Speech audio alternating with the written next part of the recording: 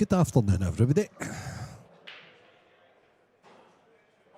We're back at McGoldricks, Sports Bar in Rutherglen, just in the outskirts of Glasgow, and we have an all-professional match to start proceedings today. Young Man United fan Keane Monaghan against a local professional Robert Stephen. Should be a cracking game. It's a race to 10 and it's winner round 2. We have been going from 11 AM this morning. Some losers matches. This Scottish Masters tournament is a double elimination. It's a race to 7 in the loser section and a race to 10 in the winners. So keep you right up to date with all the goings on and all the results from that section. We've got some great games to look forward to today. None more so than this one.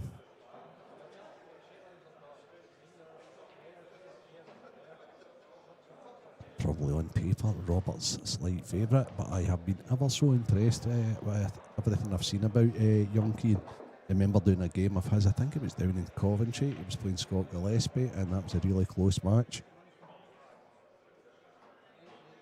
So, I'm looking forward to this one.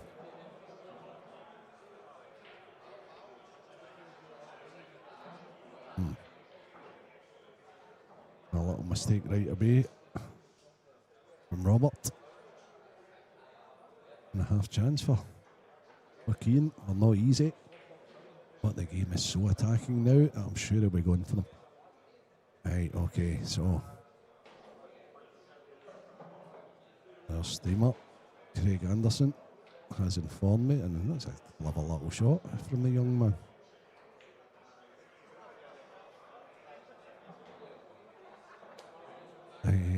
Our streamer, Craig Anderson, has told me that the next match, scheduled for 2 o'clock on this TV table, is an all-English affair between Jake Dillon Newlove and the pint-sized powerhouse elite Shepard. So there's going to be a lot of great matches today, so stay tuned, guys.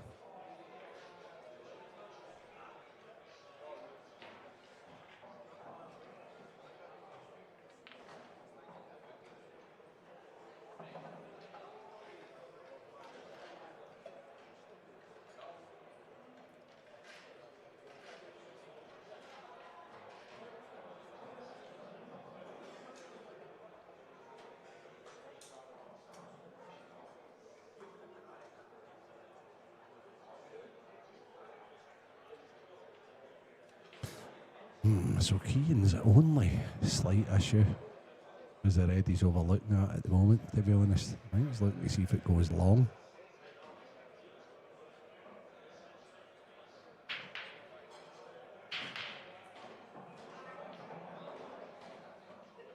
It's maybe a clever shot. I think he was actually overseeing if the yellows were a plant. Because if Robert can get these as a plant, he's got a half chance of finishing. I'm actually pretty impressed with young Keane's first couple of shots. Just the fact that he's not pushing the boat out.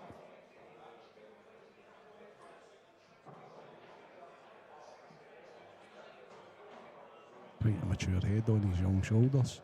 Has been about the scene for quite a while. I can remember watching Keane come through the like youth and junior ranks. And obviously his opponent Robert has came from the world of snooker.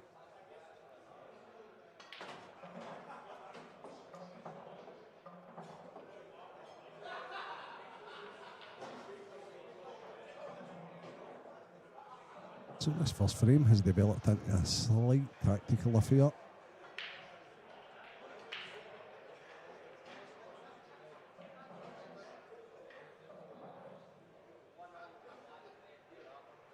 It's something Robert's getting better at, but he's not truly comfortable as yet.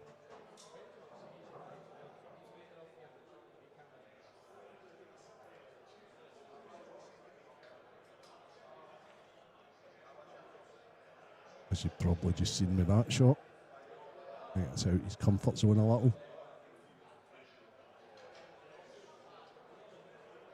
And I believe this is a chance for Keane. All he needs to do is get over to the right hand side cushion, plays the red beside the two yellows as a plant, and every other red's available. So I don't think he'll be waiting about too much longer.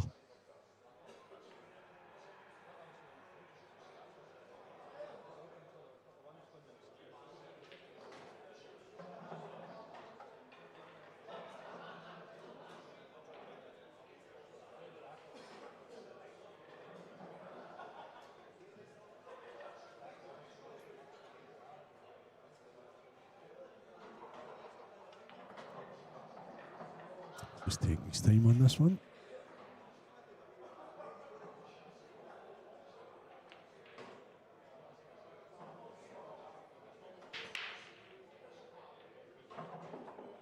Okay, so the key to this finish is the red on the right hand cushion that is closest to the two yellows.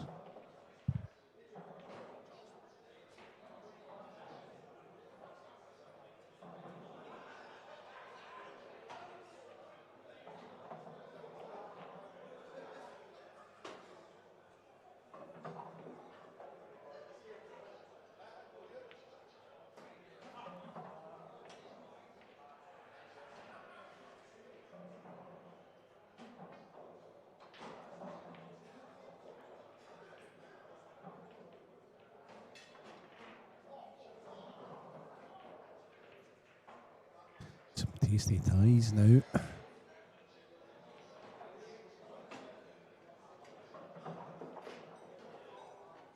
Okay, so what's your plan, Keane? Are you going to play that red up to the top right? Or are you going to play this into the bottom left and come round and develop it? All will be revealed in a couple of seconds.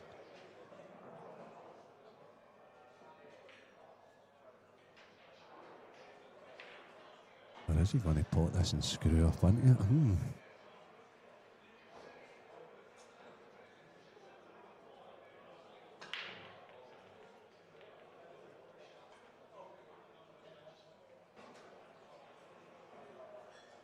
Looks as if it's the latter.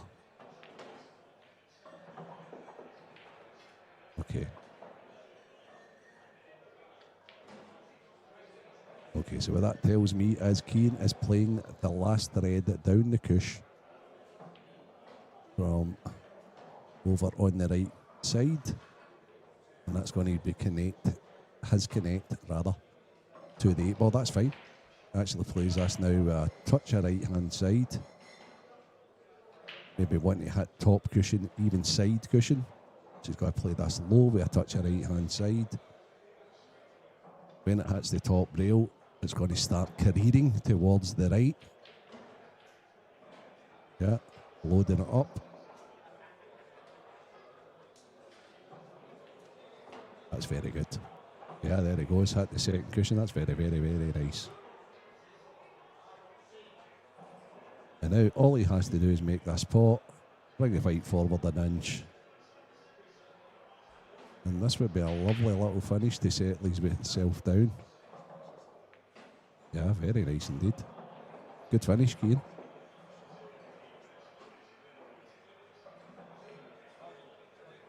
That's if he gets the 8 ball. Sorry for being so presumptuous.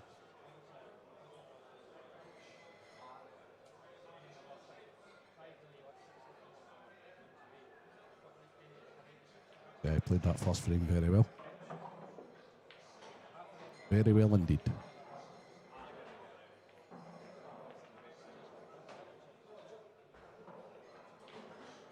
Some scores in the outer tables. Jason Hill, former pro, not playing a lot at this precise time, is just about to be eliminated. Oh no, it's race to 10. Sorry, he's just about to. I'm thinking that. He just went 7-6 down to Fast Eddie McVeigh. In the losers section, William Wallace Jr. and Lewis Fizz. They're a frame each. Pete Fisher, who was getting a new tip put on by Andy Finnegan down at EBS this morning. He's 3 to the good against John McClellan, so he's enjoying his new tip. Table 9 next door is Rab Breaks. We have got young Kieran Kay, who is 6-4 to the good on Mr. Magic Mark Boyle. And Luke Sanchez 6-5 and Sean McMahon, who ain't going away. The informed Luke Sanchez. James Kelly 3-3 against Dylan Stanfield. That's a loser's battle as well. And John Dawson's 4-3 up on Raymond Taylor. So that's you up to date with all the scores. Robert Strye. Keen's coming in with a good chance on Reds.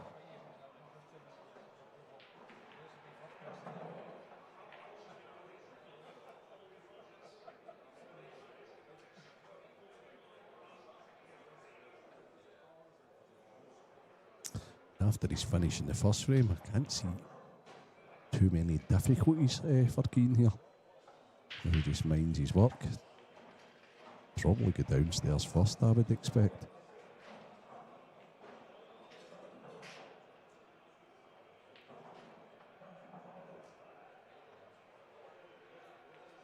Yep.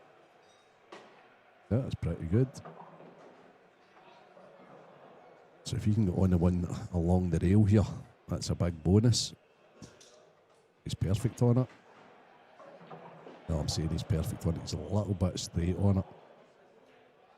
Can he just punch the cue ball off a little bit so he has the one to the right after it? He's going through to see if he can cut it back.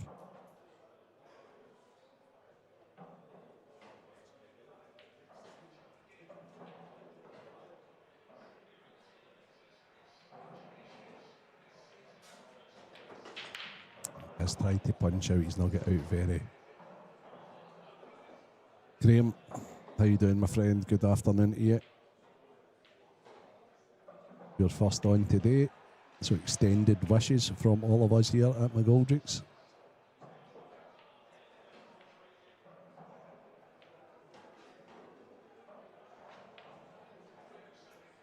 And this finishes became so much more difficult just because of that little slack shot with Keane not leaving his cell enough angle.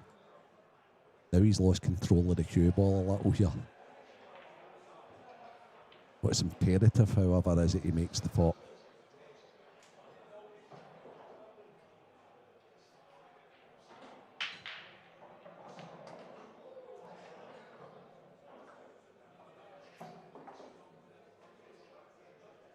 So pot over position here all day long. There you go. And you know what? That's actually okay. I like how he's did that. He's more or less says the pot's the most important thing and I'll take my chances. And he's taking his chances and it's come out really nice.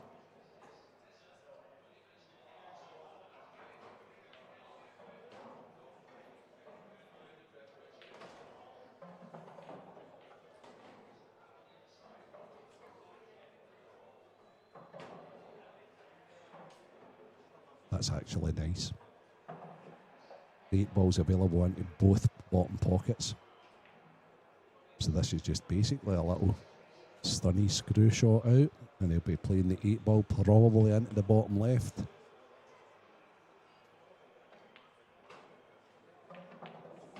Oh my goodness. Oh dear Keane.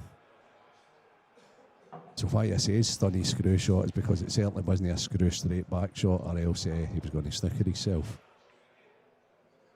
What that is that's actually just trying to get too close instead of just backing yourself. Aye, maybe a bit disgruntled at that.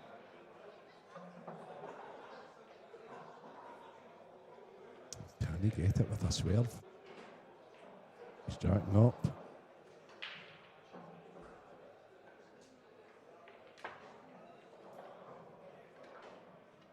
Okay, so chance to see Robert in action. These are normally food and drink for Robert. He'll lift the cue ball and play the one down over the bottom right corner pocket. Chances are this will be 1-all. Can let off the hook there.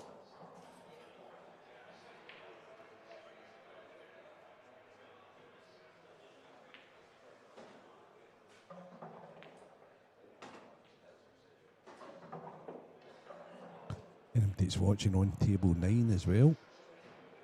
Kieran Kay's 2 pots away from going 8-4 in front of Mr. Magic, Mark Boyle.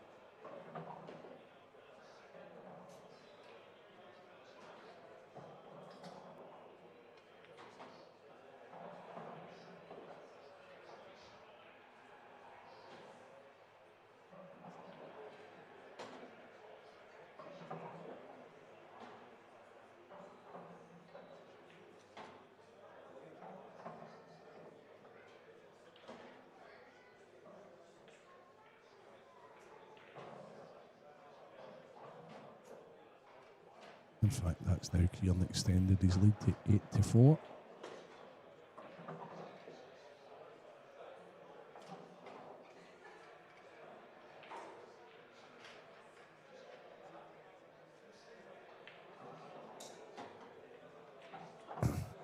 Robert's going to have out these pretty straightforward finish for the tap-ins for him.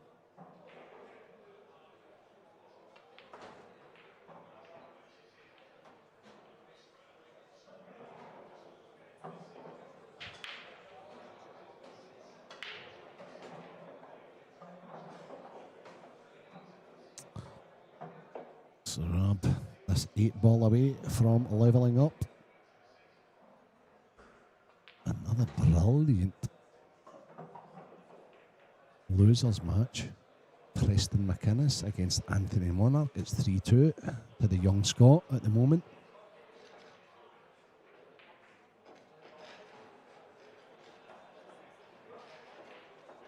James Kelly's 4-3 to the good on Dylan Stansfield. That's another losers battle, race to 7. Chris White 6-2 up against Bash Musgood. That's a losers battle, race to 7. So Chris White's on the hill. It's now 4-2 Preston McKinnus. The Keir Monaghan break. Quite an unusual break cue. He's using a 9-ball cue for breaking. You don't see that very often at the small ball game.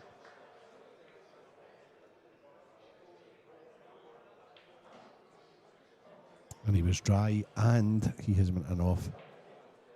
So Robert comes to the table with a free shot and a visit. And he's just trying to map out what he thinks is best just now. A quick glance. A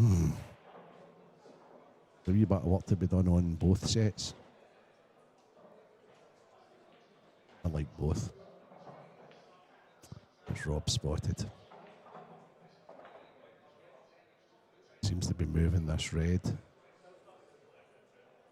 Oh, he's changed his mind. He's moving it from another. So he's going to move this to take yellows. Okay.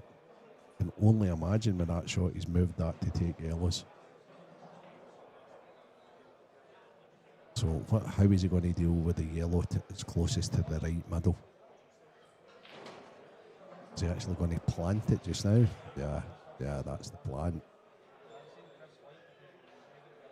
No, it goes straight in.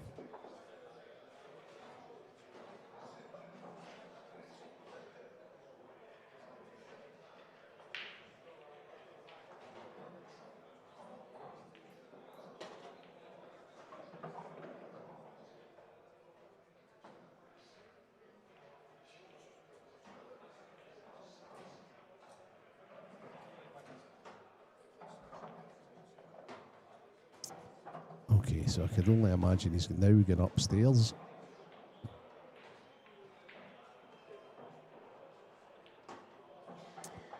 That's okay. What's he playing for next though? Is he playing for an area here? Yeah, he is playing for an area, isn't he? We'd like this round about the 8-ball spot, where the 8-ball's sitting just now.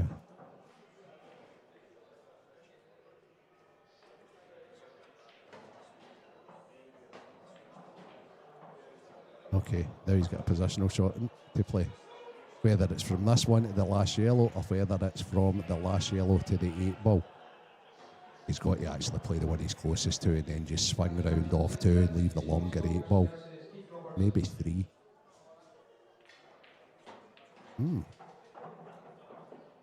Can he jab back? Can he just slow roll? So can he just slow roll this and leave the 8 ball in the bottom right? He can indeed. He's actually played this pretty good. Yep, well done. And Rab don't miss these. So from what should have been 2-0 Key in Monaghan, he's now 2-1 down.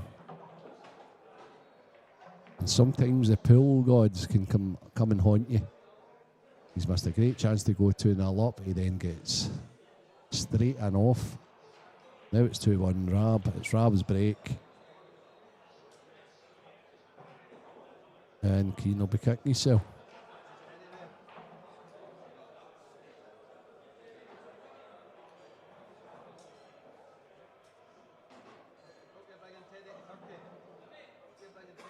Seven Jason Hill.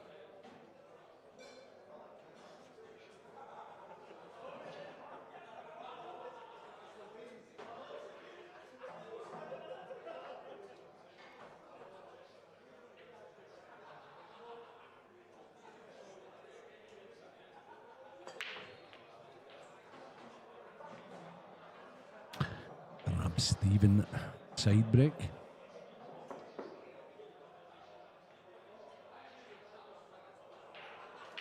See, it took Keane a little while to realise that the ramp had went dry. He's now up on his feet and plotting his route. I think it's going to be Reds by the looks of things.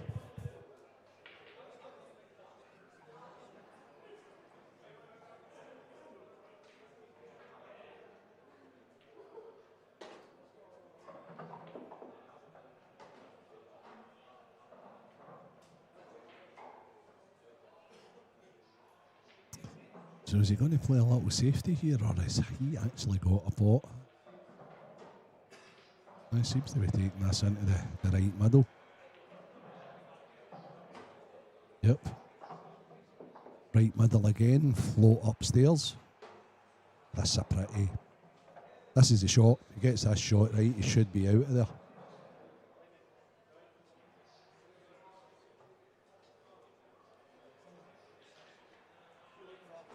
He's played that pretty good. Could have been doing without the kick. Just played it a little bit thin, I think. A little bit thicker, he would have been okay. Or a little bit thinner, rather. He's still okay.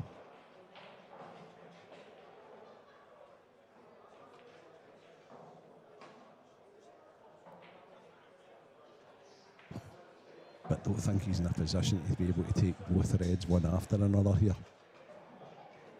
If he could kick this yellow away that's closest to 2 Reds upstairs, it would be beneficial for him. But I'm not so sure if he's got the angle to do that. If he has, he needs to try and kick it away because it would benefit him. No. Okay.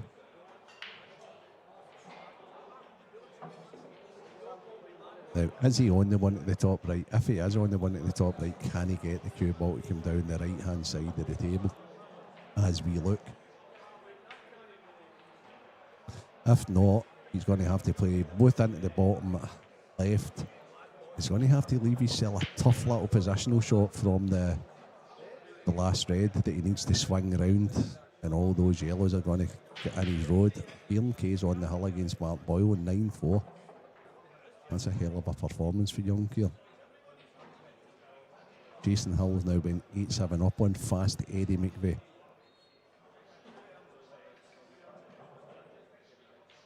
Yeah, I like this shot better. I do. He needs to play this with a lot of right hand side. Is he screwing? Nah, I'm not sure about that, Keane. I think he should just back himself for the positional shot from the ball up top right to the 8 ball. Yeah. He's got a lot of traffic there that he needs to get through, but I still like that. I like that shot better.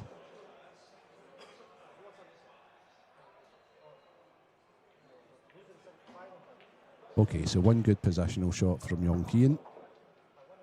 Got a load of traffic to try and get through. I like that. I like that because he's got a couple of different bags he can put the 8-ball into. If he stops short, he's got it in the bottom right.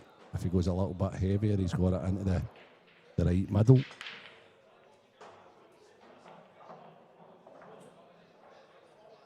If he plays it a wee touch more pace, he'd maybe get into the yellows, and fingers crossed.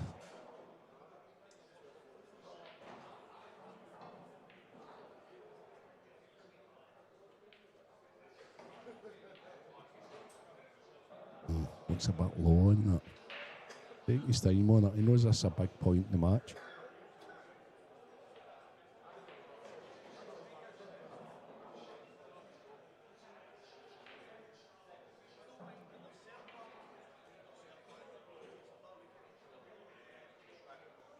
Looks awful low on this. Aye, okay. Yeah. So I think there, guys, I would have taken my chance and just went round off the two cushions and maybe just like a wee nudge into the two yellows there. He looked pretty indecisive there.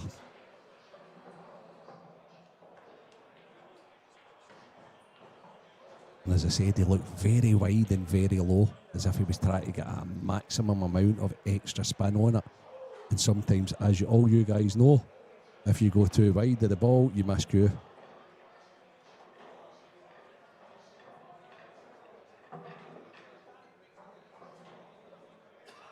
And young Keane's a great lad, and he says to me, "You going in to do the comms?" And I was like, "Yep." And he was like, "Don't be too hard on me." And we're like, "I've no intentions of being too hard on you." I feel as if I've been too hard on him just now, but it's just one of those things.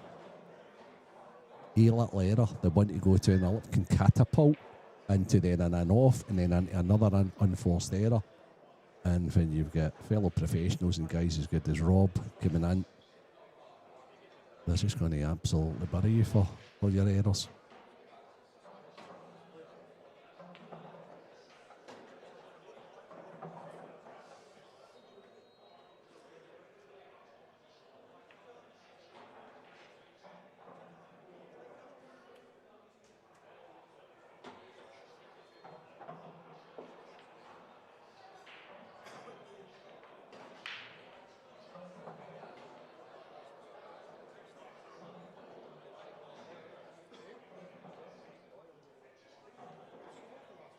So, as Rob plots this little tap in, Saturday afternoon here in Glasgow. We're in the award-winning McGoldricks Pool and Sports Bar.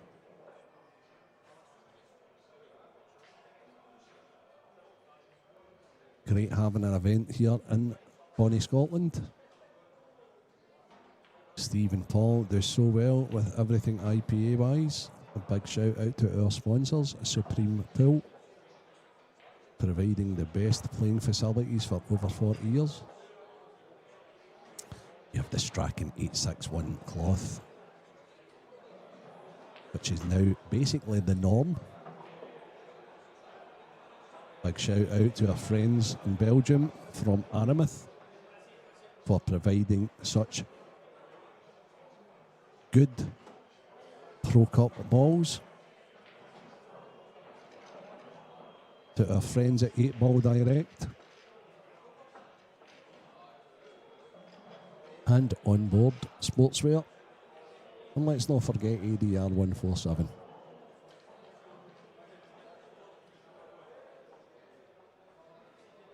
Sure the guys will be in touch for 2026, but it's been great having you on board, all of you, for the 2025 season. Here we go. Keane Monaghan really needs a break. Really needs one in. Oh, he's dry. And if we think the world's against him at the moment,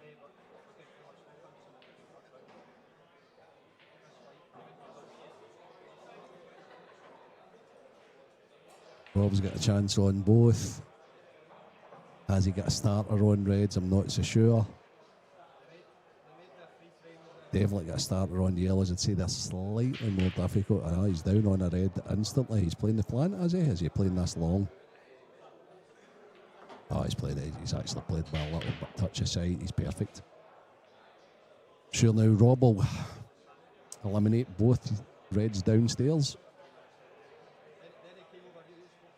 And this is looking like 4-1.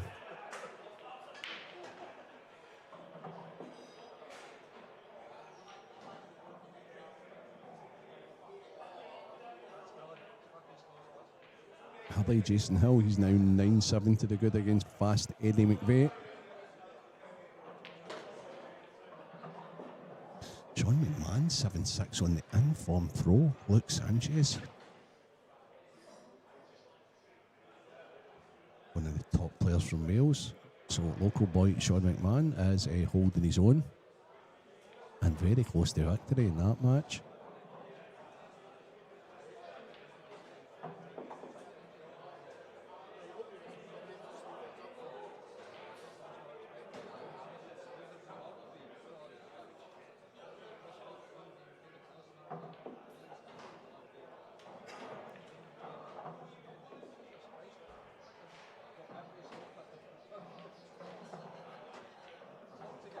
And Rob making short work of that dry break from Keane.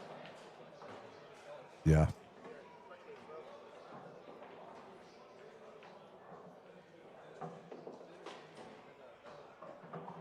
Just giving the new ball a little clean.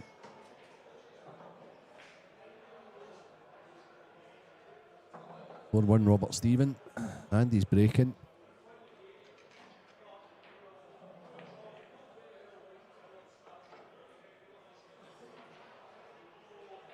McKinnus is 5-3 to good on the Monk. Anthony Monarch, who's had an absolutely fantastic season, and he'll be joining the pro ranks next season. But Scotland's Preston McKinnus is 5-3 good there.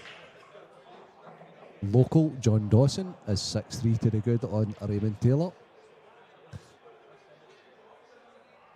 Glasgow Falkirk match, James Kelly 4, Dylan Stansfield 4, that's a race to 7 as well. Pete Fisher's 5-3 to good on John McClellan. There goes Rob, his break. Is it dry? It's dry, his hands are up in the air.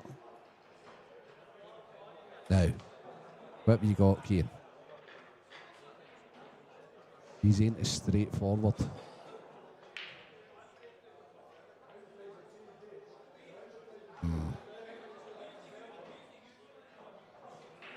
I think there's a good chance in yellows, however.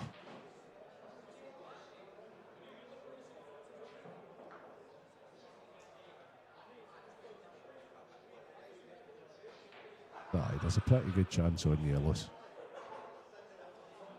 You just take his time, plotting his route out, and yellows it is. Okay, so now it's the plant. He needs to flick the red away while playing the plant.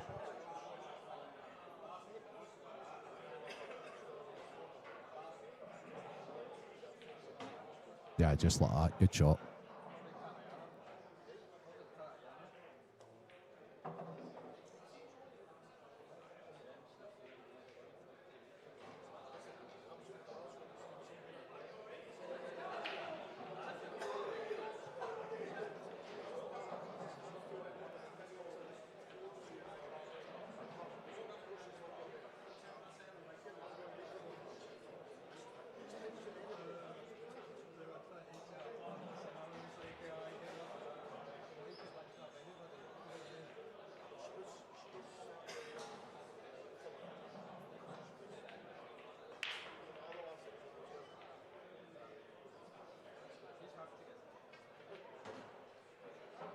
Okay. So, in my opinion, this is the big shot here. This positional shot is all important. Yeah, I like the way he's played it.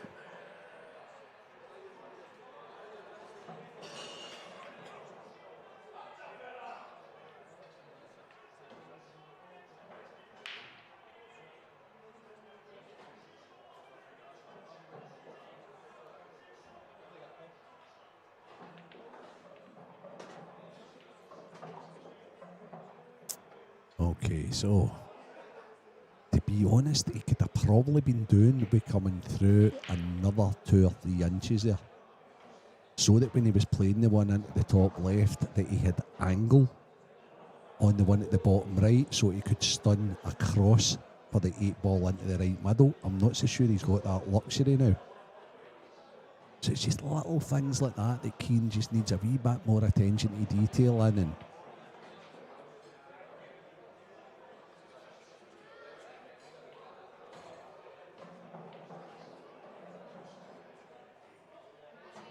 just losing the cue ball just a wee millimetre or two, it's just making it slightly harder for him.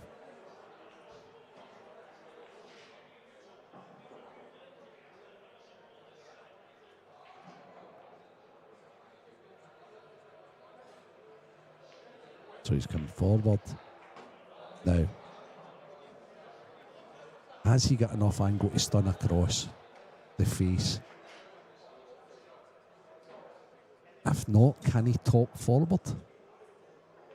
All will be revealed in a couple of seconds. I think he can still stun across. Yeah, he's okay. He's played it okay. He's played it okay. He's played it more than okay. He's actually played it great, but it's maybe a kick that he didn't have to play. However, he'll be delighted. Good finish. Oh man. I nearly spoke too soon there. Okay, so he's back in it. Well done, young man.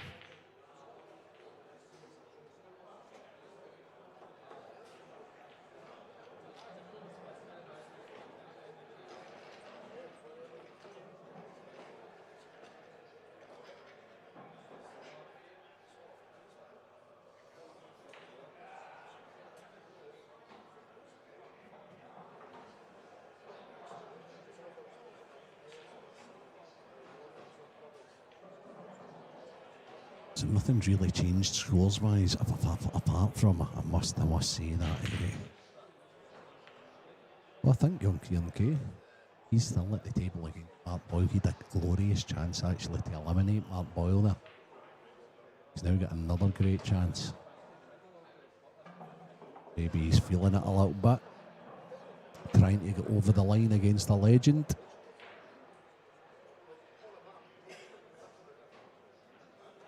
Luke Sanchez is at the table as well with a great chance to equalise it against local Sean McMahon.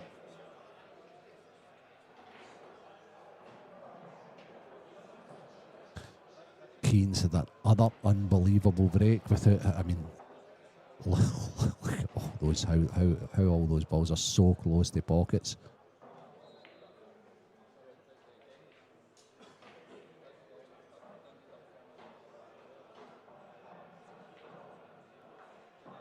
Anthony Monarchs just went bump, bump, and it's now 5-5 against Scotland's Preston McKinnus. Good friends, these boys. Rivals as well. They've played in under 23 events as a doubles partnership. And I think they played in a final of one of the events as well. Great to see the progress through the ranks. Dylan Stansfield's 5-4 and James Kelly. Robert's gone for quite a tough finish on yellows. Not quite sure what he's going to do with the yellow. It's over on the right hand side. Now, this is a tough route. I'm not even so sure I would go here. I think Robert will.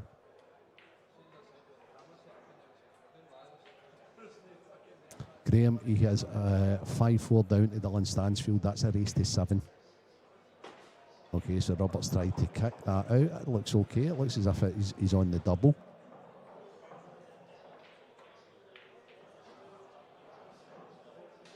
I'll try and keep you updated, guys. If you want to know any of the scores, just give me a wee message. Stay tuned. We've got some brilliant matches. These are 2 pros that's on just now. In winner round 2. Another one at 2 o'clock. We have got Jake Dillon Newlove against Lee Shepard. That's coming up after this one.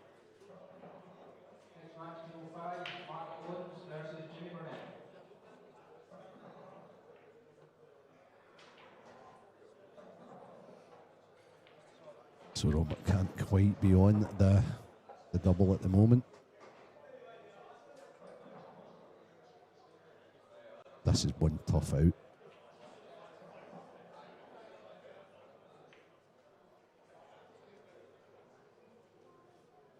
Now, does he slow roll this and then play the double? That seems to be his choice. That's a much better angle. So, where does he need the cue ball here? He needs to play the double and position on it in next ball, which makes it doubly hard.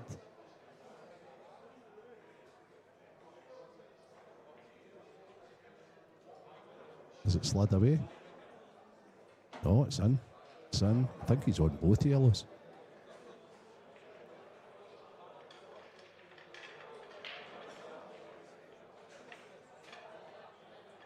I'm looking at the middle table and young Kieran has squandered another chance against Mr. Magic.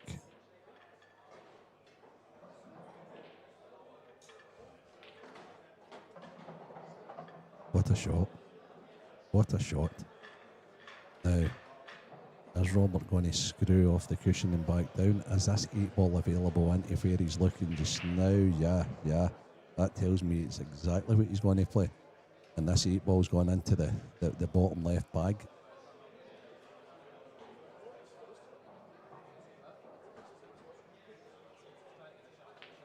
Oh no, he's come round town. He's come all the way around town. Oh.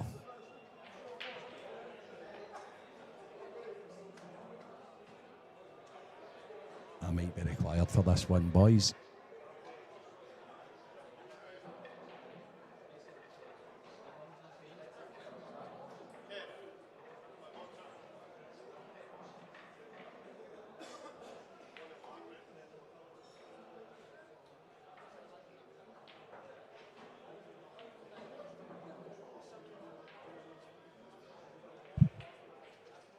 What a shot, what a finish. What a finish by Robert Stephen. That is a sensational finish. That's one for the highlight reel. He must be delighted. So I didn't know Mother Ref was in there. I was multitasking here. But Kev is on that. That was a sensational finish. It truly, truly was.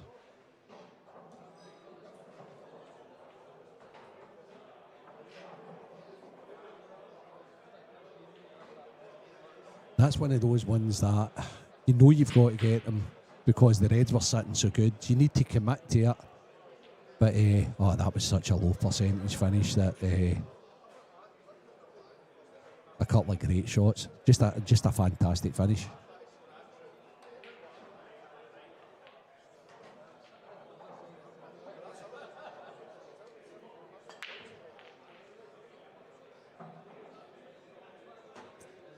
Oh, he threw his arms up there and got one.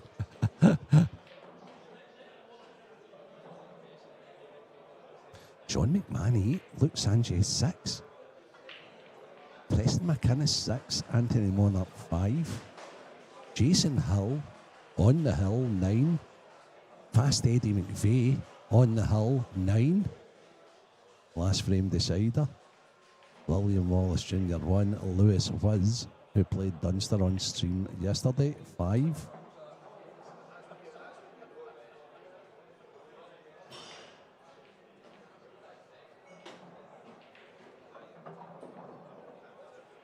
Six for Dylan Stansfield now against James Kelly. He's on the hill because that's a loser's battle. Losers battle, Jamie Stokes, Keith Robertson. And that's 4-0, Keith Robertson.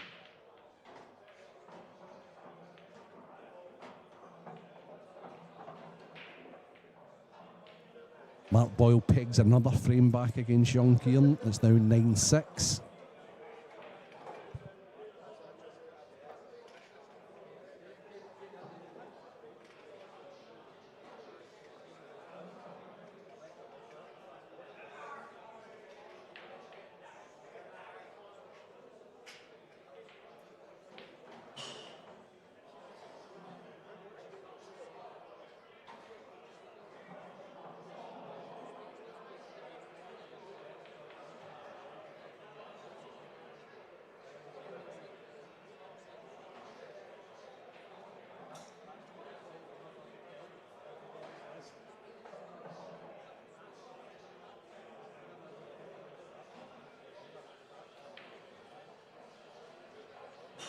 So I think it's an easy enough pot for Rab. I just think it's the control of the cue ball he's a little worried about. Aye, okay, and that's what's made him miss it at the end of the day. Has he got a little flick though? What's Keane's availability of the yellow? It's beside the Rab's red that he's just missed.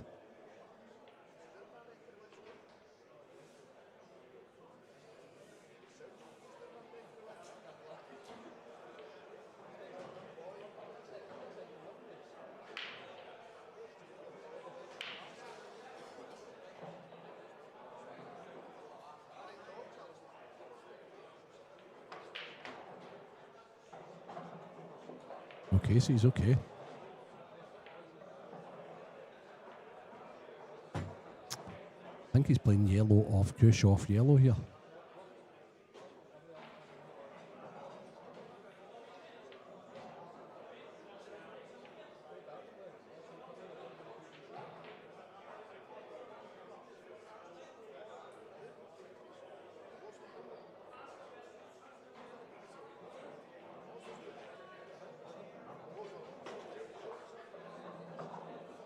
I think he's actually not bad though. I don't think he realises it yet.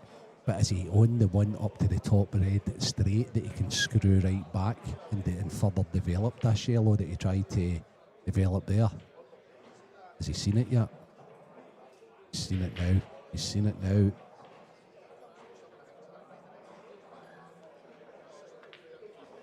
Played that brilliant. Okay. A little bit hampered on the one to the right middle. And the problem with being a little bit hampered is he's very limited to where he can put the cue ball here. So he's now at the woods yet. That's for sure.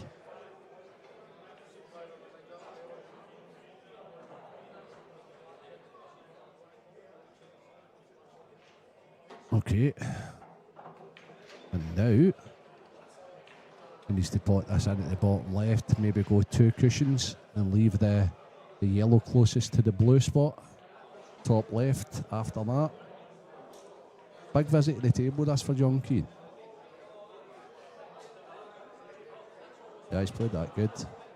Has he got the cue ball? Now, he's going to need to produce a kind of a Rab shot from the last frame.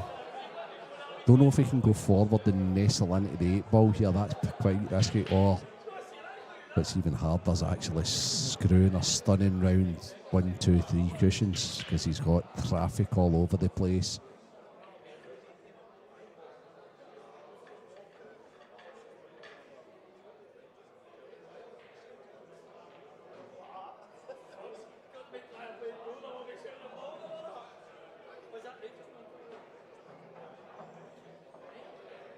He's electing choice 2.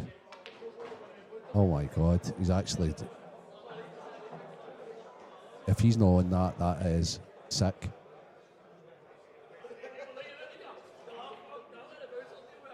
He played that with such good control, I didn't even spot that, to be honest with you. Played that so good. And now he's just got to try and pot the ball. Kieran Kay's on another finish to try and eliminate Mr. Magic. Now this is just all about the pot. So unlucky. So unlucky. There's definitely a really good player within Keane. In my opinion, he just needs to tighten up with the cue ball a little bit. If he tightens up with the cue ball, he could be probably as good as anybody.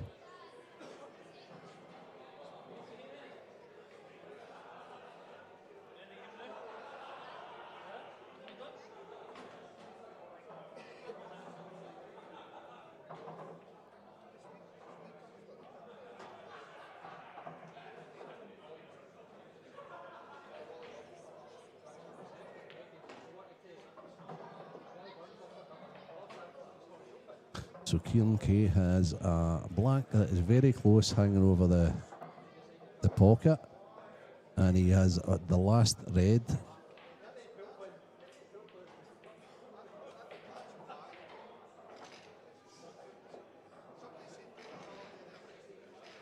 So a great chance for young Kieran Kay to eliminate From the winner's side, he's missed it again. Oh, that's 3 chances in a row. Mark will be thinking this young guy can't go over the line against me here. Okay, back to our TV table. 6-2 Robert Stephen. Keane's now breaking with his own. He's sacked the 9-ball queue. That's a better split, to be honest with you. But is he dry? He is. So he's toiling with the break as well as missing a couple of chances. Robert's actually got a real good chance on Reds here. To stick a further nail into Ian's coffin.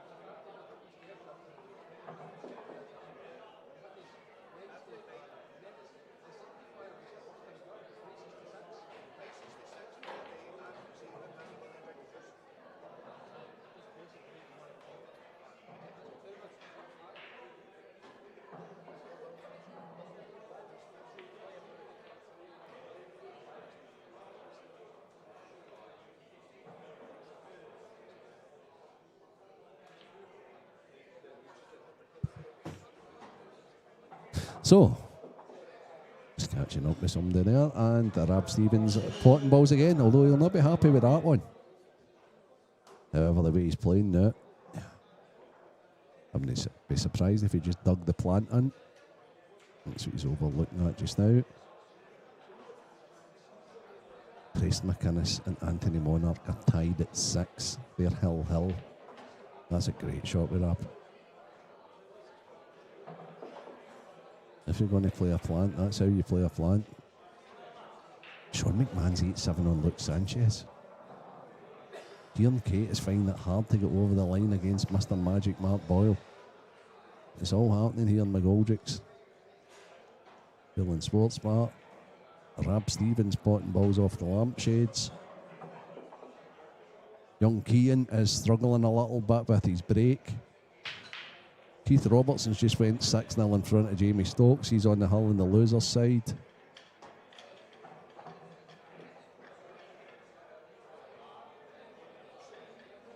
Dylan Stansfield's just eliminated James Kelly. 7 frames to 4. Rab Stevens has got the ball in a string.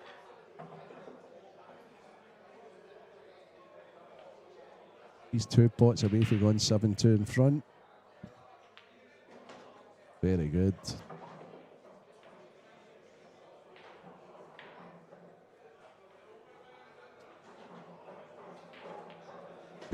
Yeah, solid stuff.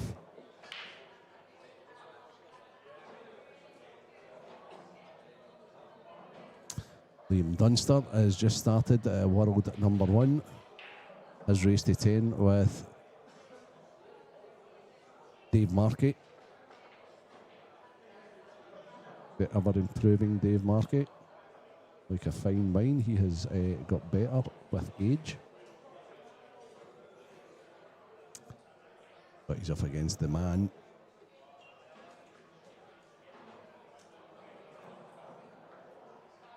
Young Lewis Wiz is on the hill. He's 6-1 to the good on William Wallace Jr.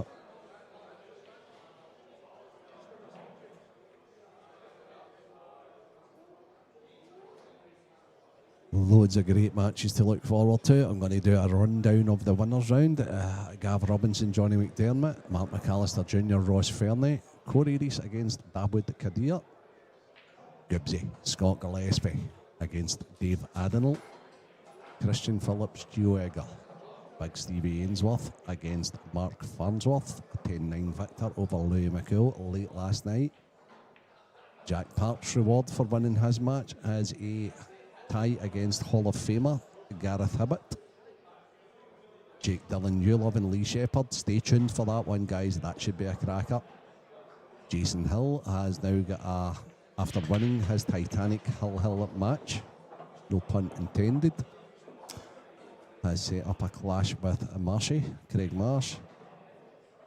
Dan Davy, who has had a brilliant 2025 and 2024, is playing new pro Greg McMillan from the Motherwell area. Morgan McKinnus, Rob Wilson, Paul Hartness, Curtis Lee, and just a couple of winners still to come through to make up the last matches in winners round 2. Rab's at the table yet again. Rab looks as if he's enjoying his sell out there now.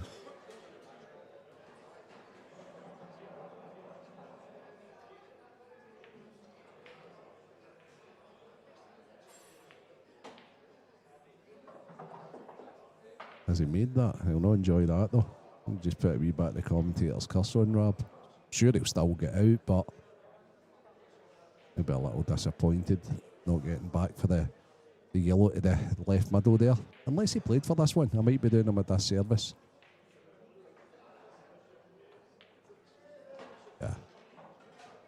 Yeah, that's where having a decent crew action from the world of snooker really just helps. Again, he doesn't particularly need to get close here. All he needs to do is leave himself long. The yellow down the rail. I wonder if he'll try and punch round here. Oh, is he screwing the reverse side? Let's see. Yeah, he's back up off it. He's a wee bit indecisive. Hand on hip tells me that he's not sure what he wants to do as yet. Oh, is this? Oh, he's decided. Actually, a really good shot. But that's the last thing in the world I expected for Rab.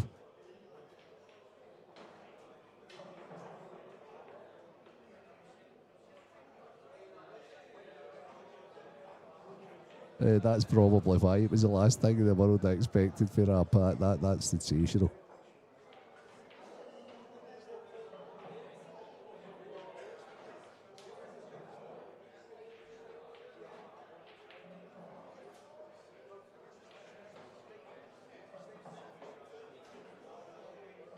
Quite a mature shot, however, although I had a wee chuckle.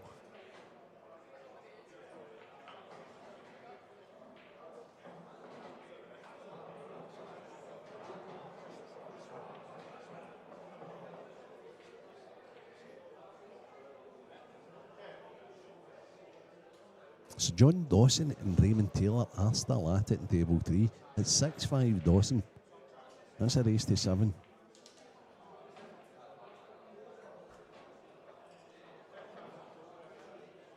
Jamie Burnett has went a frame to the good on Mark Owens.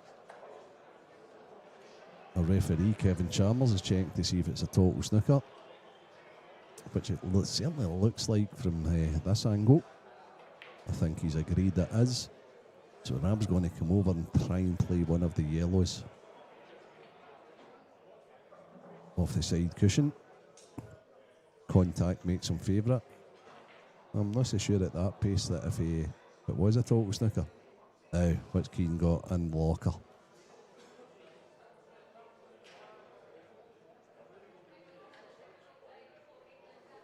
Is there anywhere Keane can get a killer snooker? Or does he have to push the boat out for a very, very difficult finish that might involve a double and a kick out? 7-2 down. And he should be pushing the boat out.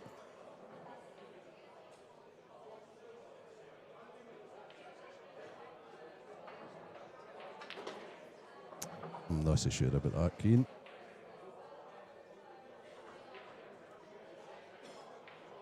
Still got a chance.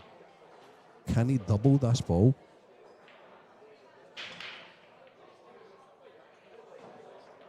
Yeah, he can. Okay, now he should go up for the double in the dislodge. If he can get round off 1, 2, 3 cushions, up for the double dislodge, and there's actually a couple of doubles he can play for. Play for the double into the top right, or the double into the right middle. He just needs to get round inside the yellows. Yeah, just like that. Needs it to speed up a little. Okay, now I believe it has probably to be the double back, and in the middle he needed that to be a little bit harder. That's what he's looking at. Double back into the middle, possibly even a treble, and he needs to just let the cue ball run loose.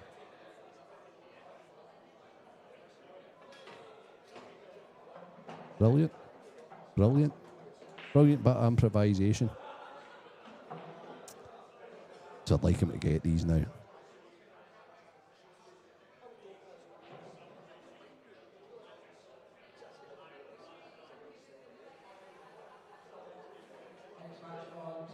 Yeah, very good. Very, very good. There's been a couple of cracking finishes here. What I would call backs to the ball finishes. Low percentage.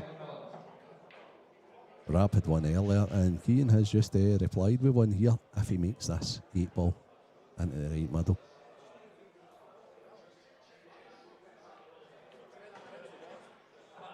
He has.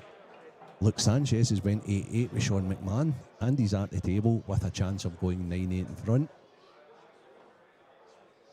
Mark Boyle has 3 pots, now 2 pots away from getting another one on board against Sean Kieran. That's now gone 9-7.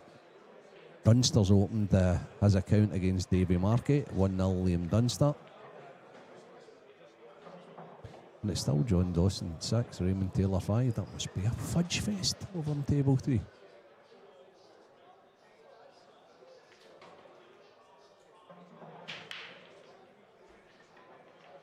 So Kieran has sacked the break cue. That is incredible. That's incredible. He's the kid's hitting the ball so good. So good. Needs to learn the side break. Needs to try and mix it up a little bit.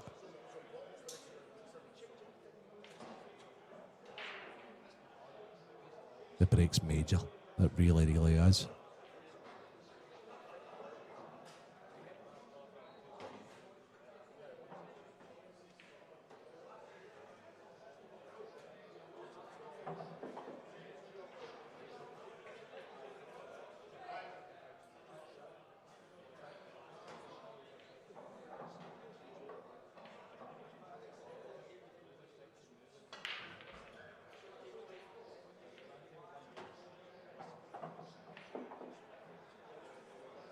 That's just a bit perfect.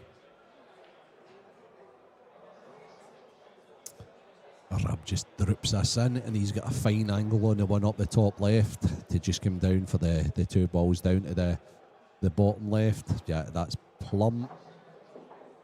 Eliminates them and then uses the one from the right corner to connect to the 8-ball. I think he's just going to go on and off the cushion here. Yeah, pretty straightforward. Just screw onto the cushion now. He's absolutely plumb.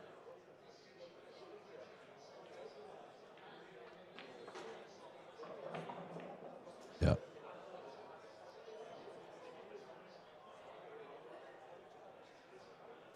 This is the commentator's dream when the finishes appear like this.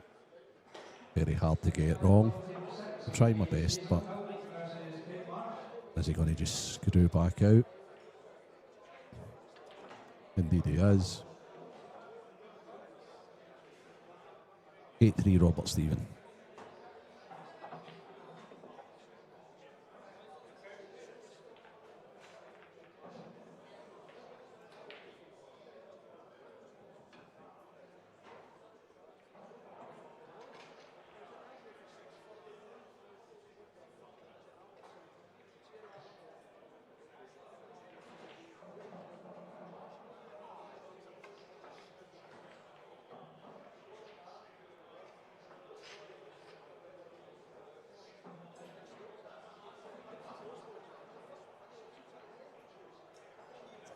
Young Kearns at the table again against Mr. Magic. Another slight chance. They're no easy this time, however. Okay. Rab's going down the middle as well. No.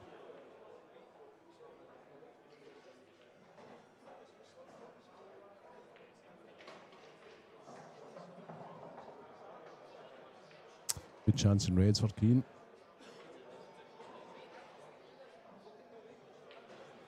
Good chance on both, to be honest with you.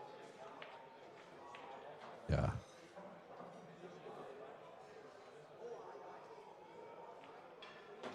Okay.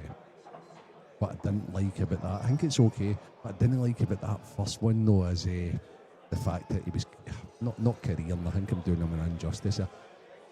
He was nestling in or nudging in to the other yellows, and it was unpredictable where they went.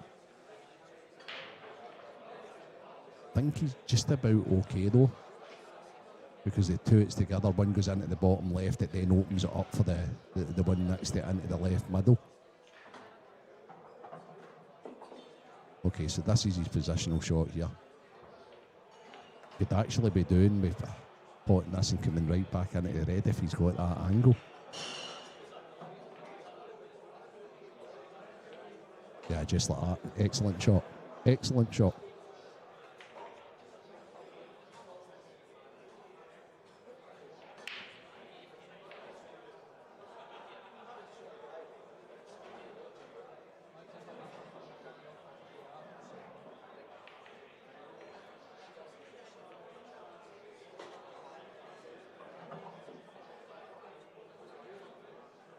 Is that shy? Looks as if he's going into the red here, so he's going to need to use the red to.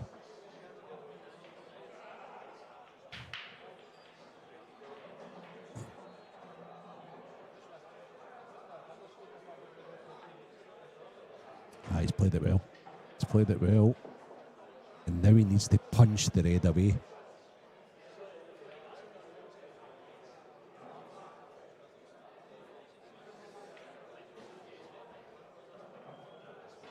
Just needs to pot this yellow and make sure he punches the red right away. And if he can leave the cue ball where the red is that he's punching into, he'll be okay.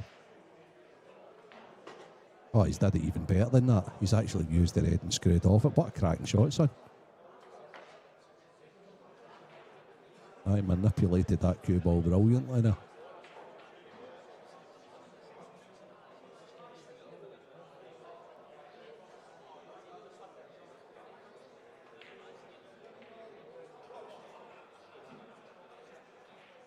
Now he just wants Mr. Magic to get out his road so he can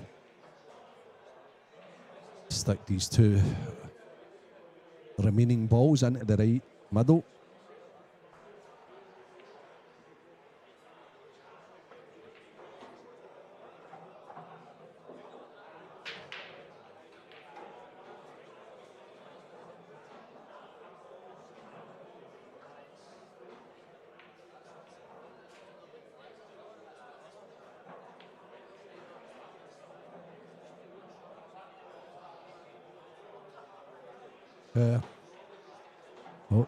That's okay. Well done. 8-4.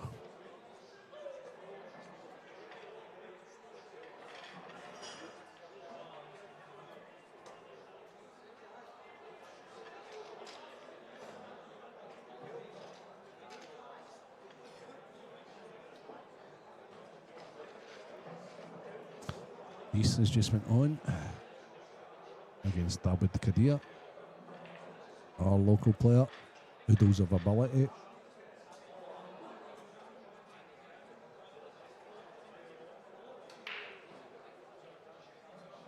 Now Keane, it's about time you get a ball from the break.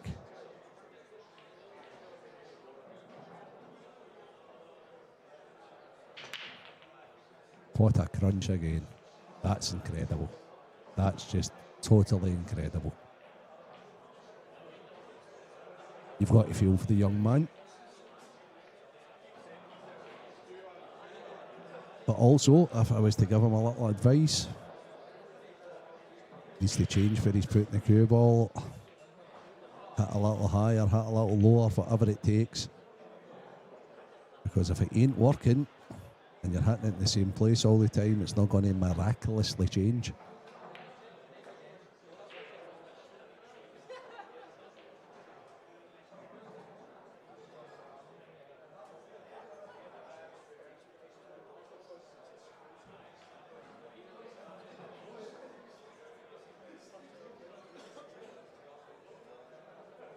So Robert is plotting his route. What's he going to take here? My guess is reds.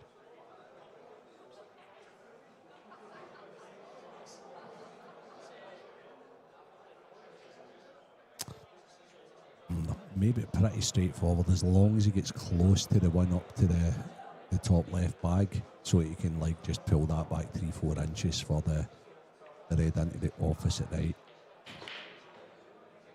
Has he lost the cue ball a little there, or is that absolutely perfect? If this red goes to the top right, that's perfect because he can get close to the one that I was talking about there. Might even play for both here. Yeah, indeed.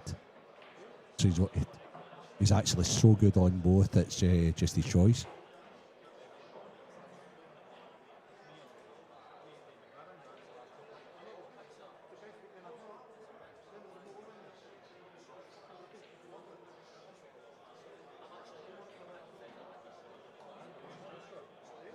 Smart Boyle's back at the table again against Kieran.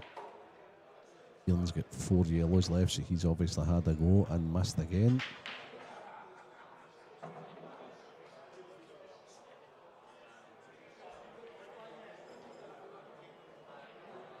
On table A, for those with multi-screen or watching on different devices.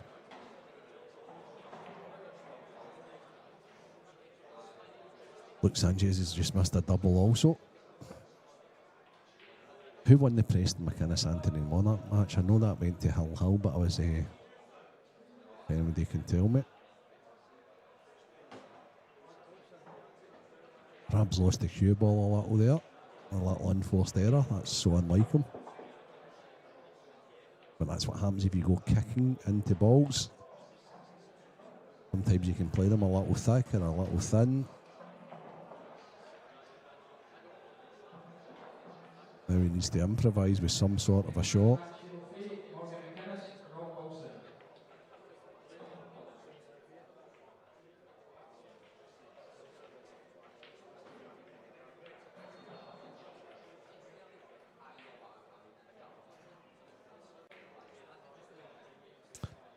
Paper thin cut this.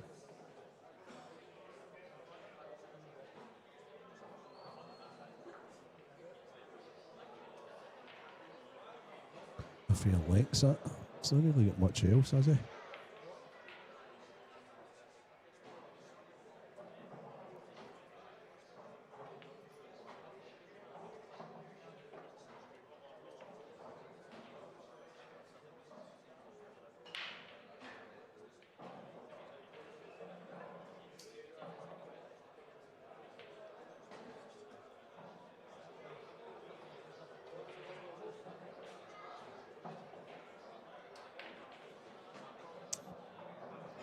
Boyle has finished it. All of a sudden, it's 9-8.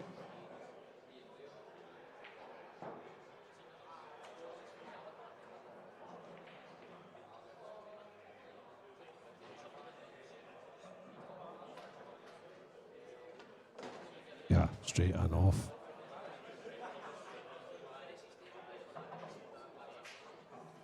Anthony Monarch's actually taken out Preston McKinnus 7 frames to 6. Always a great battle with A2 kids.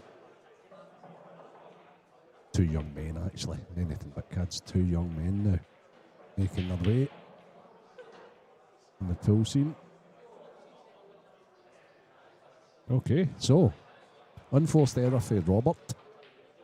He's not made many of them in this match. Keane's used his free shot very cleverly. Sean McMahon on table 8's just played a pretty poor positional shot. And now Keane has got to fully punish Robert for his mistake. And it's match on again, because if you can keep that guy off the hill for as long as possible.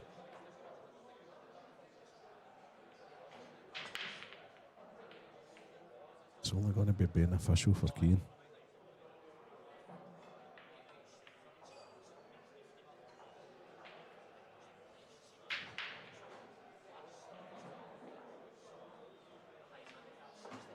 Good shot. So if he gets this one right, everything else should be nice and easy. Luke Sanchez is licking his lips because Sean's just played a loose positional shot. He's gone 9-8 up now.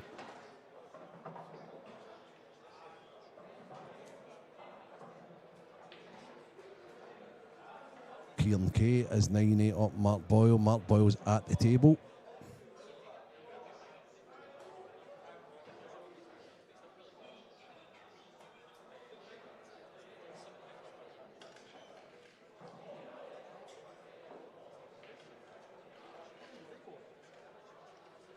Keen's in a wee bit of a...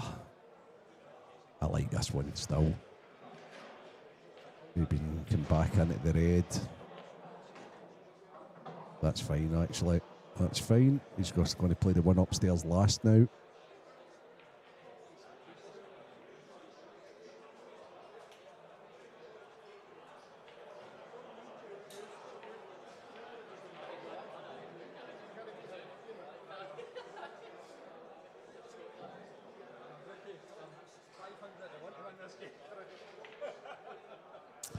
Davy is taking the first frame against Greg McMillan.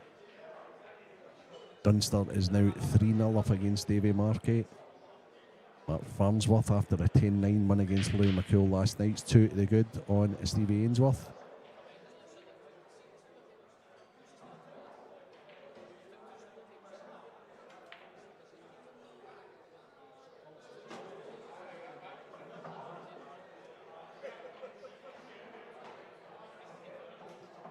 Keane Monaghan is 3 balls away from putting a little dent in Robert Stevens' lead.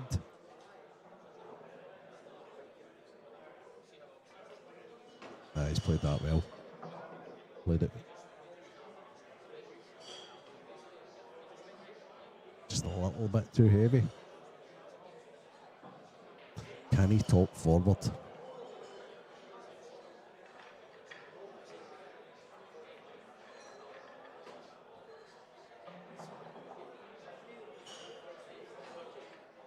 Luke Sanchez is on a finish to eliminate Sean McMahon. He's 9-8 to the good. Mark Boyle's on a finish to level things up against Kieran Kay. Kean is...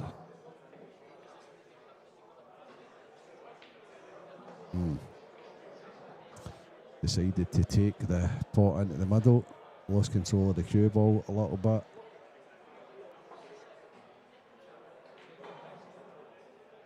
Now what does he do? Does he try the cut? Does he try and go across the table to pot it into the left corner? I think he's going to cut. Got to watch his cue ball here.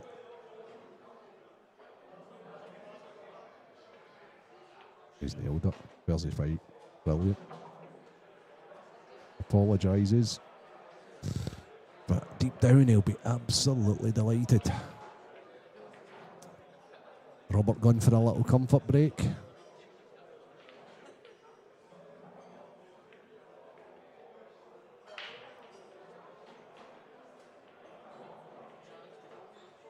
So, watching the other 2 tables, Luke Sanchez is 4 balls away from being the victor, and he's just played a bad positional shot, actually. But he's still at the table. Mark Boyles had a half chance there and missed against Kieran Kay. But Kieran's reds ain't sitting great.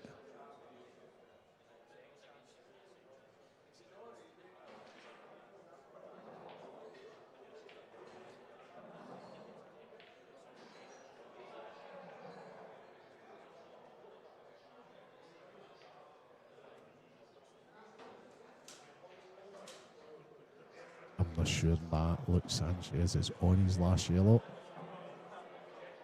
Might have to manufacture a little angle with a touch of spin or swerve.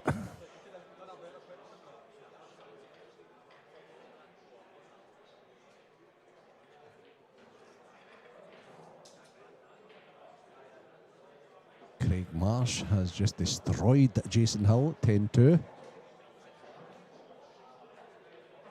quick fire. Marshy must be hitting the ball good.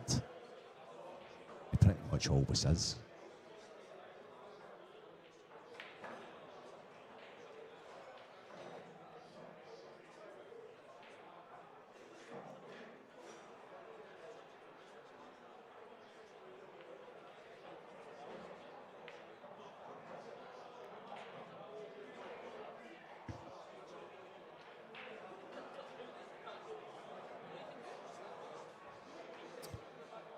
Greg McMillan has levelled things up against Dan Davy. Looks Sanchez is jacking up, looking to play that little swerve shot, which he has manufactured, and do you know he's over swerved it? So now a great chance for Sean McMahon to level up at 9-all.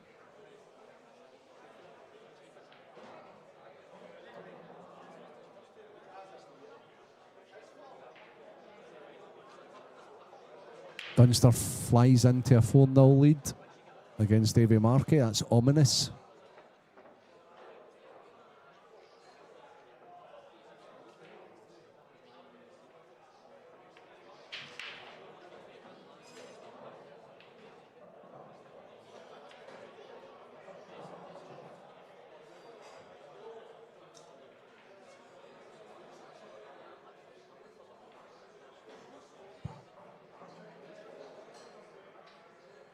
Okay, so Roberts now side breaking again.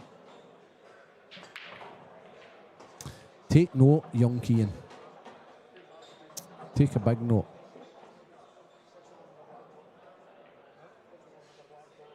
I mean, Roberts got a chance on the yellows. They're not easy, but I mean, what's he throwing his arm up in the air for?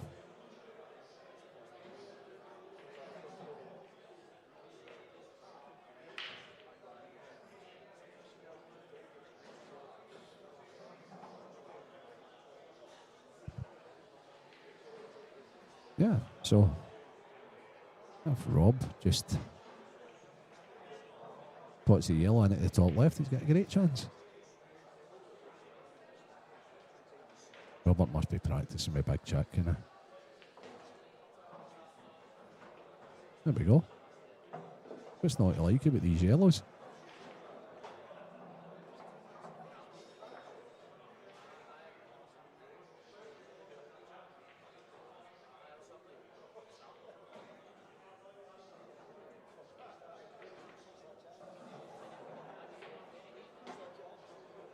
Yeah, one good pot here.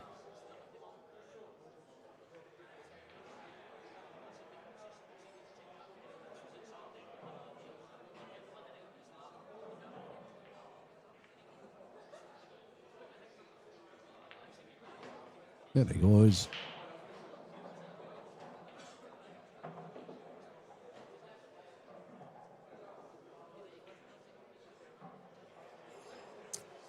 One good bit of queuing back for the ball at the right middle.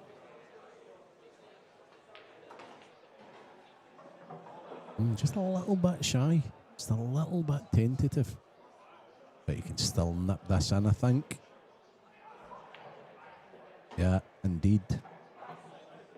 We skip me step. Rob knows he's getting needs.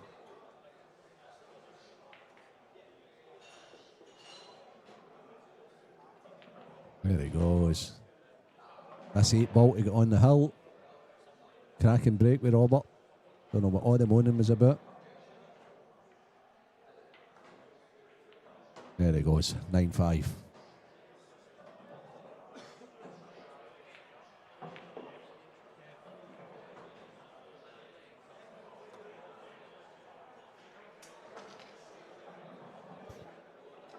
Now, Keane, are you going to go to the side break and try and replicate what Robert did, or are you going to stick to your guns, the down the middle break?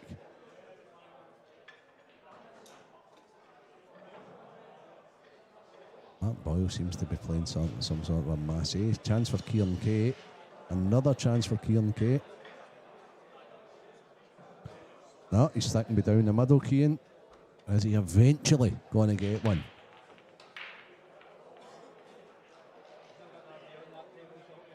Oh, no. Look at these reds. Look at these reds. These yellows.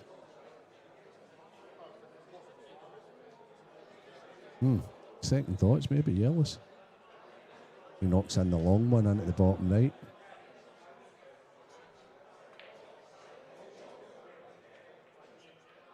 Easier starter on reds, however.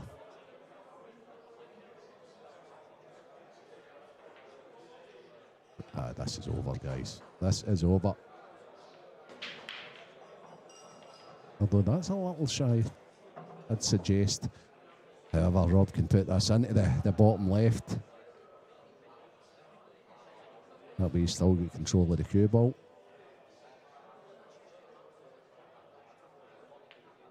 Yep. Keelan's missed another glorious chance.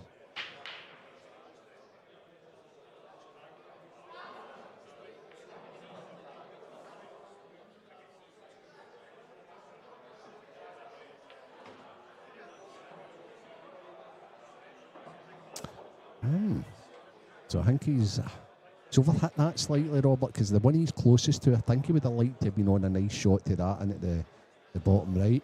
We just have to reroute, mind his business here. He will want to be getting on that ball he's closest to ASAP. Right, okay.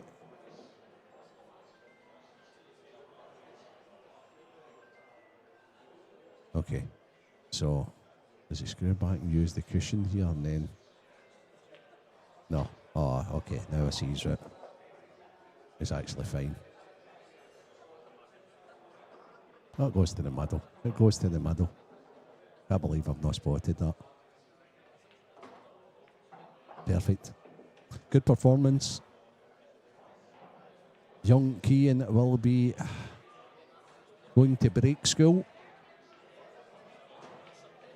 But a nice, comfortable 10-5 victory for Robert Stephen. Well played, Robert. Unlucky Kean. Next match-up, Jake Dillon Newlove, Lee Shepard. Stay tuned, guys.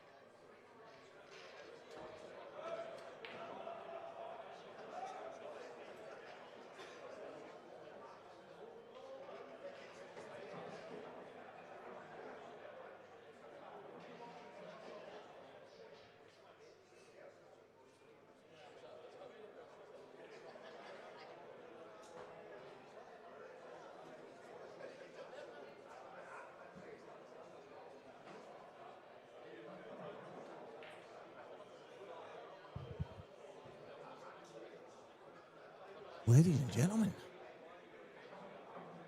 Walker the Talker is in the house.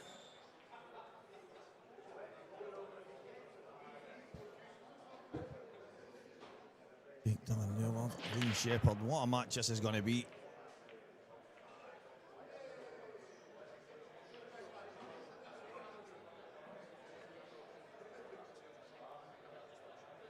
Talking to Lee just before I came in.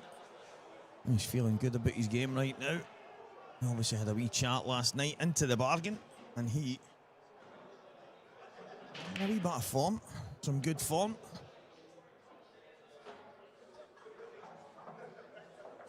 Well, let's see how this match pans out, because Jake, as we all know, is a bit of a menace for everyone.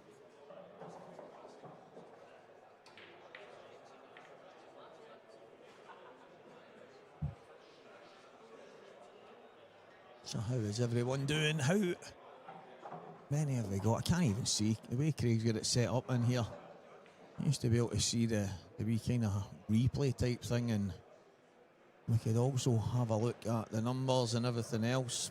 All I can see is a big white screen with a lot of people writing stuff on it. But anyway, that's what it is right now. I try and change that. I preferred the old screen. If you're listening, Craig, sort it out, son. So Lee was telling us he's been basically putting in the hours, and I expect nothing less.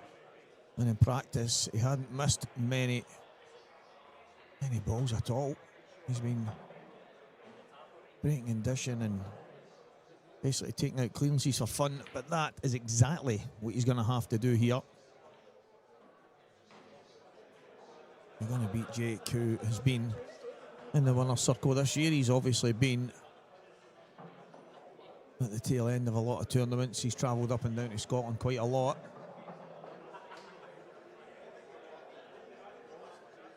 And he is here again, head to head. Lee, the pint-sized powerhouse, Shepard. Slightly surprised that he opted to come down.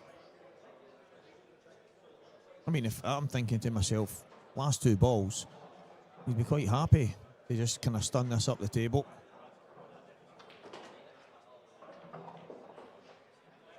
And to me, that's why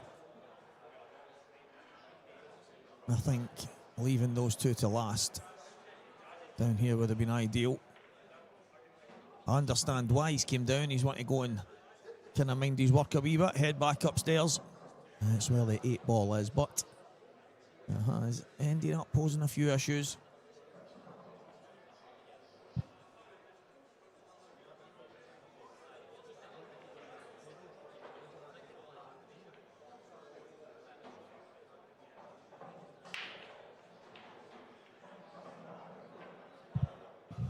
Just I could hear this voice there, guys, saying to me, how do I get out? How do I get out? And I'm not going to lie, I was starting to worry for a minute. I don't know if the voice was in my head, but it was one of the wee old timers, wee old lady.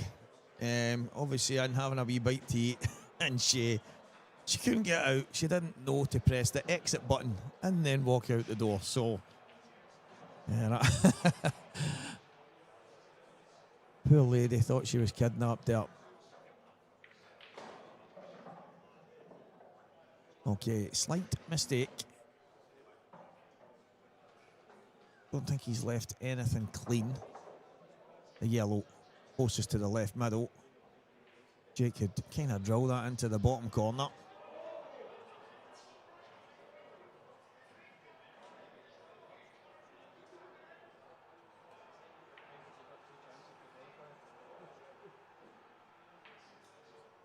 Yeah, it looks like he's on the one just beside the black spot as well, so he might pop that in the bottom right.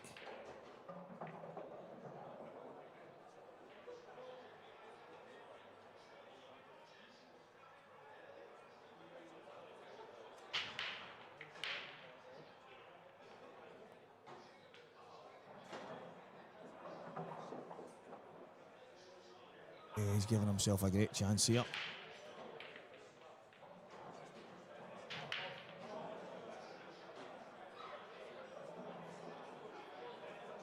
should be a frame to Jake here.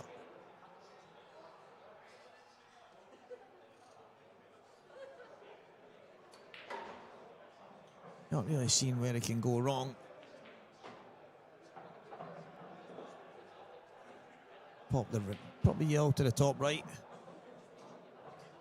And then it's likely going to be left middle. And then right middle. And then top left. For his last ball. That would be ideal. That would be what he's looking at.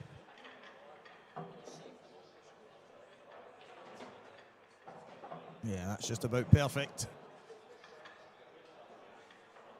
Now just pop the yellow into the opposite middle. I think he can just about nip the cue ball and leave it exactly.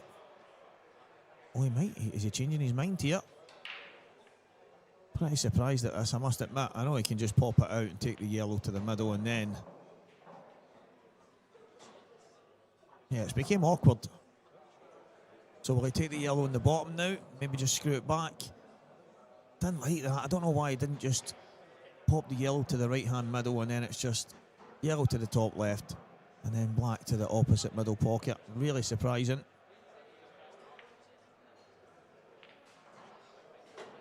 Yeah, he's ended up with the black in that pocket anyway.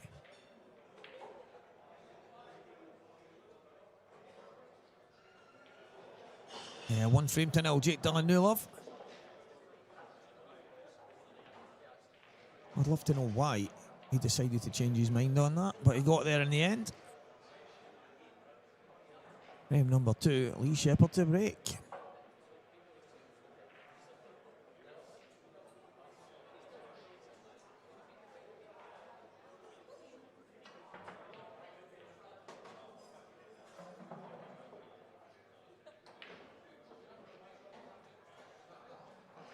And breaking news is Kieran Kay has beaten Mr. Magic Mark Boyle by 10 frames to 8. Kieran snookered himself on his last ball in that frame there. Gave Mark a chance back at the table. However, Mark Boyle hasn't managed to get the job done and fight his way all the way back, but he was 9-3 down, I think, in that one.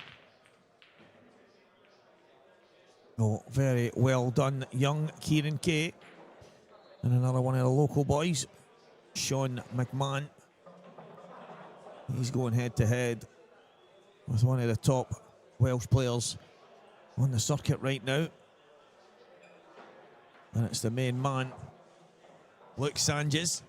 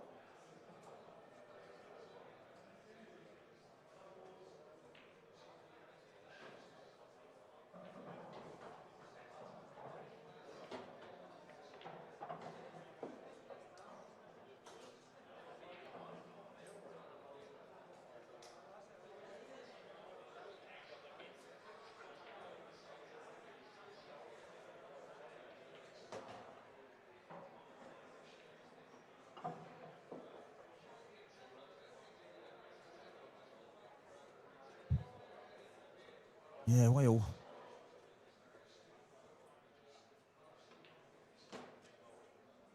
Yeah, well, we're going about our business here. I'm just looking at young Kieran walking off the table. Mark having a wee chat with him. That's a fantastic moment. Young Kieran, he's one of the guys to me that he's the highest level type of player. He should be playing at the highest level. He should be pushing the guys at the top level. At least that's the guys you should be mixing with. He should be playing saltires and IPAs and all that stuff. He should have few issues, a young man, kind of health-wise, and he's just a diamond of a kid. Love him to bits. And massive well done, young Kieran Kay.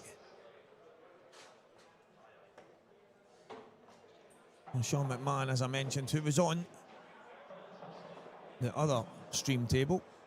He is 9 frames all with Luke Sanches. As Jake Danylov goes 2-0 in front here.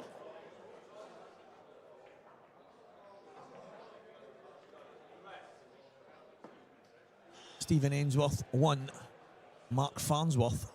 Huh. That's no bad, eh? You don't get a lot of worths out there, huh? Woolworths. 5-1, Mark Farnsworth. Liam Dunster 5, Davy Markey 1. Liam just doing the business. Morgan McKinnus and Rob Wilson. I didn't realise if I managed to get over the line against Morgan last night, it would have been me and the Robster. Rob Wilson, 2 down to Morgan McKinnus. Corey Reese 0, Dawid Kadir 2. Dan Davy 4, Greg McMillan 2. And Gareth Hibbett, Jack Park just getting started as Mark McAllister Jr. and Ross Fernie is about to get started.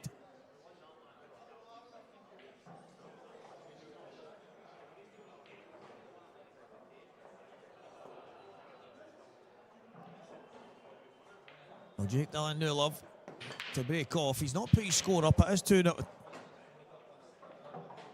It is 2-0 already as Jake loses the cue ball. Chance for Shepard. The pint-sized powerhouse to hit back. And Jamie Craig has got the luxury of the young master Kieran Kay in the next round. Jamie all the way over from Canada. The man from Montreal, Jamie Craig, will go head-to-head with young Kieran for the back end of Edinburgh.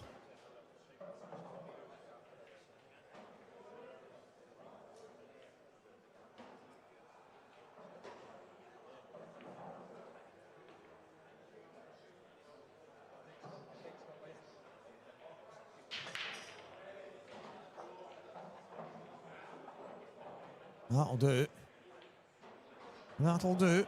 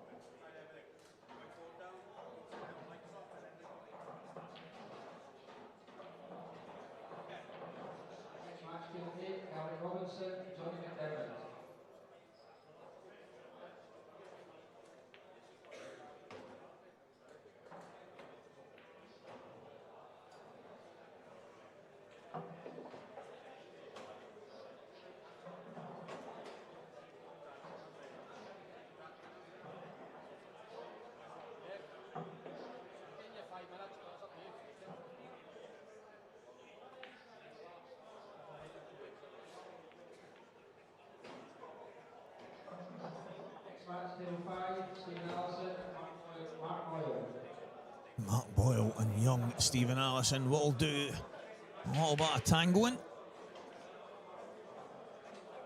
in the next stage. It is losers round for those two guys. It's actually where I'm going to be against John Dawson. And to be honest, I only need to go back a short while, and Dawson's big second favourite in that match. But right now, he's going to be playing against Walker the Talker, who doesn't lift a cue, as Lee Shepard lifts his cue and goes 2-1 behind. Yeah, turning up to these events and expecting to turn good players over when you're not playing any pool is a tough task. And Dawson plays a lot of pool, and he's a very good player when he's on it.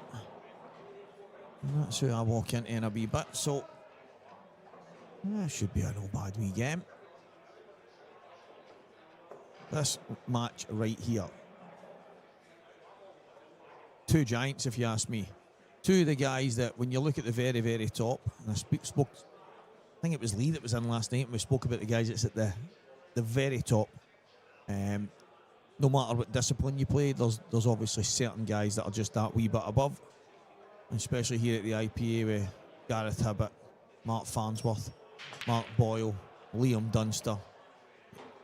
The kind of usual suspects as we see that they've just got that wee bit extra I think the two guys we're looking at on our screen right now,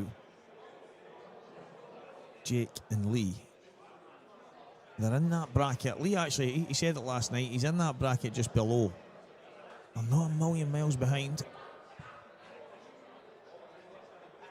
Not a million miles behind. And they have got all the tools. Lee actually used the phrase that all the top Scottish guys are up here sharpening each other's tools. And it keeps them so competitive when it comes to the big events. That's probably a good way of putting it. And he's back at the table here, Lee. Good afternoon, Andy Neil, all the way from the island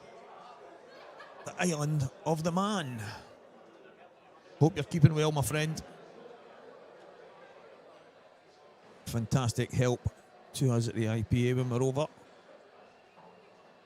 And it is very much appreciated, buddy.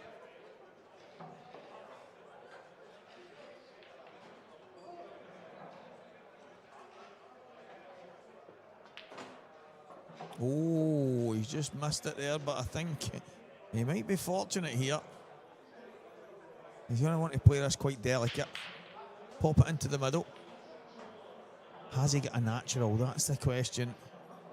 He has. Now,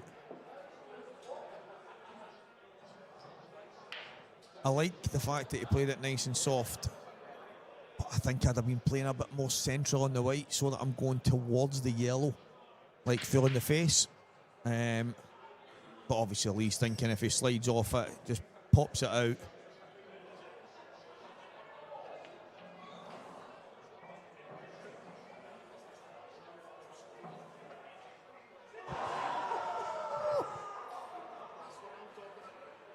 I have just watched Morgan McKinnus' mannerisms change in an instant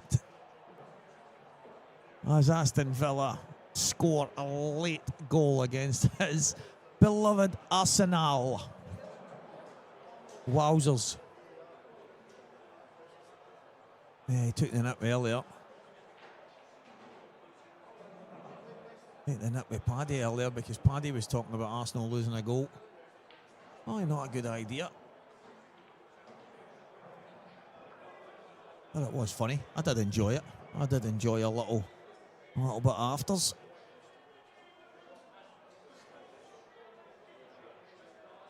The butcher.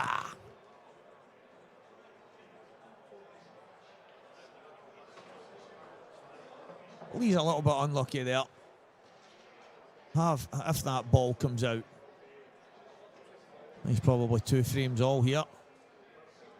Oh, right, okay.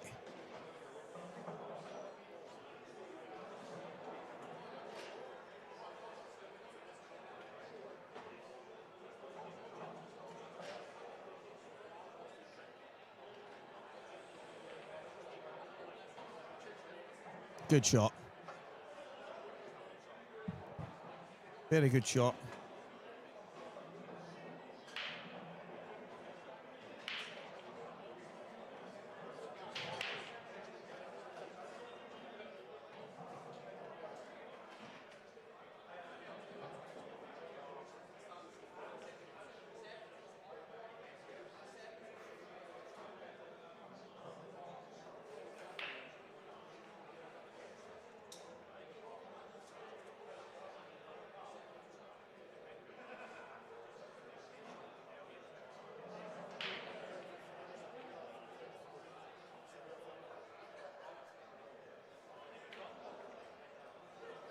It's one of these instances.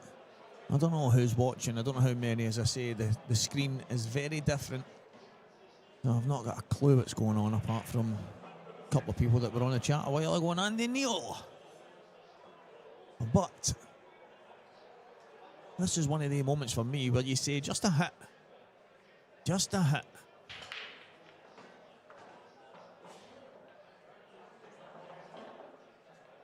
That'll do it. Keeps you in there batting.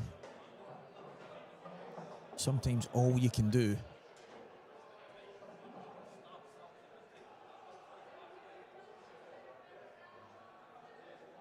is stay in the mix.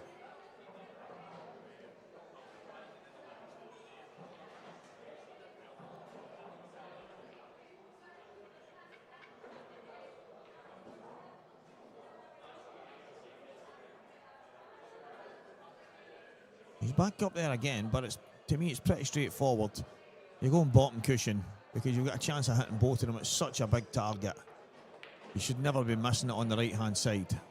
Yeah, good shot. This sticks. Oh, if that was to stick there, it would have been a bit of a result.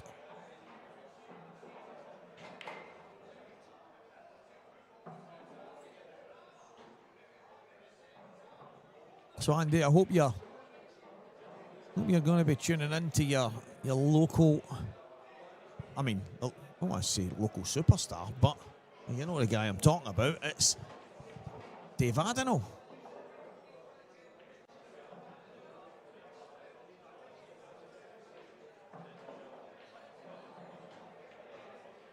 Has he got a chance to pop this in and then play the pot kick? I think he has. And knowing Jake and how aggressive he plays the game, he will not be shying away from this moment. But can he get both balls out in the one go? That's the question. As he can't go towards the red. Oh, he can. And that's the problem. That's the problem. You have to go cushion first. And he's tried to make sure that he gets into it. That you're then requiring a little bit of fortune, because anyone that plays this game knows a little bit of chucky, a little bit of side on the cue ball. As soon as it catches the ball over the bag, all it wants to do is travel forward. And unfortunately for Jake, it's going to lead to an equaliser from Lee Shepard, squaring this match up.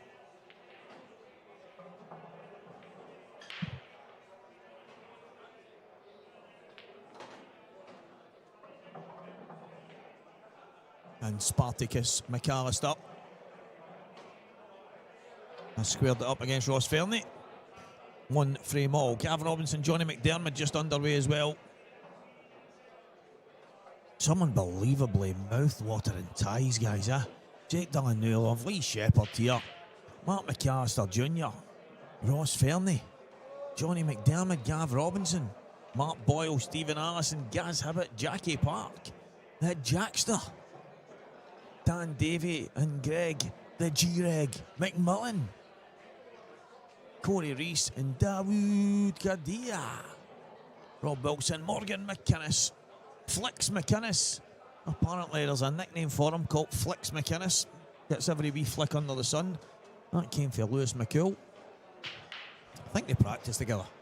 I think they do a bit of practicing. Stevie Ainsworth 1, Mark Farnsworth 8, Liam Dunster 5, Davy Markey 2, Morgan McKinnus 3, Rob Wilson 1, Corey Reese 1, David Kadir 2, Stephen Allison, Mark Boyle just kicking off, Gareth Hibbett 2, Jack Park 1, Dan Davy 4, Greg McMillan 4. He's just squared the match there.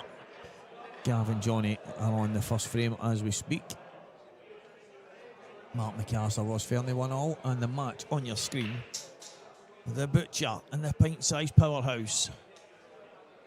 2 frames apiece. It is Football Saturday. There's a lot of sport on the go right now. But if you are at home and you are tuning in, give us a wee shout. Let us know where you're watching from, who you fancy for the tournament.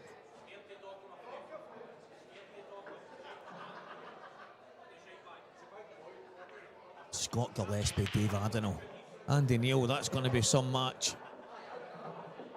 The Isle of Man definitely has a superstar in Dave Adenau. He is a fantastic human being, never mind a cracking player. And then you've got Scott Gibbsy Gillespie. What a match that will be. Christian Phillips and Gio Edgar to go at it. Dean Shields and Luke Sanches. Just some phenomenal matches. Some talent on show, guys.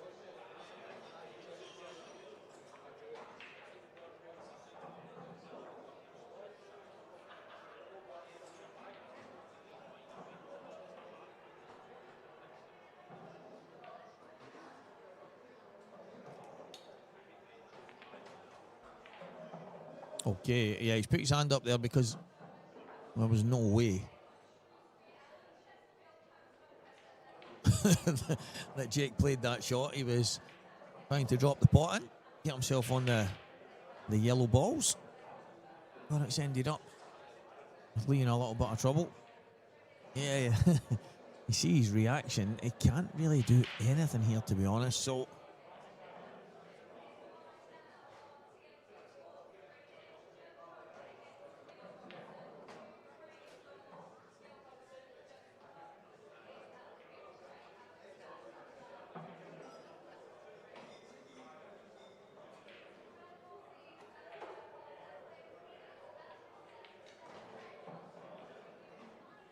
couldn't do much. Hands were most definitely tied. And it's given advantage to Jake here. Yeah, I was going to say, I imagine he'll take the one to the bottom right just now, slide round the back of the yellow. Couldn't go around the back of it, so just crash straight into it.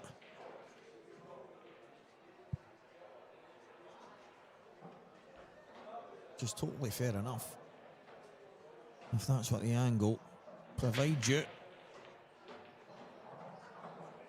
And that's a bad miss.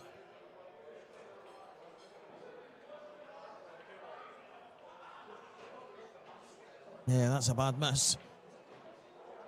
I don't know if he's just slightly had a miscue or something there.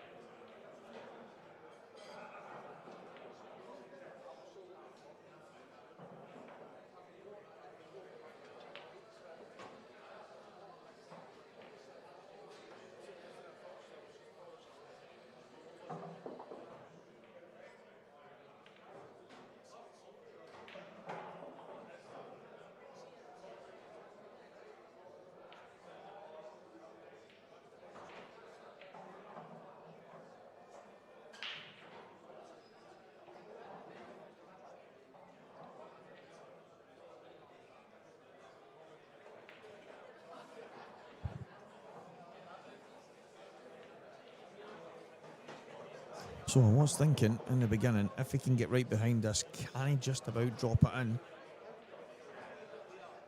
It looks a lot lower on the camera than you would think. Now I can see through to the table from where I'm sitting. It is not probably as low as it looks on the camera. And that made life a little easier for Lee. He's got a shot to play here though.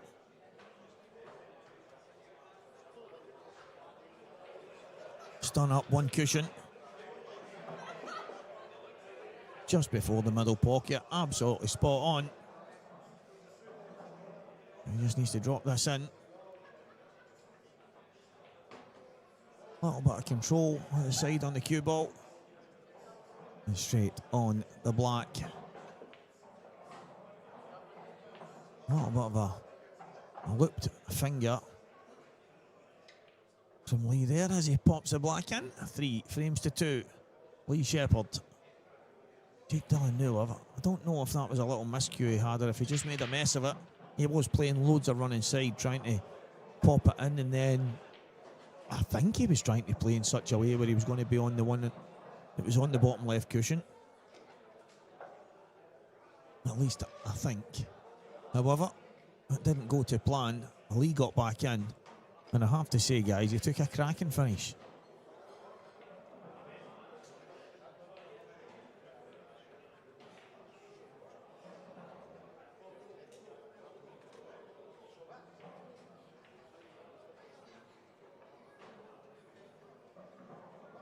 The battle of the Worths is coming to an end. Mark Farnsworth at the table.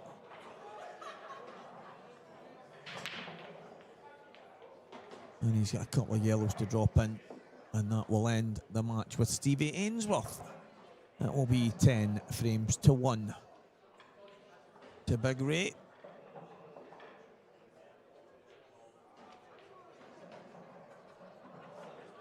So the red just below the black goes in the bottom left. It just needs to get to that side of the table. These reds are on. Are they easy?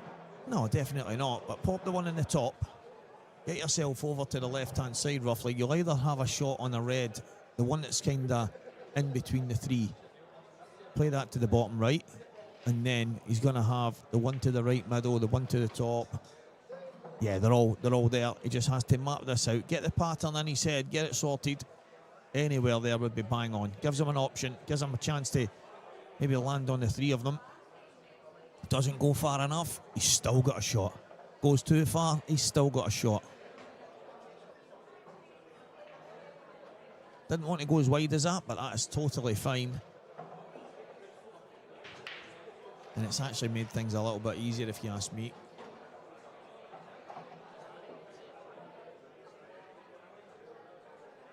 See, I might be considering taking the one to the top right here, getting back over to that left-hand side, and again, giving myself those options.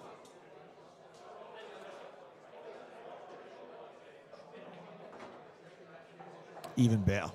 Even better. Did not think he had that much angle. That is a... I mean, it's pretty straightforward, but he's played it well. Didn't think... I thought he was too straight for that.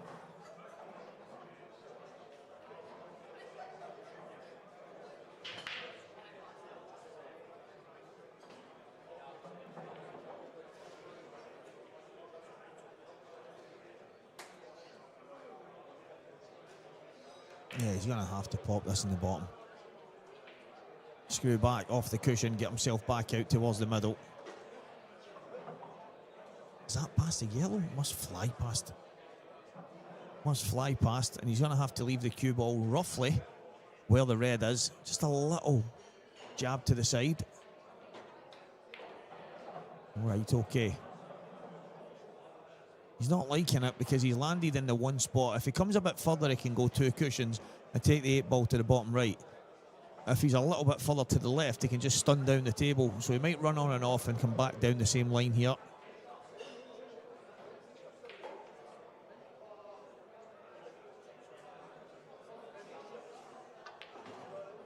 Yeah, I don't blame him for playing it like that.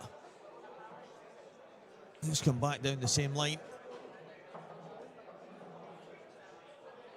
This black for a 4-2 lead. I was saying 4-2 and 4-3 at the same time. Now I said 4-T. Yeah, well done, Lee. 4 frames to 2. And it just goes to show, we mention it quite a lot, that you do often get punished more than once. Miscue or bad shot, whatever it was, from Jake. And that has led to 3-2, and then sure enough, he's not back to the table until it's 4-2.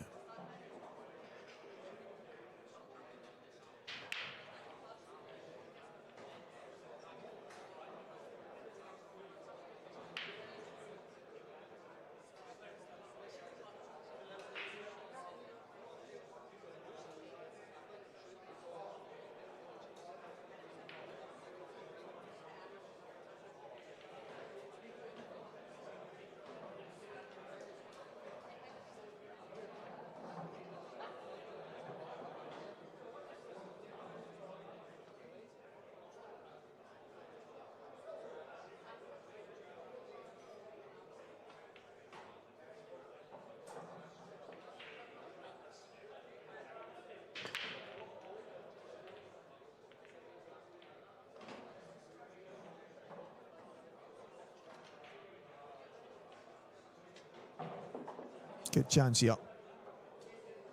Managed to get himself a ball and give himself a chance at the same time.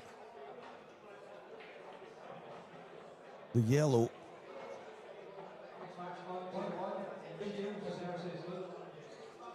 Yellow at the right hand side.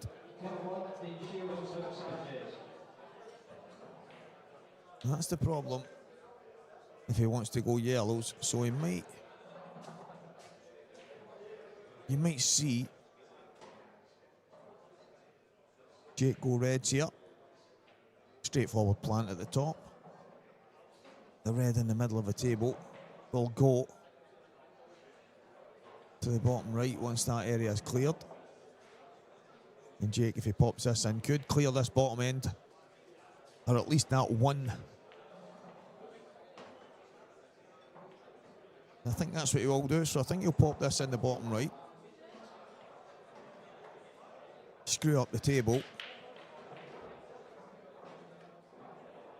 And then he can leave the one down here for the 8 ball. It gives him an automatic connector.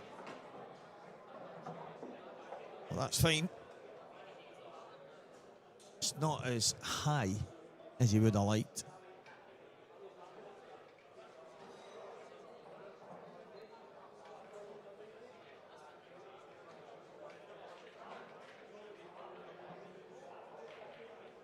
Yeah, cushion the yellow. It's perfect.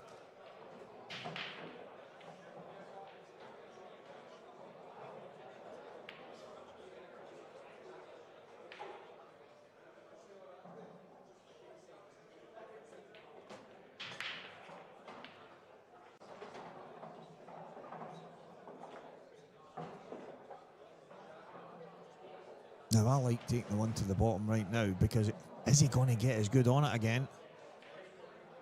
And the answer's no. So I preferred taking it while he was bang on it, just screwing back to the baulk line. Screw on and off the cushion. He's missed it. And these yellows are all there. That's a plant. Jake knocked it into a plant, into the right middle. Gets Lee the perfect start.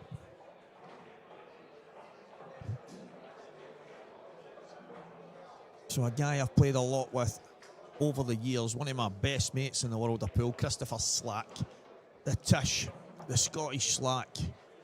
I remember him saying one day, I was bang on a ball and then I tried to play back on it again. And he said to me, Stevie, never ever look a gift horse in the mouth. You were already perfect on that. And then you've tried to get back on it again. And I made the mistake. Very, very similar to what Jake just did.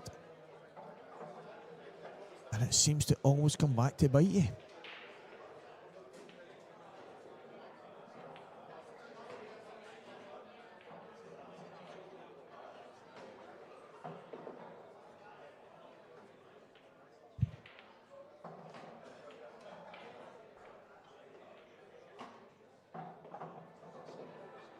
Well, this is pretty straightforward here. Up the L to the bottom right. And then it'll be bottom left, bottom right once again. And he'll have his choice of bags for the 8 ball. And Lee Shepard halfway there, if he pops these in.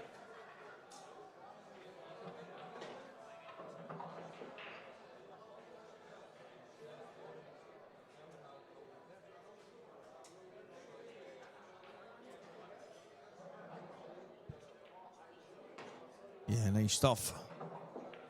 Looking very solid.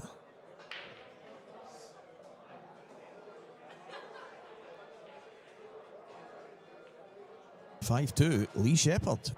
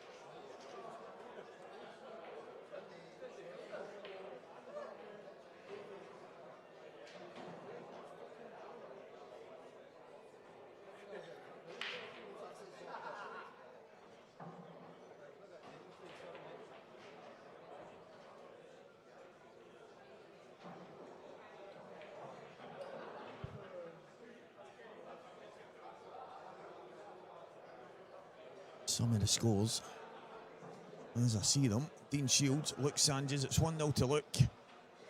Liam Dunster 6-3 against Davy Markey.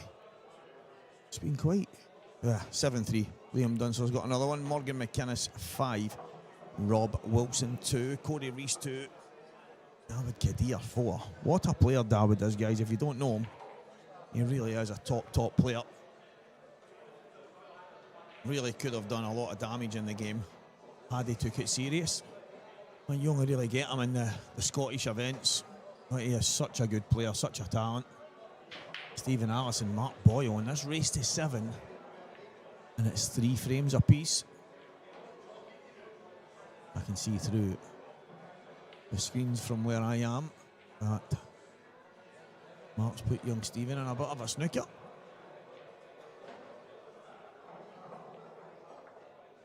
Yeah, that's not going to fall. There's going to be a skill shot needed from Lee if he's going to take these out of field. Mark McAllister 4, Ross Fernie 3. Gareth Hibbett 4, Jack Park 3. Dan Davy 8. Greg McMillan 4. So 4 on the bounce for Dan. And Gav Robinson and Johnny McDermott 2 frames apiece.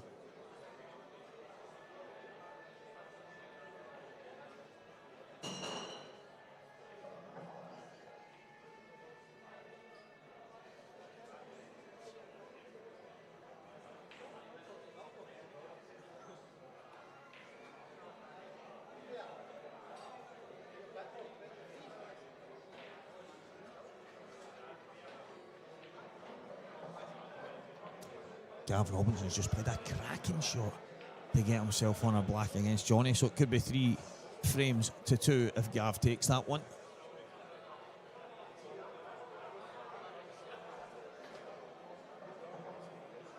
Red to the top left.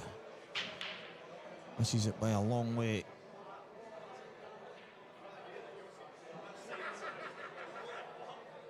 I do understand Lee taking that one. I can't help but feel like he could have popped the red to the right middle, just brought the cue ball back a couple inches and then played the skillet.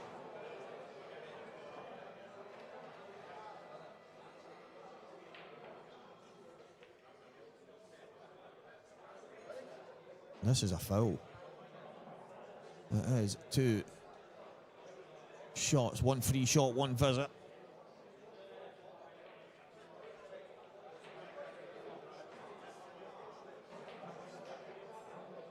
But from what I'm seeing so far in this match, Jake Danylov not exactly at the races.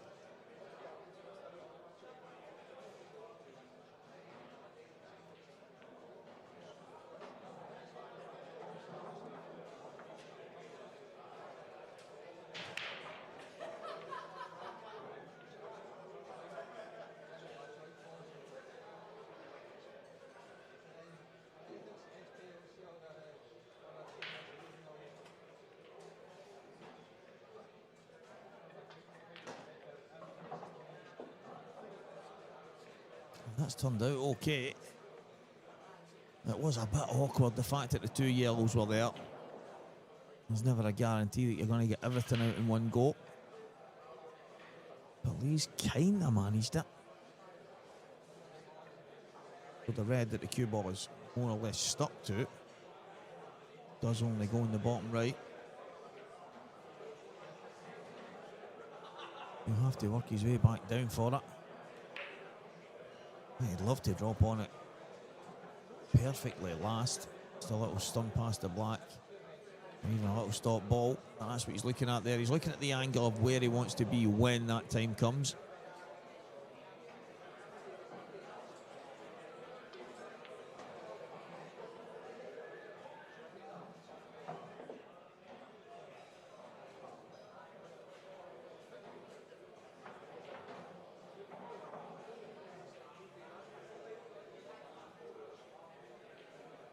Need to drop this in.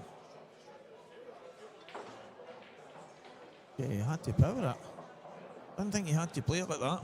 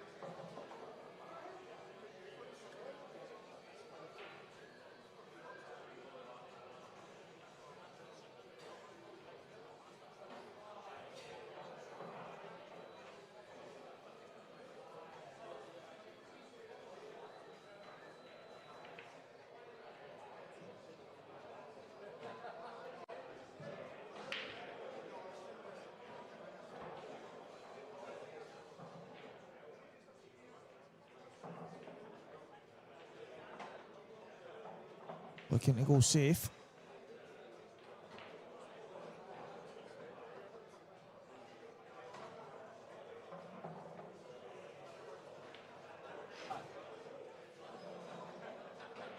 Yeah, it's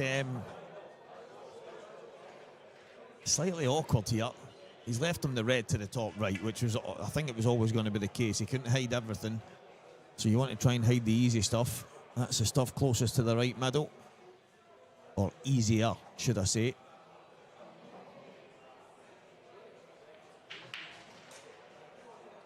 So he's going to have to pop the red in the top right.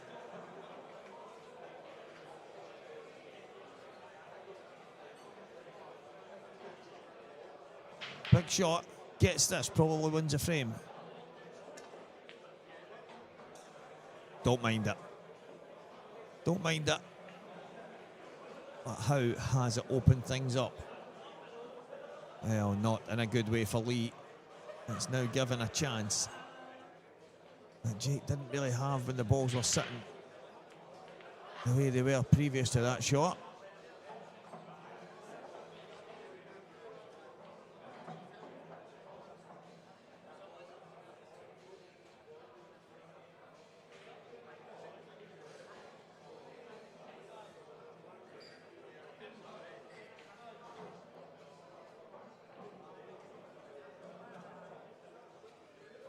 I think he's naturally running into the red, so that's a problem here. But this is one of those instances.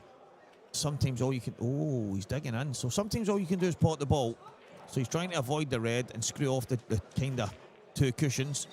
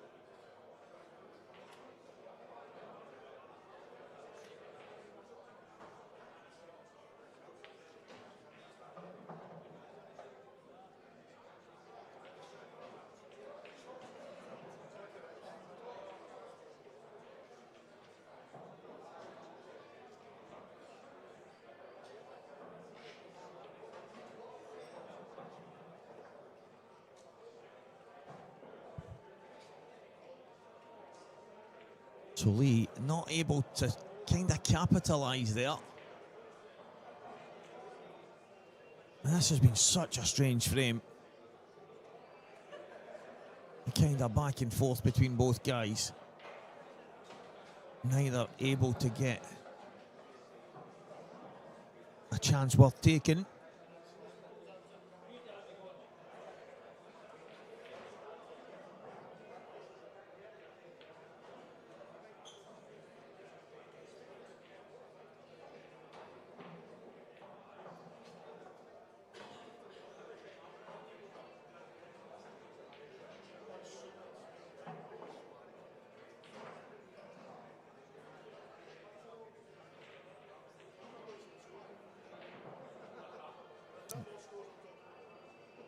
Yeah, so another visit now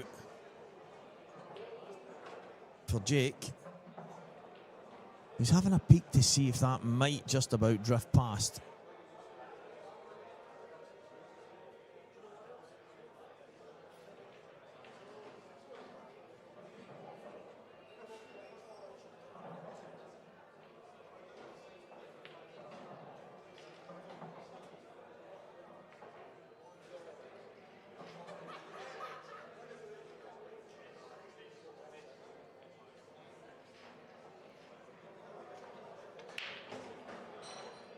Oh, he's tried to play. I think he's tried to come all the way round so that he had that yellow to the left middle. I really do. Now, he might tell me different. He might tell me it was just swinging the angles just to try and make things a little bit easier. But it looked to me, yeah, you just see the angle there that he's pointed to. He was trying to get himself inside there, and I wonder if he can nip this round.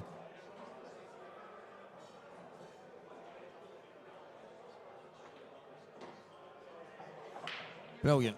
Absolutely brilliant. A little stun on and off the cushion here.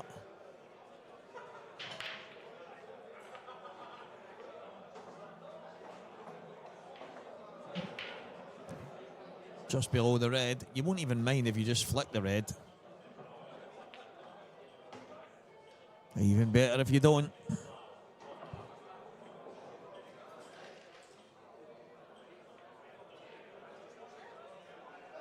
Nice and delicate here. And a little bit of side on the cue ball. Just killing the pace and making things a touch more straightforward as Jake Danylov gets this frame. That could have really went either way. Lee had a couple of half chances.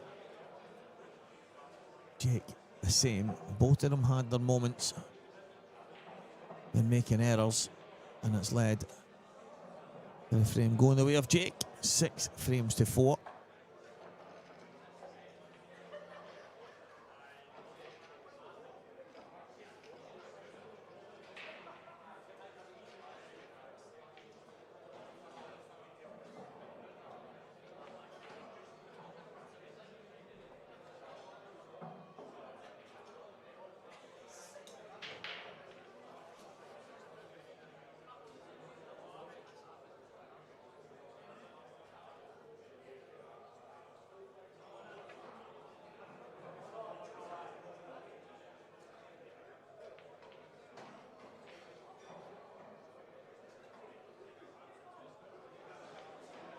Frame number 11, 10 down. And this race to 10 between these two guys.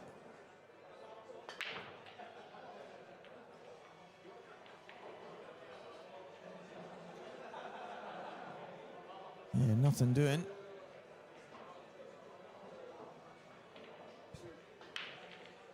Are you ready?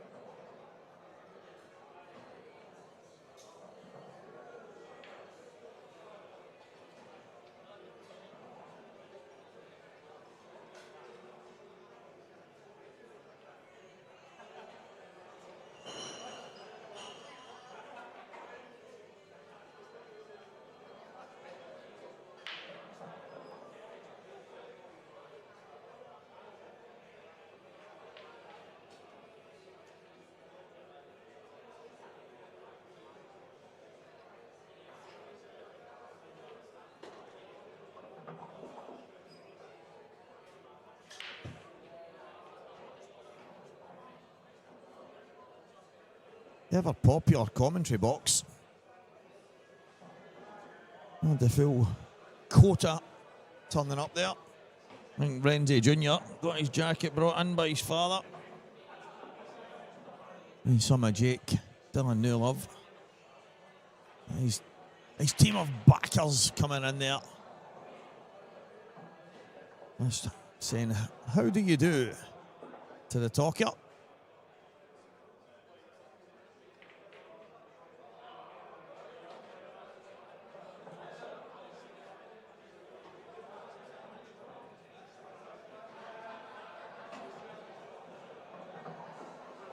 Yeah, so he can drop this in, play the one in the middle. And then it's just a case of he might even change his mind here. I mean, I still think the ball in the middle's a shot.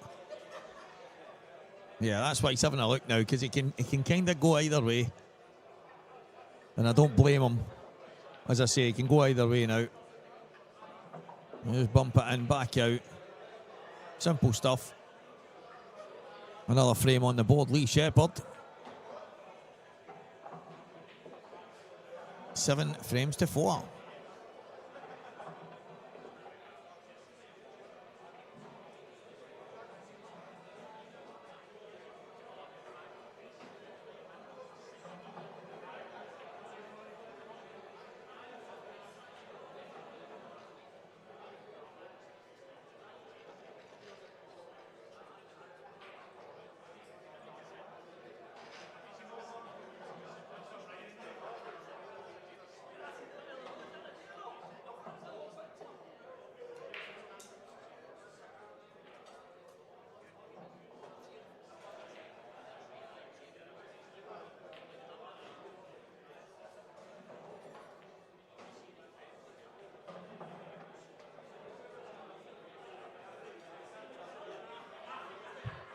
Lee Shepard breaking off here.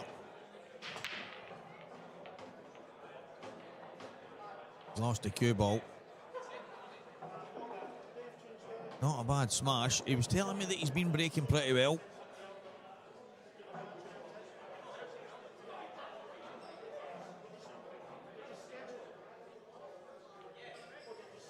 And it's a very decent split. He's just not managed to keep the cue ball on the table. And I often say that myself, but you've got 15 balls plus the cue ball, 16. As soon as it makes contact, 16 balls flying all over the place. You're looking for something to go in. You're just hoping it's not going to be the cue ball. I know a lot of the top guys would like it to be just one visit. If that's the case, if the cue ball drops from the break, if it goes flying off the table and you've hit them really bad, then I think it's a common thing that they believe that should be the one free shot, one visit. But instead, when the cue ball goes into the heart of one of the pockets, that maybe one shot would suffice.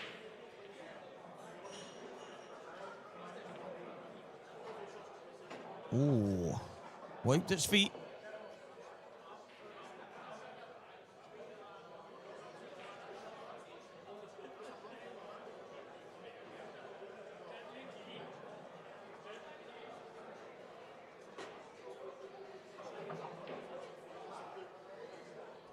Just push on and off the cushion.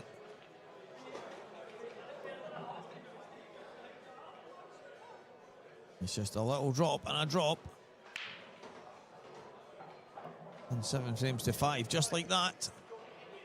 It really doesn't take much for these guys to go and wipe the floor with any of these finishes. Jake Danylov 5, Lee Shepard 7.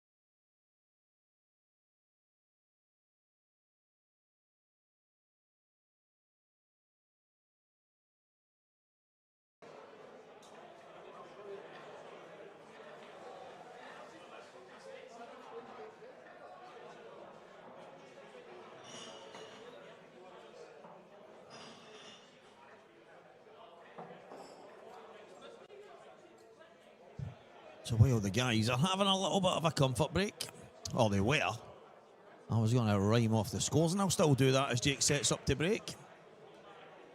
Dean Shields, Luke Sanchez 2 apiece. Liam Dunster 8, Davy Markey 3, Morgan McKinnus 6, Rob Wilson 2. Corey Reese has gone in front against David Kadir from 4-2 down. It's 5 frames to 4. Stephen Allison 4, Mark Boyle 5, Gareth Hibbett 7, Jack Park 4, Gav Robinson 5-3 to the good against Johnny McDermott. Mark McAllister Jr., Ross Fernie 6-4 mark. But our main table match is 2 players of unbelievable quality. Who will be the victor?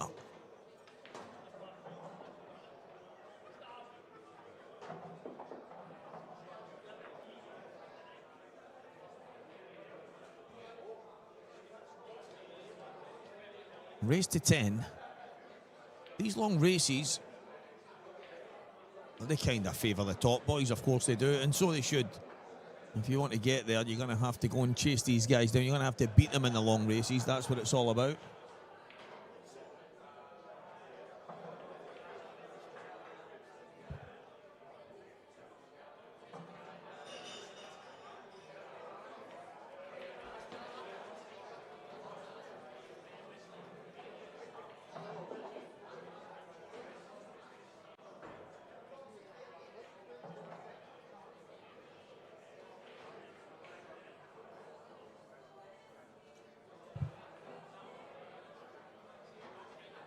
Delighted, guys, to be joined by Mr. Eddie McVeigh. He's just popped in there. Push that up, mate, and you're ready to go. How's Stevie? How you doing, mate? Too bad. You had a wee match against Jason Hill earlier. I did. 10-9? 10-9. Too many mistakes for myself. Probably maybe 10-60. 3 blacks. One of them went in awfully. The other 2 were just bad shot. Right. That's the pull excuse. Over and done with Stevie. Can we talk about something else? Well, talking about something else, we've got probably two guys that are capable of winning this. Jake Danylov, Lee Shepard, 2 IPA professionals. Going head to head here. I know he's doing a disappearing act next year. He's going elsewhere to play his game, but yeah, Jake at the table right now. I was watching them playing earlier on.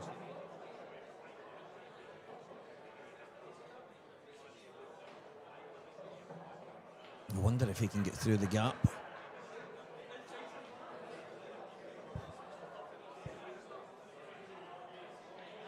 Maybe just a wee screw back Stevie off the side cushion here. That's it. Oh, nice. Black a wee bit tricky maybe. Yeah, I think he was maybe a wee bit worried there. I think he'll screw it back off this cushion and put it in the opposite middle bag with the black. We'll screw back and then straight back through again. That's actually not a bad shout. Unless he can get back there where the white is. I think you might be spot on. He's digging low, so screw back off the right hand cushion and then back across for the black into the right middle. Anyway, what time are you on, Stevie? Supposed to be 4 o'clock, Eddie, and against John Dawson. Dawson's playing some good stuff lately. Fair play to him. I don't know him, Stevie. He's from this neck of the woods. He's plays a lot of stuff in here, a lot of the singles leagues and everything else. That's a cracking shot. That's played a great wee shot there. Wonderful. He's used that other yellow just to kick it on. Yeah, brilliant. I was happy for Kieran. Yeah, of course. Big win. It was a big win. He says I was shaking Eddie when I'm sitting on 9, you know, and he's coming back at me all the time. When you're sitting on 9, you're only needing one last chance. Aye. And, you know, it didn't look like he was going to get it. But No, that's it. Was it 9-3, 9-4, 9-5, and it's like... Oh, Kieran snookered himself probably to take the game on. That's right. And then, of course, Mark done it. And it was like, oh, you didn't put that in the script. Well, Mark is 6-4 in front against young Stephen Allison right now in the loser's side, race to 7. It was 5-all. Was it earlier on? Was It can't be 5-all, it's 6-4 right now. it? Was it 6-4? Sorry. It was 4-all. 4-all. Aye, you're right, it was 4-all. That cue ball. Right. Some break. Wow. Tough starter. Yeah, he's check into that leg sleeve, you know, on the bag. I wonder if he can. I mean, that's some break, and he's no getting it easy. That 2 reds, 2 yellows, and landing the jaws of the pocket. When you come down here and play an IPA tournament, I'm telling you, the break is vital. It's massive. Massive. Massive anywhere, man. Certainly in these neck of the woods when you're playing these. You know yourself, Eddie, at the level, you obviously want to be playing and getting chances and taking chances. He's at a job. Grenzy's in the building.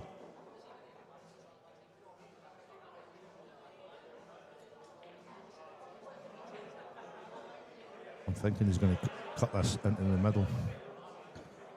The white's going a wee bit wild here, but he's still going to yellow. Oh no, he's just taking. Oh, that's a bad shot. I would have tried that kick in. I know, for the red. It just minimises the risk of the cue ball, doesn't it? It's hard to angle, isn't it, Steve? It's no. We'll see. One of the luxuries we've kind of got, see if you look through the gap in the TVs, you can see where the red is on the table, Eddie. So I sometimes look over, and so it's definitely low enough that he could have played it and off it. You're giving me all your secrets now. I need to say, oh, Stevie's right, because I know you're kicking through that wee hole. How did he see that? He's at it. Sometimes you see me and Renzi every now and again, and we're on our feet peeking over just to see if we can see the angle properly, but this one's done now. There's such a fine margin that these guys don't miss much. If Lee gets a half a chance there, he's finishing them. And although he's in the jaws of the pot, I still fancied him to get it. I'm going to give him 2 shots, so that's. Yeah, that's it. Oh, it's gone. I don't think Jake would have made the mistake here, just coming to the table with 1, never mind getting the free shot and the visit. The Welsh boy, is it? No, Jake, both of them are England. I think Jake's a wee bit further down. Lee's kind of run about the northeast, so I think Lee's maybe run about the Newcastle area. Jake's a wee bit further. I don't know exactly, but I know he plays like the likes with Rob Wilson and guys like that, Dean Shields, and I think they're all similar area. I don't know if it's run about the Stoke area. I might be making that up, but I think they're run about there. Couldn't really say. Doncaster, maybe Just even. thought with the top kind of Welshy top colours, I thought that's what it was. Yeah. The butcher. I don't know if he's actually a butcher. Maybe just butchers everybody in his club. God, I'm the butcher. I get God other things in my club, Stevie. It's not the butcher. It's not a butcher. Maybe it starts with P. Oh, brilliant. It's no bomb scare either. Or is it? Who's got one? Does it come with a chance? It does. But it's on the yellows. Isn't it? Yellows now. Yeah, I think he's looking at the yellow up inside that red. I think he can sneak that in. Nice and tight off the cushion and off the red. Kick that a wee bit. Land on one of the 2. Oh, this one's a tricky. He's on the red, the yellow at the top right away. He's obviously the one on the right-hand cushion at the bottom. This is the problem. I think he can sneak that in the top left. I think he can just slide that in. New cloth, new balls. I think he can just about nick it in. Played one. Right across to the other side. Yeah, you might be right. Very quick. What about the you fit on yet? Have they been reclothed? Is it Yeah, they were basically reclothed at the end of last week. So about 7-8 days ago or something like that. Oh, more than that now, but 8-9 days ago, something like that. Which is, I love it when they're right brand new, right out the wrapper. You like them slipping and sliding? Aye, so I like it really like that. I like them fast. I don't like when they start sliding and you've got to play one off the cushion. Sometimes you don't know where it's gone. And it can make a fool of you, No, that's true. And that's why Paul decided to get the tables done that wee bit earlier. So that they had a tiny bit of play. So they were still brand new, but they had just a wee tiny bit of slide off the cushions had just changed a touch. I thought maybe it's because all the Europeans were up. No, they didn't get the luxury. When they were up playing, they hadn't even done yet. That fella's something else, man. Class. He just doesn't miss. That's Paul Corrigan. Somebody was telling me. Was it you was telling me? Paul Corrigan was watching him and says he missed one ball and all the time he was here. Oh, I think that's probably bang on. Because even on the small ball. table, we Best took him ball. on the small ball table, and he was firing doubles and trebles and cocked hats and everything, and he was just having the time of his life. I was here for the first night, but I missed the second Aye. night. That was the kind of same format that we're Aye, playing. but that was it with the 9-ball guys. But he's mad as well. So obviously Jason's told him a wee bit about me, because when I'm doing the master of ceremony thing or whatever it is, and he's walked up to me and he's went, "The talker!" and he's given a big scream and cuddled me, and I was like, "What?" And I was like, he's just brilliant. What I What? didn't Earth Boys, and they two new guys, they're brilliant. Oh, P.S. and Maurice, brilliant. I thought I'd come and watch it, you know. I don't Aye. usually do things like that, Stevie, but I thought, I go and watch that. I'm sitting with Charlie, obviously. Charlie, Jason's. He's right. I said, when am I getting my 40-10 with them? As soon as they come in, Charlie, boom, right. Yeah. Aye. Got my 40-10 with oil, and that was really good. Right They're there. Lovely. Every chat with them. Hey, you know. brilliant. Good. They're all good boys. I was speaking to David Alcady for a wee bit and asking him about his time in Scotland, and he loves it here. I think he's been here 4 or 5 times now with Jason, and he's like, every time I'm here, he's like, I don't want to leave. It's just one of the places that's now very welcoming and whatever else. And I think it's because the places he's coming to here are big kind of pool communities, so he's obviously going to feel at home straight away. That's right. And he loves Iron Brew. But P.S. Labutus, he just kept saying to me, aye, Iron Brew, aye, Iron Brew. And I'm like, aye, mate, aye. I'm sure there could be a circuit for the boys. The boys could go out and do China. They could probably go around the world. They could probably get up what they're doing just now, Stevie, and just go and play. You're right. Pretty sure they would do well. I agree. They could be like the Globetrotters. You're right. Oh, a bit like that, you know. Pretty sure everybody would want to play against them. You know? But they all do an individual thing, you know. So. No, but as you say, I mean, as much as they're all in it because they love the game, they're in it to try and make as much as they can. I don't know if anybody would want the Americans at this moment in time. No. Oh, they maybe want them because they've got a chance of beating them. Oh, well, maybe that, aye. I actually felt sorry for them a couple of times. He's got a shot. I know, yeah. I'm the same. As much as I don't like that shouting out when they're playing. You know? that does my head in, mate. I don't like it. I don't mind. See if there's an atmosphere, right, and it's just noisy and they're all singing and whatever, that's fine because it's the same for everybody.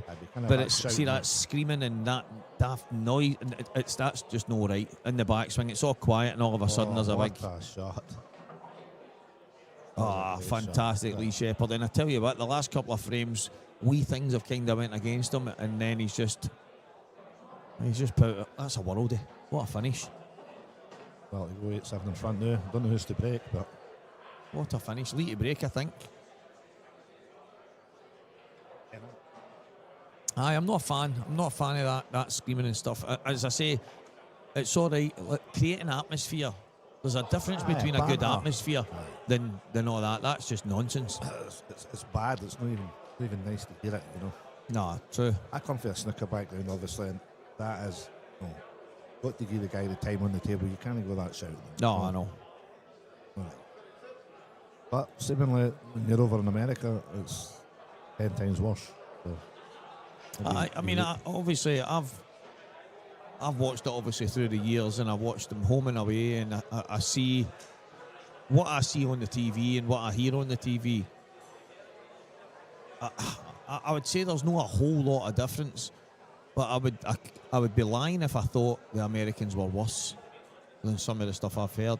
They can be bad, like a lot of fans. There's idiots all over the place, but some of it's just. And do you know the thing for me is I'm thinking, what age are these people? What is it they're acting like? And do you know what? The ones that are shouting and balling that, they probably have never had a ball in their life. I know, exactly.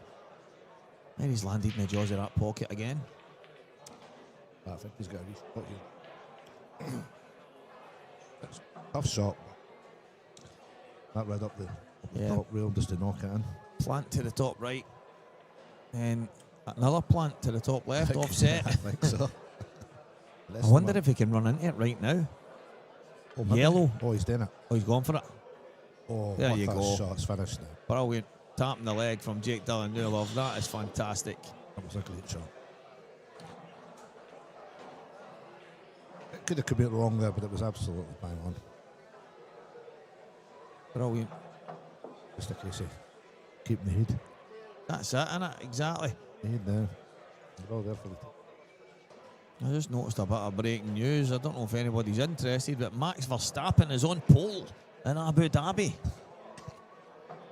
Max Verstappen, I don't know how far behind he is, Eddie. I don't know if you watch Formula One.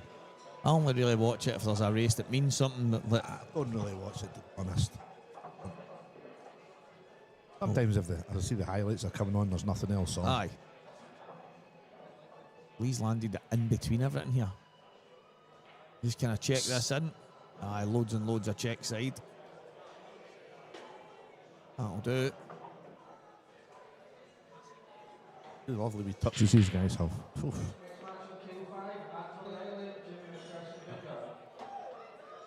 Yes, there was it. Anton Riley. And wee Jazza. Wee Jamie McPherson Jr. Wee Jamba they call him, innit? Wow. Made See that wee- look easier. I know. I seen wee Wally playing earlier. He got whacked. Ah, yeah, young Lewis was.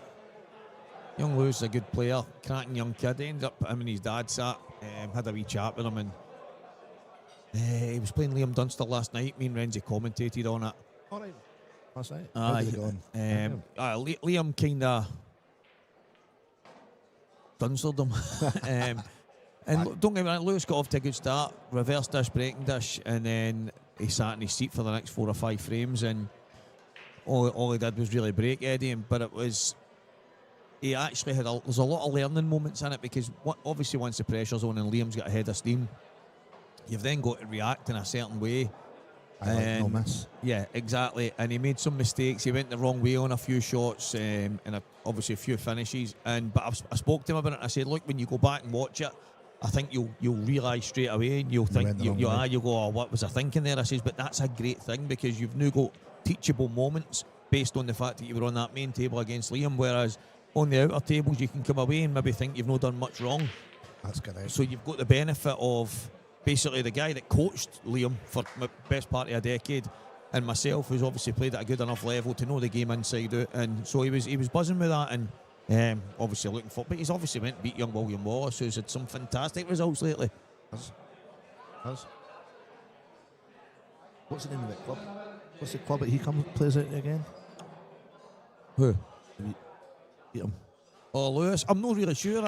He was saying to me that the club he plays in down south is they don't have this kind of cloth, so the guy in there, I think he's one of the guys in the club is going to sponsor him, and they're going to get this cloth on one of the tables for him. Right. So actually, it's a good question, because I never actually asked him, but I'll need to do that. It was on his shirt. I can't remember what it was. I'll need to double check that, but there's a lot of good young blood coming up now, isn't there? Aye. It's just a matter of time. I mean, I know we've been at the under 23. Some of the young boys were absolutely brilliant when we were down in Ireland. Aye. And these boys are going to come up through the ranks. Oh, some of the boys are quite special, I think. I done the under 15s and 18s in here not so long ago for the young Scottish boys, and likes a wee Brodie McPhee, Nico Kyle, Jamie McPherson Jr. won it again. I think Sean Mullen was in it. I don't know if maybe that was his last one. Sean was in the under 18s. But the likes of Ryan Martin and William Wallace, they played William played his last one. That was him 18, so he was too old. And this is just the talent we've got. As I say, young Ryan Martin's different class. But wee Brodie McPhee stood out for me, as much as we Nico and Sean Murray and all these, but they're all different class. But there was a match that young Brodie played, and I'm no joking, Eddie. See if I didn't know it was a young boy at 14-year-old, I would have thought it was one of the best players in the world I was watching in this match. He was unbelievable. Now, he lacked the consistency to go and do it again in his next match, but that one match, when he slowly but surely starts to replicate it over and over and over, yeah, that's exactly it. The penny drop moment, when that happens, he's going to be, and he's such a young kid, such a talent, but he's one to watch. Brodie McPhee. You're quite fortunate, Stevie. You see all these boys. I mean, Aye. I'm proud player to Dalkeith, Yorkies, in the corner pocket. In fact, they sponsor me. But there's maybe about, I don't know, 4 or 5 boys young laddies that I see playing in the league, and they're something else. Aye. You know, wee Riley. Oh, Riley Morton, brilliant. Aye. Brilliant. He's not got the power and he's not got the strength, but I'll tell you what, got the brain.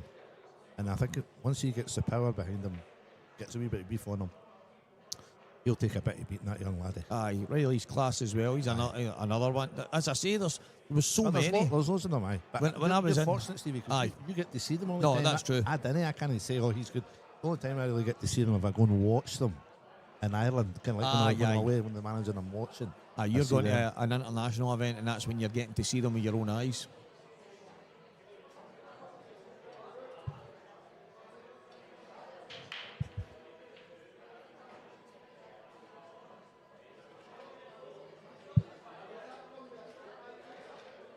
So the young man plays out of, is that Pilkey's? And I've played there. Yeah. I've played at Pilkey's. So the wee man, up the stairs it is. There you go. So the wee man plays for there, young Lewis. I've been there twice. Don't know if he was playing that day I was there. He came out, he actually, I mean, this tells me everything I need to know. And I know it might sound daft to some people, but he sat down next to me and he's talking away. And he'd ordered some food. His food comes over there and he's sitting and he looks up to me and he goes, Stevie, I'm really sorry. Are you okay with me sitting here? And I'm like, Superstar Stevie. No, but I don't mean it like that. I think he was just being really polite. And I thought, obviously, never in a million years would I ever have a problem with anybody coming and sitting down next to me. But he was such, that's just in his head. He's thinking, oh, wait a minute, maybe he wanted to sit himself, maybe. And I was like, no, you're absolutely brand new. But I'm not saying that there's loads of kids are ignorant that way, but, well, they are. They wouldn't, aye. Do you know what I mean? They wouldn't think twice. There's a lot of guys out there. I'm totally different. I like to be around about people. I like to talk to people. I like to get to know them. There's a people's person, Steve. But there is other people, as you know, Eddie, that probably would be thinking, this young guy sitting down next to me. But he was of sound mind to basically say to me, listen to you. And I was like, oh, you're brand new, kid. I'm enjoying chatting away with you. Lovely lad. But he's such a good player. So that's the big thing. And he's on the IPA tour next year. I'm buzzing to see him. Buzzing to see the damage he can do. I was watching him, and I was like, woof. Because I said, Dunn was sitting in there, and I said to him, Brian, watch this game. I know Wee Williams is a good player, and I said, I don't know that other guy, but if he's came all the way up for exactly. Pilkey's bar, whatever it was, he's a good one. And it turned out that way. But obviously, Wee Williams didn't play to his potential. No, of course. He says he was very flat. He missed a straight yellow. And hopefully he'll pick himself up for his losers game. I mean, I don't know who he gets next, but obviously it's nobody easy. But no, that's him, because Kieran beat him 10-9 last night. So that's William gone. That's him. That's the wee man pan bread, mate. He's gone. Right. Oh, he's out then. Yeah, he's out. I see now. So he's definitely not happy. That's why. He's away up the road to watch the Coronation Street omnibus. Was Keith Robertson's score wrong yesterday? I'm sure yesterday he got beat. It looked like he got beat in the first round, but it showed when I seen it. Then last night he was playing and he got beat 10-9. Is that right? Guy broke and dissed him in the last frame. Right, so he lost to Corey Reese last night 10-9. He won his first match 10-8 against Connor Patty. I must have took my eye off the ball in that game because I thought Connor had beat him. And that's why I was wondering how Keith was feeling. How he's still in there in a race to 10. I would have to come up to my house. But Keith is playing phenomenal. Brilliant. I've seen him practice. Oh, look at that. I practice with Keith. Look at that. I practice with Keith whenever I can, and he was up at the club on Thursday. He says, Eddie, phoned me and said, Eddie, will you come in early? I says, aye, what time? He says, 5 o'clock, superb. Brilliant, Lee Shepard.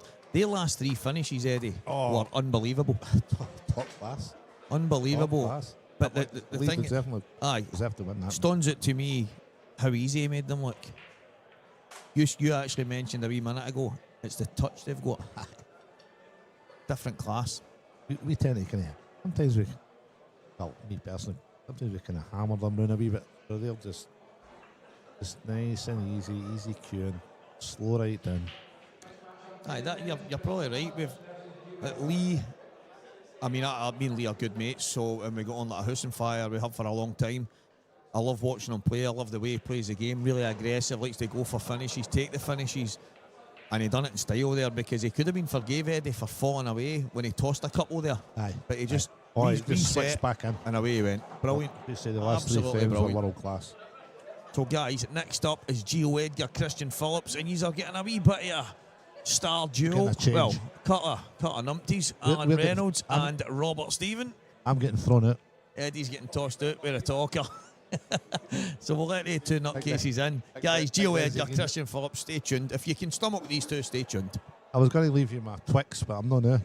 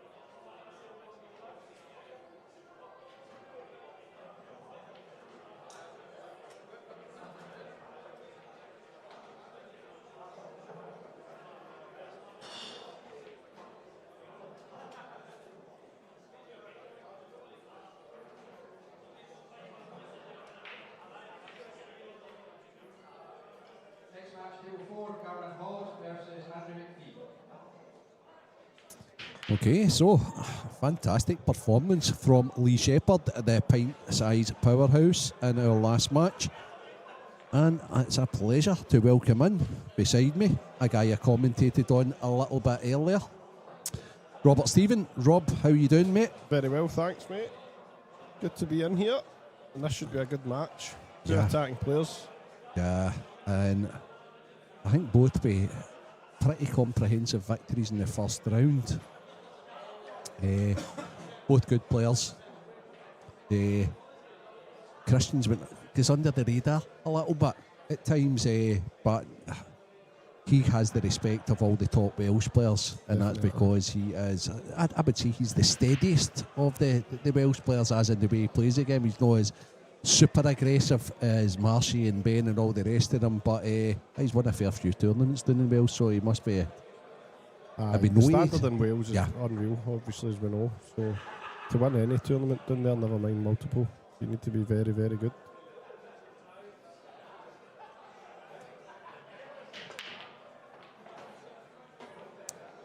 That is the break. Good break to start. Okay, Robert, how do you see it? It's got to be Reds.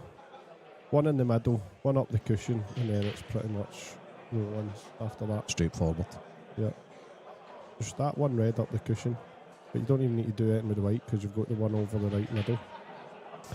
But first frame, yeah, you just want to get this. Yeah, absolutely. And I know obviously, but you being the local professional and here, this wonderful venue that everybody pretty much knows about.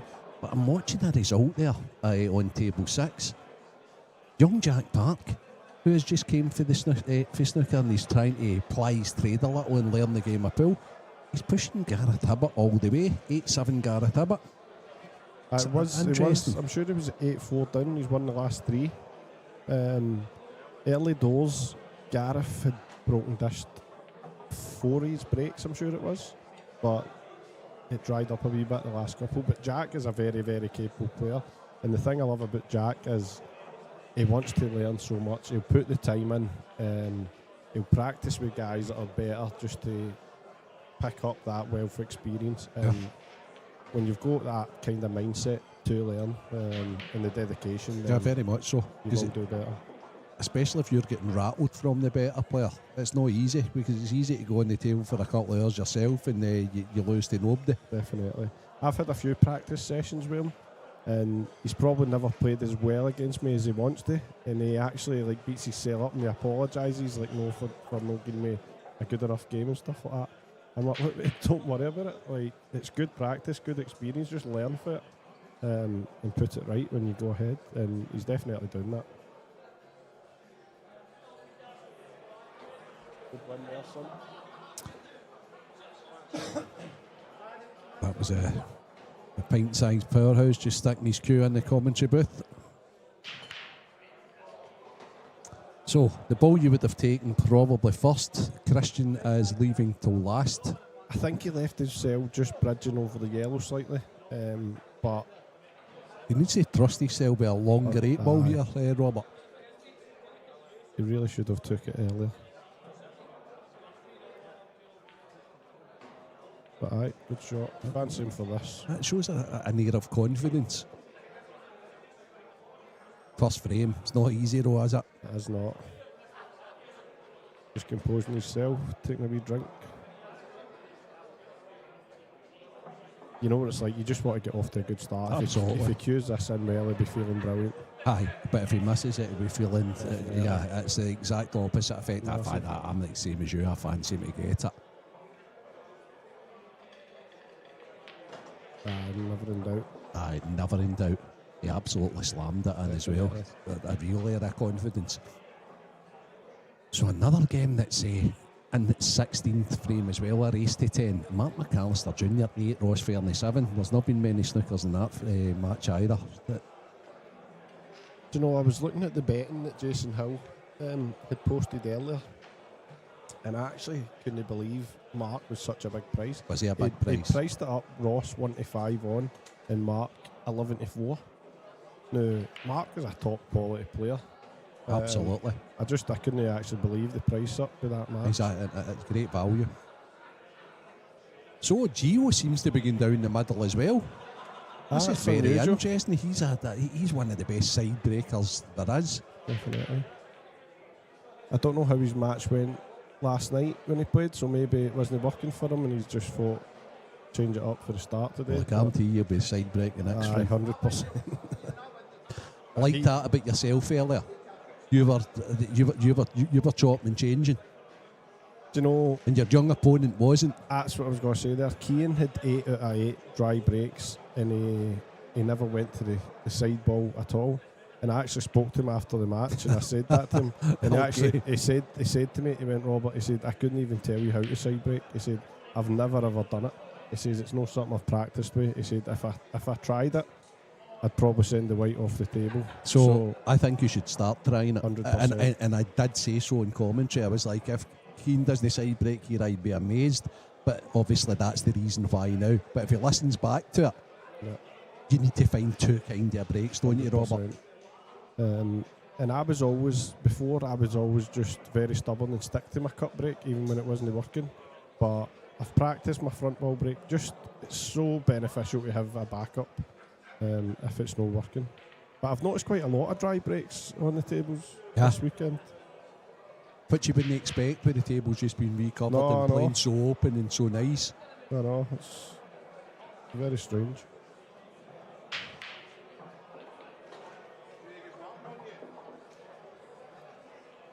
So a wee error from Christian there. Keane's listening. He's always listening. One thing about Keane is like he's a student of the game. 100%. Yeah, give it a try, Keane. It's definitely worth it, Keane. I mean, no guarantee to get a ball. 8 but out of 8's a disaster, and but he's only lost 10-5. Aye, So if he has 5 dishes there instead of you like reversing them, it could be a 100%. different match. Oh, Oh, that's a slack man for Gio.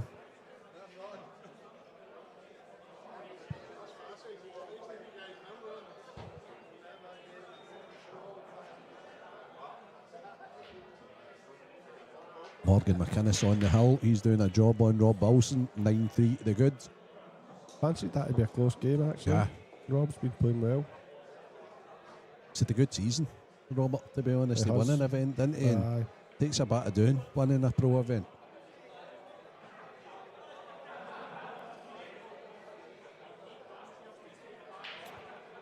Mark McAllister Jr. 9-7 up now on Ross Fernie. This frame's went a little tactical. And when it comes to the tactical side of things, I mean, Gio's no mug, but Christian's pretty switched on tactically.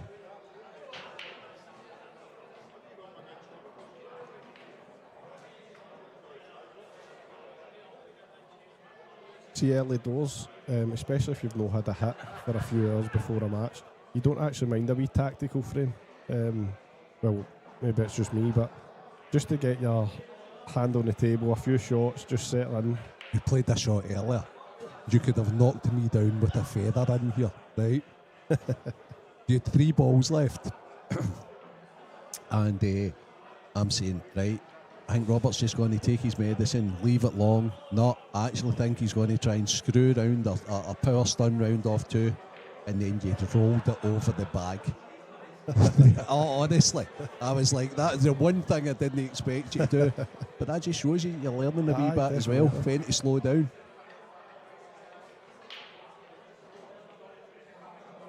It's so important. Obviously, when we watch these top guys, it's all right. Obviously, I would rather go for a finish every time, but I need to actually start reining it in a wee bit and just being a wee bit more clever. And that's it. That's exactly the description. When you And just knew when to slow down and See say, that right, frame, hold on. actually, Keane ended up taking away an unbelievable finish. He's played such an amazing reverse double, kicked the ball out. But I didn't actually mind because I thought I still played the right shot.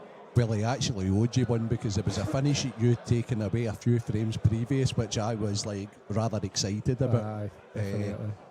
And it was 2 very, very low percentage finishes from yourself and from Keane. But there would make great entertainment. 100%. Then we both missed tappers. Aye, as well. it happens. It happens. Aye, definitely ones for the highlight reel, they too. Yeah. So no doubt Stevie will have them on his Facebook page just shortly. With a little more exciting commentary than what I was giving at the actual time.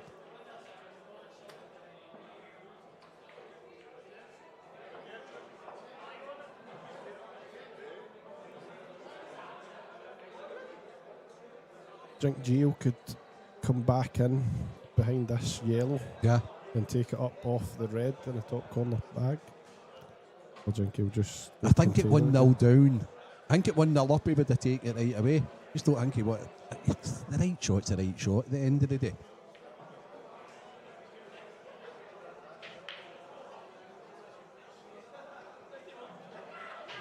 So the answer's yes. Right.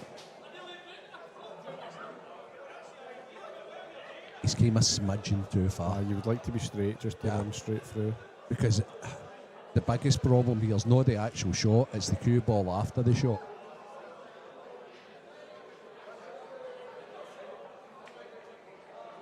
So who's up next for you, Robert? My nemesis, Liam Dunster. Oh, just the world number 1, okay. It's 6 o'clock. Okay. So I've never beat Liam. Obviously, Oh wow. Oh, how'd you like those I know. apples? Liam's just 2 shots there, top draw, mate. It's as Listen, simple and he straightforward always as that. It's plays out his skin against me as well. In tournaments, I've watched him. Like, I've been waiting. I know, right, I'm going to be playing him next, and I thought he's made a few errors. He's missed a couple of balls, and then he comes on against me, and he's just absolutely flawless.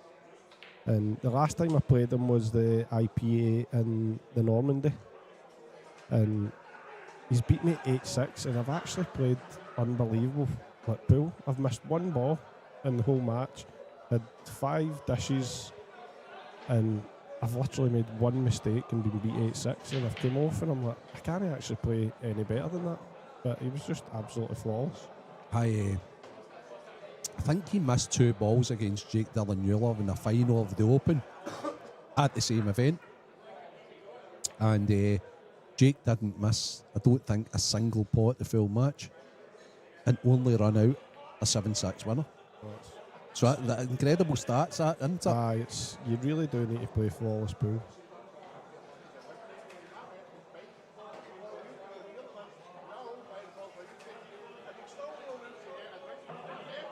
A black for the win here for McAllister Jr. and he's got it. 10-7 win, very good win. He's just such a good player, Big Mark. He's such a good cueist, he hits the ball really, really well. And that's right up his street. To go slugging it out with somebody is exactly how he wants to play the game. I remember he got a coaching lesson or 2 off at Elliot. Yeah. Must have been probably about 2-3 years ago now. And Elliot actually said to me, he went, Robert, he will go very, very far. He said, what a cueist he is. Very much so.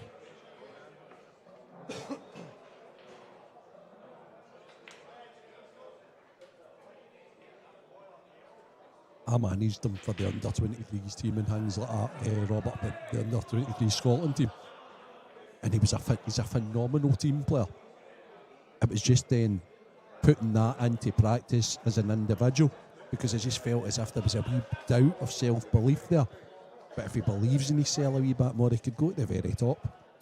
I mind watching him in a money match, and I didn't really know him at the time, and I watched him playing Martin McIntosh.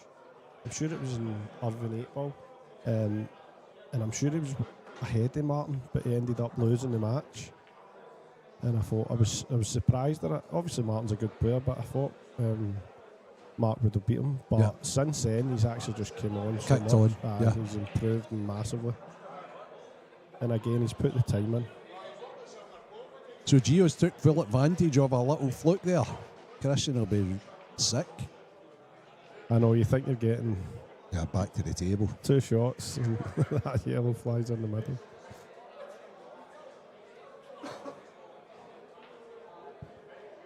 So we're now back on serve. Any little results standing out there, Robert? Luke Sanji's 7-5 up on Dean Shields. He just did a marathon match with Sean McMahon. Yep. And Sean actually Should had a chance in the decider. Did it go 9-9? It ended up going 9-9. Okay. Sean had a wee chance in the decider. He had to kick a ball at him, and it didn't come out quite good.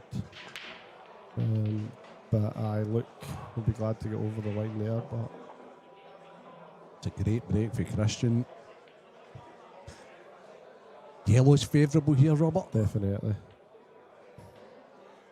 The biggest problem is the one beside the 8.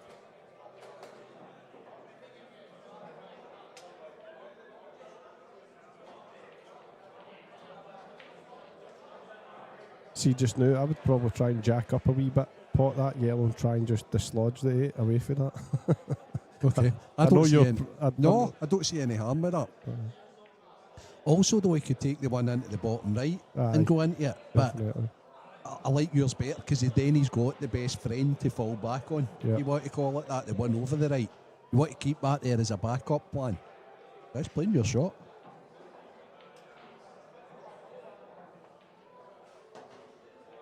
He's playing it long.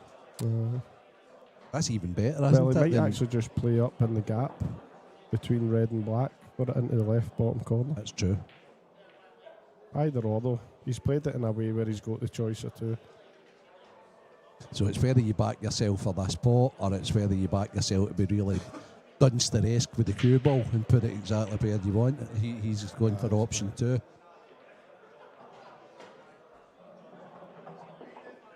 It's not bad at all, is it? Gonna leave a long one. I think the bottom of the 4 yellows at the top will go in the middle off the red. So it just needs to get onto the middle of the 3.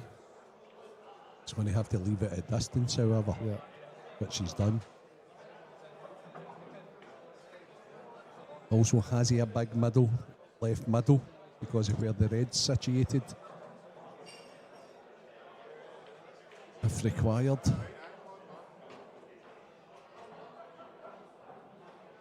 We'll maybe pot this yellow in the top corner now and just screw into the middle. Top left and into the red. Into the red, Yeah. yeah.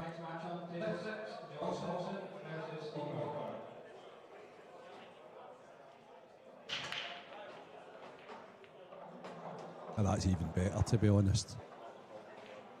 Can he hold though, or is he losing the cue ball a little? He's going to be leaving himself a tough black though. He doubling this? No, he's no problem holding it, no problem. Yeah. So cue ball where it is just now, Robert. Aye, that's it.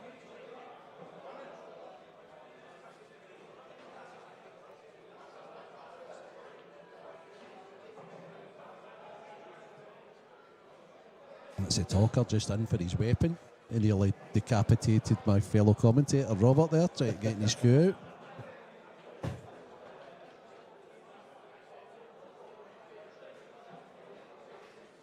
Should be charging people for the cue stash in here, there's loads of them.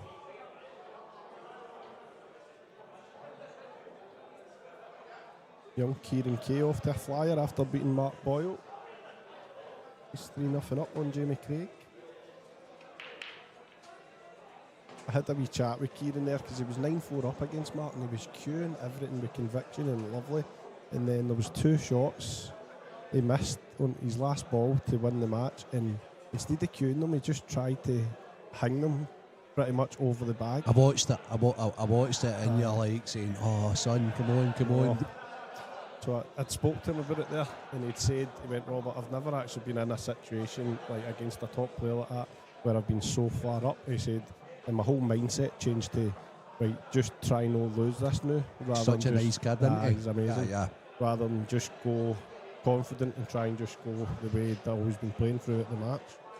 But I said to him, wee man, do you know what? I said, you're probably better off that it's actually happened that way because you'll learn from it now. Aye, and still won the match. Definitely. It's even better, isn't it, when you win a match and learn from it, Aye. that rather than lose and everything that goes with losing. And I know. But one thing's for sure, Christian's not scared to leave long shots. He's not trying to get too close. No, he started off constantly. So as we expected, Gio back to the cut break here. He really has got one of the best cut breaks in the game. Hopefully I've not just done the commentator curse. He's hit them well enough, but Hit them great. nothing's really went near a bag at all. The reds look lovely. Yeah. Yeah, and every single thing connects to the other one. Yeah. Right.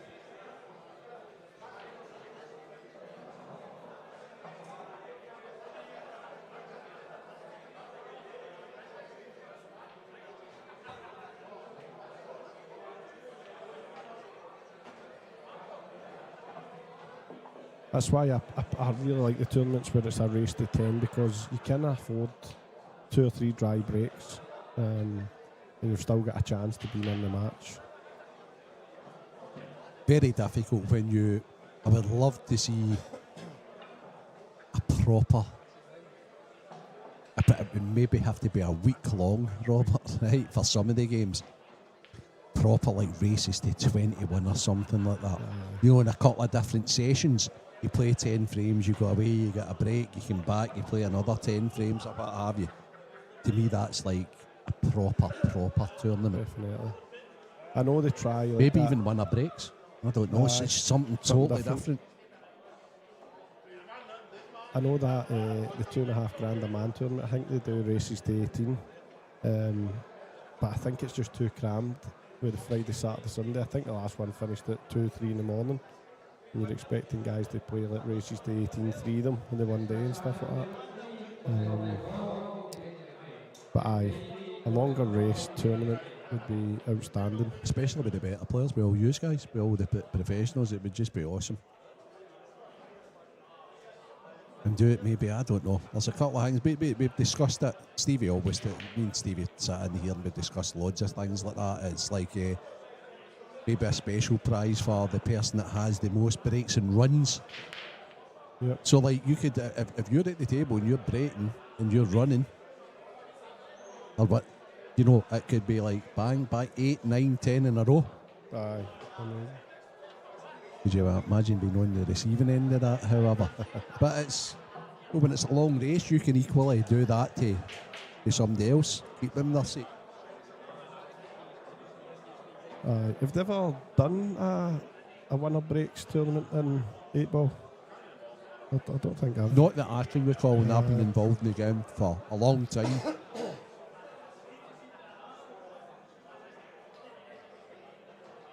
It's quite exciting to watch actually, and I know they had the 9-ball tournament in here. I'm sure Jason came back in the final. We were pretty far down. Against Victor Zielinski. That's right. And it was winner break, but it's good because you know you've still got a chance if you can just get 3, 4 runners in a row. Yeah, it was one wee mistake, and then Jason ran the match, didn't he? Definitely. Yeah. And it was exciting. So while we're talking about all things tournaments, Christian's just going about his business flawlessly. Definitely a good start from him. Gio 2 dry breaks so far. Gavin Robinson 7-6.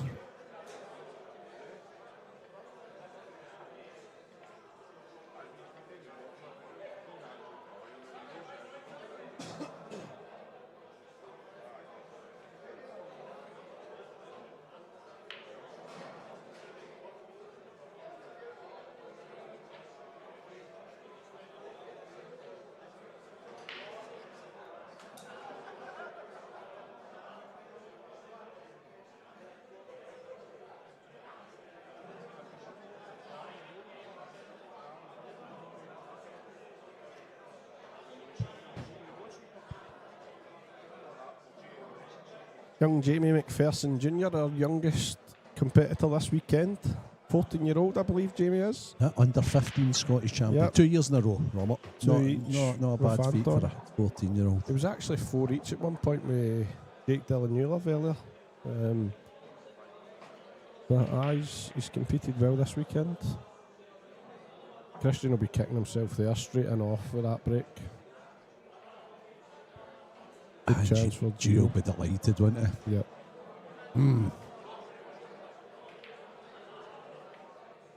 So. Okay. So I'd probably put the cue ball close to the left-hand bag, play the red off the cushion to move the yellow away, stun the gap for the red into the top left, and then take the reds. And I know you're looking as if to say, wow. Aye, I'd be fine. What's with that. Gio doing though? He likes yellows better, I think. I think he's got to play this red off the yellow. So there was more gamble in that. Yeah. But he's fine. He's actually fine.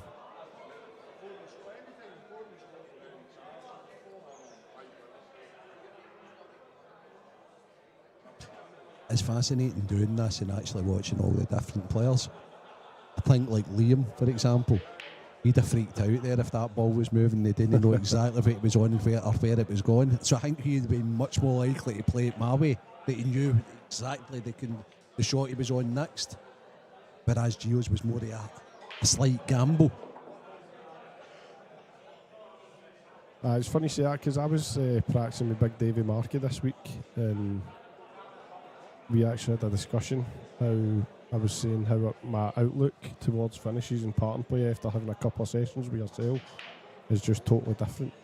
And oh wow, Gio's missed that red. But he is on reds, isn't he? He is on reds, but Saying that if though, look Billy at the can yellows. get to that yellow into the middle. I was looking to see if that one goes long.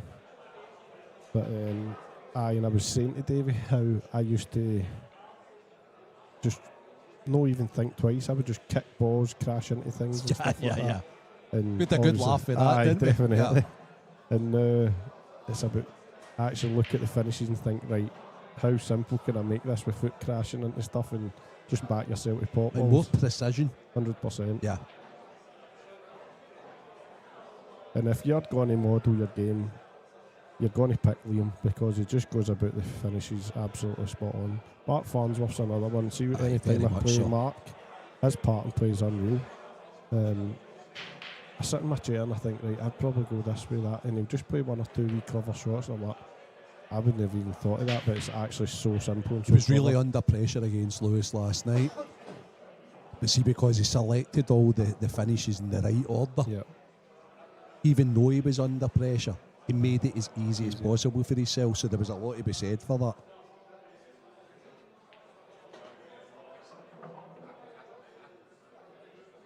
That's fine there. I think you can just hold for the yellow in the middle. So, an unusual error from Gio there. He's got to be 4-1 down. As you say though, it's not a race to 6 or 7 where he'd be really under pressure. Yeah. He'll be under pressure if Christian gets his break together, however. Aye, so it's Gio's break next. First two have been dry. He went down the middle and then he went to the cut break, so I think he'll stick with the cut break.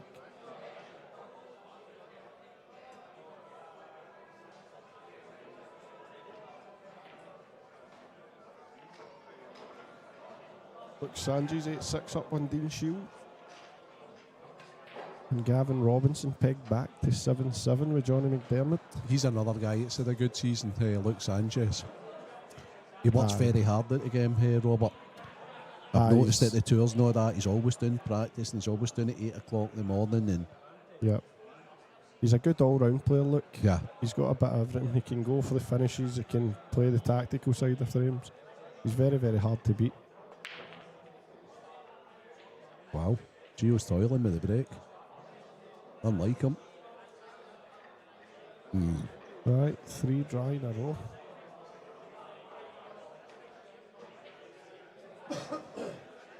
See, when your break is constantly dry in a match, no matter how good you feel about your game or queuing, it actually still does fry your head. Oh, of course. See, when you see the guys with the best temperament, Oh, my he's God. miscued. When you see the guys with the best temperament constantly bemoaning the break, Yeah. you know it's just a head fret. They do one or two things. You also get people like Big Marsh, he's brilliant. He laughs now. I know. If he goes barren for like 3-4 frames in a row, he just starts laughing as if to say, this is ridiculous. Because it's not for the lack of power or hitting them. I know, I was earlier, I was actually moaning. I had a monster break and the reds were absolute dollies, but the yellow went over the bag and covered the black. And I was actually moaning. And then it wasn't for a minute until I've seen the yellow and I thought, oh my God, yellows are actually just as easy here. I don't know who it was who was in commentating at the time, but if you listen back, you get a right good laugh anyway, that's for sure. It was actually me. We'll And see. I was when like, Robert's obviously been practicing with Big Chick, I says at one stage. yeah. But then does he know Big Chick? He's the guy that does the tables and all that in here. He's a really, really good player. But he likes him on the big man, didn't he?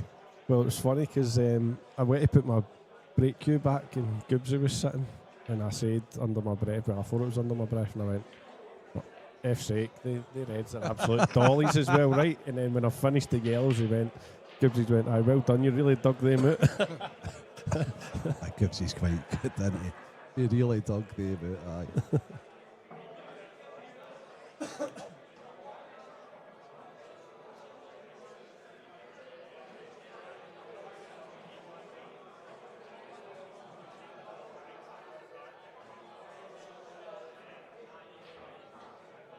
Viv Roscoe has won a frame against Mr. Magic. Well done, Viv, and well done, Viv, for actually being the only female that comes up. I think she gets ranking points for coming up, though. Does she? I do believe so. I do believe so. She's Such coming a up nice maybe woman, with it's Gareth good to see. anyway. Yeah, yeah.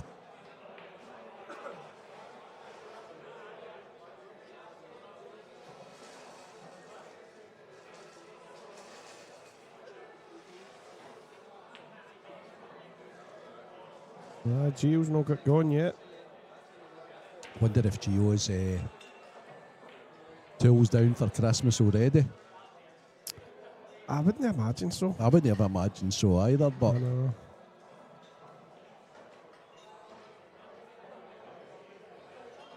Christian gone tactical there. Christian's just a clever player. The thing is, he'll know Gio's not got off to a great start here either, so he'll obviously just try and keep it tight and sensible. Still a half chance on yellows here though, Robert. Oh, it is. Go into the 8 ball. There we go. Obviously can play, I mean, it's not come out great, but he can play one of the yellows down onto the other yellow, play it in off it, that would then release it away from the red.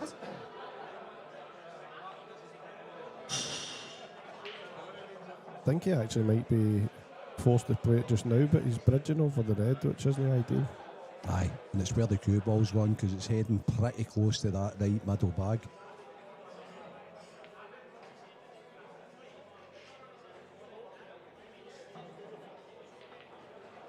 Played it well. Played it very well. Very good shot. Very good. Was nowhere near the right middle bag. Okay. What would you play here, Robert? See if he could take the one down the bottom the now and get up for the one on the left cushion. Maybe even use the red. Just to beside. screw off it. Oh, he you would come screw, right, okay. Just depends the angle. It's hard to tell unless you're right behind it. Ideally, you'd rather get onto that next, but that looks like he's just got to pot and kick this. So playing your way, you wouldn't have needed to kick anything, would you have? No. Although, that's very well controlled. Yeah. Do you leave that up there now and now play your shot? And that's the connector for the 8 ball? I think he was wanting to pot the one into the middle there, but I don't think he's on it. So you need to just try and get up.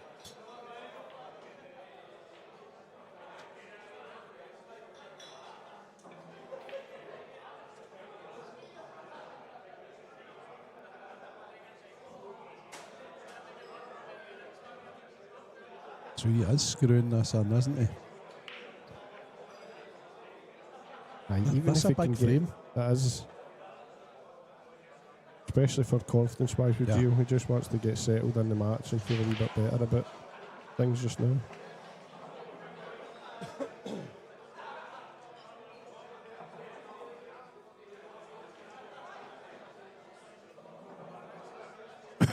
So is he cross doubling this or can he cut it in the middle? Cross double it is, he's missed that. Imagine he'll just take this bag now at the bottom. Yeah, it wouldn't surprise me in the slightest.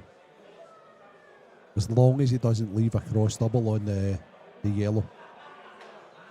Yeah.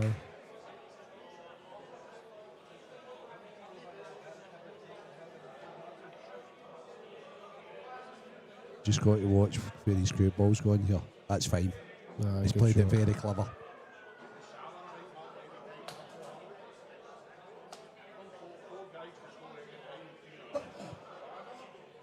And Gio's not like this one little bit.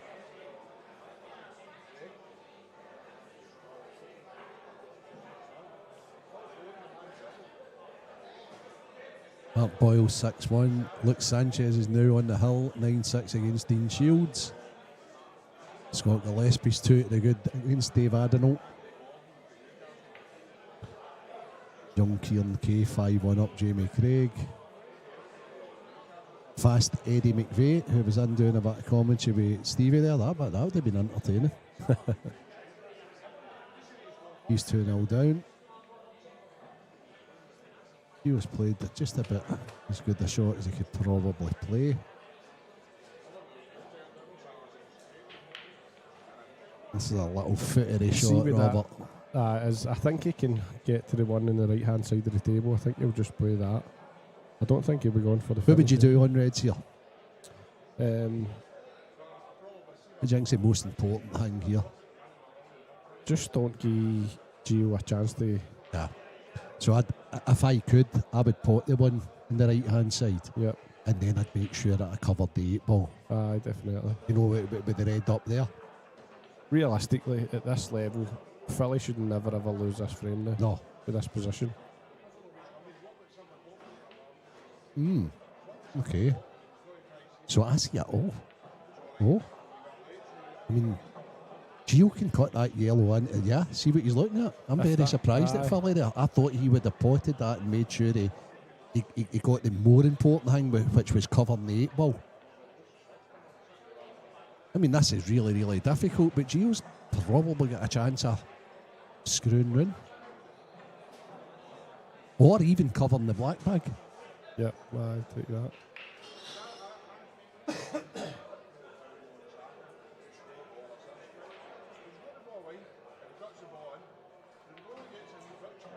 I still think Philly's favourite, obviously. But I think he would have been a bigger favourite had he covered the black bag. That's with the old school style of thinking, Robert.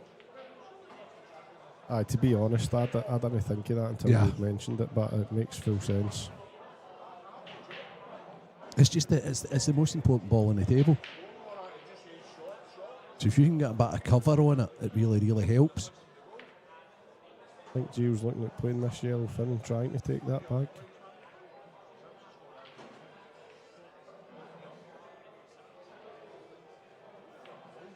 Good shot. But No, Philly's got to cover it.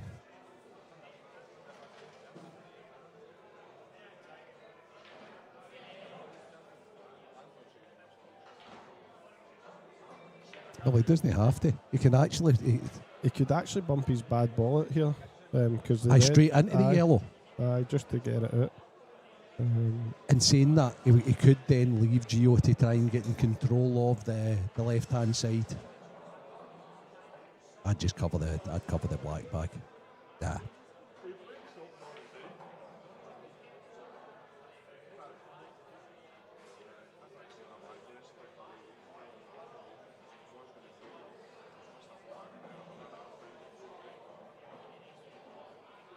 Yeah, pretty good.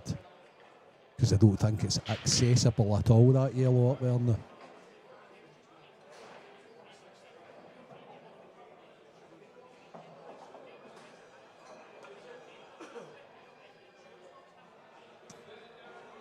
Philly's probably one shot away for the finish, and that's and it's probably going to be the next shot. Gio's just getting this out because he knows Phil. Oh, he's a bit unfortunate.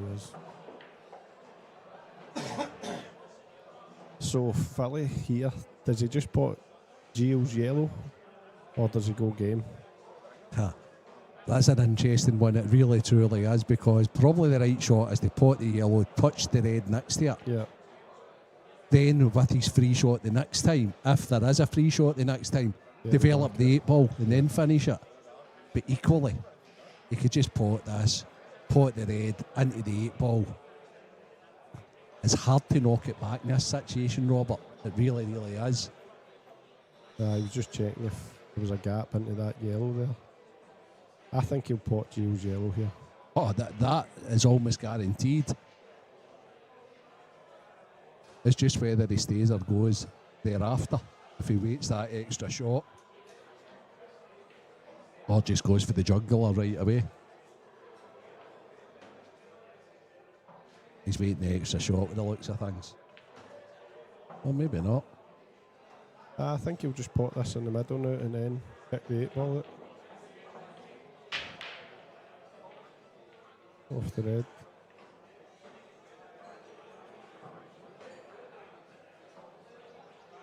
I don't. No? No, I don't. Just bump this out of the bag. Yeah, but he's not getting a killer snooker here. Okay, so that's not even a snooker. I can then clip that yellow. I don't think he can cut it in and kick the bad yellow into play, but I tell you what. So, I hate being overcritical in here, but I can't help myself because I'm getting old now, and it's just one of these things that happens with age as well. Tell you what, see if he can actually clip this in. He's going to go close to kicking that. Why did Fallon not just pot the yellow and then just touch the red that side, especially with it being cut off up there? Oh my God! He's actually overcut that. He was on. Oh so, wow! But imagine leaving them that chance. Yeah, right. Okay, so interesting, very interesting frame, to be honest with you.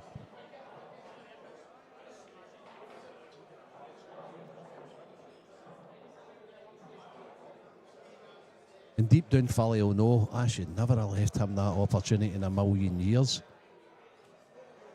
But I'm glad I didn't have to pot the balls in the end up there, and that frame just was over like that.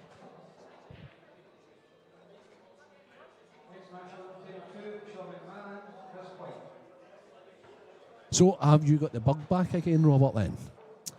Do you know, I actually love this tournament. Every year, it's one of my most favourite tournaments I look forward to. Obviously, being in your home club, you feel comfortable, you practice on the tables, races to 10. I've generally done quite well in it as well. So I've got the bug back this week, definitely. And I had a wee chat with Paul the other day, and obviously I didn't play the last couple of IPA tours. I thought, you know what, I'm just going to retire. I wasn't totally enjoying it. But Paul's convinced me to get another bash next year. He's good at convincing. He really is. So I'll play again as pro next year. That's good. That's good. So, I do love the game, and when I don't play and missing the 2 tours, I'm in the house and I'm like, oh, I wish I was there. But I totally get that. It's very adaptable, this sport, isn't it? Definitely. The amount of guys that have retired multiple times is incredible. Well, I'd vowed if I was going to retire, I was retiring, right? And then I went and played golf for a couple of years, and I thought, right, okay.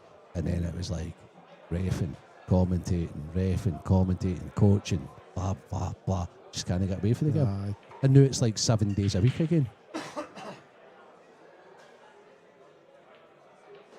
And the thing is, obviously, like, it's a close-knit community, and you've got a lot of pals, and you end up missing people, and for the social aspect. The social aspect, as you say, people forget about. Definitely. Because it's a competitive sport, people forget just how social it is and how much of a family it can be at times as well. 100%.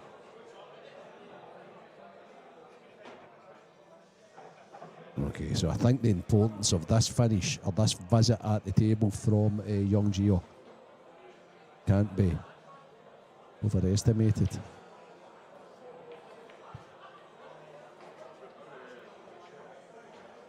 If he gets these, it's match straight back on. If he doesn't win this frame, it is a long, hard task.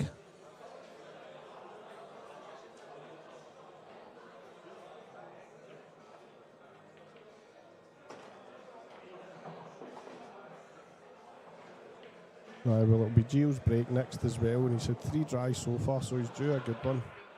He's played that nicely. Yeah.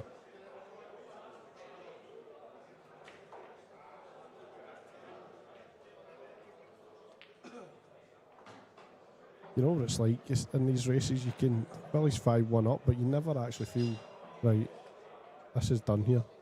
You know, a dry break and 2 frames are gone straight away. That's a weird old game. I always liked getting on the hill, Robert. I just felt that was it. See, to get on the hill, that was the big frame. Because you know you're going to get another chance, especially if you're a few frames in front. But when you're still 2 away, you feel as if you're a million miles away. I know. Yeah, a tidy little finish.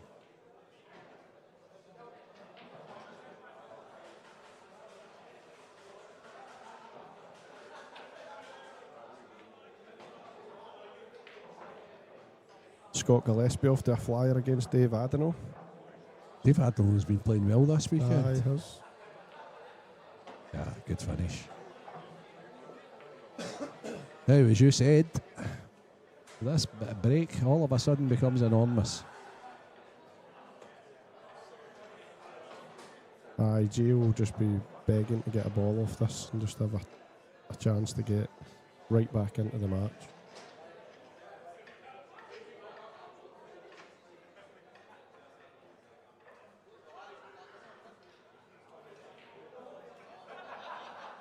Right, son. Mr. Magic Mark Boyle popping in to say hello. Good win against Viv. Good evening, ladies and gentlemen. Who's next up? I don't know. Who's the next victim? Oh, Stevie Ainsworth. I've got a night out tonight. I knew that. Oh, I can tell the way you're playing, Mr. Magic.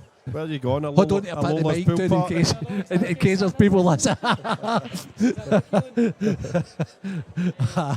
The bullshit, brilliant, man. Gio's down the middle again. Got a couple of More balls. successful this time.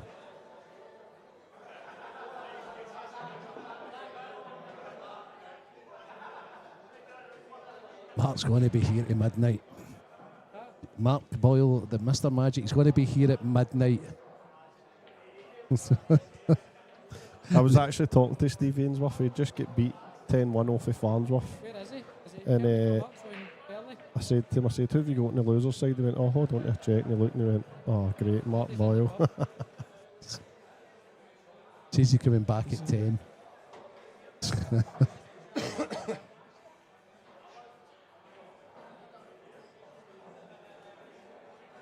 Aye, as we were just talking about, life gets in the way of pool sometimes, unfortunately. And it's this time of year as well.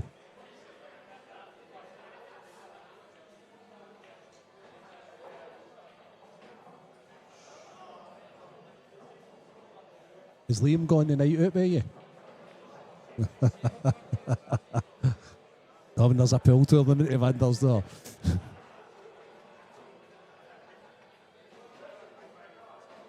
But my co-commentator says he's going to take care of him in the next match, so.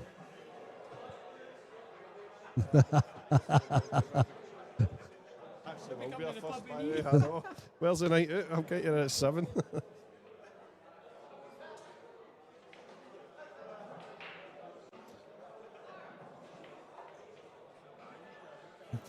Thanks. So I know somebody was waiting on Ross County earlier on. We've just lost at home to to Preston, of course. Back in it, 2-1. Oh, so it is. So it is, actually. It's still 83 minutes. I thought that was a full time.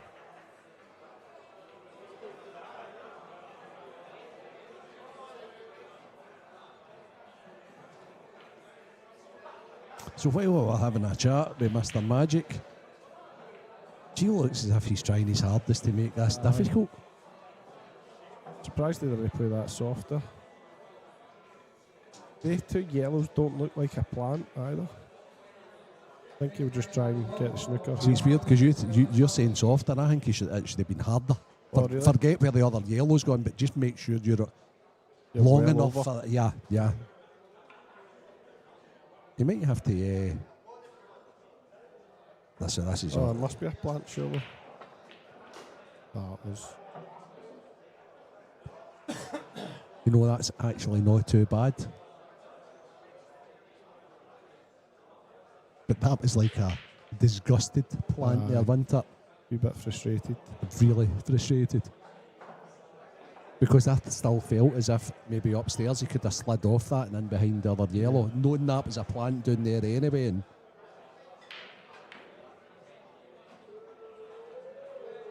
it's as if he's just dying to get going, just trying to get into a wee bit of rhythm and a flow of the canny, and that's why he's getting a wee bit frustrated.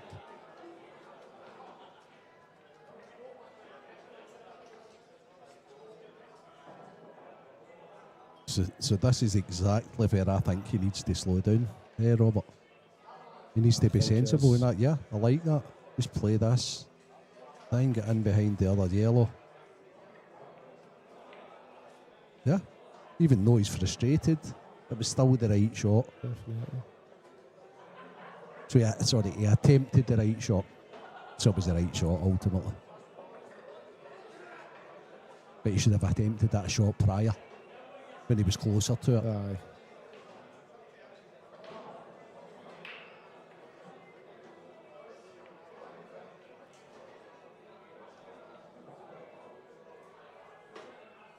Thanks, Mark. So The drink Philly goes all out here. I think if it Tries to goes, leave the double. I think if it goes, definitely.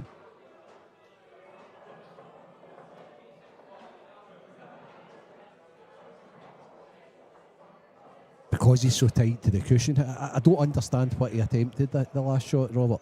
I think he just tried to take the bag. Aye, to be me honest, so too. that yellow didn't go at all. I Me don't too. think he actually So it's a wanted to little block bit of a that. mistake if that's the case then. Yeah. Because see if he had played it with a bit more conviction, Yeah. he would have had the angle on this red and at the Bump it bottom out. right. Aye, to bump either the yellow or the red. Yeah.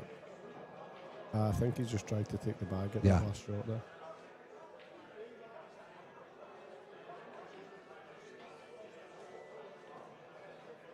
Okay, so what I'm doing here is the red he's closest to. I'm going to slice that across and put it in front of him. I'm not playing this. Certainly not playing this. He's just about to develop Gio's worst yellow. Oh, absolutely not. And he's left an angle. Absolutely not. Left the angle just to Aye, to bump pot into and the red kick a wee into bit. the red, aye.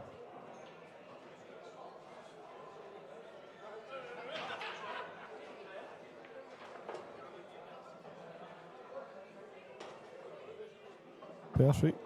Gio see that as a Aye, definitely. like a little weak shot for a very experienced player. And Philly will be sitting there thinking, what did I just do there? What am I thinking about?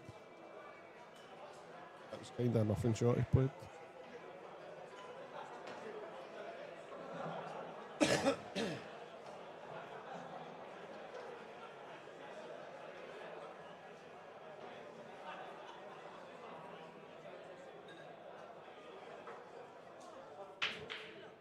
So the magnitude of that shot,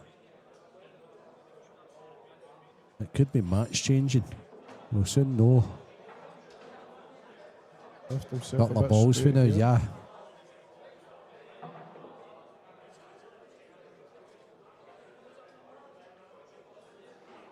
If you're screwing this, you're going to go a bit close to the middle bag, which You've got you to don't want to go. I wonder if you screw it really hard, we check.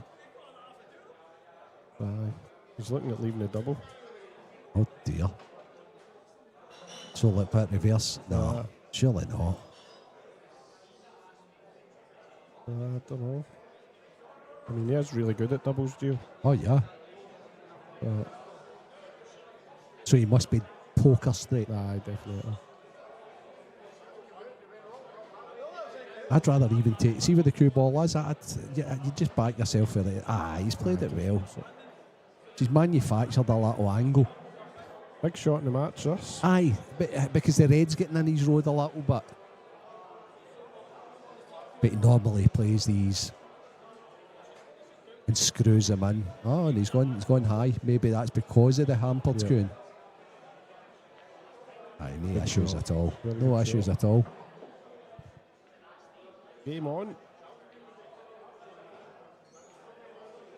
So young Kieran Kate is doing a job on Jamie Craig, Yep. his fellow Midlothian player. Scott Gillespie got a simple black here to go 5-0 up on Dave Adenauer.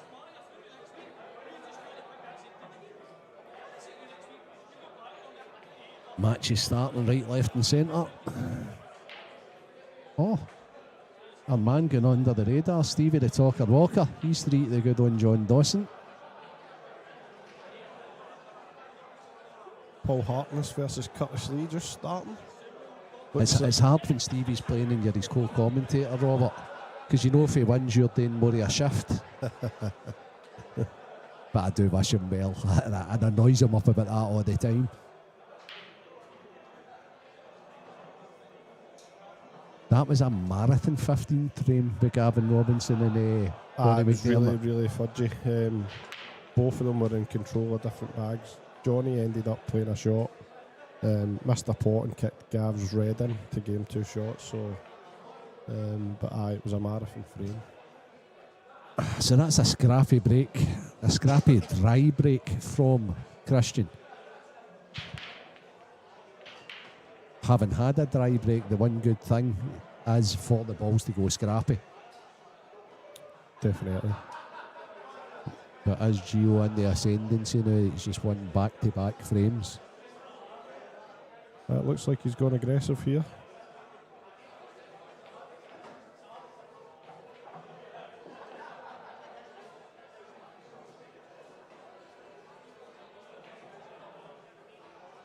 See, I'd take a bad unit here, Robert. Aye, the fact that he's took control of that other bag. Nah, maybe not. Maybe not. That's just crazy. You take a bad unit, you're leaving the guy a chance and he's only one kick away from finishing. Nah. Cancel that thought process. Just touch the ball you're closest to.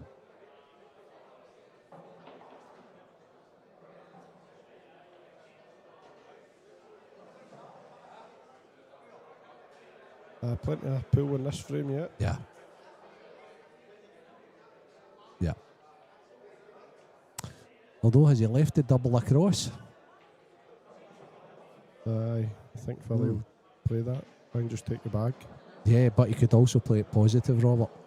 He could play it in such a way that he's going into the balls and No, he works against it. hi, Dave.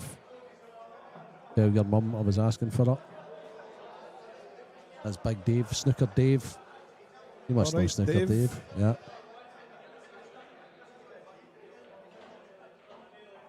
Robert says you're rotten at Snooker Dave. If you ever want a lesson, get yourself to McGoldricks.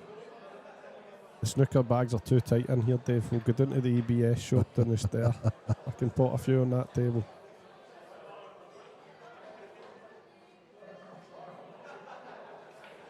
Yes, Snooker Dave. Some character Dave.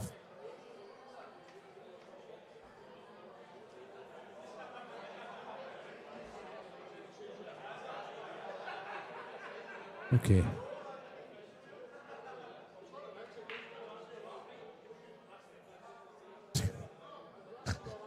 He always played.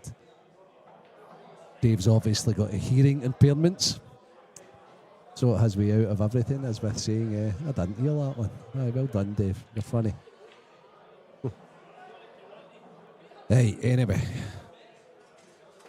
So who's the predictions for the tournament winner in the chat this Oh, weekend? yeah. Well, I'm changing mine now because I can't predict the guy when you're playing him next, can I? That's all right. I've predicted I him. always Anyway. predict him. He is the man to beat. Definitely. Do you know what though? I was actually a guy that's became a friend. I'd call him now. Is Lee Shepard. I was impressed with his performance against Jake Dillon Euler there. He's hitting the ball as sweet as a nut. I really like him. I really rate Lee. Very, very good player. And you can tell he plays the game a lot. Yeah. Yeah, absolutely. He just knows the shots to play, how to cue things. And he's fiery. I like the wee skip he gets in each step when he's playing well. But it's hard, isn't it? I could go through half a dozen people, but more. Probably a dozen people. I'm liking what I'm seeing with Scott Gillespie as well here. Yeah. Oh, Scott. I mean, I think it was October he hit a purple patch. Aye. Was it 3 tournaments he won on the top? Yeah. 3 weekends in a row? It was 3 finals in a row anyway. Oh, Philly, that's super slack. The Saltire, the Scottish, and then... It was an IM final or something as well along the way, wasn't it? He was unplayable. No, but he's good. He's good.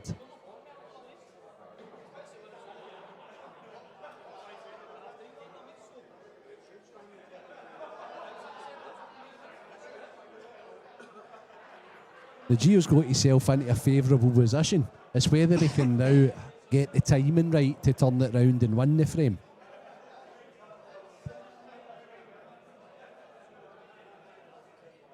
At the same time, not risking a counter-attack for Christian. It's one of the frames, you're in massive control, but you don't want to go too early, and then before you know it, you're handing your opponent an advantage. I don't even... you probably, I've talked to a couple of the old school guys. I know you play on a Tuesday night with like Aldo and Paul and things like that, right? Not that they're old guys, but they've just played the game for so long. And they think, numerically, you keep the balls on the table and things like that. Well, you don't need to do that as much nowadays, Robert.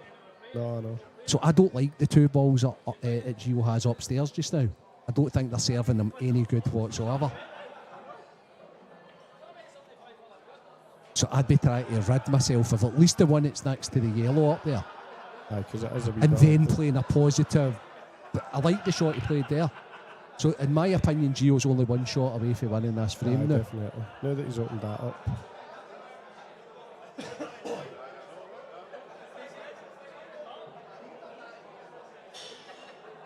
I was talking to young Keane. He played Aldo last night.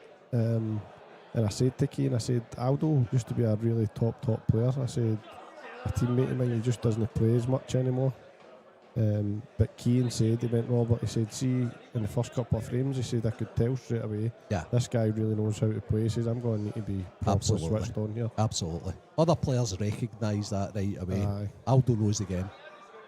And he's a good 100%. potter. Aye, he is. You know, so he can dig out a single ball pot every now and again as well. So Me and him, football on trumpet, me and him are the Glasgow doubles champions back to back just now. And I actually enjoy. he's a perfect foil for you as well, though. Because he keeps me right in his knowledge of the game and the shots, and I would just. It's good to have a partner like that. 100%. Aye. There's times I want to just go for a finish, and he'll be like, Robert, just do this or look at this, and I'm like, oh, aye. Like, so aye, it's good to have that balance between. But he's also it's Scotch doubles, isn't it? Alternate shots. Aye. But he's also capable. Oh, 100%. Aye, yeah, I like that shot. definitely. I like that shot. It's what it's done is it's bought me a little bit of time. Thing is, Gio's so good at 2-on-1s. Yeah, I actually might be tempted to play this, by the way. I know it's mega risky, but Oh either no, plays it or he'll just bump that it's one like back. mega risky. Oh, I know. I would never play it. And the reason for it is because see if he gives him a free shot, Aye. he's then playing the yellow that the white's closest to now. He would have played that on to the red, onto the yellow, and then got control here. I like that shot better.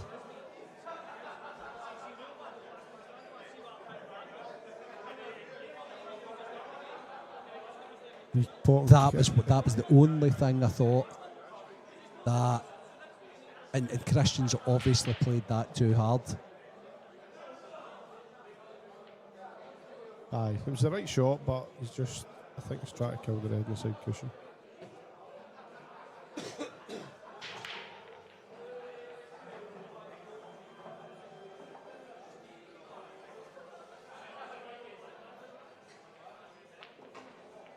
Oh my goodness, did you see that? Gio's just potted that red to bring the black out, and the black has just went into the middle bag at an unbelievable angle. Oh, Rab, you'll have to talk me through that. Unbelievable. So did they pot the red to screw into the black? Potted the red to screw into the black. He was going game just to bring the black out, and the black, it was a tight angle, and the black's actually went in the middle bag. And the right middle? The right middle, without Incredible. even touching Yeah. a knuckle. Unbelievable. You couldn't do that if you tried there. No, obviously not. That's that slight risk again, though. Yeah. Without being harsh, right? And I always go back to the same guy. But would Dunster have played that shot and took that slight risk, because he'd have thought that's got that percentage of chance of doing that. It really was unlucky, Eddie. Good to have you in the chat, son. But you wouldn't have thought that black could have went in at that angle at all.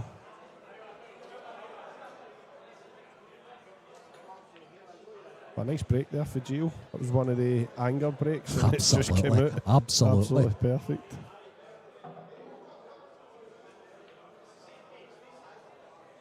Needs a wee bit of angle here. Aye, don't like that. Too straight. Yeah.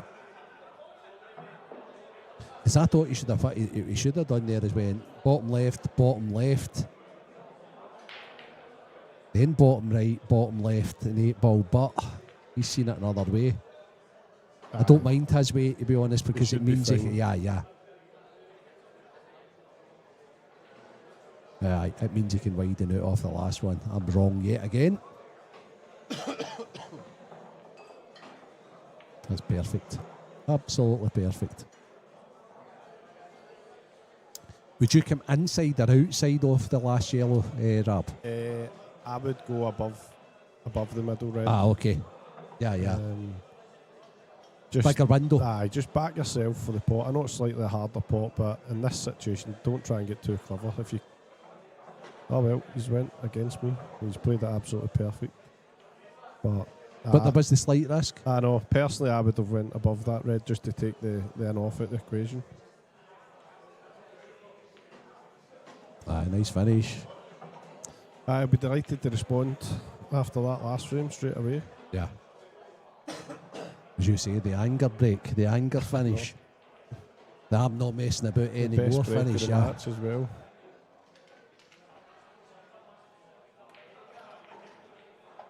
That takes a wee bit of doing.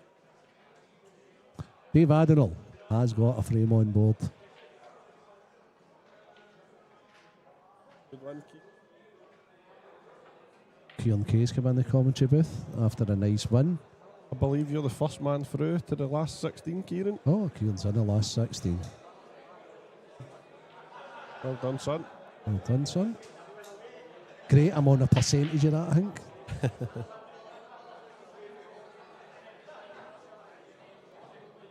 Such a lovely kid, Kieran. So, Christian, have you got the reply? Are you going to be able to dish in less than a minute and a half? Well, yeah, if you he's break hit like them that. really well. Oh, my goodness. Controlled that white to perfection there. Oh, long yellow. Yellow to the middle. Yellow to the middle. That's done, Rab, innit? It's done. That is an unbelievable break. So after the two of them struggling with a break early doors, two Yeah. monsters back to back. Yeah, it's starting to take fire.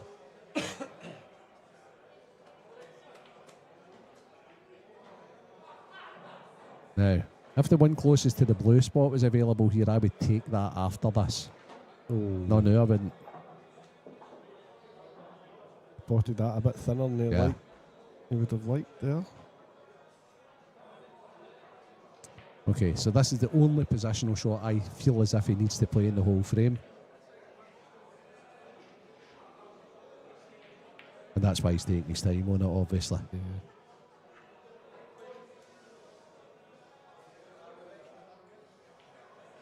So the good thing is, yeah, that's exactly the area. I knew he's got a choice. That is perfect. He is perfect that he can just pull it back, play the two of them in the same left middle.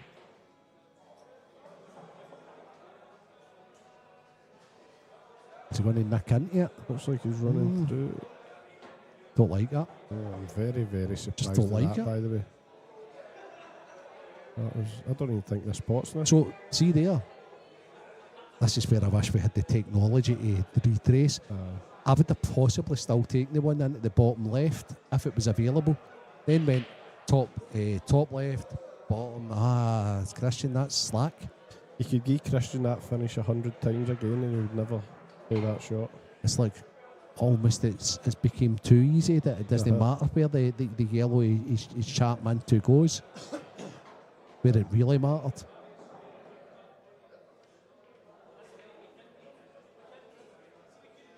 That looks mega tight. I don't think it goes. I really don't. I think if it went, it would be in by now, I Robert. would have played it. Is he going to have to try and create a plant? It's a thin plant, isn't it? And your fight's going up and down. He's looking at the plant double.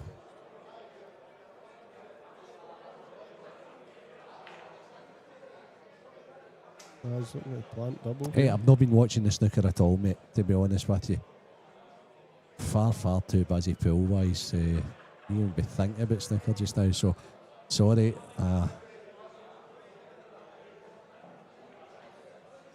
I know who's in form at the snooker. I know Neil Robertson's in really good form just now, so he'll probably be out the tournament. We're saying that. Judd Trump's been struggling, but he always seems to struggle his way through the next round.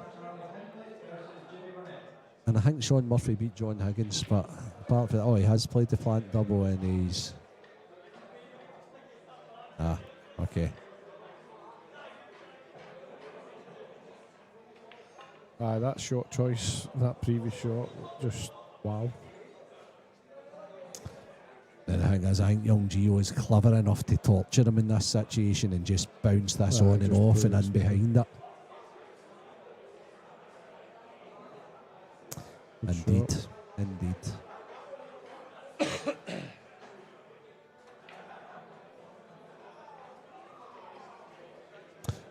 Who was beat for Trump? Robertson, yeah.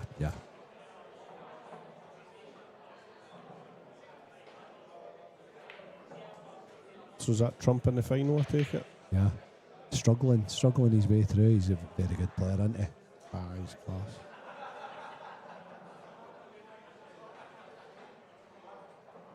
That's a good hit.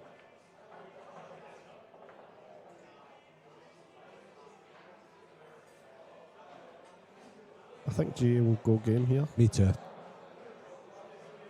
The two reds, they look a wee bit awkward, Yeah. but they're actually good connectors for each other. The one in the middle, if you could actually... Well, it looks It's like not going he's game. actually It's not going game. been sensible.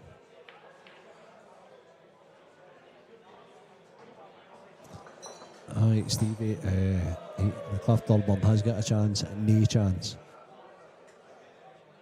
Stevie's obviously had a good day down there. Stevie's had a couple The of bars and sherbets, he's decided to spend a bit of the profit on a couple of shandies. He's only allowed three a day. That's a foul.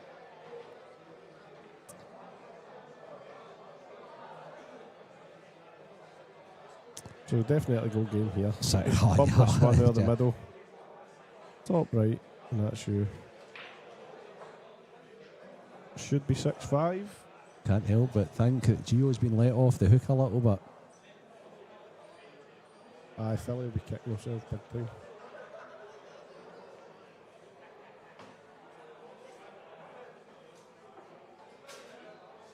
Good chance for Johnny McDermott here to go 9-8 up on Gav Robinson.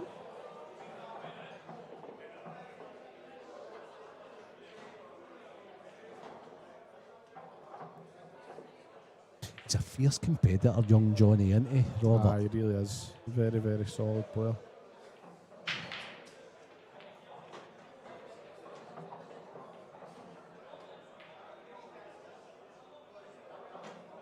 Okay. So 6-5 and Gio to break. Matt John here. He'll be praying for a same break as the last one he got.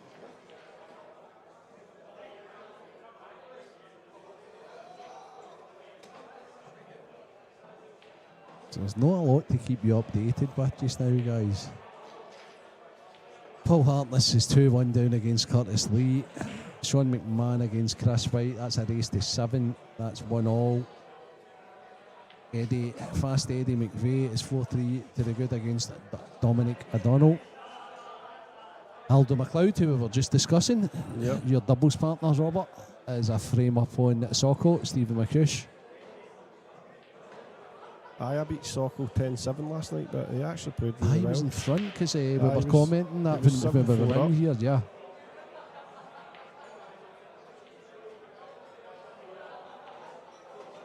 Socko's one of the guys where locally he'll lose some games that you just think, how the hell has he lost that match? But see, when he plays the better players, he actually switches on and actually proper focuses, and he's a dangerous player.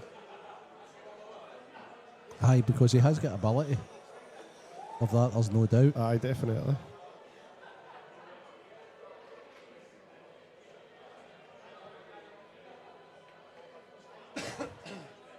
Just to do that, he's went 2 down. Stevie Walker's 4-1 up.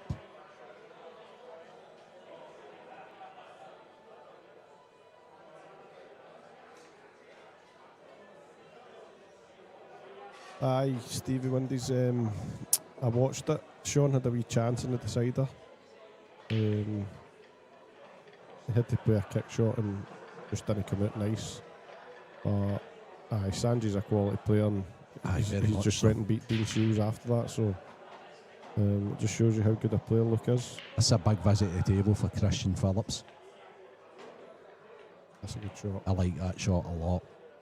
He's took no chances there at all.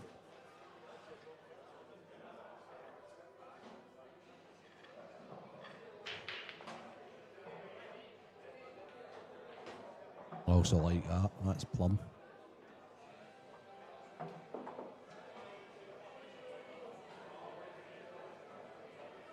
One good cue ball, and it should be 7-5 Christian Phillips.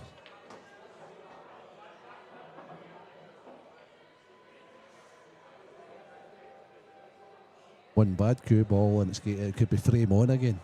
He needs to be precise with this. It's the only one at the bottom He's left, screw- Robert. Aye, he's on that Yeah. one. But he'll need to screw back for the choice. What's the worst he can do? Ideally we'd- Flick a red here, and he's still Ideally, we'd okay. want to be straight on the one into the middle. Oh, he's top If we forward. can top it. That's not perfect. No, it's anything but perfect. He's got a positional shot to play from the last yellow now. He'll need to move this red. Yeah, He's running yeah. into it. And I think that can only benefit him moving the red, however, because it's going to open the 8 ball up. Oh dear. He'll be So I thought he'd sort have of jacked checking up and for- played that. Aye, definitely. He's obviously just not read the angle there, the potting angle. And a player of Philly's standard, he'll be absolutely kicking himself at the Aye, last aye. two frames. Of course, absolutely.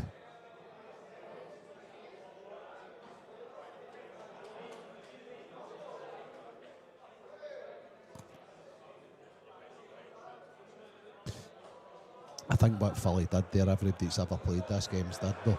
They think the angle's there just to kick it lovely. Maybe half ball up it, have you, to move it away. Then all of a sudden, because the cue ball's a bit smaller, it just like manoeuvres and it plays it too thin. And you want the grunt to open up meet you, Robert, don't you? Oh, It's, definitely. The thing is, see, being on the live stream table, we always had the here fin- criticise the it. finishes Yeah. you definitely don't want to miss are the really easy ones, Yeah. because you just, in your head, you're like, my God, how many people have The actually world's just watched watching me. doing that? Aye, yeah, Aye. sure.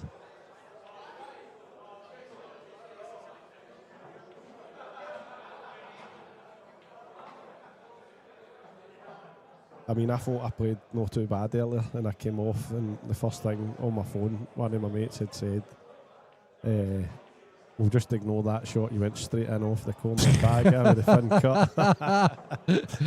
I'm like, not even that well done on it. Oh, and just life's a straight bitch into when it that. comes to that, innit? As it always the case.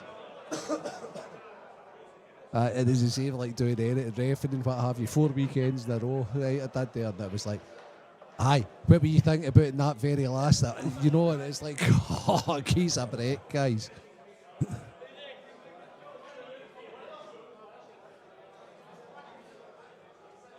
Well, this match looks as if it's gone 6-all.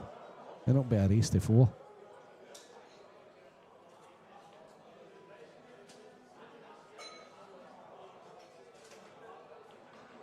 So I believe in an 11 AM start tomorrow. There's going to be a couple of losers rounds. Anybody that does qualify will have a long lie and a later start tomorrow for the last 16.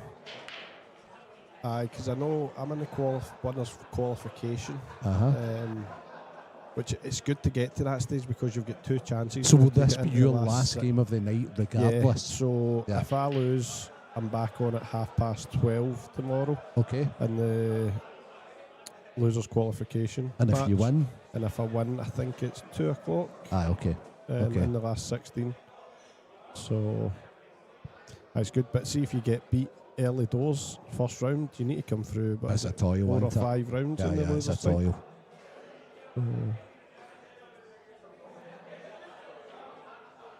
But sometimes, I've said this a couple of times, the way it works, if you can come through that losers qualification match on the Sunday morning, you've had a game under your belt and you're warmed up and you're playing against somebody in the last 16 they're coming on cold. They've not had a hit at the table yet, and it can benefit you. Obviously, you'd rather just go straight through the winner's side, but you've got to take the positives out of the other way then, haven't you, and say, right, okay, I'm feeling good. Definitely. Because it's okay hitting balls about practice, I thought, have you to loosen up, but there's nothing quite like playing a match. No. I felt that yesterday in my game, and I'd practiced hard all week, but I've not played many tournaments recently. Yeah. And as good as I felt in practice, just in that match yesterday, I You made a bit few nerves? errors and I just That's didn't good. feel match sharp at all. Aye, sure. It's just a total different type of. Yeah. I don't know if it's more your focus, your. Whereas, like the wee man here, he's just sharp all year round, isn't Aye, just playing constantly. he?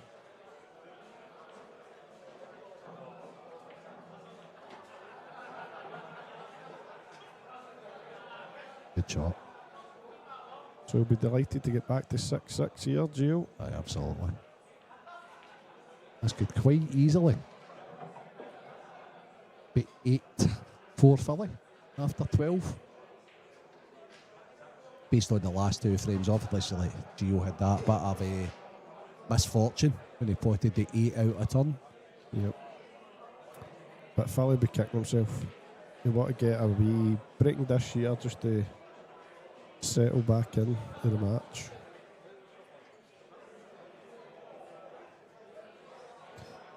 It's funny how the pool gods can work against you as well, because see when you do make a mistake like that, normally when you come up next to break it'll be dry or you're in off or you end up it costs you a couple of frames. That's a lot when you of the need to time. be really positive upstairs, isn't it? Yeah.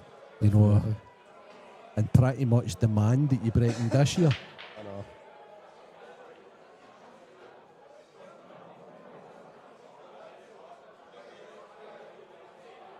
Just like Gio did earlier.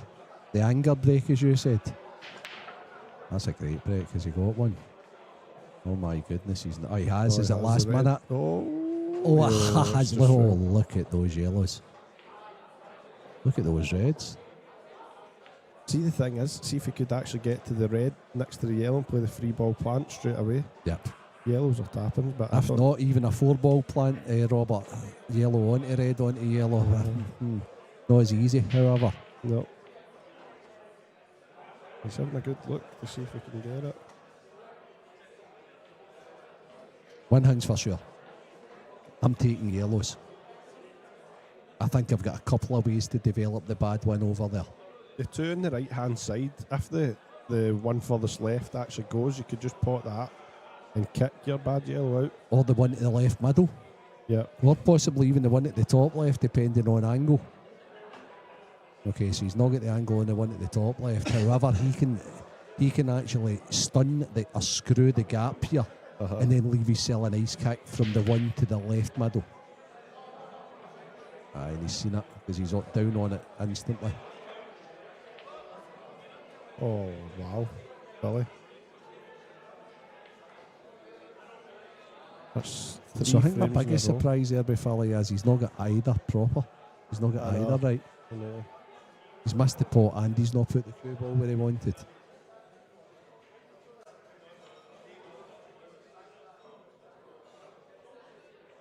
Gio's got a chance here. But his next shot is very, very difficult.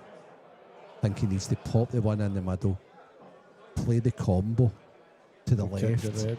Yeah, or even kick the yellow. Looks like he's going for it. Oh, he's gone for Thin the kick cut just early. now on the thin cut. He's so good at these shots, didn't even see it. That's okay. The only thing's controlling the cue ball in that Yeah. situation. But They'll take that. aye, definitely. I think it sneaks in the left middle.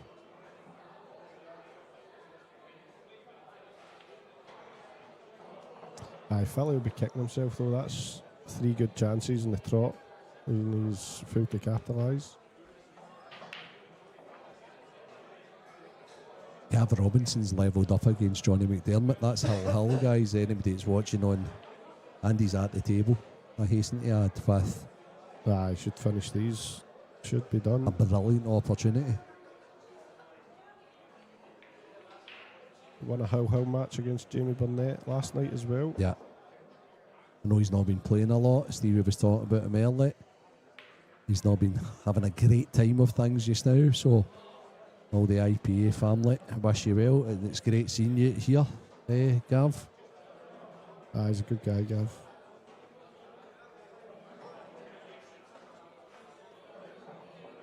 Came a little shy on that positional shot though. Aye. And as Gio did, I may add. And that's just what the doctor ordered for Christian Phillips. He really needs to get these, Philly. Really needs to. Just to set himself back down.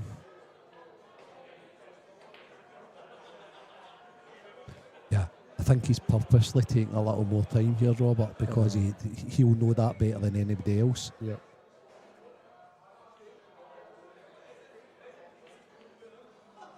Yeah, I like that. Like the way he's played that. Good shot with Gav. That should be that. Do you go upstairs here, Robert? Just like screw with a touch of side upstairs. I would actually probably take one of these away first. He's overhit that massively, but I think just getting one of these out the way, then go upstairs. But I think he'll go middle, Upstairs last then? bottom. No, I think he'll go middle.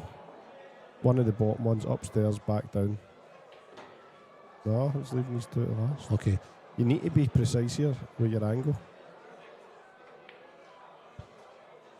So see the reason I'd have left the one upstairs? When I potted the ball at the mid, I'd have took the one at the bottom right. Yeah. Yep. So that I could then play for both balls. Aye. But he's fine. He's actually absolutely perfect. Yeah, he's okay. Black in the same bag. Yeah. Or if he wants, he can screw across and get the black into the left middle. That's black in the same bag. Watch. Yeah, That's good. perfect. Good. You'll be glad of that, Philly.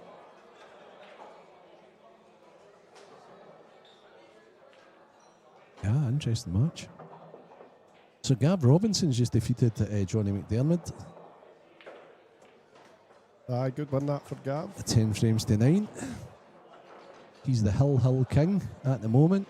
Aldo McLeod's doing a job on Stephen McCush. I'm sure that was a reverse dish there as well for Gav. Yeah. So that's two Hills he's won with two Dishes. reverse dishes. The run-outs, as they call them.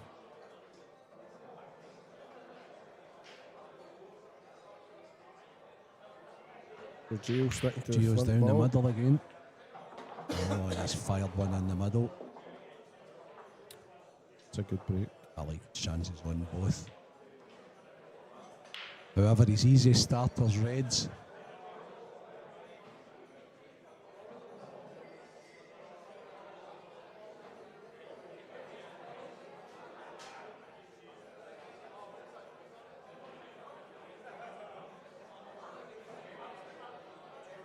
Just he's red in the middle of the table next to the two yellows. You'd want to try and get that on that as early as possible. The one closest to, if it was a snooker table, the brown spot, Robert? No, the one at this end of the table, nearer the black, the pink spot as it would be. Ah, yeah, okay. He's on it now. Looks like he's got to take it first. Is he bumping into balls when he takes this? Good Oh, shot. that's a great shot. See, the thing is, Very there, brave, isn't it? he had an easy starter, but the fact that he's took the harder first ball makes the finish so much simpler now. He's never scared to play the right shot. It's worth the Gio. risk. Yeah. Definitely worth the risk there.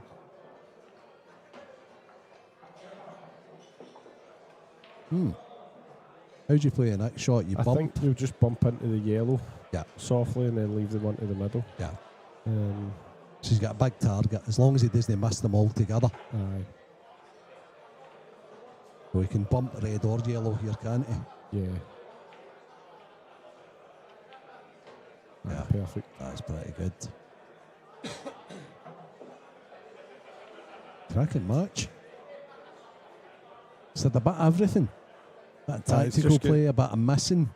Just get that feel it's going to go to Hill, innit? Yeah. 8 balls out a turn. Dishes. Reverse dishes. It's at everything. Both of them have passed up 2 or 3 chances each as Aye. well, so they're probably kicking themselves Aye. that it's actually close. But that was a really good The break. loser of this match will feel as if that's the one it's got away. Yep.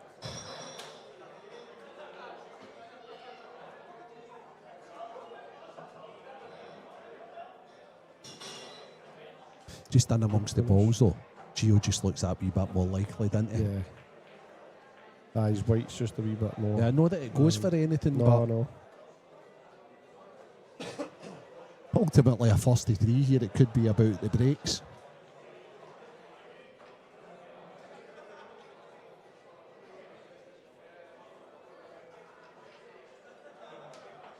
Stevie Walker's 5-1 to the good and John Dawson. Paul Hartness is now 3-2 up and Curtis Lee. Chris White 2-1 and Sean McMahon. Some of these matches are 7s, some of them are 10s. Scott Gillespie's 8-2 up and Dave Adenol. That's obviously first to 10. Paul Hartness versus Curtis, that'll be a proper game. Fudge Fest as well, because Curtis is a pretty Aye. clever player. Definitely.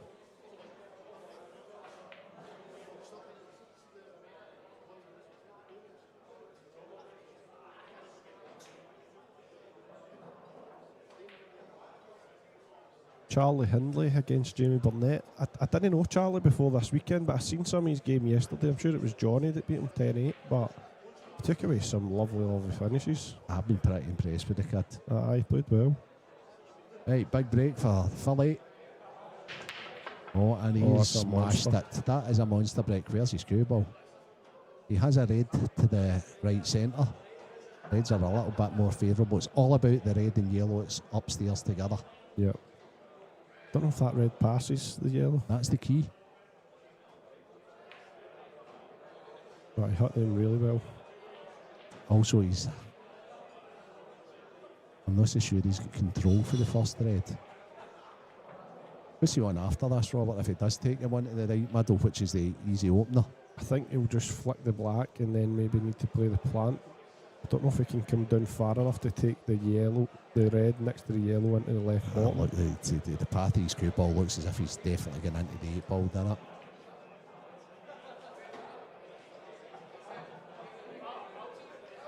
That's made things interesting.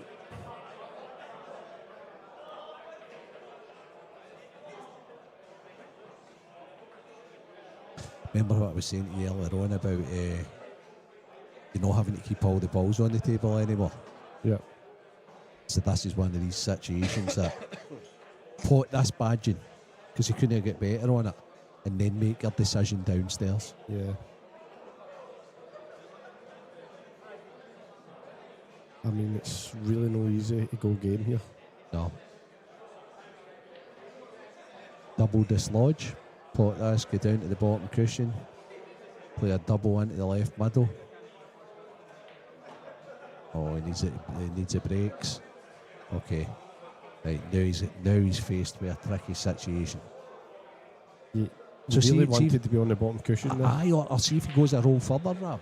He could have probably even played a double into the left middle and tried to get that out, but now it's a case of whether he slows down or he pushes the boat out. I think he'll slow down here.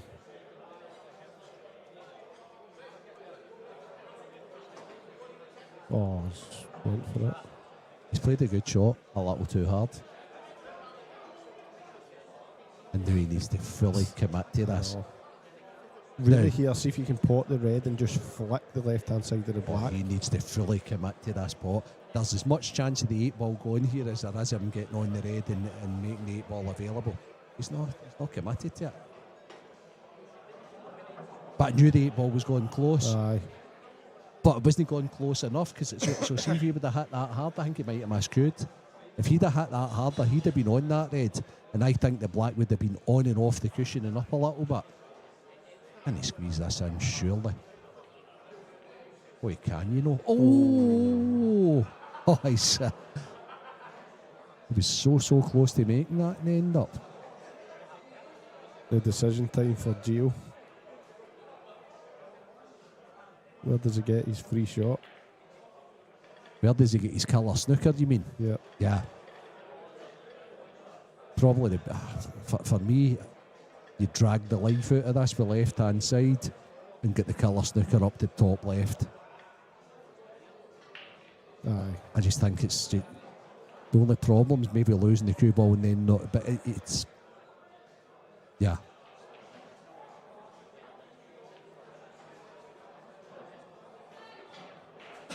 They're too troublesome to go game, aren't they? Aye. Aye, definitely.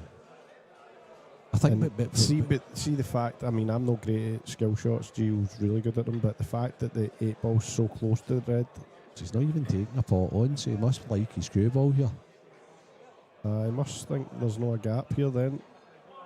Referee, Kevin Chalmers, get yourself over.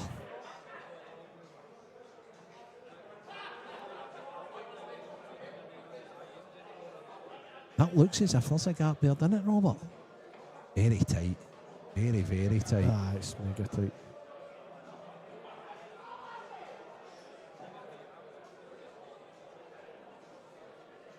Tough to judge either way here. See, Kevin's not moved a muscle. He's talking to Junior. Come on, Junior. Point him in the right direction.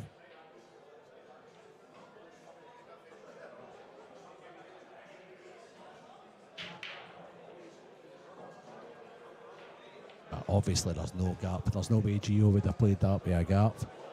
No.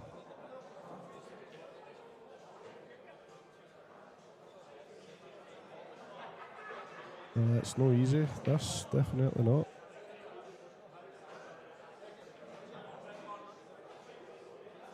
I'm not even sure in the next match on, but we've been treated to some really nice pools so far today.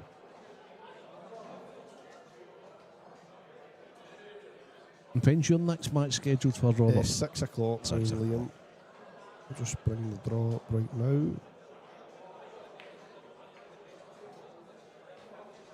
The winners' qualification matches is myself versus Liam. Oh, tasty. Gav Robinson plays Mark McAllister Jr. Tasty. You've got Gareth Hibbett versus Lee Shepard. Oh, very tasty. Luke Sanges against Craig Marsh. Also very tasty. Dan Davy against Morgan McKinnus. Oh my God, there's no bad games at all, is there? And you've got Kieran Kay waiting on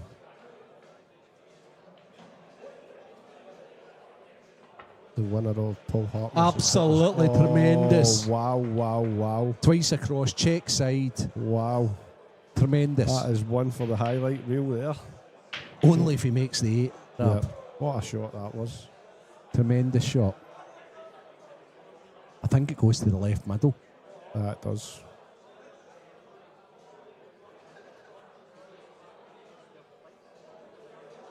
Although Gio is like a good little mate, as a Scottish guy and all that, you almost wish Christian to get this because of such a good shot there.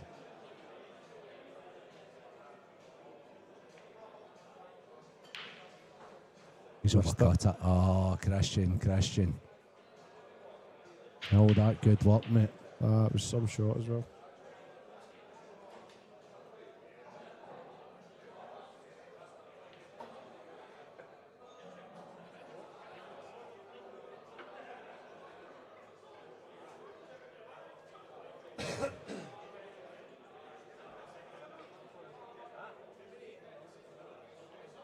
Brilliant when there's guys texting you, that, like, you know what the shot is. Especially when they get it right. Slam it off the station or two. Hope you're well, Gary. The thing is, with the side of cushions, you had to play that with pace just to straighten up. So it was an unbelievable shot.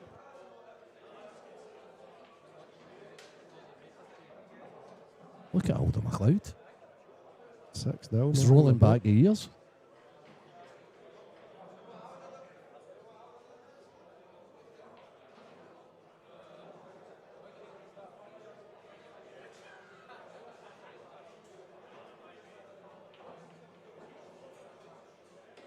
So what's the shot here for Gio?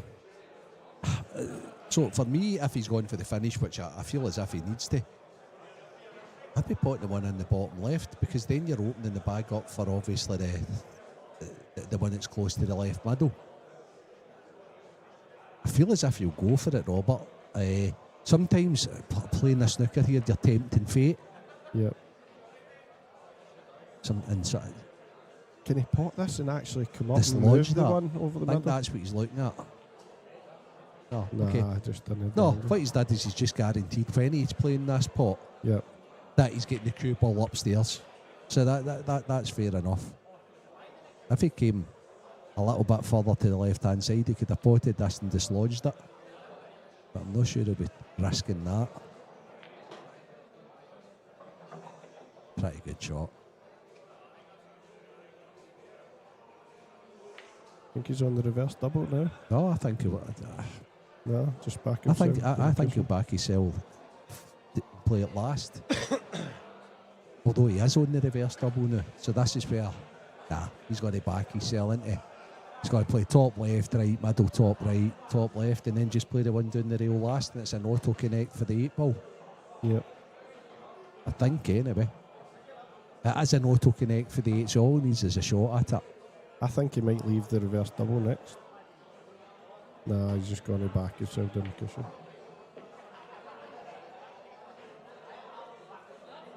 Yeah. Although I don't mind the reverse double, but I think sometimes you need to equate. Like 2 weeks ago, it's the double all day long. Yep. With the tables recovered and playing much better now, I think it's a ball down the rail all day long. It's Thing is, you don't need to do it with the white at all. Just get down pretty close to the middle bag with this if you can.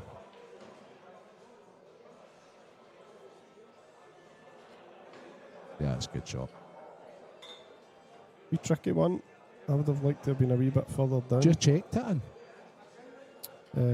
No, I would have probably just stunned it down. I got a little timid on it, didn't he? He Aye. didn't want it to escape.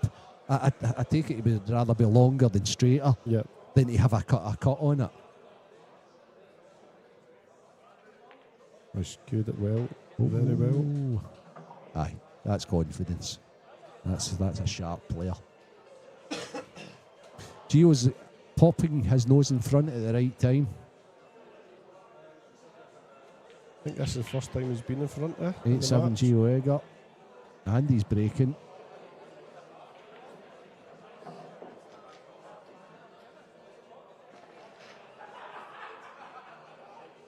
Charlie Hindley 2, Jamie Burnett 2.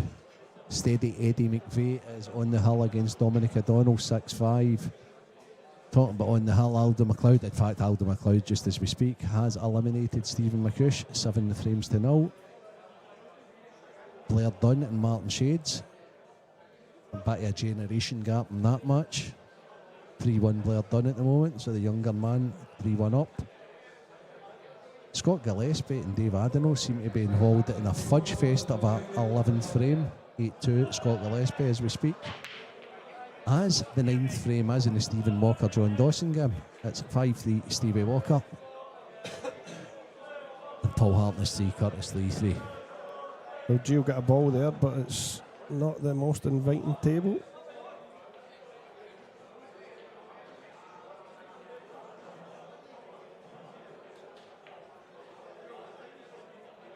What's your thoughts here then, Renz, in this position? Just to pot a ball and get control? No?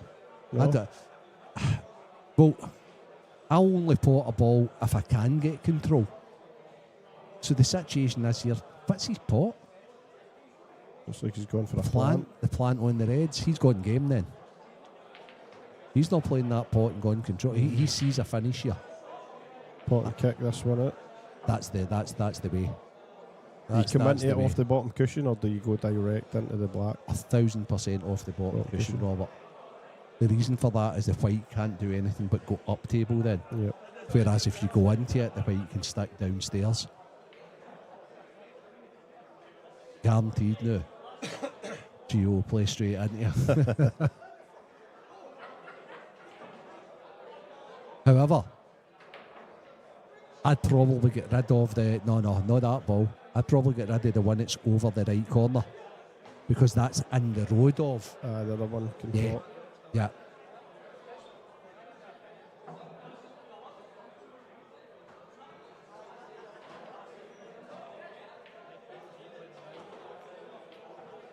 Oh.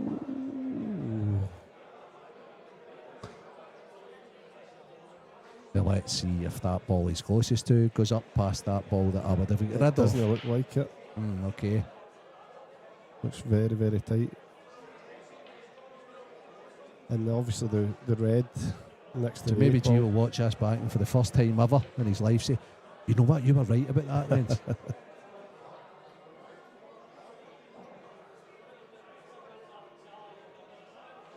Can you screw this one off the cushion? Oh, Good shot. played it great. Tasty little finish us. Yeah. Thing is, that red goes in the middle past the 8 ball, so just needs to leave a nice wee angle. Does it go bottom left also, Robert? I don't think so. I think he's only got it into the middle.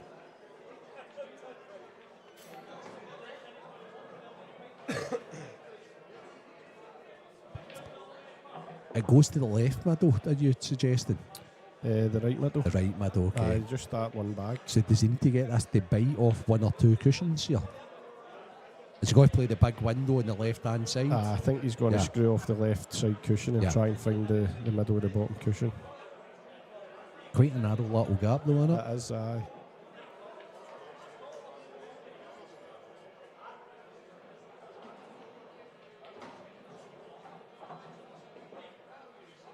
Oh, was he there? I think Looks he's, tight. I think he's I don't perfect. I think- think he's perfect. I think so. Aye. And I also think if he's running just to the side of the two yellows, I think that's plumb. I think he might need to swerve this a wee bit. I think you might be right, because if he had been good on it the way I thought he was, it'd have been in by now. Yep. Aye, that tells me exactly what you've said is exactly the way this ball is. He needs to play with a touch of left. Yeah, he's jacking up a bit. Played it well. That's absolutely Really well. brilliant. Yeah, he's came good at the right time, young Gio.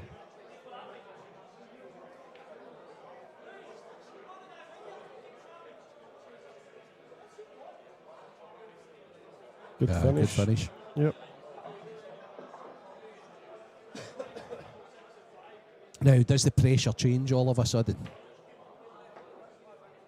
I think Philly will be kicking himself. He lost two bad frames on the trot, so I think now his mindset will kind of be a wee bit more carefree, a wee bit annoyed with himself. Yeah, that's what I'm talking about. Does Just he- go for it yeah, here. Aye, sure, Aye. sure.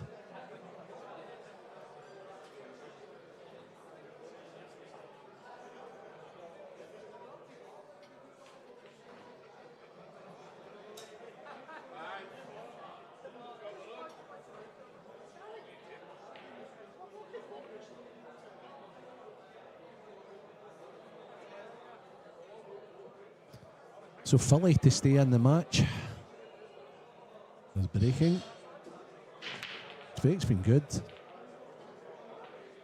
No, this time, however. The only good thing he has. It's not the worst dry break, that. No, it's certainly not. The reds are lovely, but I don't think Gio can pot one. I'm not even sure I if he don't can even see the think he can plant pot on a the yellow. yellows, can he? I don't think so. That white looks tight to the red. Well, after Gibbsy and Dave Adenal flying through the first 10 frames, this frame is lasting as long as the rest of the match has so far. And it doesn't look like there's any end in sight.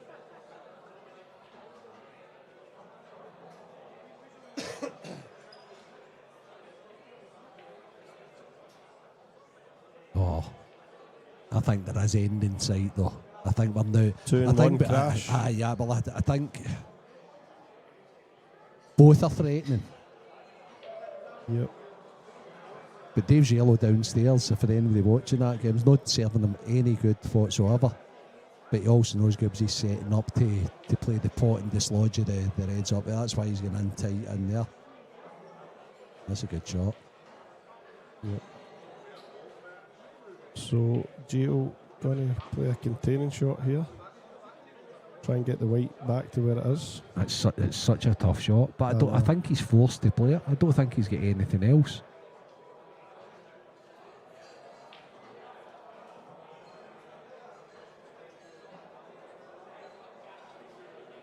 thing is, if he leaves It's just a high. if he leaves a red on here, Aye, is at leaving all. game on, of course.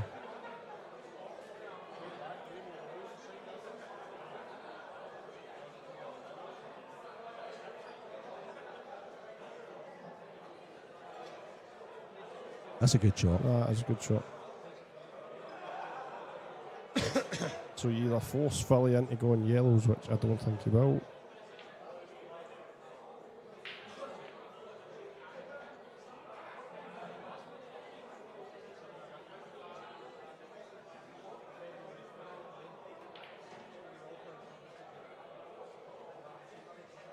That's a good shot as well. Now, is Gio prepared to take yellows? That is the thing. Can he play the plant and make something happen down in the right-hand side? Or does he need to? Yeah, I think he's just going to play a container. They definitely want reds here.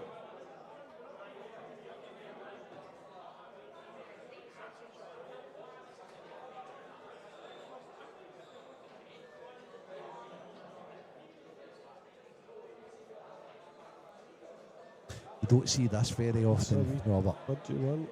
Touchy. Stop. I think that might be a touch and ball situation.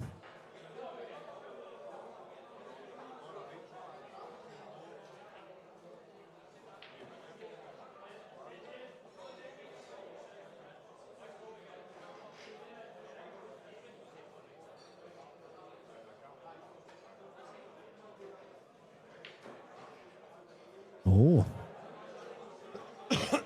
Table number 8. Got myself and Liam. That is going to be announced on it very soon. So anybody that's wanting to watch my co-commentator, local pro, he is going to be on against the world number 1 It's a on very table good 8 shot. very soon. That was a brilliant Very shot. good shot.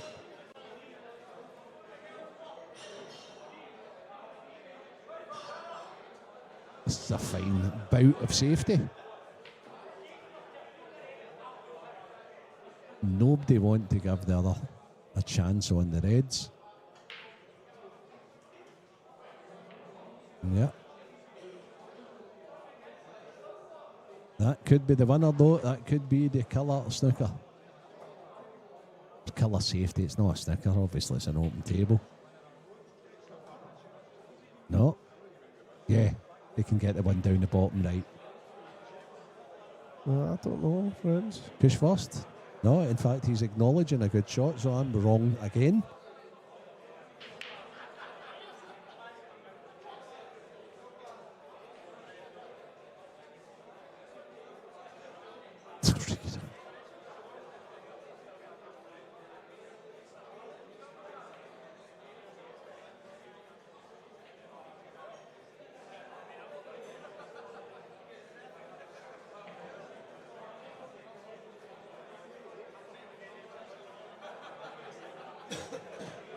You going for the plant here? No. I wasn't laughing at your pronunciation, Dave. I was more like I was laughing at your suggestion of the re-rack. Ridiculous suggestion.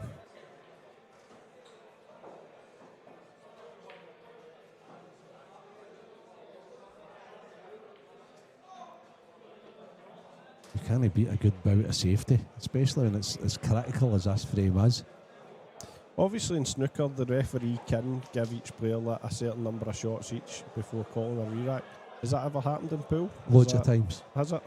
Yeah, loads of times.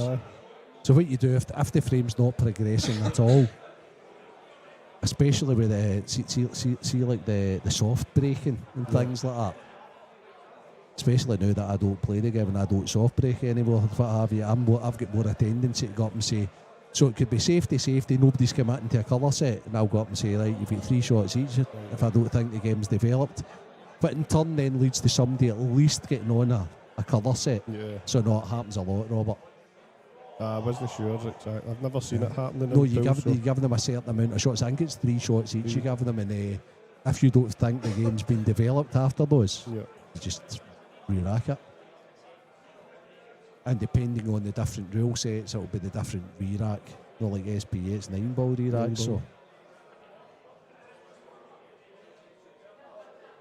IPA would be a full re-rack, no doubt. Well, I'll give them 3 shots more each here, and then I'm going to get ready for my game. Aye, absolutely, absolutely. Been a pleasure having you in with us, Robert.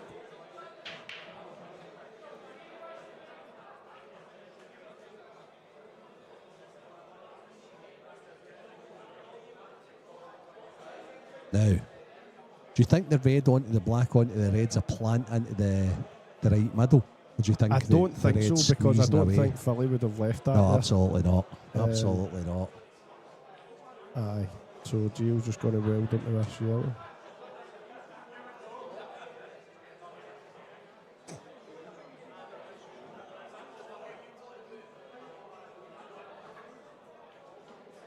The thing is, in this situation, if you're the non-breaker, the last thing in the world you want is a re-rack. Aye. Aye, and then it's set up when your opponent dishes. You know, the referee comes over to me and says, I'm re-racking these instantly. I'm like, are you sure? Aye. Oh, don't. Gives a chance. Yeah, so you just want him to run the match here for his break. Who broke? Can you remember who broke in this one? It was Philly. Aye, okay. So Gio's like, no chance.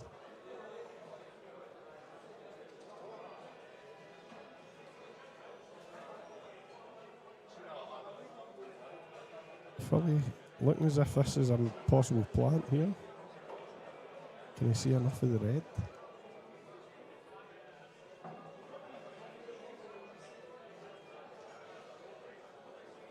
Do you think you'd have lasted this long in this touch fest here, Robert? It's been pretty good stuff, hasn't it? It's been good actually safeties. high. I don't mind watching a film like this now and again. But I think the answer to that's probably yes, because there's been nothing presented itself. It's been a smidgen of a chance. That's an good shot. it's close to an end though. Yeah. Yeah, it's very close to the end.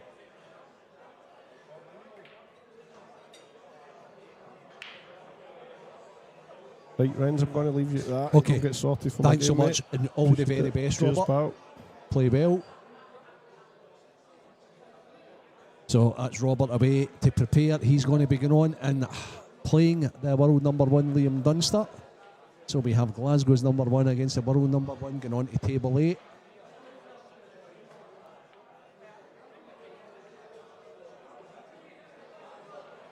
Meanwhile, we are involved in a bout of safety. There's still not a ball being chosen. Both players desperate to get on the reds. Stevie, the talker Walker, is now 6-4 to the good on John Dawson, so Stevie's on the hill on table 6. Jamie Burnett's 4-2 up on young Charlie Hindley. Scott Gillespie is still involved in this marathon 11th frame. 8-2 at the good on Dave Adenau. Curtis Lee 4-3 Paul Hartness. Blair Dunn 3-2 against Martin Shades. Barry Lee and Wayne Reagan have just went on. Lewis McCool at box office is 1-0 up on Super John McGinn. That's all the matches we have in play at this precise time.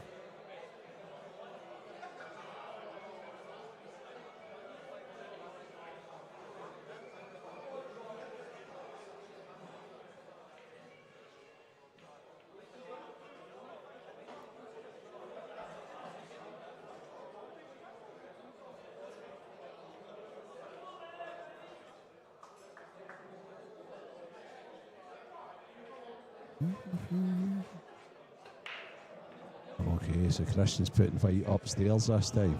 There we have it. Half chance Gio Egger on reds.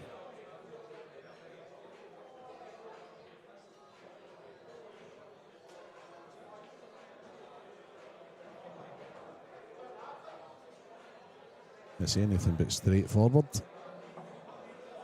But I would say that Gio just about won that safety battle. Has he got a snick back to the left middle? Has he got a plan?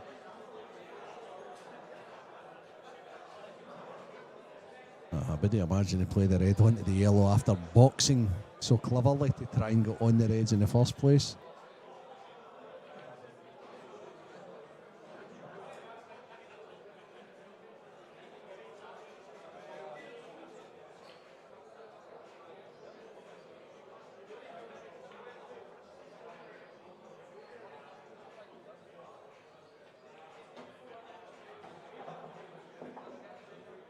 So red it is.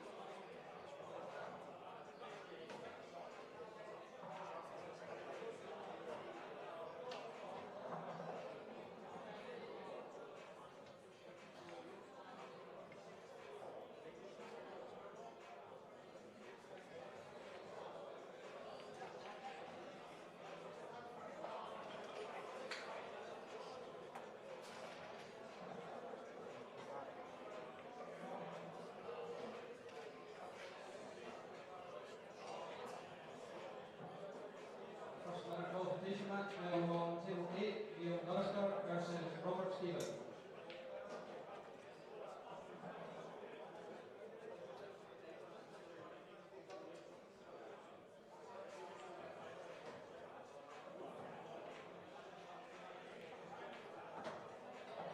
Here we go. So what's Gio's plan for the red? Upstairs.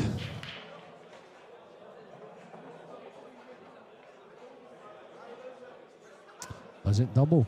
I wouldn't expect so. It must. It must.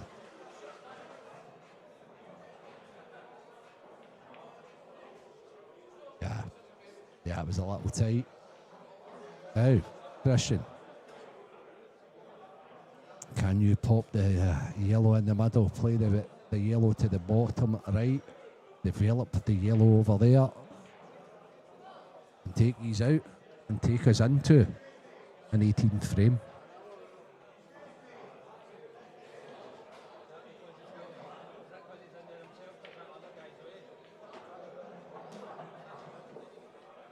A little straight on it, or are you going to just stick this over the bag and try and contain? So after a monumental 11 frames, Scott Gillespie's on the hill, and he is on the yellows trying to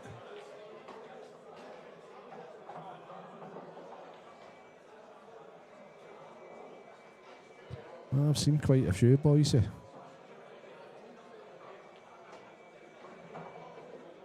What age group, boys? It really depends. You talk about. See, I still see Gio is quite young. He's 21, mate. 21 years old. He's a professional. He's been about the scene for ages. He's been the Scottish champion. You talk about even younger.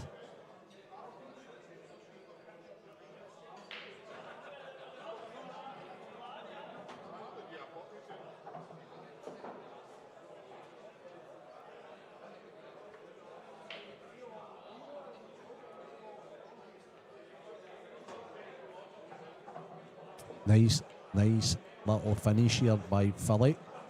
Much needed. Just going to pop this through an inch. possibly 2. Leave he sells last yellow at the top right. Yeah. Yeah, pretty good. Pretty good. So Gio created the first chance for himself, just missed a double. Yeah, I really like Ryan Martin, Kevin Boyce. So somebody asked me in the live chat about the next big thing in Scotland. I think that the answer to that's got to be Ryan Martin, hasn't it?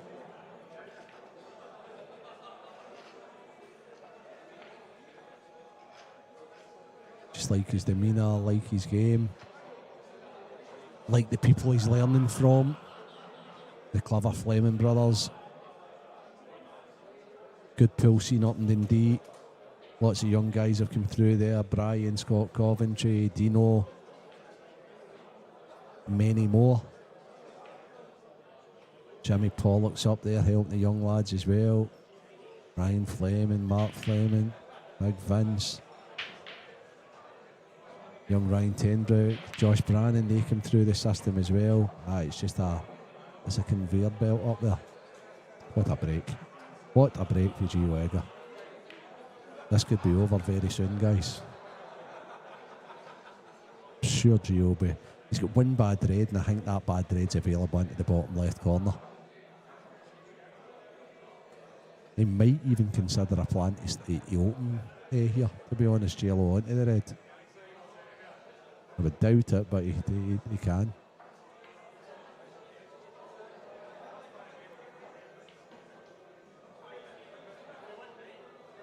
No, he's just gone the easy one.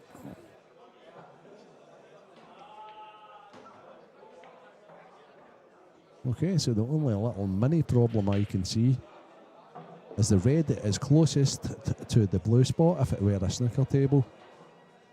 And I think it goes to the bottom left. I think he might even play it a shot or two for now. Yeah.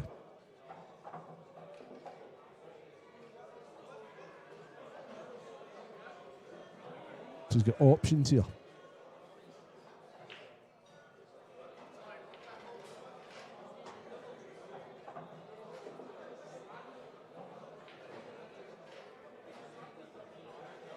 I think he's got to play to the left middle last by the looks of things. So he's going to screw the left-hand side off the left side cushion here and play for the red into the right middle first.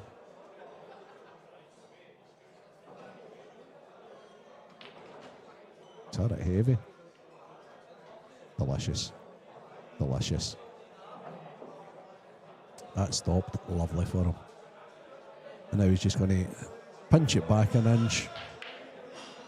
He's going to have a roll into the left centre.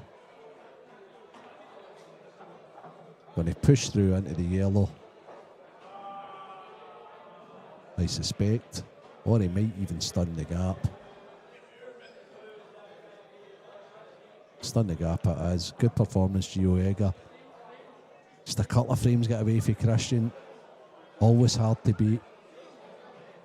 Good match. Well done, Gio Egger. 10-8 victor on Philly, Christian Phillips. Stevie Walker 6-5. No idea what game's coming. I'll be back with you guys shortly. Keep the questions coming. Be back with you soon.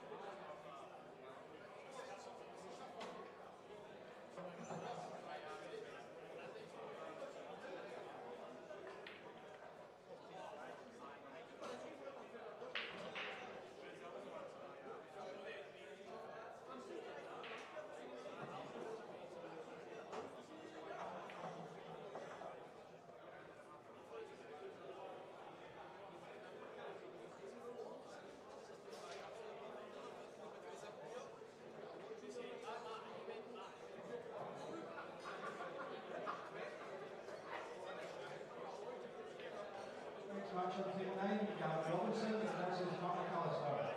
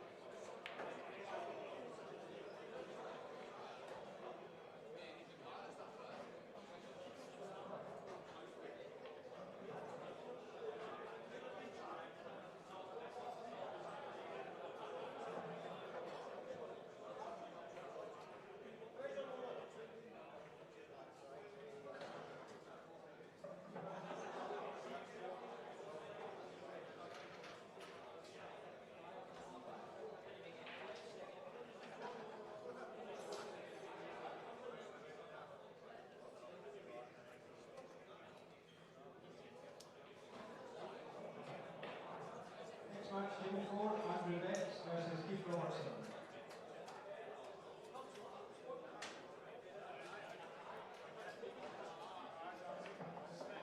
Next match, table 6, Mark Boyle, Stevie Gameforth.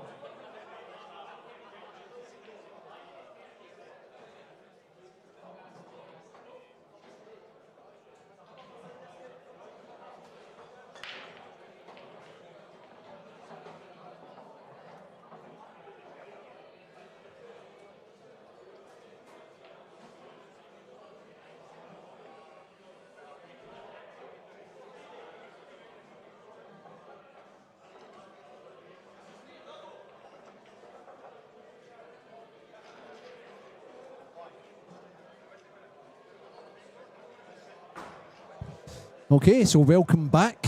We have got a cracking match in prospect here.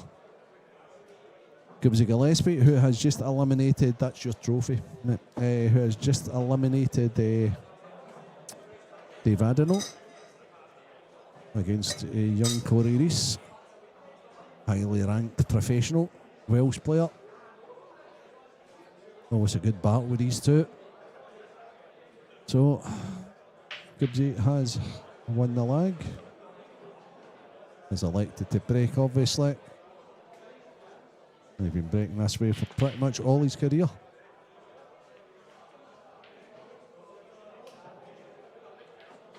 Normally with more success.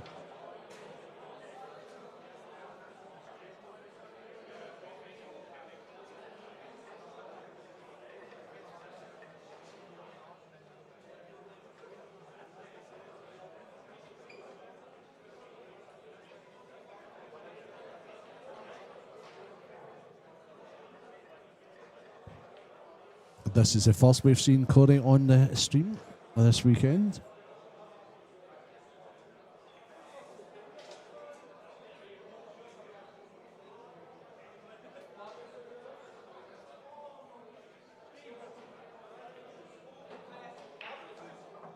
And this is a winners qualification match. So the winner of this match is back at, uncharacteristic error from Corey. Basically qualifies for the last 16. So stick with us because there's still some great winners qualification matches this evening.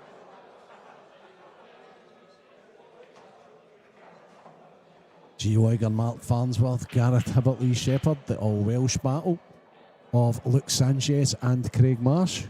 Dan Davy against Scotland's Morgan McKinnus.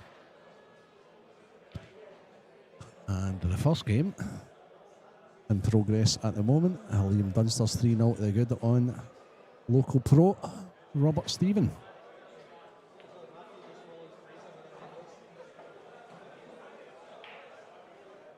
And the loser matches are catching up.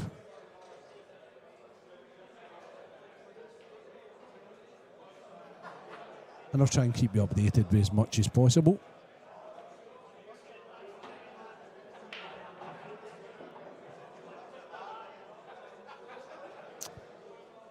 Gibbsy looks perfect on this yellow to left middle.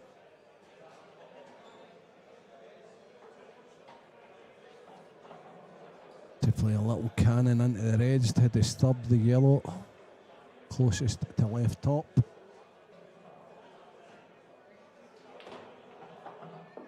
That couldn't have come out much better for him. So he's only slight little issue now is the yellow downstairs. I think for a fact it goes to the right middle.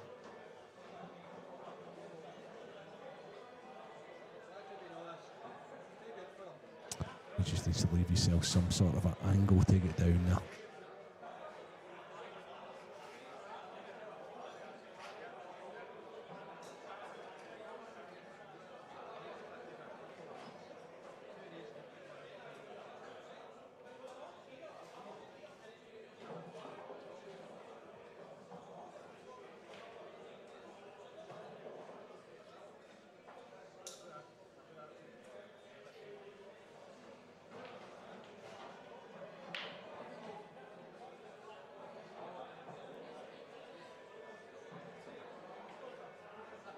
So 3 stream matches at the moment. We've obviously this one it's just started with Gibbsy and Corey. This is one that's getting commentated on and on your screens. However, if you're a Liam Dunster fan or a Robert Stephen fan, you can be watching Table 8 IPA streaming, brought to you in conjunction with Craig Anderson. Dunster's at the table, looking to go 4-0 up on Robert.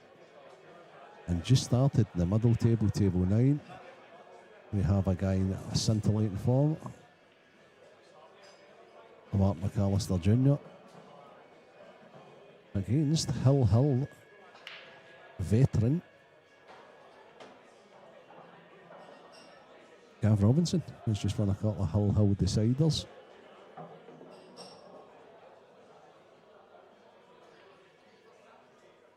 So Gibbsy's actually perfect here to play 2 cush for the yellow into the right middle.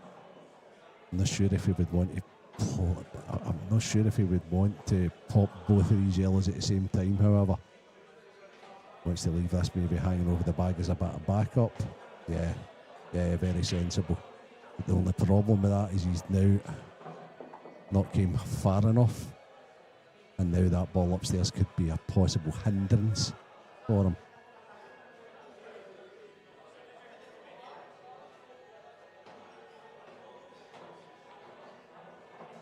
So stick with us.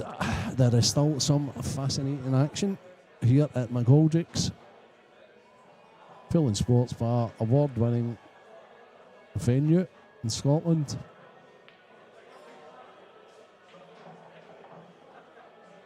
In conjunction with our IPA sponsors, Supreme Pool,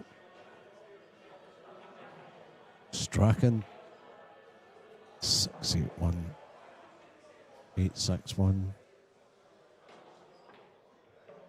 Gibbsy's played the double, excellent. The Belgian Aramith billiard ball, we used the Pro Cup edition. Had a brief conversation with a chap the other day about the improvement in the balls over the years. Before this spotted cue ball, we used to play with quite a light white ball. Oh, these balls have revolutionised the game as well. Not forgetting our partners at 8 Ball Direct, ADR, Onboard Sportswear.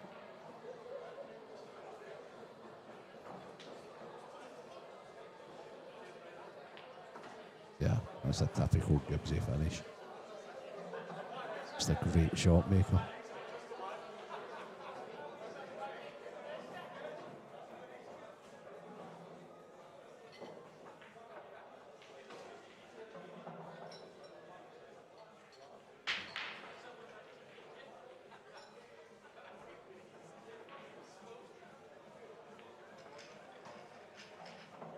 Plenty of pool to be played. Still plenty of losers round matches.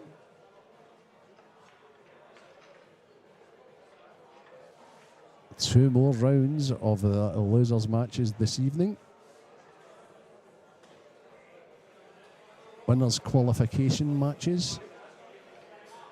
And then we are losers round 4. Bright and early, 11 a.m. tomorrow morning.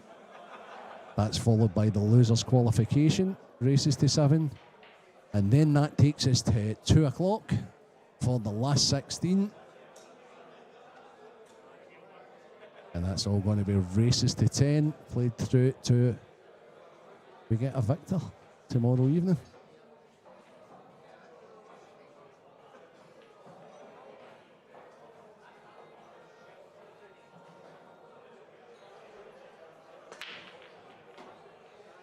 That is a utterly fantastic break from Corey Reese.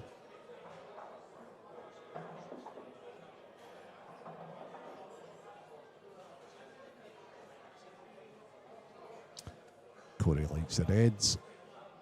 What's not to like about them?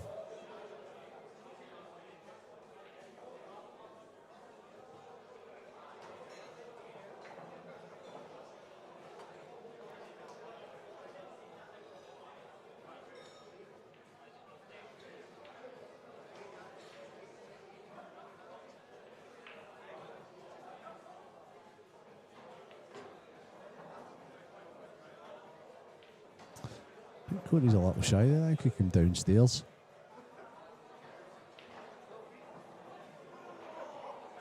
Don't know, be too perturbed about that, however, because he has got another route. He might be doing him an injustice and he maybe didn't come downstairs at all.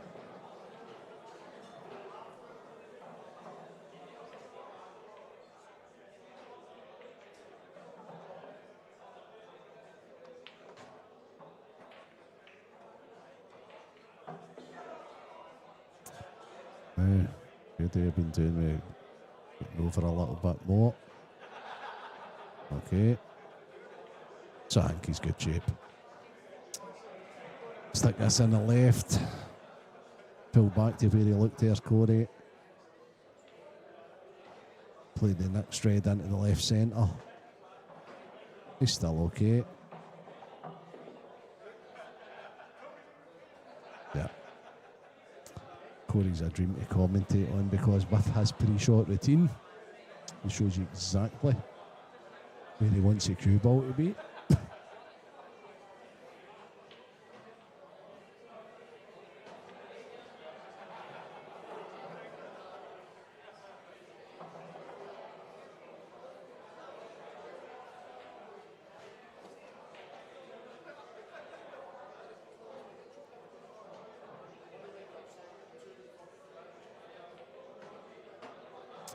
Okay, and minimal contact on this red to the right centre.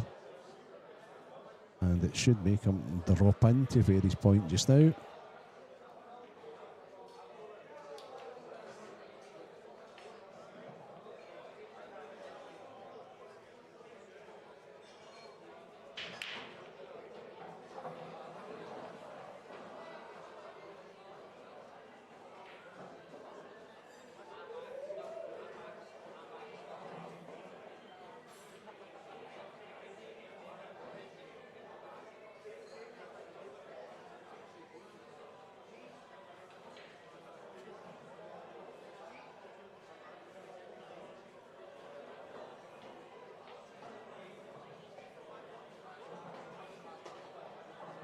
Perfect. Perfect reply to a big finish for Scott.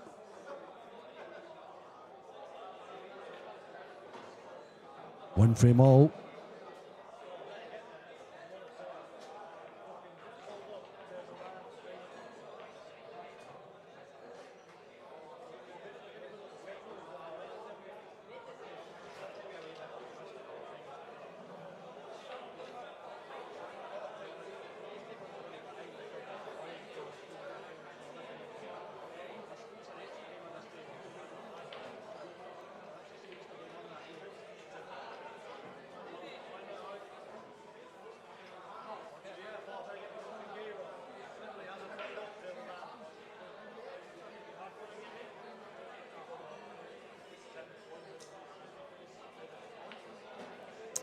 So some scores.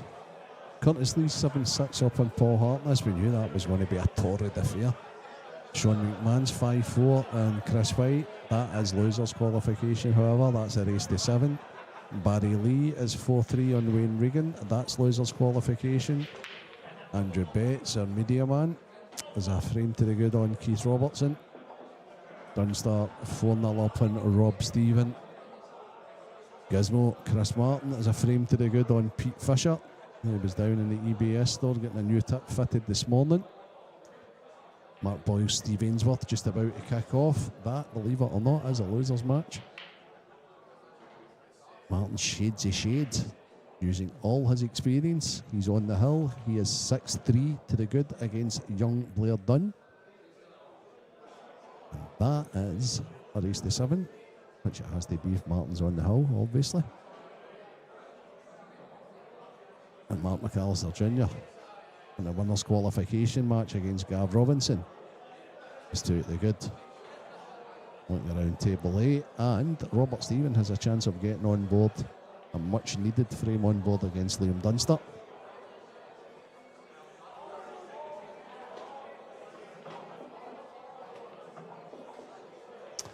And Gibbsy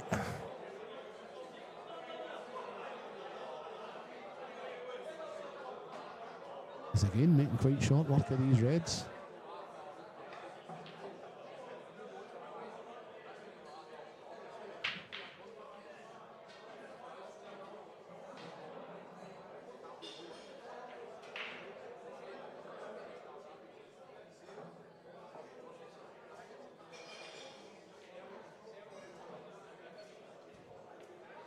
So it's great seeing so many of our top players here. So close to Christmas. Obviously December's not the best time of year for most people.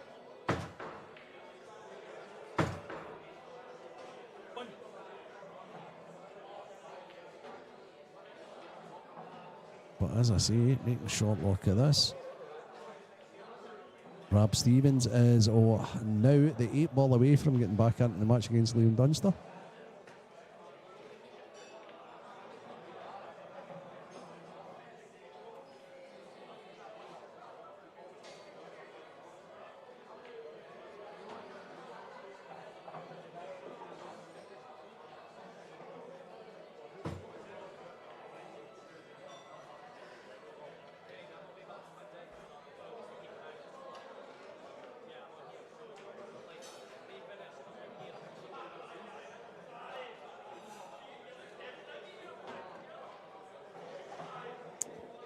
I've been watching a bit of Dunster, he's playing well. But I did say that other 2 guys that have caught my eye, pretty much because I've not seen any of Dan Davy, I've not seen any of Gareth Abbott. Seen a wee bit of Mark Farnsworth last night, but Gibbsy has caught my eye. And the other person that's caught my eye is a guy who comes out to the commentary booth quite a little bit and helps myself and Stevie out quite a bit. And that's Lee Shepard, the pint-sized powerhouse. I was very impressed with him today.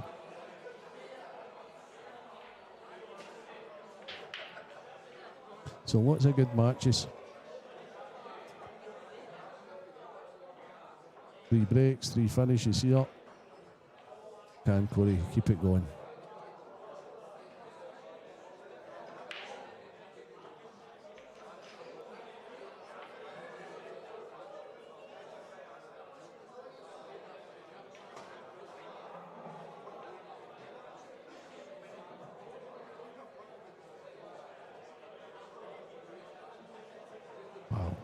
Losers round as well, man. Some really good players in that.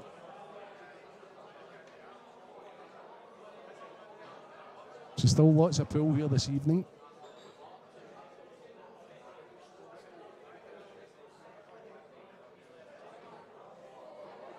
Okay, so by the looks of things,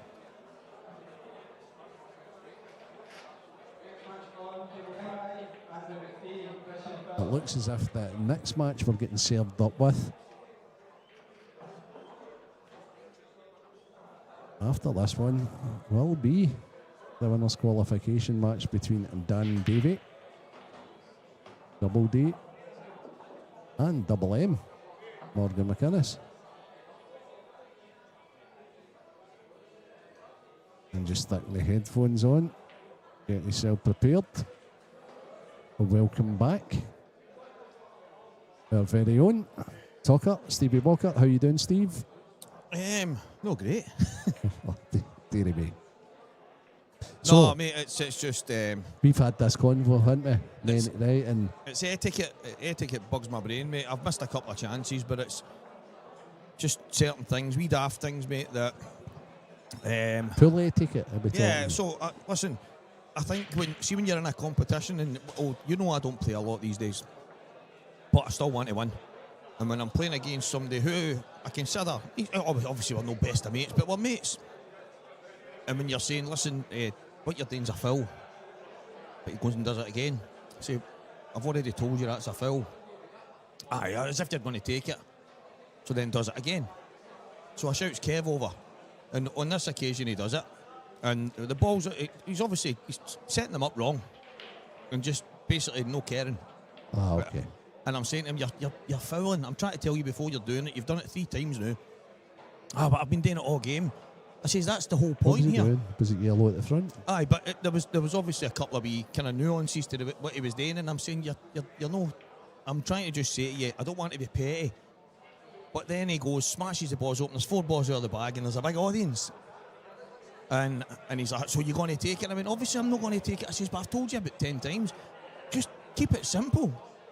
So sure enough, on his next break, and Steve Ainsworth shouts to him, why are you not putting the yellows to the front, mate? Why are you not doing... And he's like, no, just... he didn't know what to say.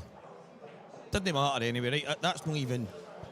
I'm on a finish, and I've landed really awkward on a double on the black. And he goes, him and Martin Shade sitting next to each other, oh, look at that, landed on a straight double. Renzi, I'm in the jaws of the top pocket, with the ball just below the middle bag, and I've got to try and double it into the far other bottom pocket, and I've looked round and I've handed him the cue, and went, on you go, you do it. I didn't mean anything by it, I didn't mean to put you off. And I went, on you go, you do it.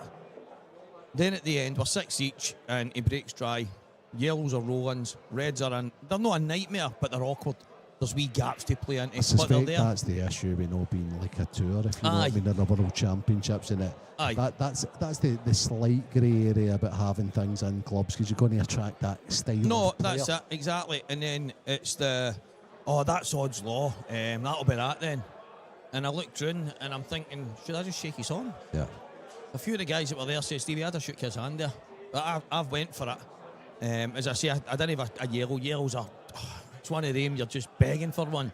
But the reds were all right. I just had a wee bit of work to be done on them. Didn't get the work done, that's the way it goes. He goes down and rolls them in. And then comes out going, and I says, listen, please, just, well done, just, let's no act. Your etiquette's shocking, it's atrocious. And, well, it was just a joke, it was just, and it's like, I know, mate, but I said, I'm trying to play. Yeah, I get that. Now, I know it might just be a joke to you, I says, but you're here to try and beat me. I says, but I'm trying to do well, even though it might not play a lot. And as you've probably hit the nail on the head there, Renzi. When you come to these and locals are entering them and they're not really giving a damn, they're having a laugh and a joke now at times. But it wasn't that, it was more a pettiness to me. Because he's broke dry and obviously thinking that's it done. There's no need to be shouting it loud, there's no need to be. And it was Greg McMillan said, he went, Stevie, I'd have shook his hand straight away. He went, honestly, and I'd have been proud of doing it. Just a couple of the boys boiling that are going, I know, it's not right, but you know what they're like, and it's I think that's the thing that bugs me. Do you know what I mean? But as I say, just that bitter taste sort of thing. Because as you say, the guys who will remain nameless is pretty much a friend, isn't he? Really? Friends, I've missed a couple. Good finish, Scott Gillespie, by the way. I've missed a couple of venting, Stevie. Aye, or it could have been probably 7-3, 7-4. Yeah. But the wee things got to me, and once that starts, it's hard for me to shake that off. Do you know what I mean? And it's something that I've done well over the last while. But no, that was. I just thought it was poor taste. That's all. Yeah, that happens. Unfortunately, it just happens. That's it. That's the and game. the thing is, the guy will probably not think he's done anything wrong. He's just having a bit of banter. But one man's banter's another man's like No, out of orderness. I if think you I know. call I it think he that. knew at the end. Yeah. He's like, oh, I know I said it, but I just sat there. I sat quiet after it. I mean, I didn't, and I says, listen, it's an atrocious shout. You're basically saying the match is done. I went, I should have just shook your hand. And he's like, come on. And I went, no, I'm being serious. I went, because I'm now walking around the table thinking about your shout, of basically handing the match away. And I mean, these two guys right now, I would imagine if there was something that simple, they would just stand up, shake hands. Absolutely. They wouldn't just shout and then sit down and then act silly.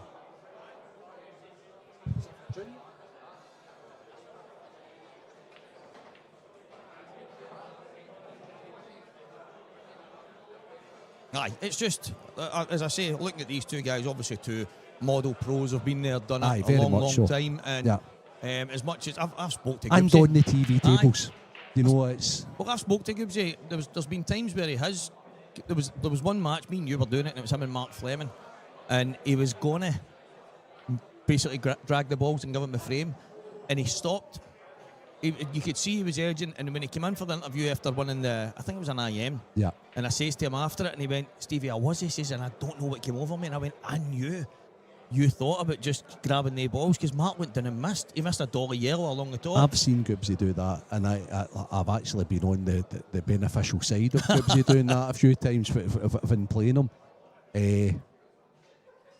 I highlighted it last night, funnily enough, Stevie, right? I don't want to take too much away from this game, No, but of course. He's obviously thinking about it. But listen, I think the guys like a bit of topical debate at times. And while Louis was playing, I told Louis, I mean, I'm just right up front with Louis. Louis actually moved the balls with his hand at one stage. I think you should lose the next frame if you do that. Yeah. Because you'll only ever do it once. That's actually... Or you might get somebody that's absolutely nuts who just does it, then loses the next frame, and then does it, and then loses the next frame, you know, and they're just in... Right? But that's what they do at the 9-ball. Yeah. And it's clever.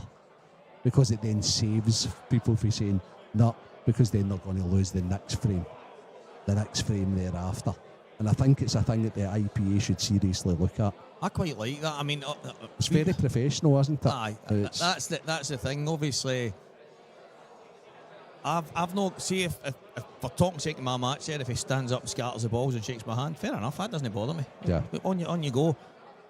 To basically shout the frame's done, sit down, and then watch me try and navigate a finish. I think that's wrong. I think that's just terrible, really terrible etiquette. And we can say people don't know, but I think they've played pool long enough to know that it's not right. But I do quite like that. I also daft shouts, like now you hear it every now and again. Somebody, they all think about it thing in the team events. I don't mind that in a team event because you're in a team. I don't mind the take your time shouts. See, on an individual event, can you imagine at the Crucible somebody shouting to the players now, have a look? Now you've not, it's just not going to happen, is it? No, that's what I mean. And that's where it's probably what Hodsburg game back a wee touch in some instances. Whereas I think the team game could really take us far because we could create a better atmosphere. Don't get me wrong, I'm not a big fan of that Moscone atmosphere. I think it's good to an extent, but there's just... No, but I'm a big fan of the fact that, like the captains, Jason, Sky Woodward, or what have you, in the team match, are over saying, look, play this. Oh, I love that. That's amazing, man. I love that, mate. I love that. That's amazing. But that's what I'm saying. That's the real team environment. See, I love that, and that's where when the stuff we've got at our counties, if they hear a shout for the side, you lose the frame and all that, and you're like, time out, yeah. Aye. And I'm like, we're playing for a team. The team should be involved. 14 teammates. Aye. Get through the play. No, but just maybe one. No, that's it. A select player. Probably have a select player each frame. That if you phone a friend, one of the ones, you know what I mean? I love it because, you know me, I'm a team guy. I'm all about the team stuff, but I just think probably in this aspect of the game we need to probably just tidy it up a wee touch when it's the individual stuff. There's things I would certainly try and tidy up. It'll be interesting because a guy I've not mentioned a lot of, to be honest with you, but a guy that I don't know so much from a directing, tournament directing point of view, because he was always with the other body. But I certainly know him as a player from back in the day. He was the guy who has been introduced by Steve and Paul for next year is Neil Toms. And I would expect and hope that Neil's the sort of a guy who would be looking at stuff like that and trying to tidy it up a little bit. No, that's, I mean... you know what, no, it's like... obviously... That's going to be his responsibility, to be honest with you, Stevie. Yeah, I mean, I must admit, I quite like the idea of if you act out of sorts, you lose the next frame. I mean, I quite like it. You should probably lose the frame you're involved in and the one after it. I mean, that's it. But that's only one of many things that can... No, but that's... It's the old, like... You know me personally, if things aren't going my way, I'll go to the toilet and I'll vent. I'll lock the cubicle door and have a vent, and then I'll come back out and I'll go again. Yeah. But see when you're playing it and there's people like throwing their arms in there and banging their cues down, or they go away and they put their cue somewhere and then they go and sit down, and I think I find that quite disrespectful. I think see if you introduce good rules, right? Chances are the players, they're no wee boys, let's be honest, right? That's right. Will stick to them. I Once agree. they get used to them. I agree. So I've been officiating this weekend with Kev, and I've been looking around, and I think that from all the matches so far, I've only seen 3 people on their phone. Yeah. And they all proceeded to get a warning for being on the phone, because they know the rules now are you're not on your phones while you're in the arena playing. So... Well, that's... to me, that's basic stuff. Without being over officious, Stevie, you just want what's better. You just want. That's basics to me. Yeah. And I'm not going to lie. See a couple of the players, and you know, 1 or 2 of them personally that you've coached that were really bad for doing it, and in matches that I've played against, and looking up and going, "Oh, is it me to go?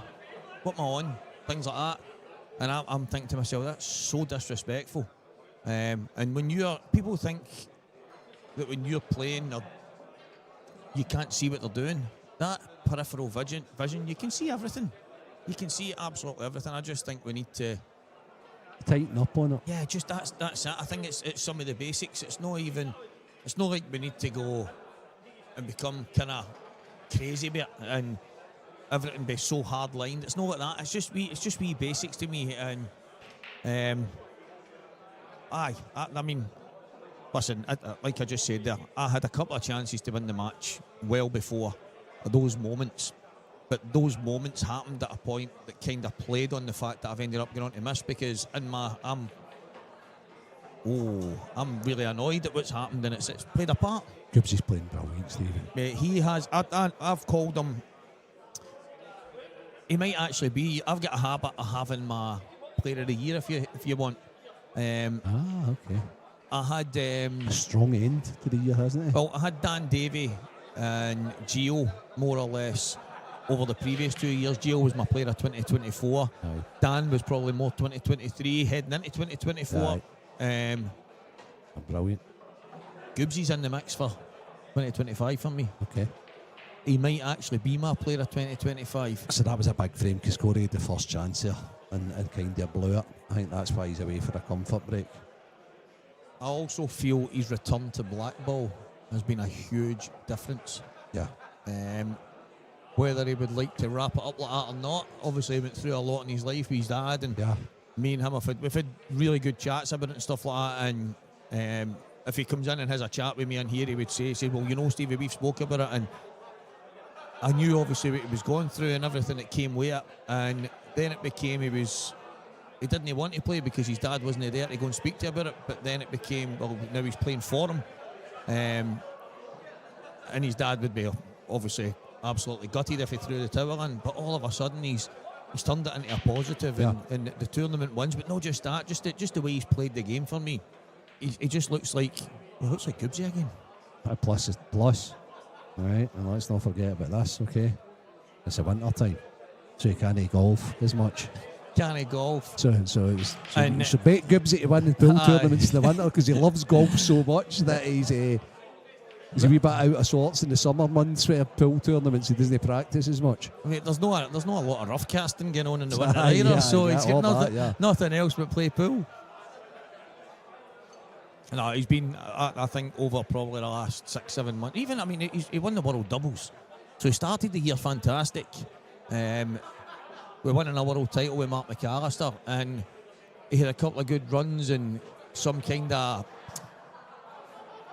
close but no cigar moments, and I actually think that's where when he won one of the matches, and was it in the Normandy Hotel, and there's a picture of me and him, and we're laughing away. That's a great photo. And he none says of the to two me, of you can remember what no, it was. Yeah, but yeah. I think that's what it is. I think I says to him about, because he won like a couple of weeks before. It was either an IM or a Saltire, but I've said to him, well, you got your first, and he went, I actually didn't, Stevie. It was such, and I was, and in my head I'm thinking it must have been that because we get mixed up with it and had a laugh, but he had either, was it the IM he won in here, and I've thought it was a Saltire because he hadn't won a Saltire yet. That's right. And then I've said to him, oh, you managed to get your first, and he went, I was actually an IM, Steve, I've not won a Saltire. And it's the only thing I can think of that we had a bit of a laugh, but I just, he's... And that'll get to him.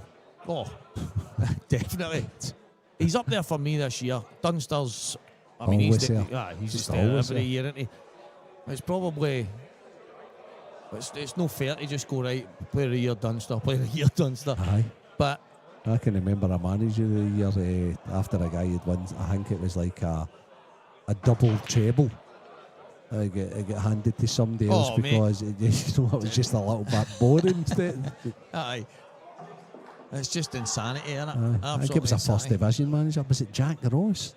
It actually happened when Brendan Rodgers won the second treble in a row, and it was given to Jack Ross of St Mirren for gaining them promotion or something like that. Renzi, if you remember, the guy who done the unthinkable and won 2 trophies in the year. Oh, and Callum Davidson. And he didn't get manager of the year. That's right. That's right.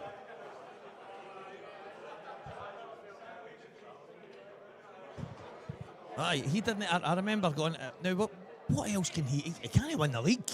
So what else can you, and it's like, that's decided before, because it was decided before they won the Scottish Cup, and you're thinking, how can you even do that? Yeah. And as you say, they've done that again with Brent, and I don't know, but Dunster would probably be, if you were doing it on some kind of points-based system, I mean, he'd probably win it most years, but yeah, Gibbsy's, if I'm picking the Stevie Walker or the Walker the Talker Player of the Year, it was Dan Davy 2023, it was Gio Edgar, and there'll be guys obviously in the IPA, and it wasn't for what Gio done, and it was the year he had. He won the Scottish for the first time. I think he won the under-23s in the same year. He won like a couple of titles on the IPA Amateur Tour. He was by far and away the number one. He just said to me it was the year that Gio Edgar became my age.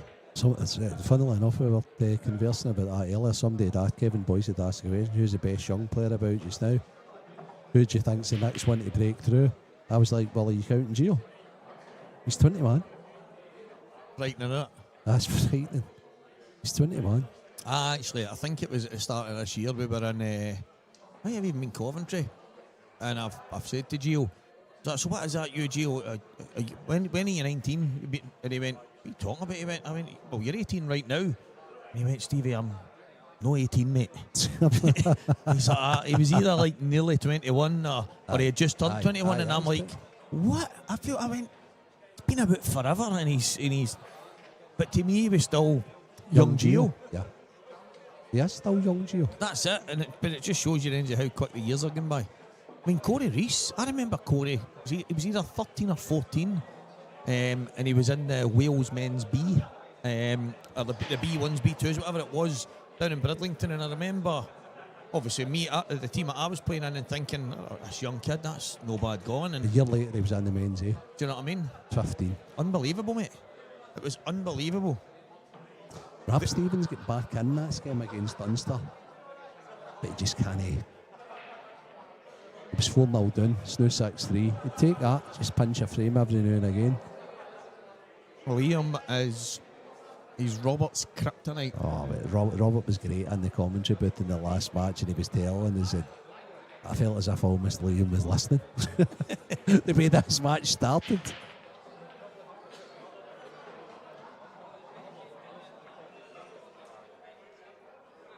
And Corey's another one as well. When you, for me, as I've mentioned to you, the rankings, there needs to be a reason for them. There needs to be either an end of year tournament for the tops, maybe the top 8, top 10, whatever it is, and so there's a reason for you to get into that top 10, and then number 1 must be celebrated regardless. Once that, and there's got to be something there. That With makes Corey, you, that makes you want to attend events like a champion or champions There's gotta thing. be- That there's something stuck aside for them. Aye. So there's a wee thing. I've got a wee thing. The last time I blabbed about an idea, it got copied off another mob. So I won't say too much here. But hopefully, if Cards close to your chest. yeah. mate. after a wee sit down, I think the guys, I think they'll jump at it, because again, it's one of the things. It doesn't really change anything they're doing. It just adds a wee something at each kind of event. So, but the thing for me is, if you're going to have a ranking system, it can't just be for people to get to pro ranks or drop off pro ranks. That's just pointless. Yeah. There needs to be a reason to want to be near the top end of it. And there's the difference. That looked tight, but obviously when you've seen how far the red missed the yellow by, It was just it flew in. it was just the fact that he had to jack up on it and made it so much more difficult. It was a couple of unforced errors for Corey. And Gibbs is just punishing him for it. He's not blowing it back at all.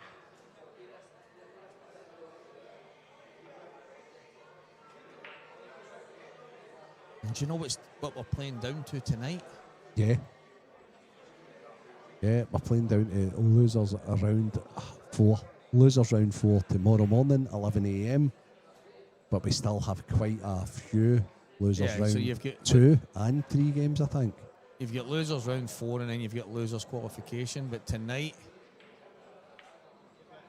yeah, we're into losers round 3 just now, and losers round 2 is just finishing up. So there's quite a bit of pool still to be played. 3-1 Liverpool. No, it's 2 each now. It's 3-2. Oh, I didn't even see the equaliser.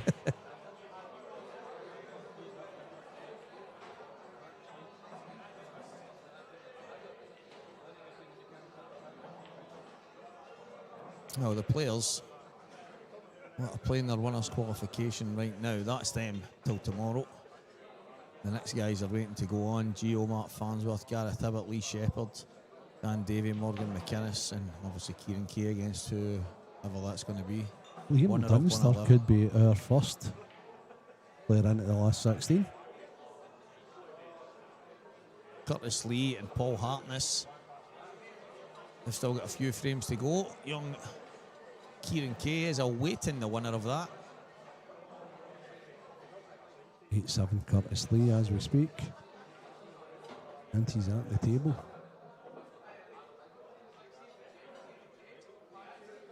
And he's just played an absolute wonder shot on table 1, which has been acknowledged by his opponent.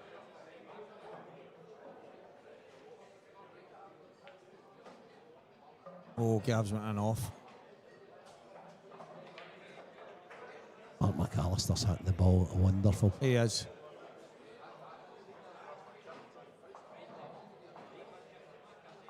The shot Gav just played there, he just had to drop it in. Didn't he see it, Stevie? Yeah, he's just hit the yellow to the bottom right, drop it in, play the one to the bottom left, and then for me, the ball to the top last.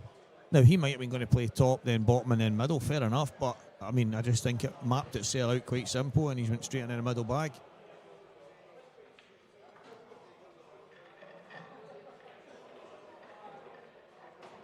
Did you see the young Scottish 15-year-old kid? He is now in the final of the darts. Ah, class, eh? Took a couple of big finishes away at the most vital times. I think he ended up running it 5 sets to 2 winner. He hardly dropped a set, Yeah. at early doors. Yeah, lost 2 today in the semi-final, but I think, in fact, his first 3 matches, he never Oh, lost no, a leg. that's the first set he's lost today. Aye. Yeah. So after much deliberation, Gibbsy has eventually potted the ball into the left middle.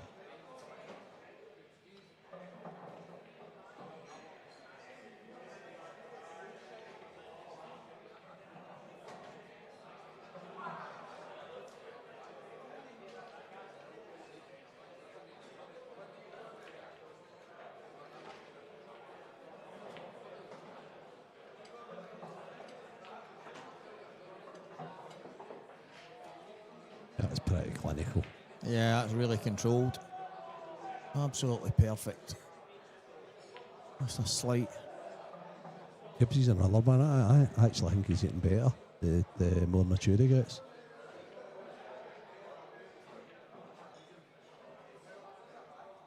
I just think that Just the more knowledge he gets, I just think he takes his time a wee bit more. He doesn't rush in as much. the fact that what we've got here, right, with the IMs, the Saltire, Yeah, the IPA, yeah. every single month there's something big. And Lee Shepard used the phrase, what you guys in Scotland have got, he says, you'll go to all the tournaments, you'll go and support them, you'll basically, he says, down my way, he says, there's certain tournaments you're not allowed to play in, there's ones that when you go that you maybe struggle for the numbers, whatever it is. He's like, these are all going head to head with each other, sharpening each other's tools constantly. Yeah. He's like, so because he's wanting to come up and play the Saltires, and he's obviously going to be on the IPA. He's going to try and now get himself to whatever other ones he can. He's looking at he's only 2 hours down the road. Well, look at one of the best players on the planet just now, all disciplines of pool, right? And that's the wonder, Jack Whelan. He moved to the country.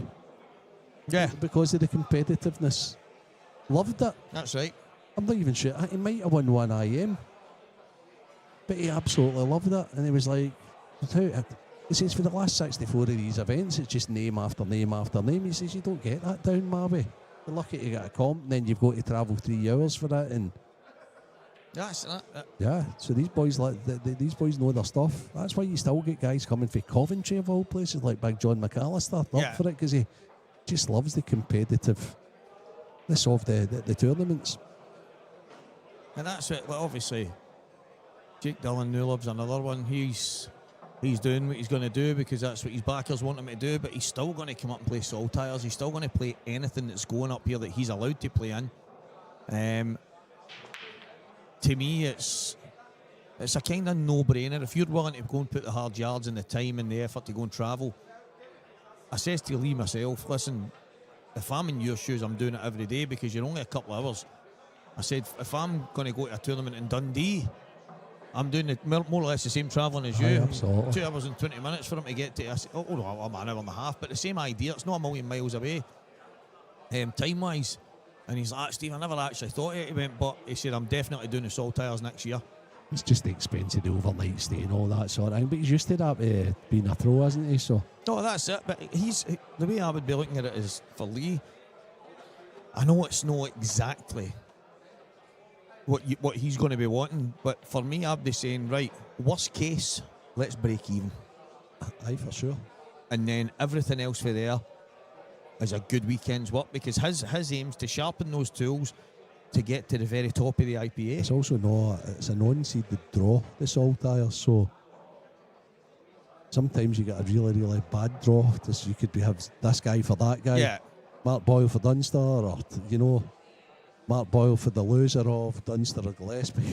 But exactly. also at the same time, you get a lot of people in it are just playing in it for the experience. No, exactly. Going to play against the best players.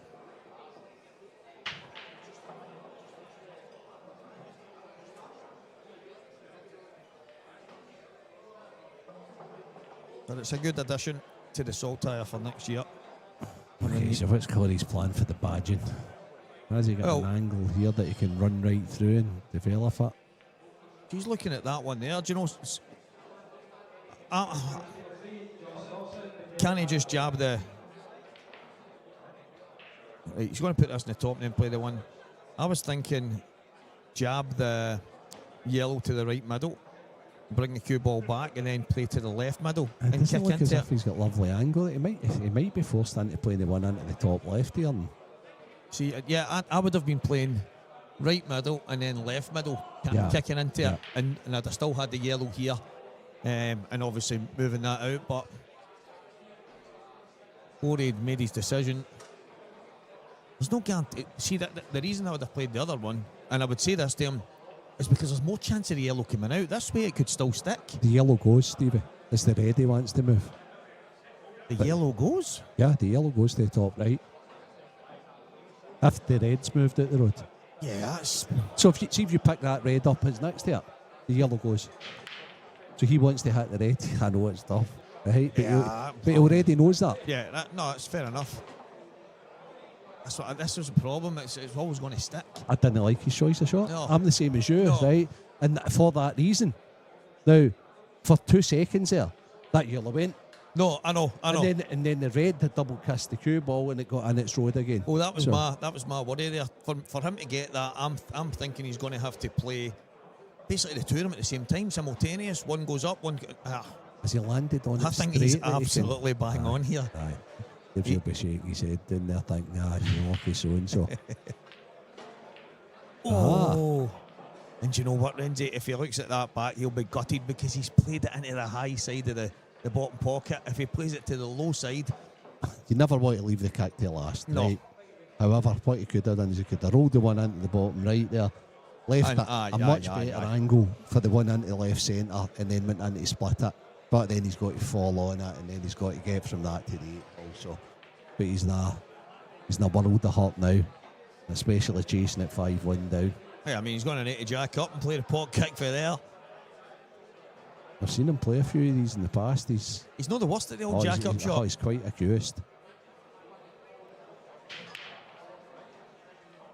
Mark McAllister, as you say, he's been queuing great, and I think it was one of the, he's There we done go. it. He's only done it, and as we say, he's good at that shot. But again, he had to be lucky. You've got to get that degree of fortune, and you've hit the nail on the head. That's why you don't leave it to last. Yeah. Obviously, he tried to get it earlier, but probably the shot you're talking about, Renji, roll that in and leave the angle. He's probably got more control over it because he's no. Yeah. But it could still go like this, I suppose. He's got a shot. Yeah, of course. Check side double. Oh, it's tough. The double's tough enough. It's actually having to then connect to the 8 ball after the double. Danylov, thanks so much, mate. Appreciate that. Is he going to go? He is. He's going to go across the table. Dazzler. What a guy. You know what he done, Renzi? Look at this. You know what he done, that Darren? He got in touch with me. Asked me to play doubles with him. Then let me down. Airdrie? Let me down, man. Said he forgot his sister was taking him for a kebab or something. I can't mind it. But As you do. or his missus. It might have even been his missus. But let me down, man. He let me down. I think this was a little bit delayed then. Aye. That's where we usually get the. Thanks, James. We've usually got the playback screen. I don't know why Aye. Craig's took it away and just gave us the plain chat. But Aye. normally we get It's to caught see. me out a couple of times when Aye. I've been talking to folk and that I've turned round and says, oh, what happened there? Aye, so we normally get. So then we can look and say, because that's what they've just seen. But now we are we're a wee bit ahead. Ah, okay.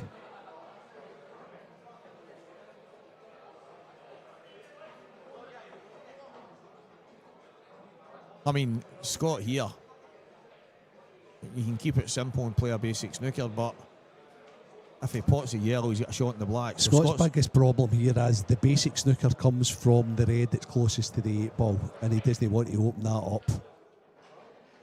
So he's going to play a swerve shot instead. The double kick, he's fortunate, really fortunate. Now all Corey needs to do is just pull out the jump shoe, the jump shoe. The Scott's got a nice wee touch here. I think he full swerved us. See on the cloth with the balls are not too bad. Obviously they've been in use yesterday and today, so I'd be a full ball swerve. I'd be quite confident in getting that. I'd be a wee bit worried about getting straight in off, but yeah, I like that. It's just so reactive. See, when this cloth's new, so reactive. My only worry would be catching the yellow full in the face and just getting straight in. Couple of nice wee things for your page, Stevie, happened today. Christian Phillips, a brilliant 2-cushion escape to pot a red. He proceeded to miss the black into the middle after it, but forget that. Wow. The 2-cushion escapes were to look. And in the Keane Monaghan, the Rab Stevens match as well, it was 2 outrageous finishes, 1 for each player. So it's worth a wee look at as well. Brilliant. He's gone to... And it slid, and he's has he made contact? Yeah. He's flicked to yellow, tapped the table from Gubsy.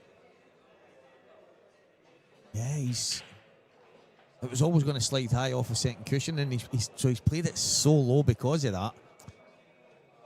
Gives he has to just take his chance here and play the red closest to the 8 ball and try and get the cue ball in the bottom corner. He knows he's leaving a 1-cushion escape. That's the issue he has. He's got to try and cut that off, actually. Wonder if he can just screw across so that he doesn't leave the 1-cushion escape. Yeah. He has in his note, James, to be honest with you.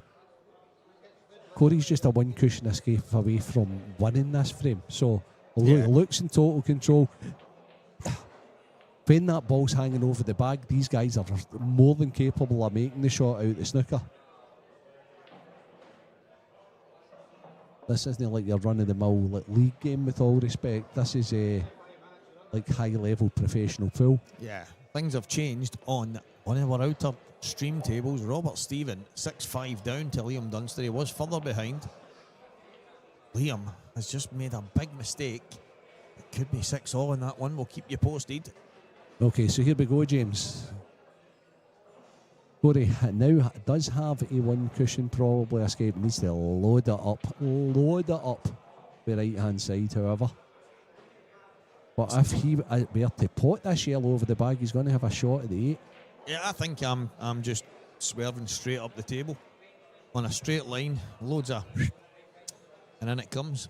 Yeah. Cue ball straight in the heart of the pocket. I guaranteed, innit? Just catch it too flush. Either that or maybe 2 cushions behind the red at the bottom. Loads and loads of right hand side, and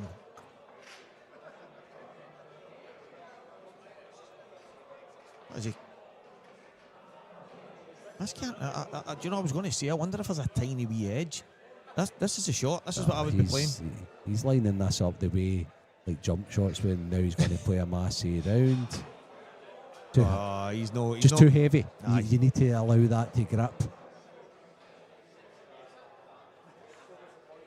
That's one of them. It needs to just be nice and easy. Oh wow! Oh dear. Leeds the day of late goals. Equalised the 95th minute. Still 4 minutes left. That could be 4-all. One thing's for sure, Gibbsy not going to mess about now. No further snookers required here for the Gibbs.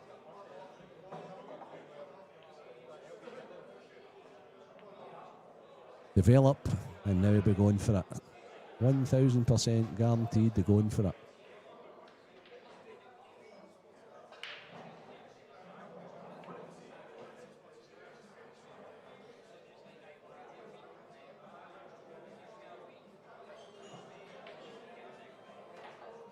So is Liam on reds or yellows in the matching table 8? He's on reds. Okay. He's actually done really well to get to where he is because he was in a bit of bother. Mm-hmm. He needs to still produce a little bit of magic though, doesn't he? Hi Andy. Hope you're well over there. Your boy's doing you proud. Davidino. Divster. He's not been in here at all weekend. How dare he still be in the tournament? Yeah, Dave's doing us a great turn for the IPA. Good player, good insight when he's in the commentary booth, and struck up quite a good rapport with both of you, Stevie. Yeah, he has. And it's funny, as I say, that time when he came in, He was nervous last year. I mean, it's this time last year.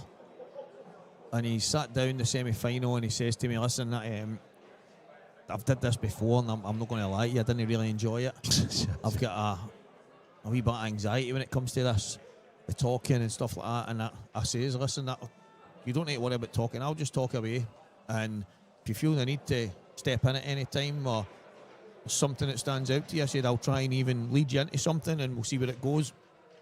After the match, he said, that was really good, I really enjoyed that there. And then I'm standing at the bar getting a drink and he says, I'll do the final with you if you want. Yeah. And it was, and next thing you know, before you know it, as you know, Renzi, standing in front of the camera with a microphone in his hand. He's opening shows, closing shows. And he's got the look. Yeah, he's got a great voice as well. Brilliant. For the comms, aye. So Phil Gibbsy's plotting this. Dunster has Dunster got a shot at the 8? Somebody's head in the road in my screen.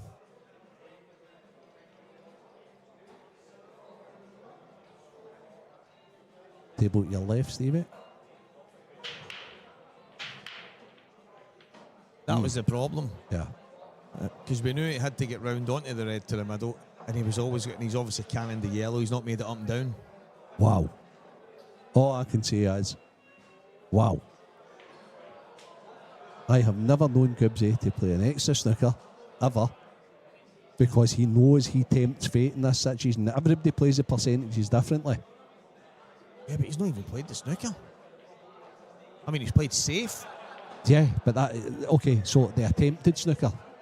Thanks for the bit. Yeah, the attempted snooker, but the safety, right? Yeah. That's why it took me flabbergasted. Yeah. Flabbergasted. Just to be to honest look and with you. say, right, maybe he's not even got the snooker, and as you say, tempting fate. But that amazes me even further.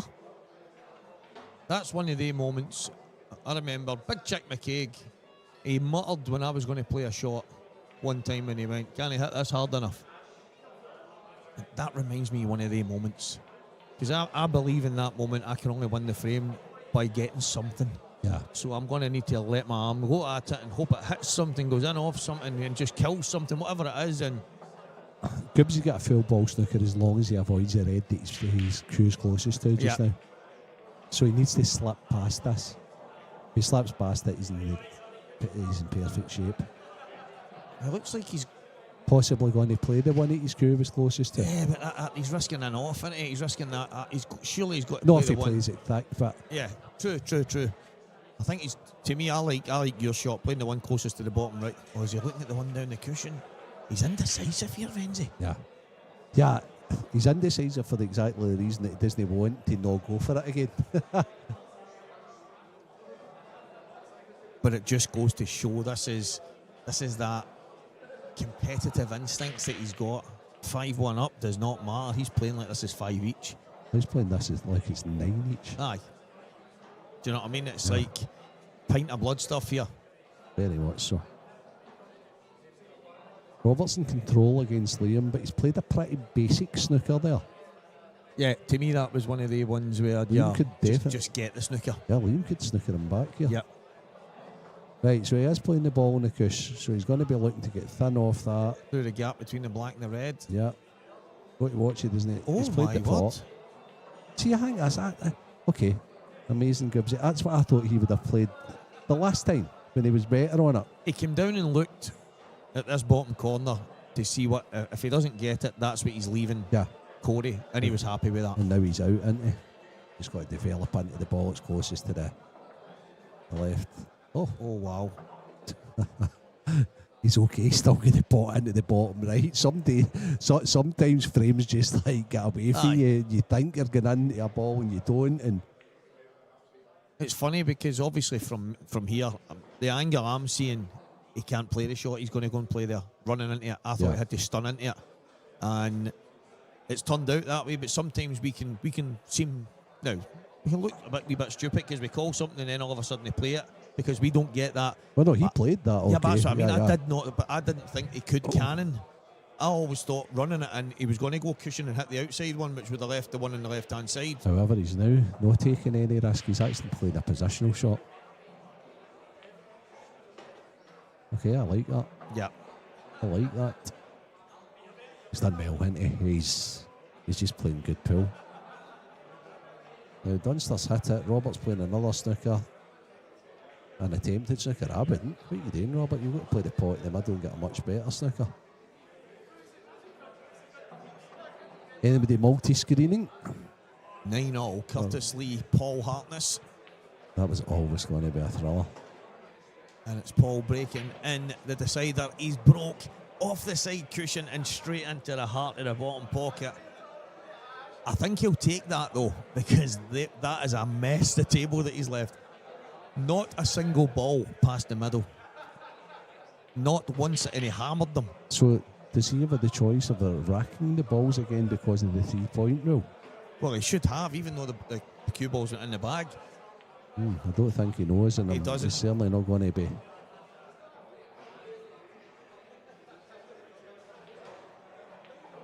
That's more like it for Rob Stephen. I thought he was going to at one stage play a snooker. There he's being checking. aggressive. Yeah, Curtis has just asked there. He's looking. He knows.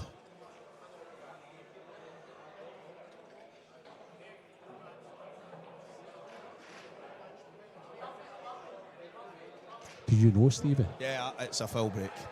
It's 100% full break. Yeah, you better go and sort it out, mate. 6-1 here, Scott Gillespie.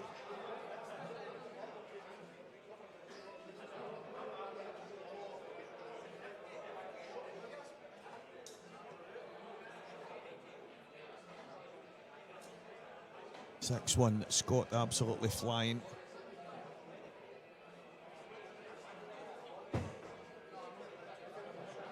It's funny because, whoa, look at this, Renzi. Look at the setup. Oh. So has this been implemented? I know for us at the Pool Association in Scotland, this new rule was getting brought into place 1st of January. Yeah, but it's blackball rules. I know. So we're implementing them. Instantly. But under the WPA, if that's what we are governed by. I wonder if Stephen and Paul have notified the players of that in Bronwyn. However, Bronwyn's the secretary, isn't she? Yes. Bronwyn, you listening? Yeah, so they need to be notified sooner rather than later. Yeah, I mean, to me, definitely for the Worlds. 100%. It has to be. If you're going to have the ball set, primary colours to the front and what have you, and if, to me, Rangers, see if someone goes down and they nudge my ball with their hand, or they play a shot and miss balls completely, or they're all fouls. So if putting the balls in the wrong situation and breaking is a foul, yeah, to me a foul is a foul. It doesn't matter whether Curtis has been off his break, believe it or not. Wow. Whether it might seem petty or not, if one's a petty foul, are they all petty fouls then? Do you know what I mean? Get that. So, yeah, you're probably bang on there. I think that's maybe something that needs to be relayed to everyone. Aye, very because much so. see, for me, for on TV, I think it needs to be right. Was there did the boys like Stephen and Paul, have they had their AGM this year or anything like that? Is that a thing that they've discussed? I don't know. Maybe I should know, but I don't know. It's no. I've actually had quite a lot of people, players. Yeah, because it's a asking professional players association, isn't it? Yeah, they're coming and asking me, and I seem to be. I'm more like a shop steward than a commentator. A players representative, right? Okay.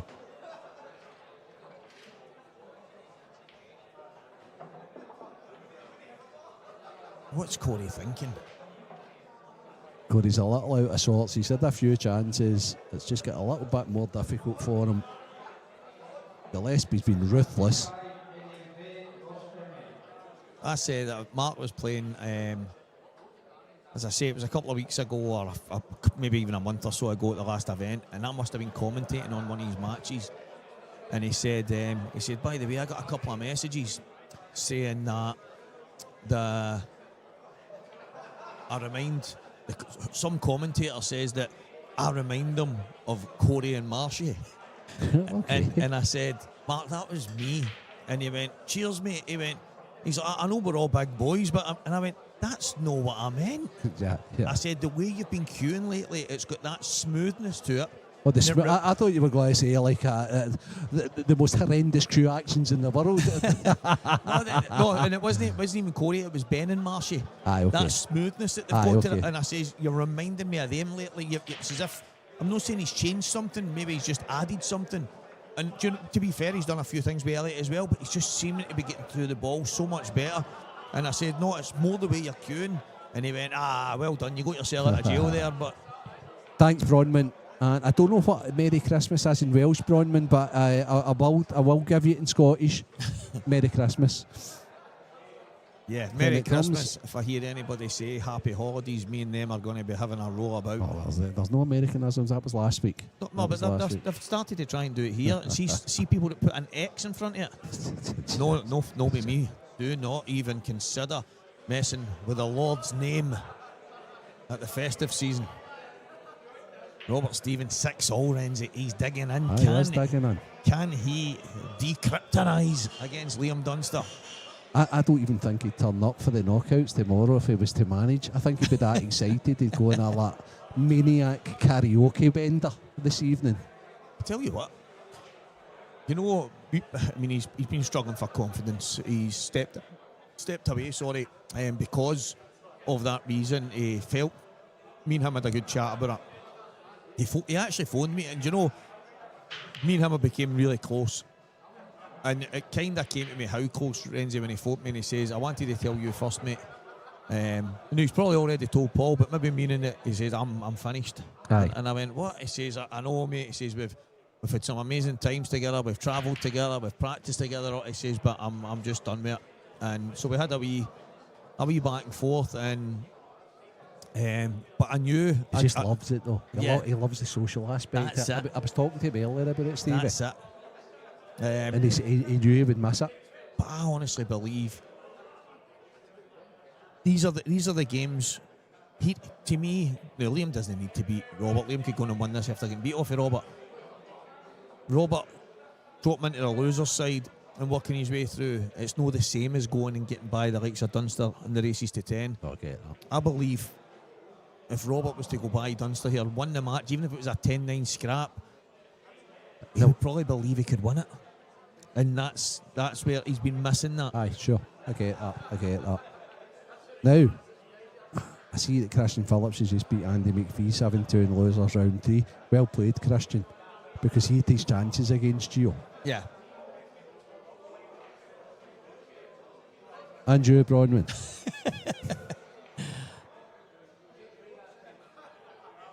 It must sound similar in Gaelic, surely. I wouldn't expect so. You know we need to find that out now. Right, I'm planning on learning Scots. Andrew Markin Jr. Mark who and Junior who? Mark Boyle and Young Santa. Mark 1. That's only Yeah, Mark yeah. and Junior I can think he's of. right. Aye. I think Andrew Menzies is right, yeah. Yeah, Mark Boyle is 5-1 up.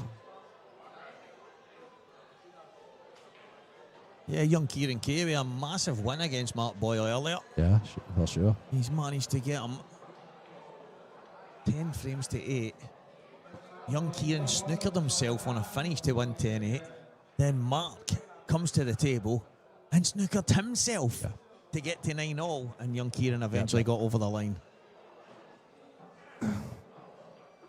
Yeah, Andrew, Mark Boyle's 5-1 to the good on Steve Ainsworth at the moment. That's in losers round 3.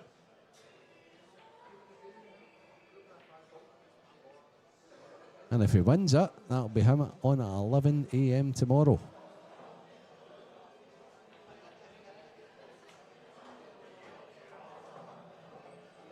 Some good players in that losers section, isn't there? Jake Dillon, Newlove, Marky Boyle. Paul Hartness won that frame after getting the foul break, Renzi, Yeah. and then And then Curtis breaks and goes in off, smashing the balls all over the place. Incredible scenes. Unbelievable. Lewis McCool in there. I don't know how he's still standing. What a guy. Anthony Monarch, Dean Shields, Jamie Burnett. Oh, what a tie that is. One of them's not making it tomorrow. The thing is, Jason Hill against Anthony Monarch, I don't know if Jason will play the match. Jason was playing Marshy. Marshy broke and dished. And then Jason broke dry and Marshy dished, and he just shook hands and walked away. And I've had enough of that, he says. Right, okay.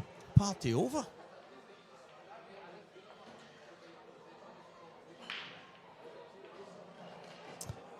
Marshy's 4-2 down just now to Luke Sanchez. Aye, Sanchez. Another good player. He's had a good year. He has. He started off the year pretty well. Couple of good runs. I think semi-final of the Worlds against Ben, and they lost in the first tour final. Rob Wilson, and I remember talking to him, and I could see that he was disappointed. And he says to me, he snapped a wee bit at me, and he went, "I'm not disappointed. I'm tired. This has been far too long a day. It's been too," and he just he get caught up in it.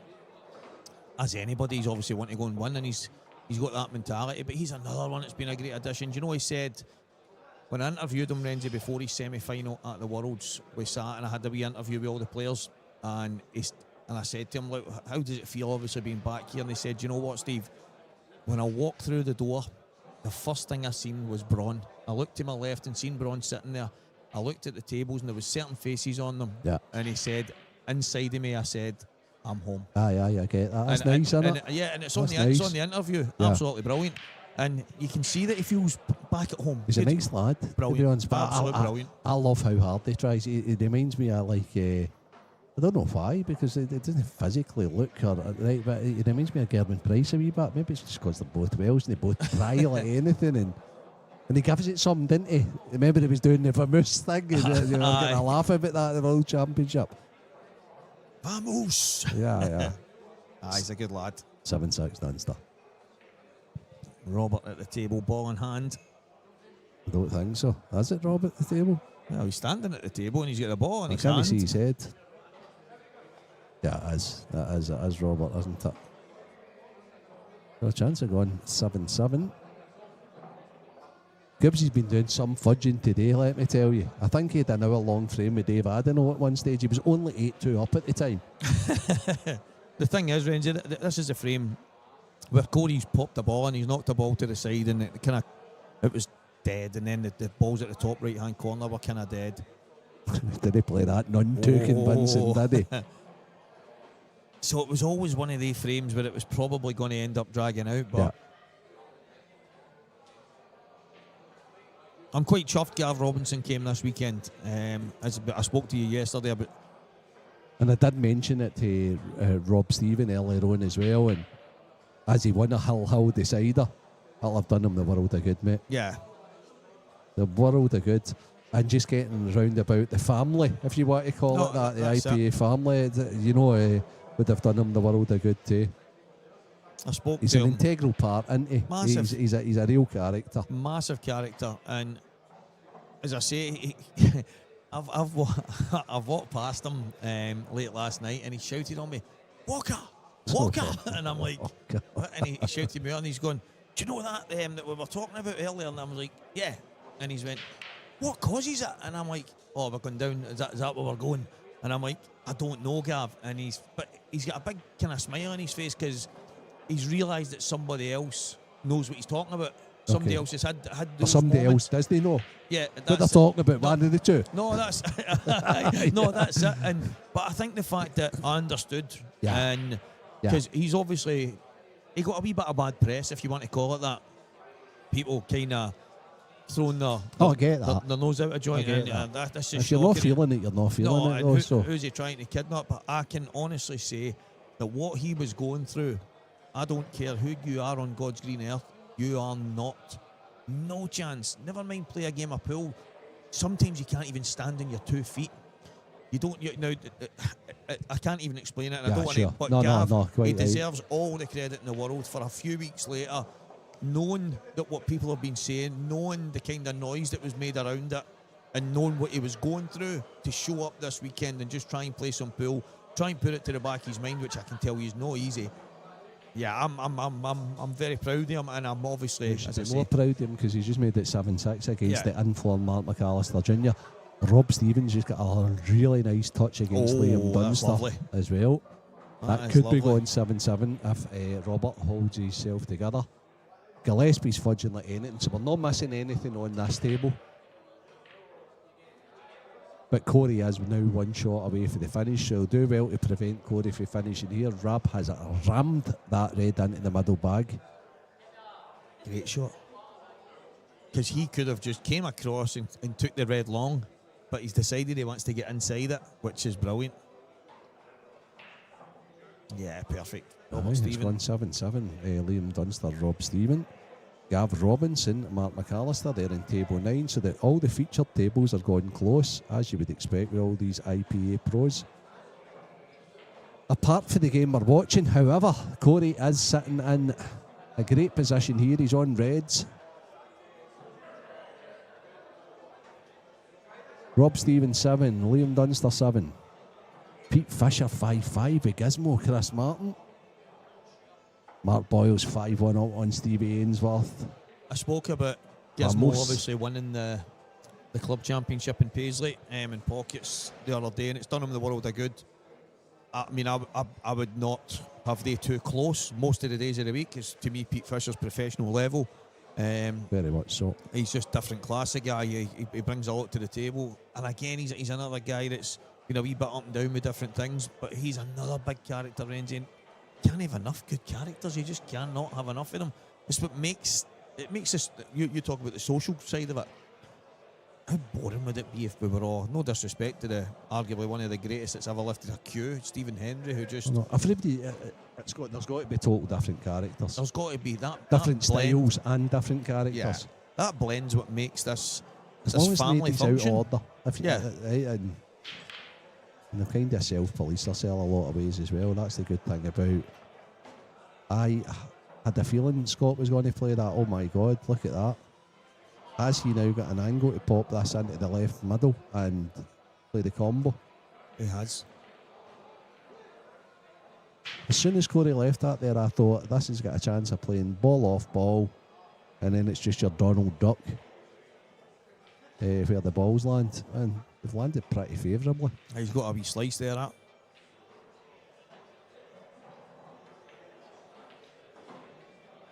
Oh, it's a tad unfortunate there.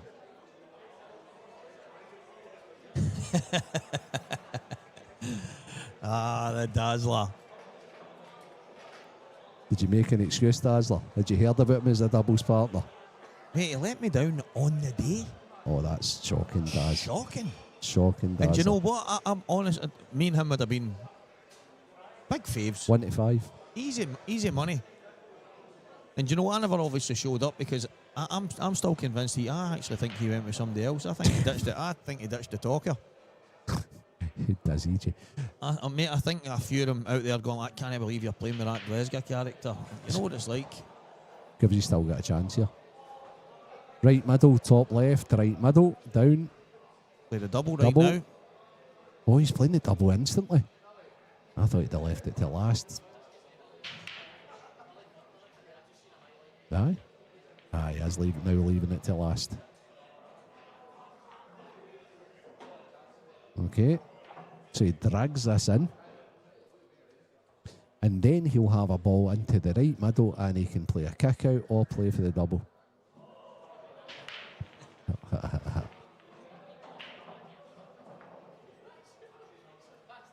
So maybe a little drag me left side to kill the pace of the cue ball here.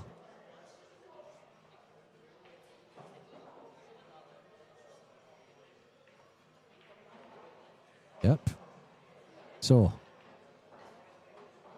I don't think he'll play the kick out. I think he'll just play for the double. And that way he's guaranteed a shot. I'd be surprised if he played the kick out. Well, bottom cushion would be good. Yeah. Where he's looking just now. The thing is, if he gets to the bottom cushion, I'm thinking the double. I'm thinking the double into the right hand corner. Yeah. Aye, well, okay. Not a double back.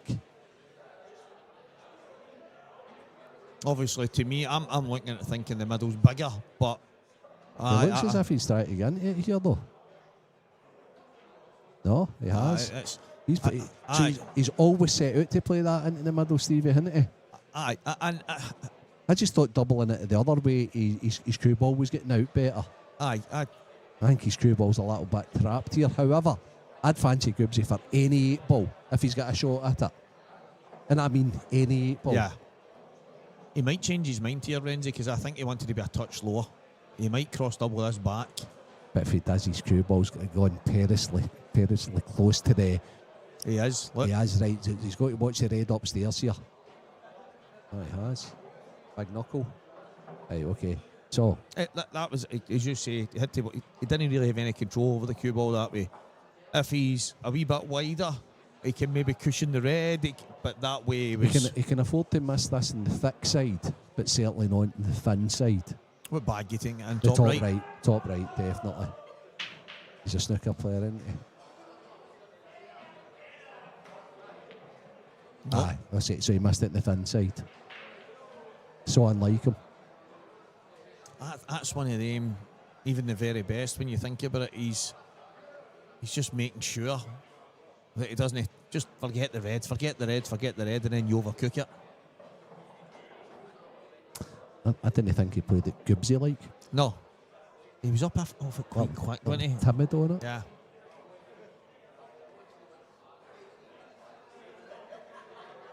Have we got to do about that?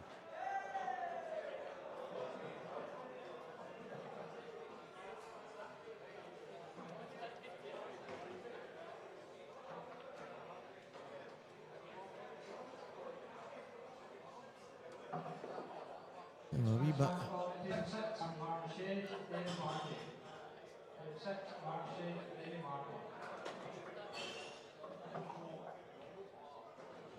So I tell you what, I know it can get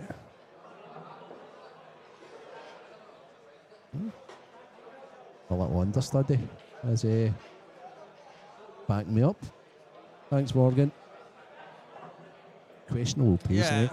Morgan, would you have played it with a tad more conviction as well? I thought he played it so unlike Gibbsy, but I thought he played it quite weak pace-wise. I thought he needed to hit it a little bit harder. Or would you have played it slower?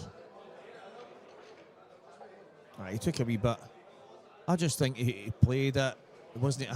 I know it sounds mad because it's Scott Gillespie we're talking about, but it was just like a wee bit of tentativeness came in there. Because he maybe just wasn't sure whether to use the red, bang it in clean. But you get a lot of people that like to slow roll it up toward the back. I hate that personally, but I mean it works for some people. No, I mean I'm probably not banging it in 100 mile an hour, but I'm making sure that I get a wee bit. Yeah, sure. But I'll be honest with you, I don't think I could refuse just banging it in off the red because it just looked massive, the bag. Massive. It doesn't. The problem with banging it hard off the red. No, hard. If he was going to miss it to the thick side and he's still got a chance, as I say, it's right. Missing it thins. Ungoobsy like. Aye.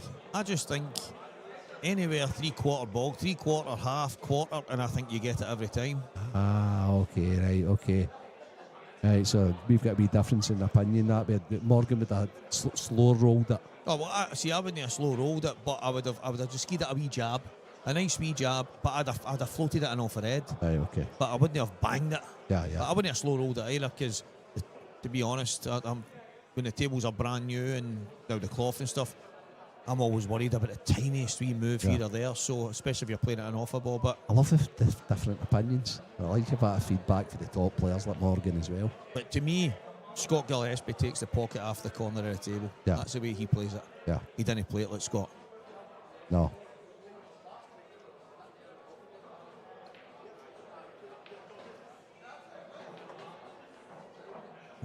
Oh. Dunster's made a little error. I'm sure he'll still get out. And Gav Robinson is about to go 7 apiece. This is exciting stuff. Stay tuned to the TV games, guys. Yeah, Mark Spartacus McAllister. Oh, I like that. He's not managed to stay in front. It's now a best of 5 between those two. IPA professionals. Liam Dunster, Robert Stevens, 7-0, but they 2 IPA professionals. And after his 8-ball miss, Gibbs, he's right back on that horse again, though, and yellows here. Yeah. I don't think you'll be seeing any mistakes here. That's the thing with Scott. He looks to kind of get that out his mind by doing something positive. Go out there, smash in a finish. That way, you can kind of. You don't need to dwell on it. You're not. Well, he's not the type of guy to dwell on it. He's He's not a dweller, is he? No, that's not his style. Never has been. So has he got an angle to stun down here and leave himself the yellow into the right middle? Needs to get this to bite, like a little delay bite. I wonder if he can run cushions, 2 cushions behind the yellow. Oh, that's a very small window, Stevie. I like it. Precision. I just think that even if he catches the yellow, he's. I think Dunster's got a chance. played a wonderful shot on table 8. He was actually holding his hand out, as in for the cue ball to slow down. He's played 2 cushions. Yeah, but he's not played it hard enough.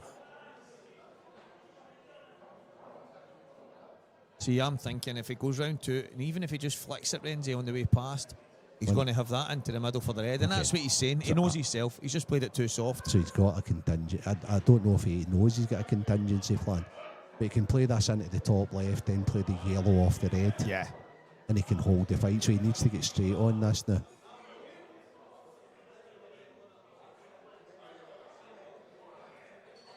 Paul Wilder's game, K. That'll be a good game. Yeah. The winner qualifies.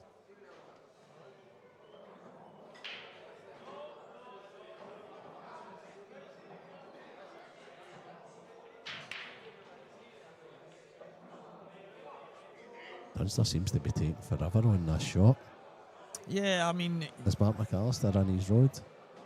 he was looking there at the line of it, and I know you guys watching the main table, even if you're double screening or whatever it is you do these days, but he's Liam, he's just milking it a wee bit.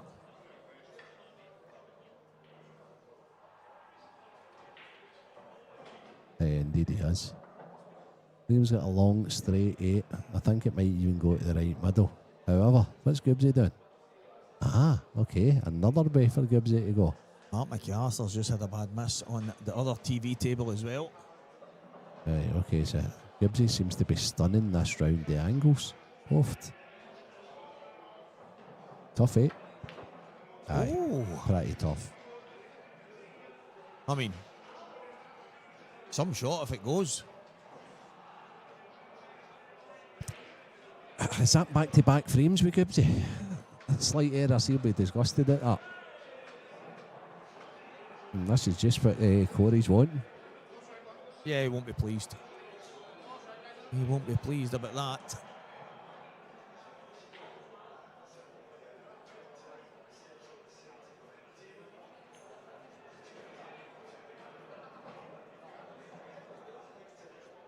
Straightforward enough. Should be. I think the 8-ball also goes into the bag that Corey's just potted that red in. That means that the one over on the left side he can just leave to last.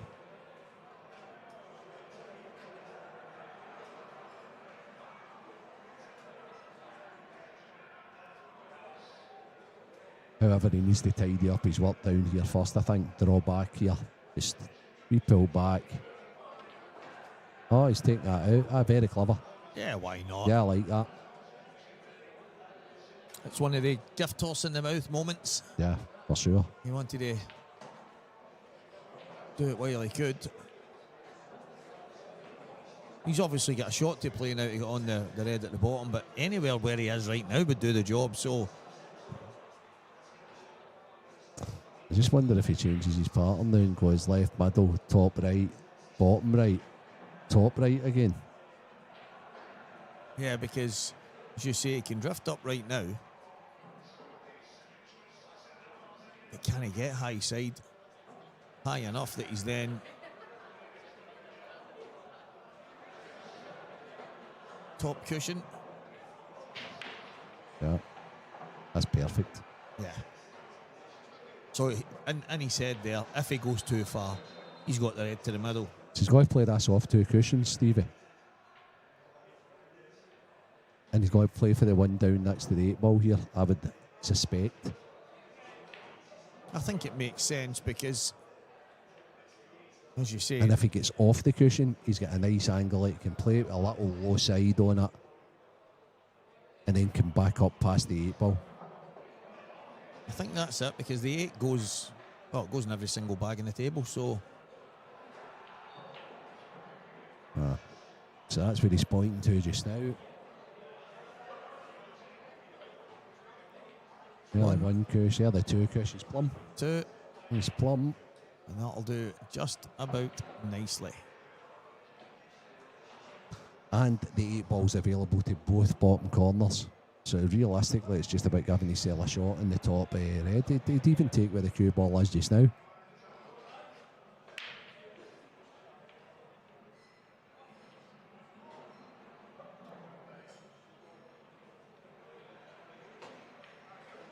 Yeah, that's pretty fine. Round the back of the yellow. Yeah, all he needs to do is evade it.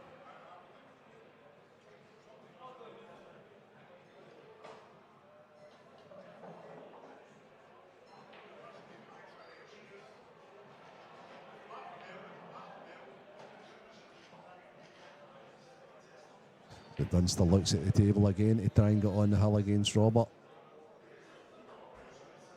Corey Reese. I think you might see Scott go for a little comfort break when Corey gets his.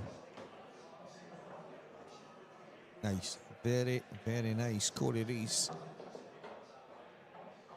6'3". Still a long way back. But you're going to start somewhere. There you go. And where do you think Scott's went, Stevie? To the lavatory. There we go. Look at the wee fella. So we have got Catherine, Johnny's lovely missus, and young Kieran. Kyron, sorry. Oh my gosh. Oh, I get taught off there. And he's smiling at Stevie the Talker Walker. Such a nice wee kid, young Kyron. He's actually talking through the mic. Can't believe it. Say something. Say daddy. Yeah. That's it. Yeah. Say it. Yeah, say something. So that's the youngest commentator we've ever had at the tender age of 7 months. Right, he's getting the microphone and he is giving it loudly. Young Kyron. Young McDermott. So, I'm watching a little bit of the Dunster now. While Gibbsy is on a comfort break. It's 8-7 to the good against Rob Stephen. It's looking all but 9-7. And on middle table, it's Gav Robinson, who I think's just went 8-7 up on Mark McAllister Jr. Luke Sanchez is 7-3 up against Craig Marsh. These are all winners' qualification matches.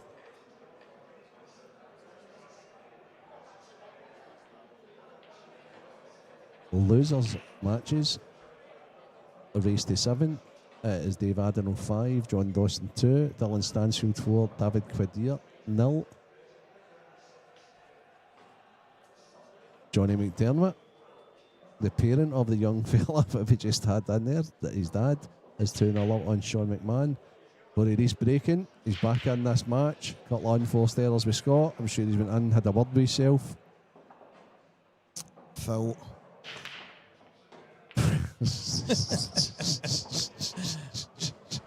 Look at those. Oh, Stevie's on man tonight. I quite like when you're in this mode, I'm going Stevie. to text Gibbsy right now. Say, Oh he's my fouling. God! See if he picks his phone up. I'm going to take the frame away for Gibbsy. Ah, brilliant. That'd Okay. be excellent. That'd be excellent. That'd be brilliant. By the way, Gibbs, he's just filled there. You're joking, Stevie. But so have you, mate. You're on your phone. Okay, Dunster's on an easy 8. He's going on the hill against Rob Stephen.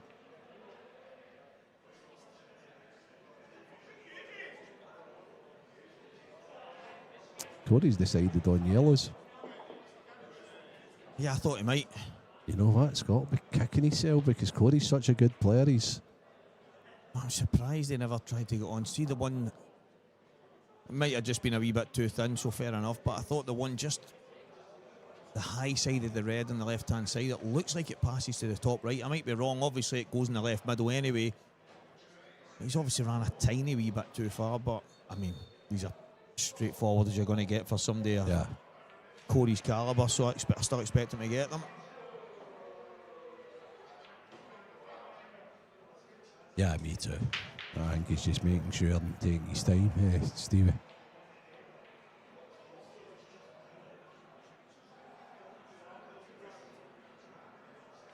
Gav Robinson's now motoring, Stevie. He's motoring. He looks as if he's going to be going on the hill very soon also. Rob Stevens, I think, has broken dry. That's not what you want to be doing. Dunster comes to the table with a great chance to eliminate Robert Stephen into the losers section. Corey Reese has one good positional shot from only being 2 behind after trailing by 5.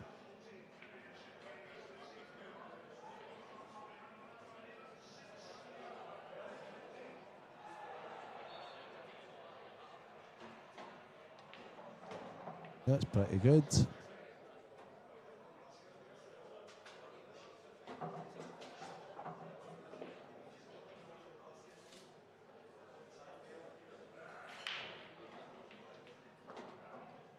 Okay, so Corey, is this 8 ball?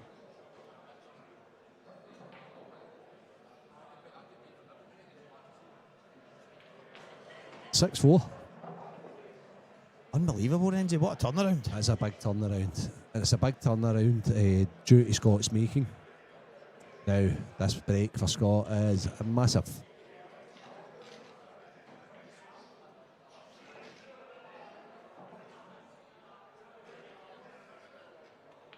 Gav Robinson on the hill, 9-7. Dunster having a go at the yellows too. Win the match against Robert Stephen. They're not easy, but it's Dunster. It's a world number 1 we're talking about in table 8. Great camera work for Craig.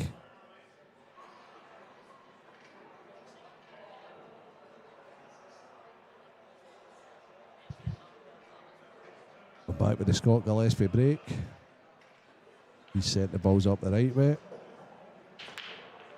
There you go, there's a smash, there's one in. The screwball's just been kicked. I think he's got a starter pot in there.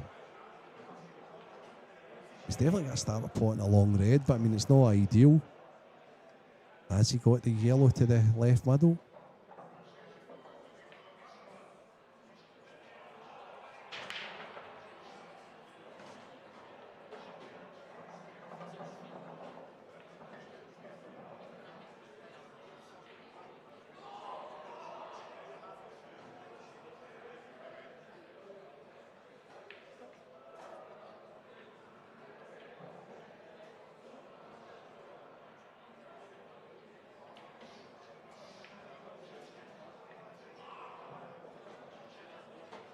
So he did have the starter pot of the yellow to the left middle.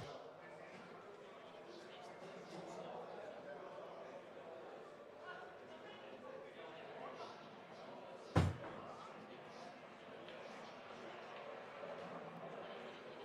think the wee man will play pool. Who? Be Kyron. Oh, aye. Kyron Undoubtedly. McDermott. Undoubtedly.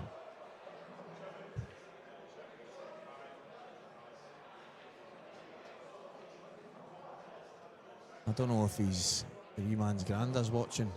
Hey, Paul. I says He's there, rotten. so he's got to be better than him anyway. That's for sure. I remember Johnny was working with me for a wee while, and he would say to me, he's like, I'm like, what's it like staying in Paul's? And he'd be like, honestly, mate, all he wants to do is give me advice and tell me how. Yeah. He's like, he goes back to the glory days, he says, but I don't even think these glory days existed. I'm only kidding. I like Paul a lot. Brilliant. He's a character. Absolutely brilliant. If you're listening, Paul, which you pretty much always are, maybe grandson was in there doing a bit of commentary. He looks a wee bit like his granda, I've got to say it. Catherine said there, well... I think it's just because he's not getting much hair in this. Well, Johnny better hope so. Catherine said, so he must look like me then, because I look like my dad. And I went, well, there you go. Looks like his mummy.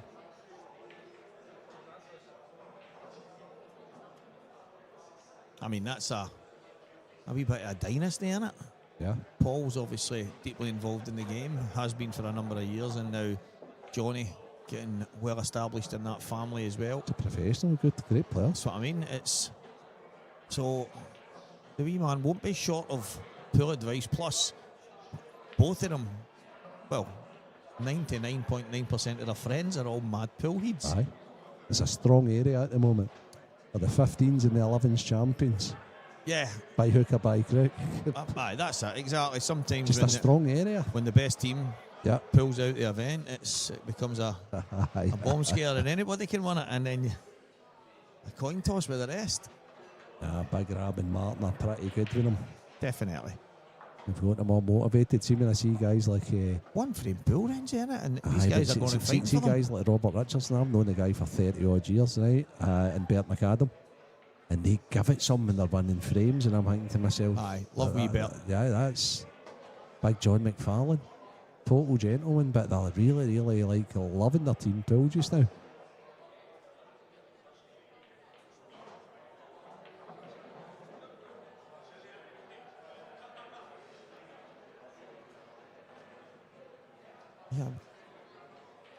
Yeah, I like this shot selection. He's just got to leave his cell long, hasn't he? He's just got to come over, flirt with the 8-ball. Oh, he's left it, but he's played it even better. He's left it to the middle. There's two ways he can play this. He can go up off the cushions and back down, or he can just slow roll it and take his medicine. I think if he can, he should. Gibbsy always just takes his medicine, Stevie. He just backs himself. Looking the kind of route the cue ball was taking, maybe it wasn't as straightforward as. So, percentages, Renzi? Aye, very much so. Yeah, he needed that. 100%. He needed that. And when he needs a thing, he normally gets them. So, 3-frame lead again. Eddie McVeigh. He's obviously come in. He's opened the door. He's come in with his coffee and said to me, I'll do a bit. And I went, fast Eddie McVeigh, that's and I'm like, okay. So he sits down with his coffee, starts talking. Microphone's not on. Told him to switch it on. It's about 10 foot from him. Can't hear a word coming out of his mouth. And he is away on one. And I'm like, Eddie, please put it up to your mouth. In between sipping away at his coffee. But he was brilliant. We had a good laugh. As fast Eddie good, yeah. He seemed to enjoy it. So I'm saying things like, oh, I wonder, he's got a wee bit of work to do here. And he'd say to me, what do you mean? You just bang that in the top. Yeah. And then and I'm like, I know that, mate, but I'm trying to dramatise a wee bit. But he was, after we were done, we went outside and you and Robert came in and he went, hey, I tell you what, I've always been a wee bit worried about doing that, no realising, he says, but I thought it was quite good there. Did he self-praise himself as well? We done so you've got to have a wee bit of self-praise or this is the job for you. We done two frames and Eddie was loving it. He's like, what I'll do is, if I get put out of the tournament, I'll just come in and geese away. I'm like, volunteer. There's a cue ball gone. Needs it to take breaks. It has. However, he's not pocketed one. So Gibbsy's coming in with another chance. 9-7 Dunster. And he's in a bit of bother by the looks of it. Must be on yellows then if he's in bother. I think he must be.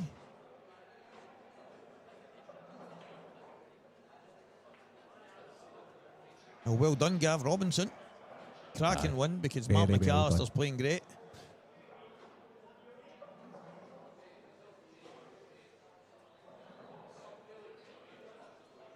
Gareth Hibbett and Lee Shepard about to enter the fray on table 9. That is getting the makings of a cracker. That's yeah,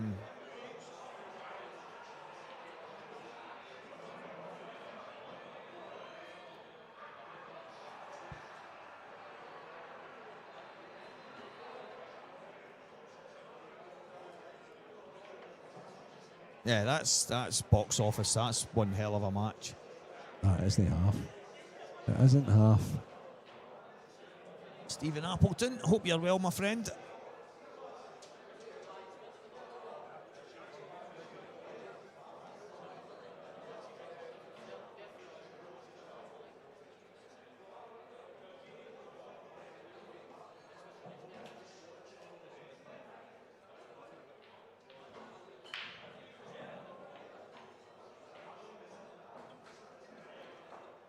Unexpected miss with Gibbsy.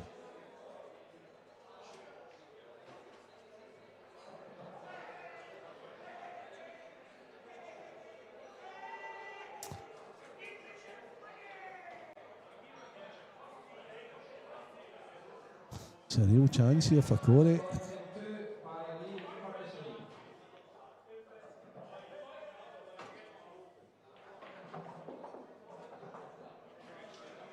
Hiya, Steve.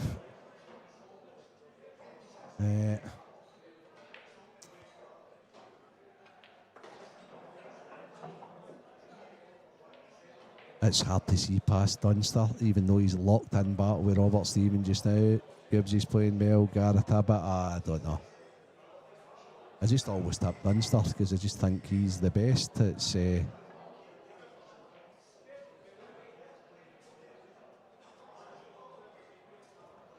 Just heard Craig saying last 32, Barry Lee and Curtis Lee, and they're in losers round 3. They're miles behind. Yeah, the other 32. I don't quite understand that one. I was looking, I had to double check the draw there, Renzi, to see what he's.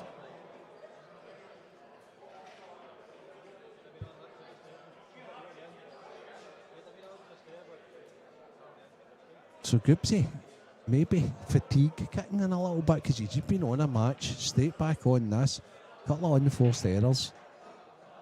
Yeah, well, he wants this out the way, and that's him for the night, innit? Am I right? Am I right in saying that? Yeah, this is to qualify for tomorrow. This is yeah.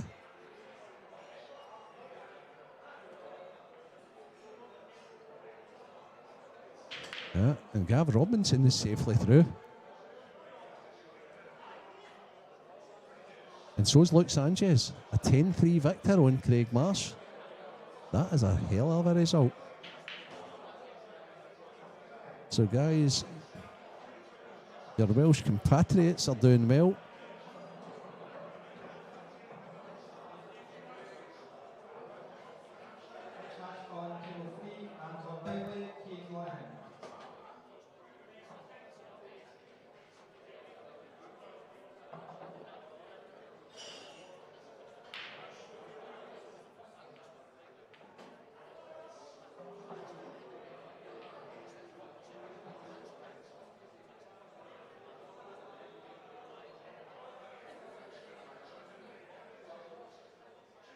Took these out quite well, I have to say.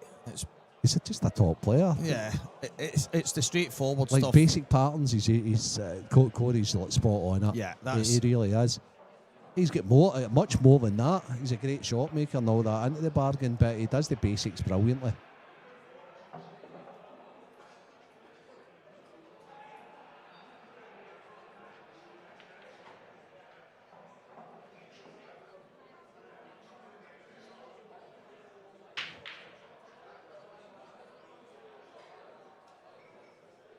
Luke's just a really good player, Steve. Yeah, he's class. So Pete Fisher must have won that game. Remember, it was locked at 5-5 at one stage. There's that much going on here. You tend to miss some things, so he's just to be on against Rob Wilson in the race to 7. So Fishcake came through 7 frames to 5. He got the last couple in Yeah. that one. Yeah.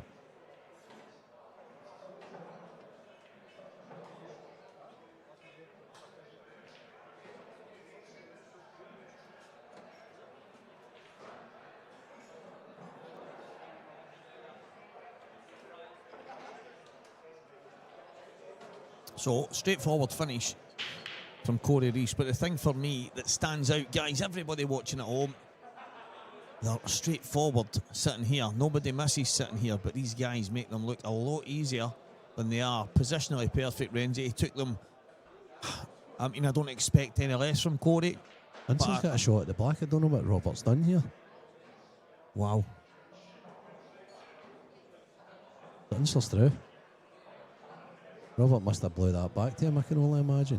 Don't know what's happened, so I'm not going to comment on a thing I don't know. I know one thing's for sure, this match, this is a massive break for Gibbsy. An enormous break. Now he's smirking Robert's face there as him and Liam shook hands. So is he dry?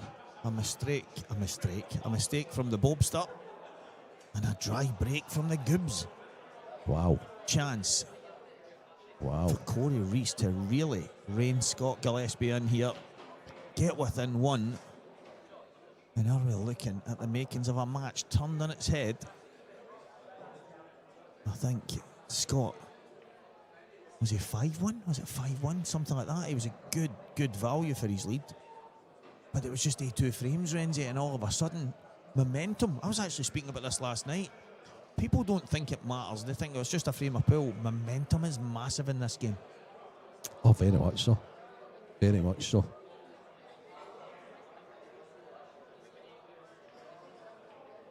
So somebody watching the match says Dunster has struck in 2 skill shots and then a black to win the match. So Robert's obviously played the safety. Thanks very much for that info. Well, that is obviously why Roberts had a wee smirk when he shook Liam's hand there, because Robert only expects that to happen when he's playing me.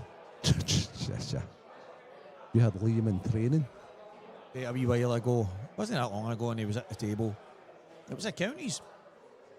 And he was on a 2-1, and he looked over and he went, Stevie, I wish you were playing this. And Renzi, I'm no joking when I tell you this. This is the most baby 2-1 Aye, okay. you've ever, and I'm thinking to myself, is this a joke? Some people get so scared for him though, Stevie, don't they? And he missed it. But then I've got a cracking highlight reel one where he nails a beauty and then takes one of the best finishes, and that's why, and I'm on it and I'm shouting, Bobby Stephen! Now, the self-proclaimed worst 2-1 guy, skill shot maker in the game, and it is it's about 4 inches for the pocket. He cuts it. It's just some shot. The ball over the bag's about 4 inches for the pocket, and then the other one's maybe the black spot, and he's cut it onto it, landed perfect, took a monster. And then, as I say, that one that's hanging over the bag, he see if you've any doubt about them. No chance. You're in bother. Aye, absolutely in bother. But when you're feeling confident about them, you feel as if you can get them for anything.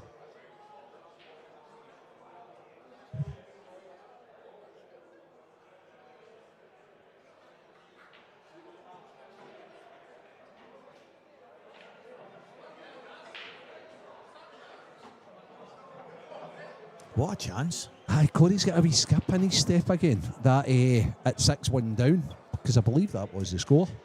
He certainly didn't have.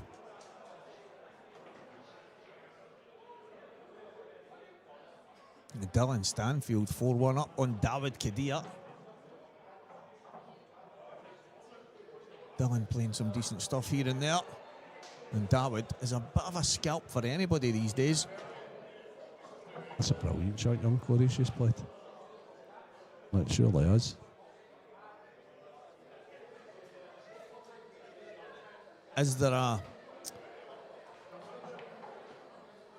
Yeah. Is there a shout to come upstairs now? I'd go upstairs just now, I think.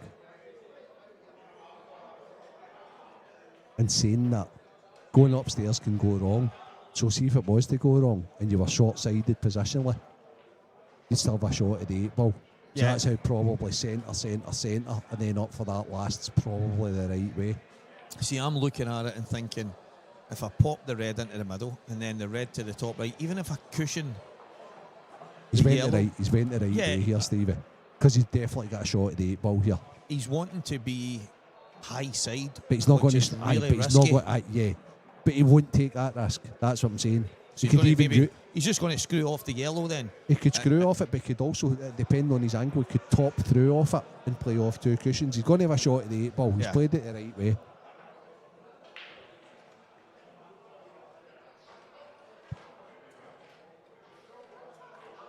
But yeah, I mean, I missed one earlier on that young Keen Monaghan played. He played a beautiful shot, manipulated the cue ball as a screw shot off the other ball.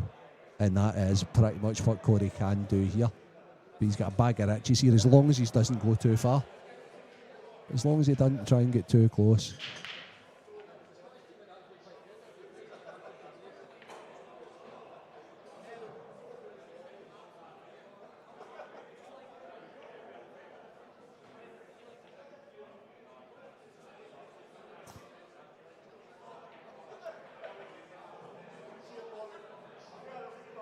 I don't think he can get close. I'm looking there and I'm thinking, He's played that great. That's about as good as he right, could so play. that was my worry. No, not my worry, but I knew he couldn't get high side because of the angle he had. He was running towards the yellow. He was kind of risking it a wee bit. So this is a shot. Now, I think your shot, the second one you mentioned, running off to, Well, I think he's too straight on that to play that now, Stevie. you think? Aye, because I think he might clip the yellow. That's dangerous. I think he needs to play your shot. Just screw back off it. I just put the cue ball on the line, basically, on the baulk line. Oh, let's see. Yeah, the problem with going forward here is if it clips the yellow and you get it too thick, you've got a chance of following through. Yeah, getting off. Yeah. He might be able to, yeah, I was going to say he might be able to miss it. I think I would have liked to be playing off the yellow so that you're getting closer to the baulk line. But, I mean, if somebody said to him, you're 7-5 down to Scott Gillespie. It's just nice and confident taking your medicine. And you'll be offered this, or you'd jump off your seat, wouldn't you? Of course you would. These are the ones you practice, pretty much.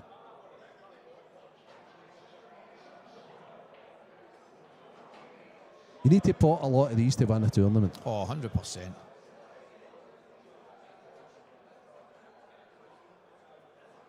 Just settling into it because he's been up and down a few times. Knows the importance of it as well.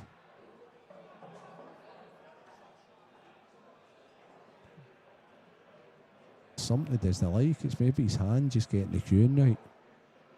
Yeah, he's good black. Because he had his fingertips hanging off the back of the table there. And that can be uncomfortable because you can feel yourself bouncing a wee bit. But what a black. What a finish. The Welsh boys don't have bullet them into the back either, do they?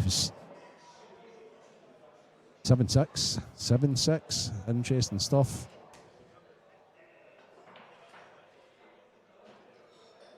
Mark Farnsworth and Gio Edgar. But don't go away once this is finished because we have got a last match of the evening. I think it's the last match of the evening. I hope it's the last match of the evening. It'll need to be because it'll have no commentary if it's not. You'll get to watch it, guys, but you won't be hearing me. It's Dan Davy against Forgood McKinnus. And that is a winners qualification match. It has been held back. It's scheduled for 9, I believe, so we're bang on the schedule. Or we're there or thereabouts, that's for sure.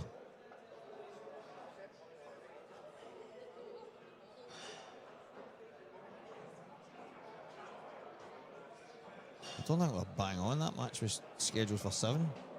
Was it? Yeah, and it's... Am I just making things up here then? You're really making things up. But I never that. Nah, but there's actually a bunch of games that are ahead.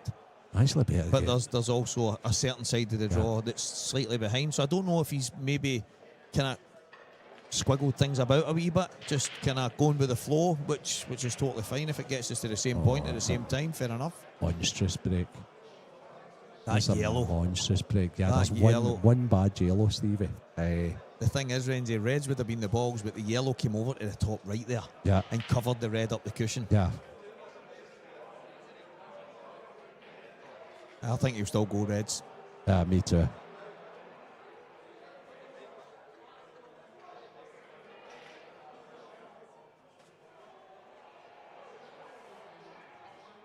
Oh.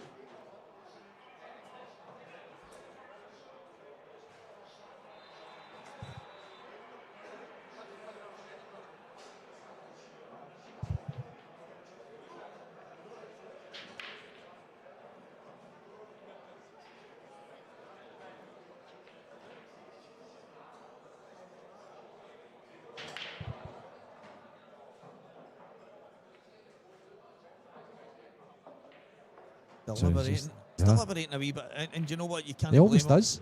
It's just the way Corey plays. He plays with both of these guys actually play with great attention to detail. That's why they're top players.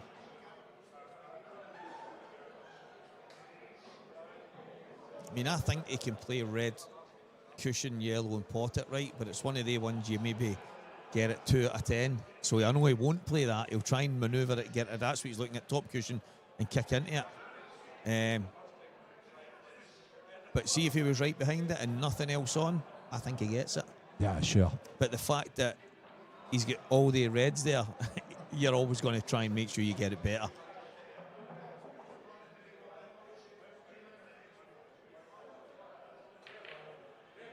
I mean, I'm looking at the red. I'm looking at the red into the right middle right now and thinking, can he go into it right away? Oh, he's changed his mind. He's went yells.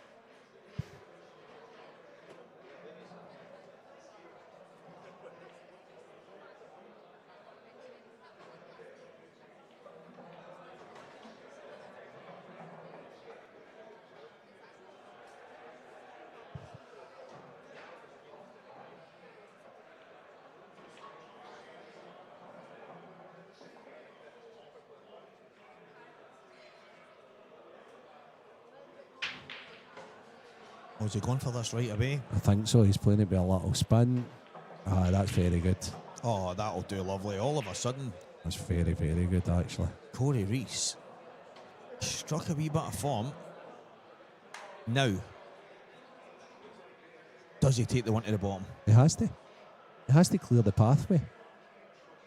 Why would you keep it there? He needs to take that ball. See, to me, he's looking top right Yeah. and then one to the middle. Yeah. Then coming round to move that yellow and then be on the one to the bottom. Wow. That's so risky. I think he needs to take the bottom one and try and put the cue ball exactly where it is just now. The only other option is to take the one to the top right, play the yellow in off the red, clear the bag and then play the double. Yeah. Where does it double though? Well, if he takes the red out the way, it'll go to the left middle. Okay. But again, yeah, that's what he's going to play. Me personally, it's Oh, I like this. I actually didn't see this. Now Yeah. I see where you're Yeah. coming from. so Yeah, okay. top right, Yeah. middle left, clear the bag and then just run through and play the double. Right, okay. Yeah, I don't mind that at all.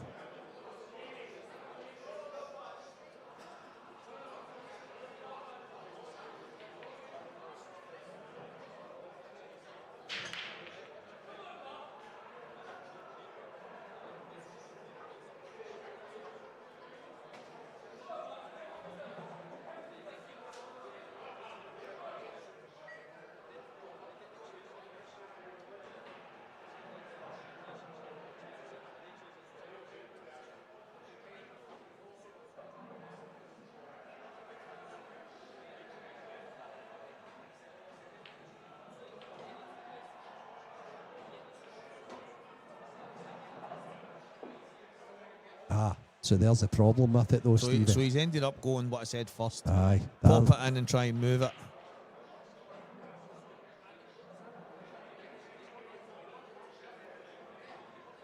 Now he needs to sort of try and manipulate some sort of a plan. Not only does he need to play the plan, but he needs to connect to the ball that he's playing first after he plays the plan. He It's needs not to almost, impossible. It's yeah. very thin. It's very, very thin. He needs to almost play it like he's playing it full in the face into the cushion. Oh, From really? The angle he's on right now. Okay, I wouldn't play it into the cushion. Would I'd you play cut the, it out of it? I'd play the overcut, yeah. Yeah, see, I'm playing cushion and out and then running the white through, hoping that the yellow cuts it I in and think gets he across might be there. able to see the bottom one, and he's going to screw round off too.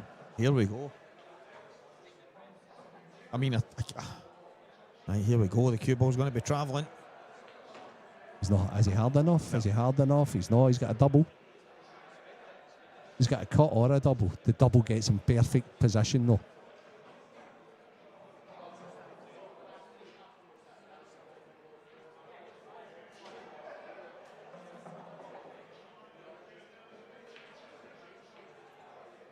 So it has to be the double, Stevie. Yeah, 100%. I don't think there's any joy in anything else. So, as you say, the double gets some better position. The double's probably more straightforward than the cut anyway. So It's the auto connect. The double's the auto connect.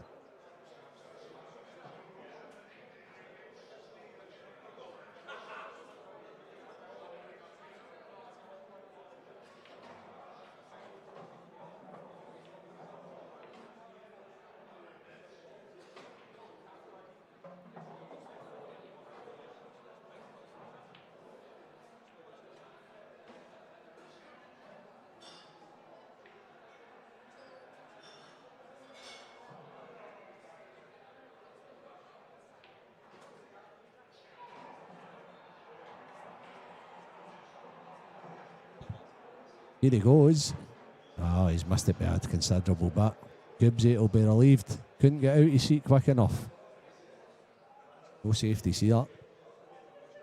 nah, I mean, it's funny because it feels like Scott's been in his chair for a wee bit. Aye, absolutely.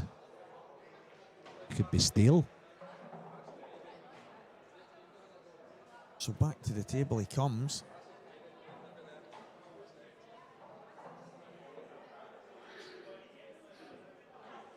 Chance to get within two. You said no snookers. Still think that? Oh, he's going for these, absolutely.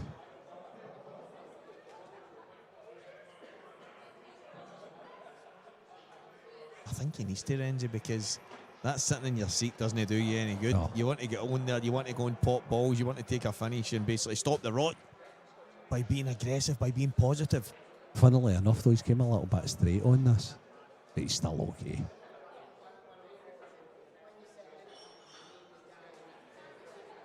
G. Wegger, Mark Farnsworth. Nice match-up as well. Winners qualification game.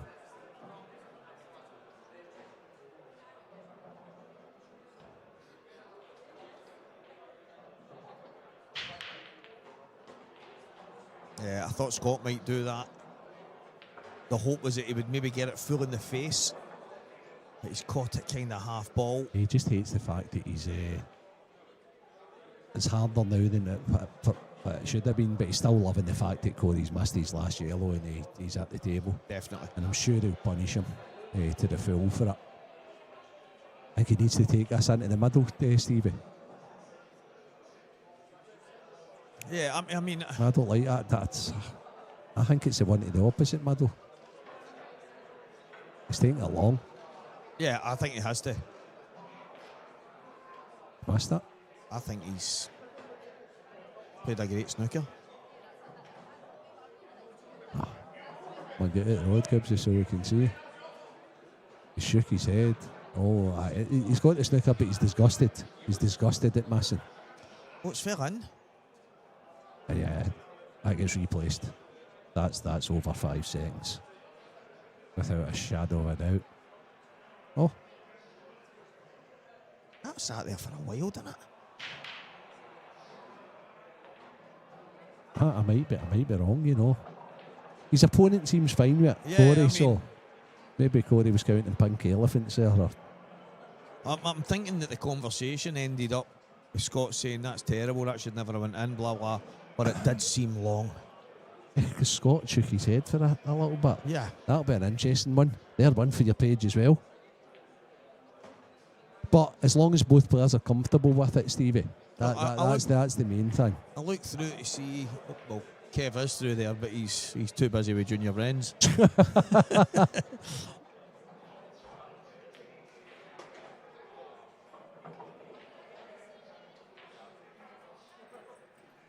8 frames to Okay, 6. That'll be an interesting one for anybody that's got a bit of playback facility through the shot clock. As I say, Corey's no problem with it. Scotty's obviously no problem with it. That's the main thing, as long as both players are comfortable.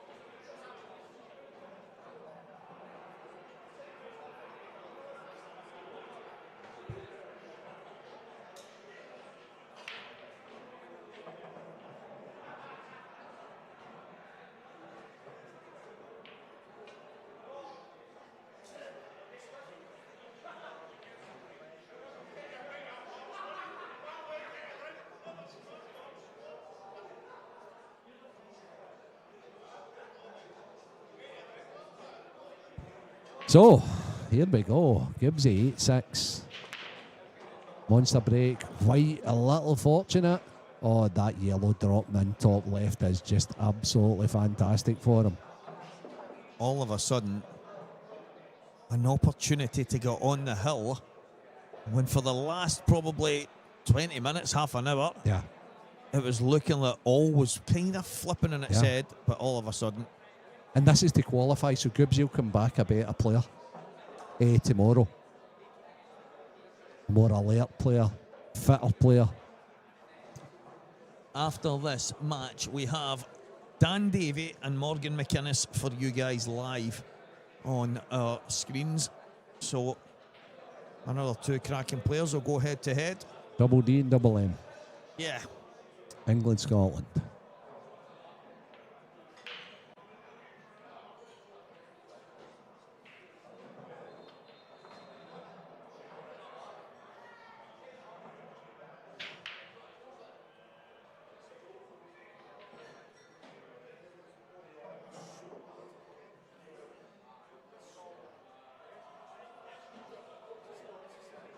Dylan Stansfield is on the hill against David Kadier. Got to be playing well if you're taking Absolutely. David to the cleaners like that.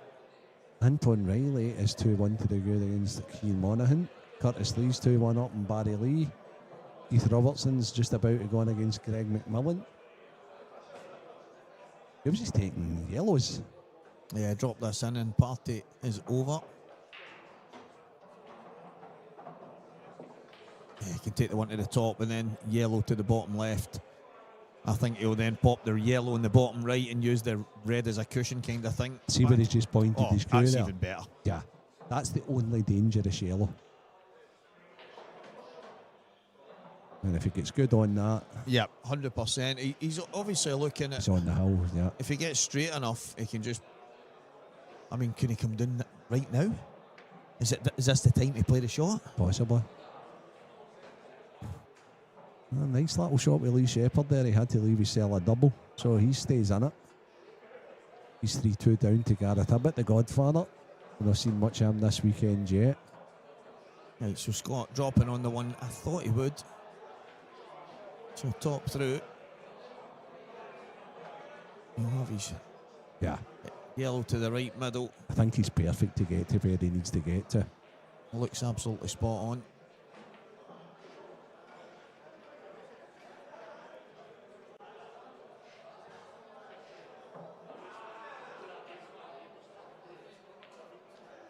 A little bit shy, Stevie. He's a roll or two shy.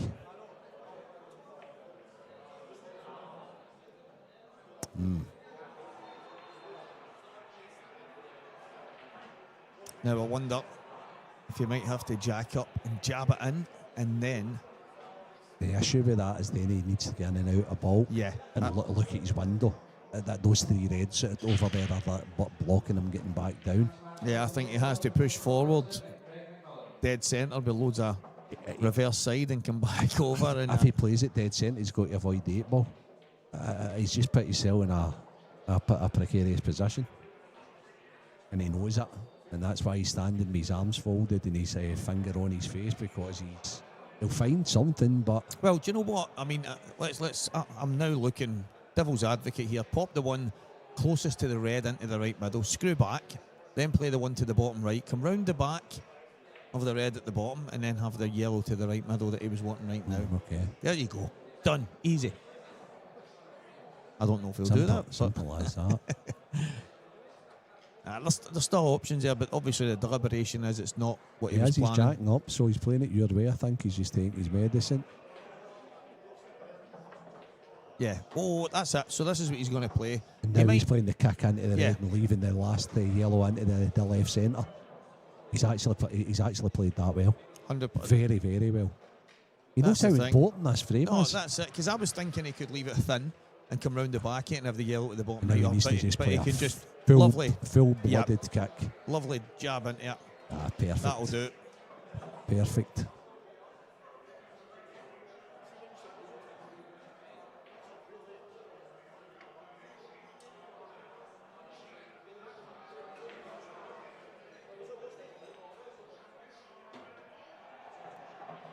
That's a great finish.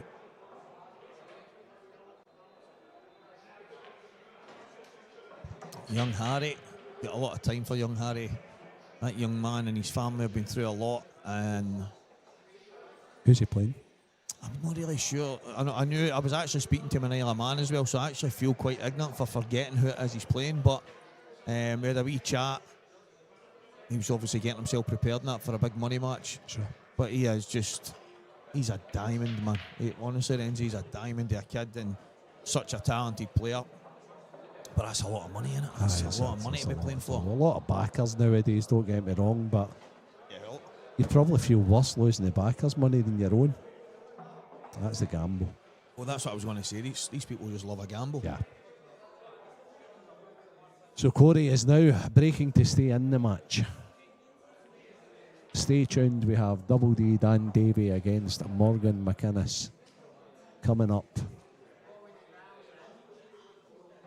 Still matches in all 10 tables here in the McGoldricks Pool and Sports Bar, the award-winning club. Just in the outskirts of Glasgow. It's Glasgow, in fact, and that's it. It's Glasgow. Sean B, Sean Irish kid, okay. Thank you. Great break. Turn off. Oh dear. That could be all she wrote.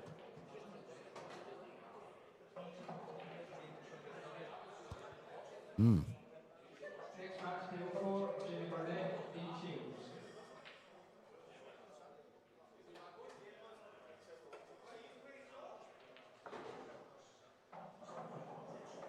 This is a difficult situation.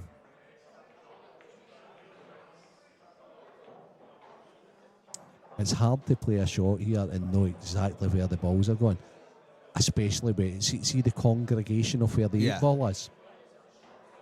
That's it. I probably see the two reds upstairs. I think I probably put the cue ball in beside the red that's closest to the brown spot and play red onto red into there and guarantee my cue ball is on the one into the top, the red into the top right, and then just pick them off for there.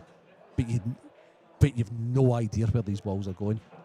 So I think he's playing the same way. I think he's playing the same shot, but you're just... This is where I think Dunster's just incredible. There we go. Yeah. So I think his preference is yellows now. I think every yellow's got a pocket. He's done well. What's the yellow he's closest to? Stops the white, can and he then he hold that plays the gap? yep. I think he's played that expertly. It's came out marvellously, hasn't it? Yeah. Well, that's what he's looking at. Looking at the line through to that yellow.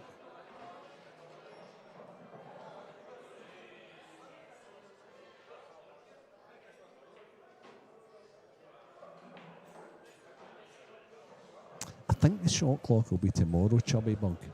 when the last 16 starts.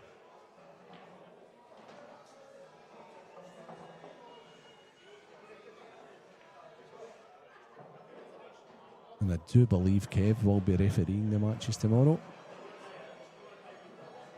From the last 16 onwards. Yeah. Yeah, live main table will be shot clock in the last 16 tomorrow, guys. For all of you that love a 30-second beep, beep, beep. Yep. Kev will be on hand doing that tomorrow. Well, actually, we've not got a shot clock, but he will be making that noise. Well, Craig was, I think he was going to have the one that he uses for, but somebody would need to sit at the iPad and do so it was obviously thought of, well, just do it manually as... William Wallace, Paddy McAllister's got sprung in mind. Listen, that's what I actually says, didn't I, the other night? He did. These guys would definitely help out.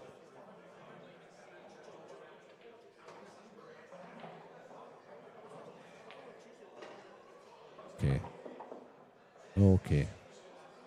Right, so he's going to pop this in the bottom, bring the cue ball back maybe an inch or two, and then he's going to play. I thought he would go forward Yeah, for the one. I suppose he middle. can. Yeah, I just wasn't sure. I just wasn't sure if he would leave that yellow just in case, because if he's obviously, so he's looking at, he's going to drop on that. Yeah. So then everything needs to come out perfect then when he pops that in the bottom. So drop this in, drop that in, play the gap. So he's forward. And no mistakes, Renzi. It's perfect. It's perfect. Needs to take all the pace out this shot. Yes. But I'm not so sure if you play the jab shot, because see if it comes back a wee bit, you could be in trouble. You think? Even if he comes How back. do you think he'll play it? Do you think he'll just I slow think he'll roll just it, or do you think he'll stop it dead? I think he'll stop it dead. There you have it. Big shout for Stevie. Yeah, stop it dead. Oh, yes. Hey, there we go. I think that's just made this shot so much harder. You're only saying that. Aye. I think pace. he's in trouble here. If this goes wrong, Renzi, I think he heard you. Aye, I'm going to blame it, of course. Tell you what, a pint-sized powerhouse has just went 4-3 for 3-1 down. That's brilliant. Uh-oh. It's perfect. Oh, that'll do. Well played, That Scott. will Gillespie. do.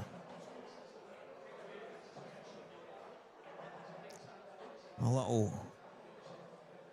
difference of angle. Craig obviously changing for a change. We've not seen much of that. We've not seen much of the other cameras. I think he's did well enough to actually win the match here, Scott, hasn't he? He's good just value. been the more prolific finisher in the Good match. value for the victory. Okay, so I think we're going to get one of our pros in for the next game. Well done, Scott Gillespie. 10 frames to 6 against Corey Reese. Good value for his win. Corey drops into the losers qualification type side, so he's still got a bit of battling to go. He's got. Is that? Yes, it is. That's for Sunday. So Yep. Is that Corey to Sunday? No, Corey must have another match tonight. No. No. Oh, losers round 4's at 11 a.m. tomorrow morning. So here we go, changing the commentary booth. We've got Dave Adenall coming in to help Stevie. Dave loves it. He just loves it.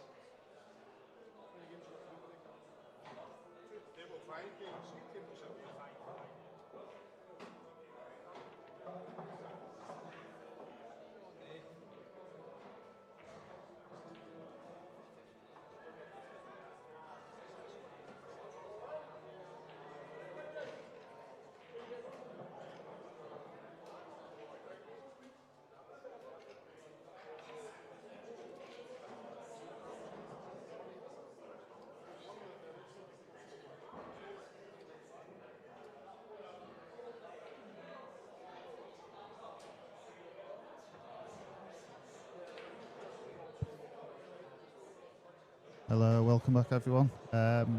Here we have the winners' qualification. Dan Davy against Morgan McGinnus. Could be a good match this.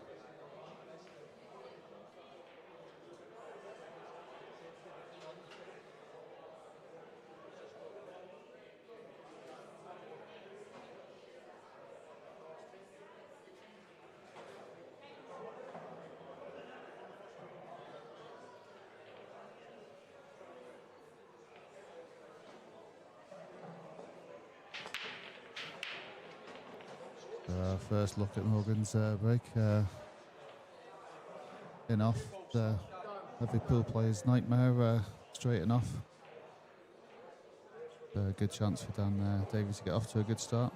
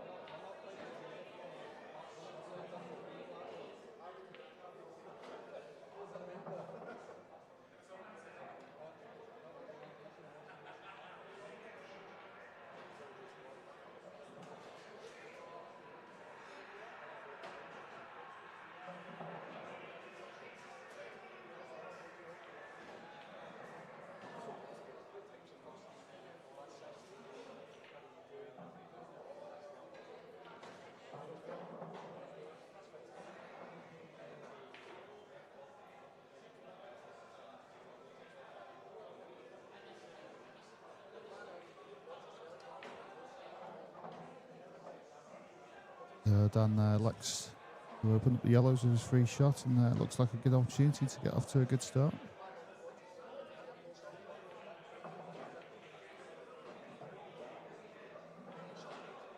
Got to mind his work that he takes them in the right order.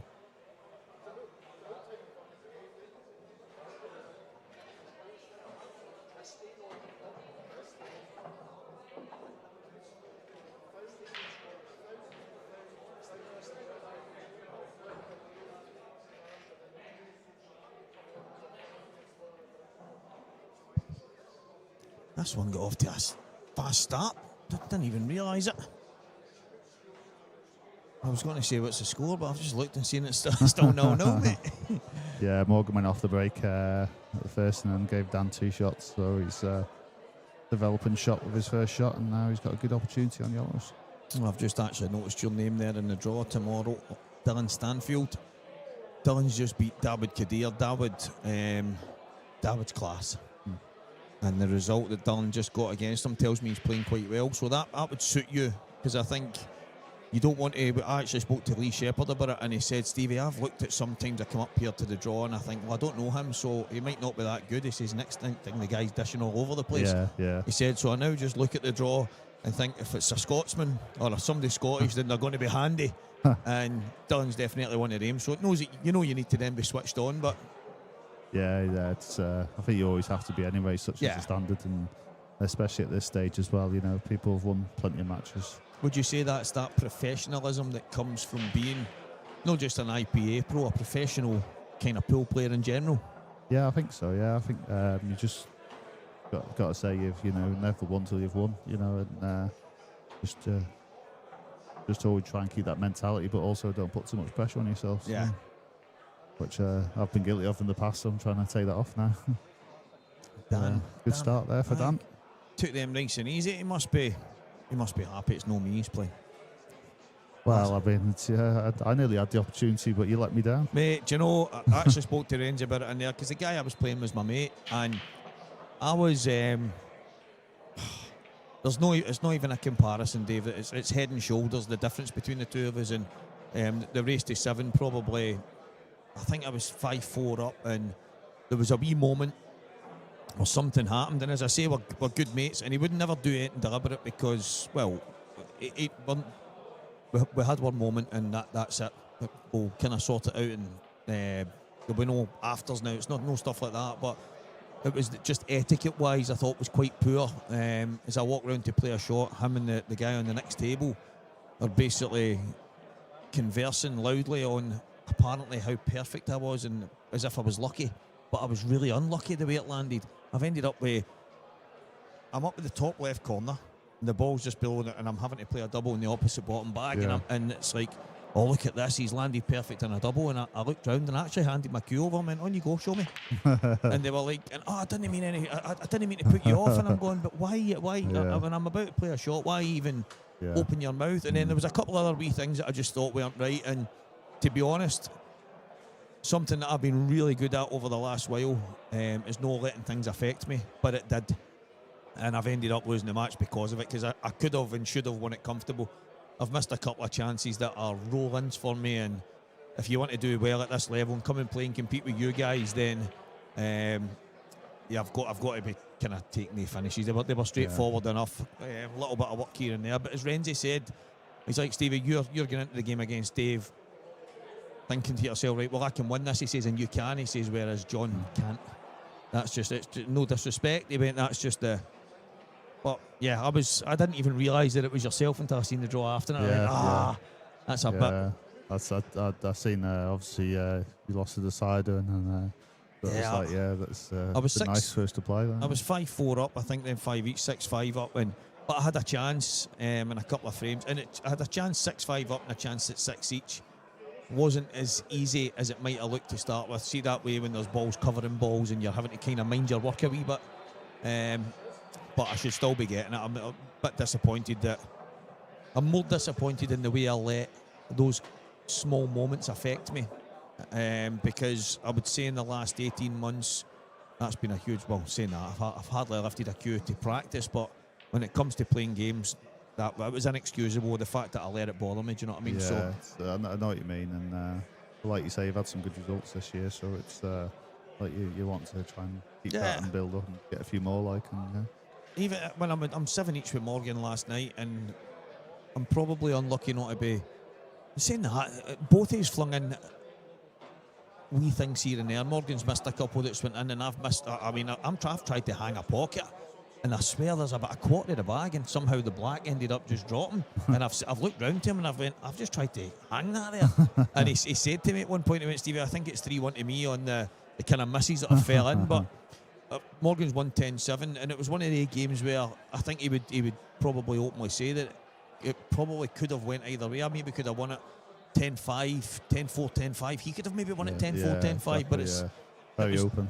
Yeah, but I'm thinking to myself after it last night and into today, I actually could quite well. So, a chance of doing it. I mean, I'm probably a wee bit disappointed that not the way I was queuing, but the fact that I let silly things bother me rather than just go out and get the job done, and that's it.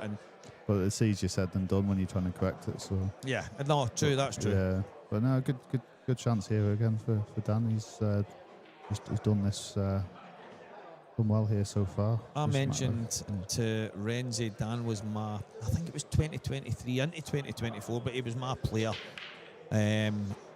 over the course of probably about 10-12 months. I think towards the end of 2023 and at the start of 2024 he was just unbelievable.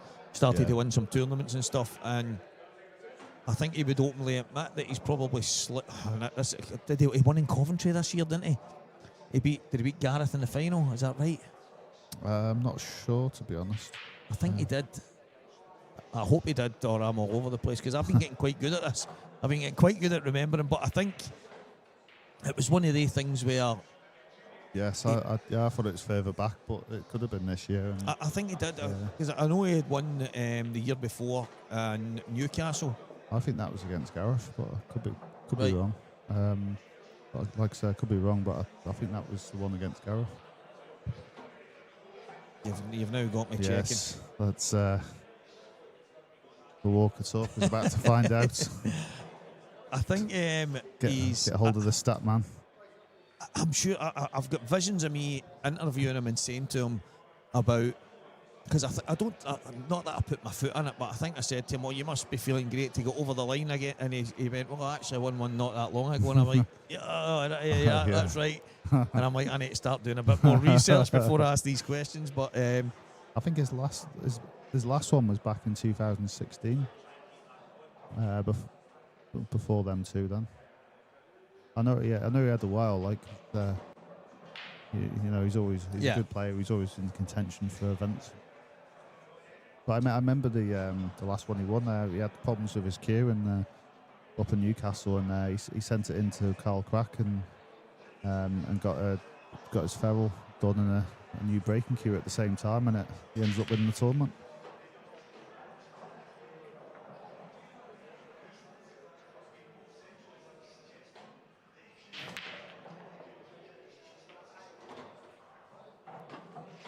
Brilliant break there from Morgan.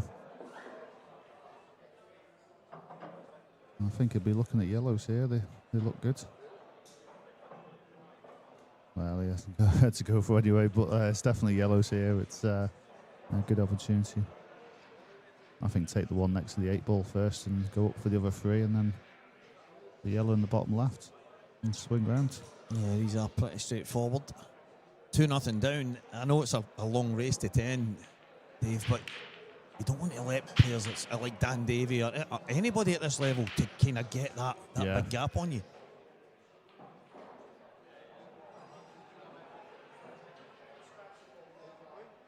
He did. Yes, he did. And it was Gareth beating the final, and it was in Coventry. I'm good, mate. I'm getting better. Yeah. Mark Farnsworth and Adam Davis were the 2 guys who finished beating semi-finalists, but it was 2025, May the 16th to 18th, British Professional in Coventry in the Hilton Doubletree, and Dan beat Gareth. Yeah. You had me going there, because there was a couple of rained off at ends earlier. I said, yeah, he won this one, and he looked at me as if, yeah, you're getting better at that, because normally I'm like, did he?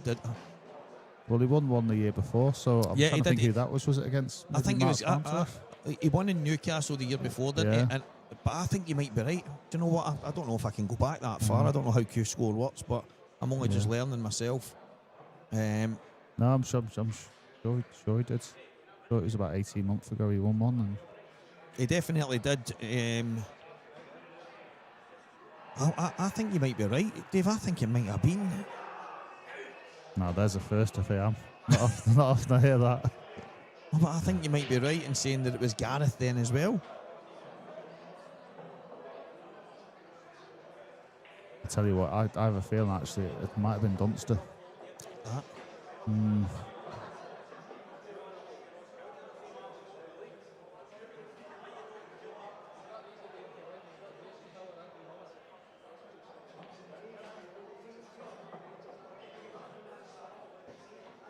So yeah, that opportunity for Morgan. I'm surprised he didn't get the cue ball higher up the table with his opportunity. So leaves Dan to have a go at this tricky one.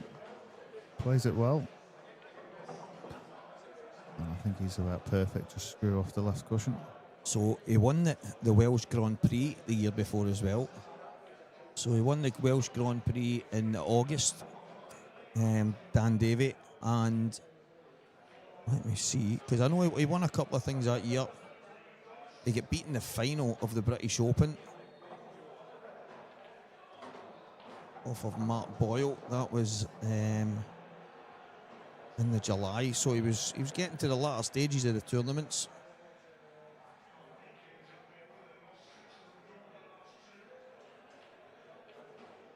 Yeah, Welsh Grand Prix. Yeah, I think it might have been a pro event, 10-6.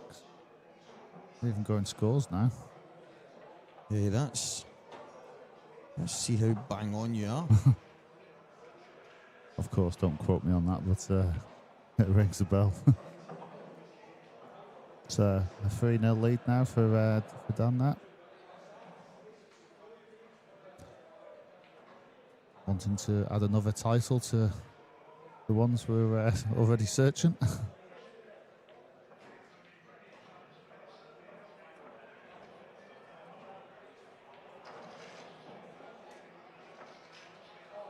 Yeah, he won the. So he won the first tour event. He beat Liam Dunster. You're right. Let me see if I can see the score. 10-8. Oh, 10-8 was it? Oh. So he beat Liam Dunster. He also won the Welsh Grand Prix that year. And then he's obviously won. I think he was quite deep in a lot of tournaments. As I say, he lost a final to Mark Boyle, and I think he lost another final. Then he's went and won in Coventry this year. So, I mean, probably over the course of the last 12, 18 months, he's been pretty steady. Yeah, it's not a surprise either, because we know the game's there, and it's just with all players, you just got to kind of wait till your turn and see when it comes around sometimes. Gareth Hibbett 5, Lee Shepard 6. That's on our other stream, along with Gio Edgar and Mark Farnsworth. Some unbelievable ties. Yes, there is. Obviously, getting to the back end stages really of day 2. So yeah, there's obviously some good matchups when you get to this stage. You know, the back end of the losers qualification, the winners qualification. The standard ramps up. Yeah, it's just looking at the names and not having guys like yourself. I mean, you're probably one of the biggest and best supporters of the tours and all the events that you travel to, and you're arguably the furthest travelled out of everybody, planes, trains, automobiles, when it comes to yourself. And apart from when it comes to the Isle of Man. No, exactly. That's not too bad. That's but that's deserved, if you ask me. And I must admit, mate, that hotel was absolutely brilliant. It was lovely, wasn't it? And it just kind of had everything you needed, really. It's, I mean, obviously the location was a little tricky, but I think you've got to weigh up the pros and cons. You know, the venue is ultimately the most important thing when you're trying to tick all the boxes, and it felt like it did. And obviously, I hope everyone that was there did enjoy it. I don't think I heard a bad word about the place, and every single person seemed to enjoy the fact that we had a little bit of space, we had a little bit of comfort, we had a little bit of everything, as you say. It ticked all the boxes. And I know next year we're back there, but we're in a different room. So I think the big long room is booked out for something else. So we're downstairs for one of the rooms. Right, yeah. So there's going to be some changes or something like that. But interesting to see what that's room like. I didn't see that one. So yeah. But yeah, I mean, when I'm doing, say, the TV and the commentary and all the kind of things, I'm there from kick-off till the end anyway. So whether I'm in town or not doesn't really change anything to me. Exactly, so, but as you say, for a lot of other people, location can be. Yeah, it's just nipping out to the shop and stuff like that. But I mean, you know, you just try and get prepared for it, don't you? And get on with it. You know, it seemed to go down well, which is the most important thing. There was a lot of locals that came to the festival type stuff. Came and played in the flyers and the doubles and the 3. And I thought it was excellent, the fact that there was so many, because there was a lot of them I'm looking at and I'm thinking, I don't know him, I don't know her, and it's like, and then I realised, well, they weren't actually in the actual tour event, they weren't playing over the course, but they were there to enjoy the buzz of having that kind of event on their door, and it was excellent. Yeah, exactly. And like there's a few people that, you know, don't feel they want to commit to the events, but they're quite happy to commit to that. And you know, if ever they're speaking to me, I advise them to at least do that. You know, to at least get a feel for it, because 100%. It might also be a deciding factor if they enter the following year. So. Paul Buchan, he ended up in the 1 and 3 man team because he was next to me. To be fair, he took the finish to win it, so I'll give him that. But no, I thought he'd be carrying you. We had some good fun. It was Morgan, Richard Swafield and Steve Wall. They didn't drop a frame until the final, and we beat them.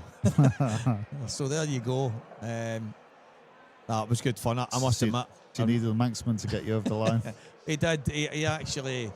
They will laugh when I say that, because obviously he's proud Scottish proud. Yeah.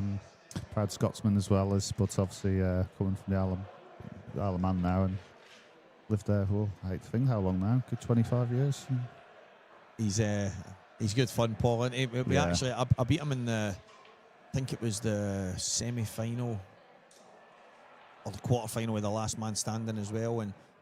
But I've broke the balls, and don't get me wrong. It's one of the instances where you get a little bit of fortune on how they land.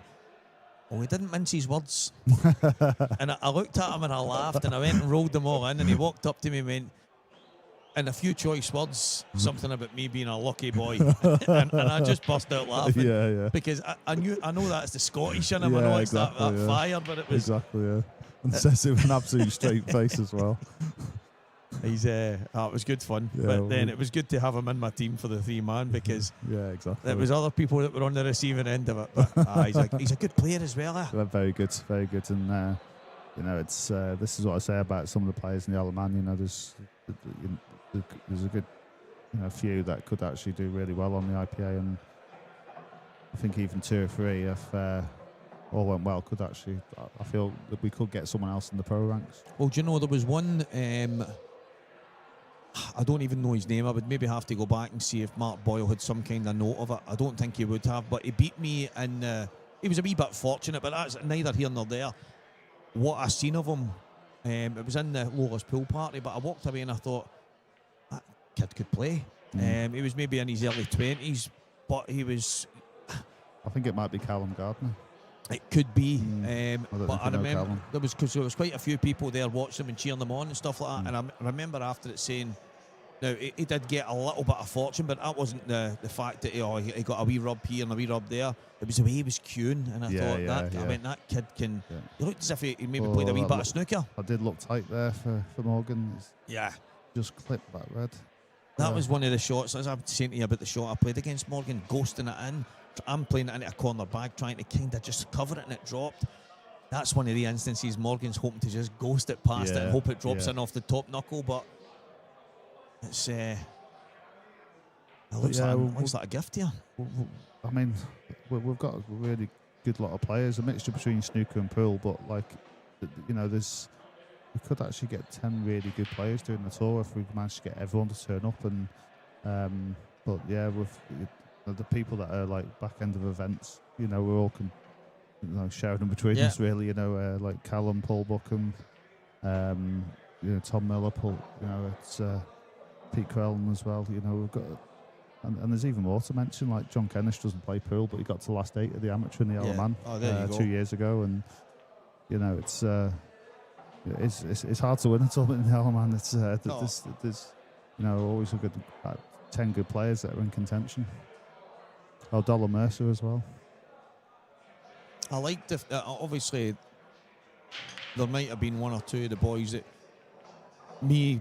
I played Paul last year, the previous year, and although we had a little 5-minute chat here and there and we spoke about the guys he knows from back home and whatever, we didn't really get to know each other. Yeah. So I went over obviously a few days earlier this time to play and all the fun stuff, and that's the beauty about the festival. Amazing. Yeah. Absolutely amazing. It's more relaxed. You get to potentially speak to people that you wouldn't normally get to speak to or might not bump into, but that's what I like, you know, the IPA family, and then you throw in that in the mix, and then I thought it was a mix with even more people, so it's fantastic. I thought it was absolutely fantastic. Yeah, Simon Brown, Chris Brown as well. But Chris, yeah, Chris used to be. I mean, obviously I've not seen him for a long time, but he was a really, really good player when he was back here before. Exactly. Yeah. He went away, and does he play much these days? I don't know, but it's not too much now. It's like had a bit of a break from it, and you know, doesn't really. He's in and out really. Yeah. But you know, he's like one of the players that was winning tournaments as well in the Isle of Man, but I could always tell with Chris that I don't think. Even when he just moved to the island, we wasn't really seeing the best of him. Yeah. You know, it's different when you're over here and, you know, playing top players all the time. And obviously the same with Paul, really, because, you know, it's when he moved over, he was playing for Scotland at the time. Yeah, but there you go. So as Chris was, so it speaks volumes of what standard they're at.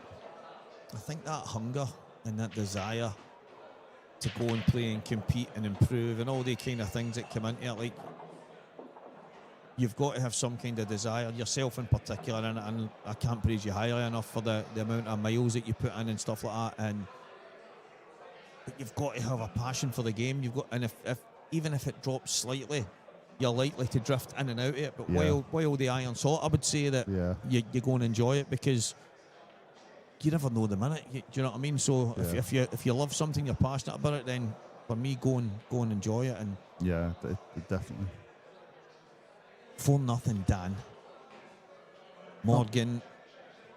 I'm wondering if Morgan will get to the point where he maybe tighten up a wee bit. I know the IPA is the 3-point rule, different to straight blackball rules, but Morgan has been known to tap packs when he needs to do it. Ah, right, okay. Yeah, I'm more like just get on with it. Smash them open and see what happens. Yeah, especially when on the stream, right? But if you need to do that, you need to do that. No, that's it, and it's obviously the winner in him. He's learnt for the best. His father is. I mean, I don't think there'll ever be a man alive that's as good as him when it comes to tapping the pack, and he's playing chess when everyone else is playing drafts or checkers, whatever you want to call it. There was a time in Bridlington, Morgan's father, Ross McKinnus, who is considered the GOAT to a lot of people. He says before he went onto his frame, he went, watch this. So there's a big bunch of us. Watch this. I'm going to pot all this guy's balls for him. So we're like, I'm going to pot all his balls for him? How's he going to do that? So he got 2 shots, potted the guy's ball, got another 2 shots, potted another one, cleared the entire table, potted a couple of his own, snookered, potted the rest of his own, finished, done. He cleared every ball on the table, and it was just... That's brilliant. But he called it before he stepped to the table. He obviously knew who he was playing, and I'm not meaning that disrespectful, but he obviously felt to himself, right, I can get this guy tactically here. Yeah, I think if you know that your opponent's going to play the wrong shot, then you can do stuff like that. And, I had it once in a league game, and I done exactly that. And but he had like 2 or 3 balls on the table, so I was like, yeah, I've done everything perfect. Happy days, I've won. and then the team turned around and go, oh, you did well there. You've only got 2 left.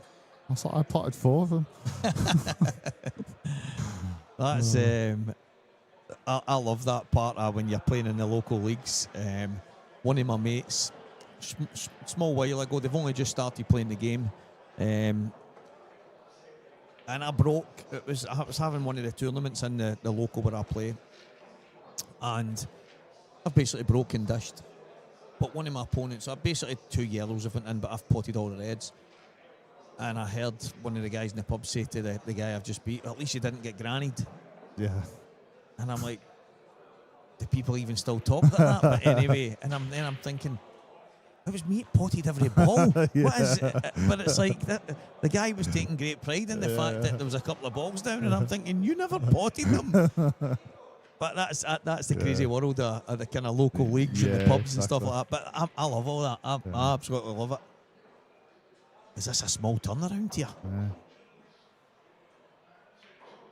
And that's the thing, when you do go like 4-0 down, as in this case, you just got to sit there and just take it and just say, well, I've got to wait for my opportunity. It might not come, but you just got to wait for the opportunity, and well, here it is. Staying patient. Dave is a massive. I mean, I know they say patience is a virtue, and you've got to. But in this game, I'm probably the world's worst at taking advice, because I'm not too bad at giving it. I'm not too bad at sounding out what you should do. But when it comes to myself and the heat of battle and the emotions are riding high, but you can only affect what you can affect. You can't, if your opponent's potting all them off the lampshades, or he's getting fortunate, and it's actually really bugging me. That's unfortunate, that. Morgan's tried to open that yellow at the bottom of the table. It wasn't an easy shot, but he was very unlucky to only get a contact that slim. That is, I mean, I'm looking here and thinking, how's he going to deal with it? I think he's got to make sure he's on his colour set still on yellows, but I don't know how he's going to deal with that. I'm thinking yellow to the bottom left now, and maybe go bottom cushion and swing into them. But I think you'd probably have to go between the red and the yellow. Yeah. Go for the gap, or if you hit it absolutely like a really thick contact, you might still have a shot on it. Or saying that, if you hit it on the left, it might actually come off the red fin and separate the two reds away. So there's still an opportunity, but you've still got a couple of shots to play.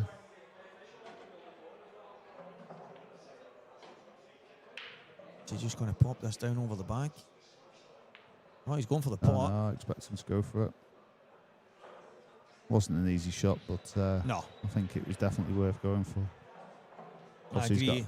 got a bit of time on his hands with the two reds at the top left. He's tried to be aggressive, Dave. He's tried to get that ball into a decent position and then take out a finish. Being super aggressive, positive, and sometimes you don't get the rewards. Yeah, I think it was right. It was early on. He still got a bit of time, but he also had to go for it really because he doesn't want to come back to the table when there's other problems. Like this red now could. I don't know if he's going to go for a skill shot, but like even if he puts the red in the mix of this, Morgan doesn't want that, so that's why he'd have gone for it before.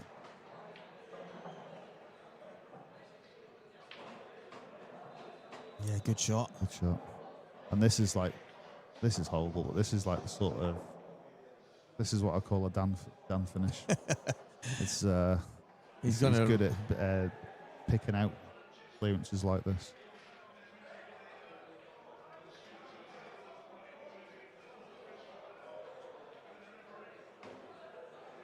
Oh, here we go.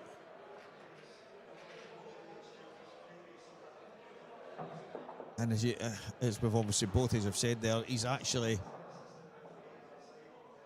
came back here after Morgan's got a chance. He's tried to open things up. He's tried to be positive and aggressive. It's not come out the way we'd have liked, and all of a sudden, shot. Yeah, it's a great shot. And he had to go in from it that way. He couldn't come from the bottom cushion. yeah, exactly. Are you trying to get as straight as you can so that you can play the bottom cushion red into the bottom right, or are you just? Yeah, if it's guaranteed to be straight, then yes, you play that. Other than that, I think you'd rather be a bit high. Yeah. To make sure you don't risk being low. And then you can pot it, and then the red down the rail. It's, at least the cue ball doesn't have to come out too far for the 8 ball. I think the yellow might be a good guide, you see. So that guaranteed he was going to be straight or high on this red. So I thought he could have used a little bit. Now maybe make the bag a bit bigger there and straighten it up, but I just don't think he needed to hit the previous shot as hard. And obviously he's only missed that because he's trying to kill the cue ball. I think maybe he was worried about like the cue ball sticking on the yellow and then potentially snooking him. So yeah, so he's making sure he's getting away from it. Yeah, exactly. Cause a bit of separation. Gio Edgar 6-4 behind against Mark Farnsworth. Andy Neal, he goes mad. He goes mad. He just goes typing crazy. In fact, I would bet that he's got some kind of voice, kind of activated thing where he just says it and it just prints it out for him. AI. AI Andy. I know. Andy Neal, what a man. Such a great help in the Isle of Man. On the shot clock and we're talking about the fact on that top of the tables. the last 16, the shot clock will be in play tomorrow. I think it'll just be manual with the referee at the table, which is fine. We'll have the 30-second shot clock. And it says that basically Craig was talking about maybe having somebody to manually deal with the iPad and all the kind of things. And Andy comments, "I'll do it. I'll do the shot clock." You better get on that ferry, Andy. We need you here. We need you here quickly. Might be a bit of a delay on the YouTube for to do it from the Isle of Man.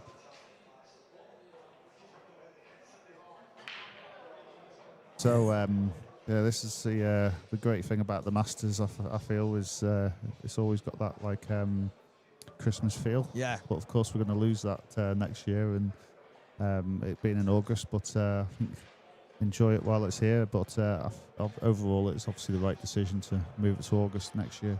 Yeah, I mean, I understand. And the funny thing is, some of the professional guys, I mean, they're a wee bit fickle at times. Mark Farnsworth put a wonderful post in the pro chat that I absolutely loved, and he said, all of you guys asked for more tournaments. All of you guys asked for this, that, and the next thing. You've been given it all, and then a lot you don't enter. Then some of you moan about the fact that there's an extra event added to the tour fees and all that. But you know, Mark's one of the guys. He sees it in black and white. There's no grey areas, but it is the right idea to move the Masters as a professional only event to August. But I do hope that the guys have got something up their sleeve for the tail end, because I would hate to think, I mean, I guess if there's no, this is full of a bunch of pros have come up, but it's full of the Scottish contingent and the amateurs and young guys like young Lewis Wizen, guys like that have came in, that they're getting towed in here.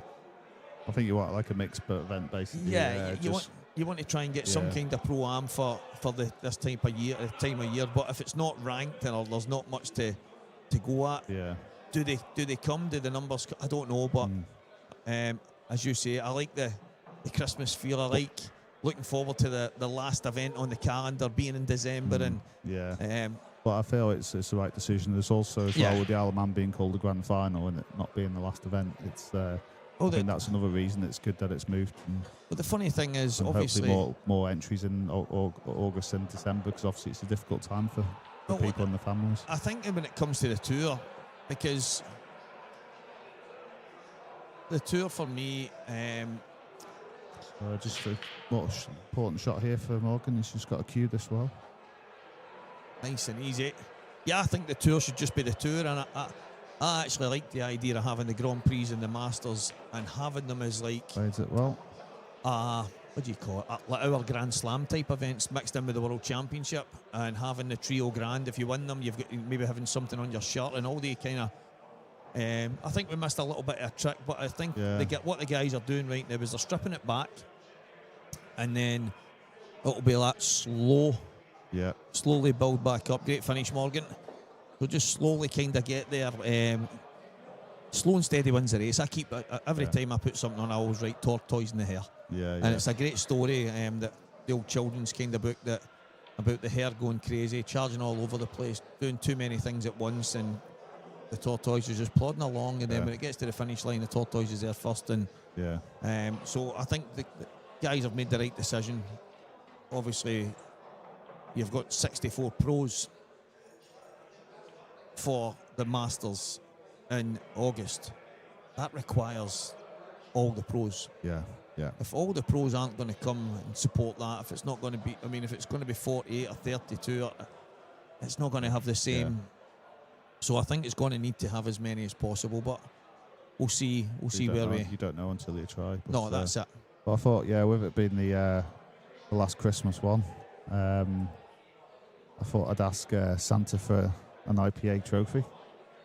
So I asked him. So he asked me. He says, "Dave, have you been good this year?"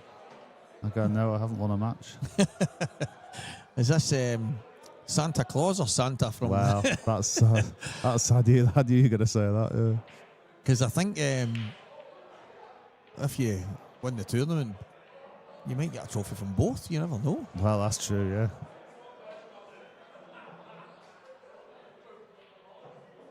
Oh, big miss there from Gareth. Lee Shepard, 9-6 up. That's Christmas miracles at its finest. Lee is feeling probably the best he's ever felt. He's been practicing a lot of races at 25 and 30 over the last few weeks. And he said to me, "Stevie, I don't usually do this." He says, "But honestly, I think I can count in one hand a couple of the pots that I've missed." He says, "Almost everything. I just feel like I won't miss. Even if I get a chance, I feel like I'll take it." And it's good to have that headspace playing against the top guys. It's good to have that confidence over having arrogance, because obviously that's not. Exactly. He knows how tough it is to go and win, because he's obviously not done it in the pro ranks. And also, you miss one, you're really expected to make, and it can change the entire match. Exactly. You've got to guard against that as well, and the fine balance. The match he played, let me see if I can check it back. It's like me. I try to pick up the pace sometimes, just so you're not overthinking it and get on with it. And But, So against Jake, it was 7-all, but Lee was 7-4 up, 7-3, 7-4 up, and he had a couple of really poor frames. And next thing you know, it's 7 each. And I spoke to him after it, just out in the main floor, and I said it was as if you disappeared for 5 minutes and came back and started a new match. I said, but the only difference was you didn't disappear, you were just sitting in your chair. But it was like something came over him, he just dusted himself down, and then he went 1, 2, 3. Literally 1, 2, 3, dish, game over. Yeah. And I kind of seen something there where I thought, right, there's a lot of people 7-3, 7-4 up on Jake or any top player, and then you throw in a few howlers, and all of a sudden it's 7-all. You can be forgiven for losing your way. Yeah, you can. Yeah, and it's happened to everyone at some point, and it's. But that's when you're in that position. You've got to just act like it's fine. I can deal with it, and it doesn't affect me, and show your opponent that. Yeah, that's the thing. And then when they think, "Oh God, you're not affected by it," they go, "What's going on here?" So it's all that kind of mentality as well. And we're back. Morgan McKinnus to break. 4-2 behind. He's not tapping any pack, that's for sure. He's not trying my cushion break. We were talking about you last night. It was only because Pete Fisher and I can't mind who he was with now. Rob Wilson, Pete Fisher, someone. There was a couple of them anyway, and they were going to head down to the EBS store, which is directly downstairs. So they're like, we're going to head down there. And Pete was saying, he went, Steve, I feel like I need to get a new cue. He said, I got my cue took down from 8.6 to 8.2 because it's better when I'm playing on a napped cloth. He says, but I don't feel like I can play on a napped cloth with a smaller tip. So I'm going to have to go and buy another cue and get a slightly bigger one to play on the blue. And I went, you sound like Dave Adenau. I mean, he's got a different cue for every shot, and now you want a different cue for every cloth. And he's like, but he was basically doing his best to tell me and convince me the reason why. And I went, the thing for me is that's what it's came to, and that's what you believe. For your own headspace, and this game's played in the head. Yeah, exactly. Then you better just go on and doing it.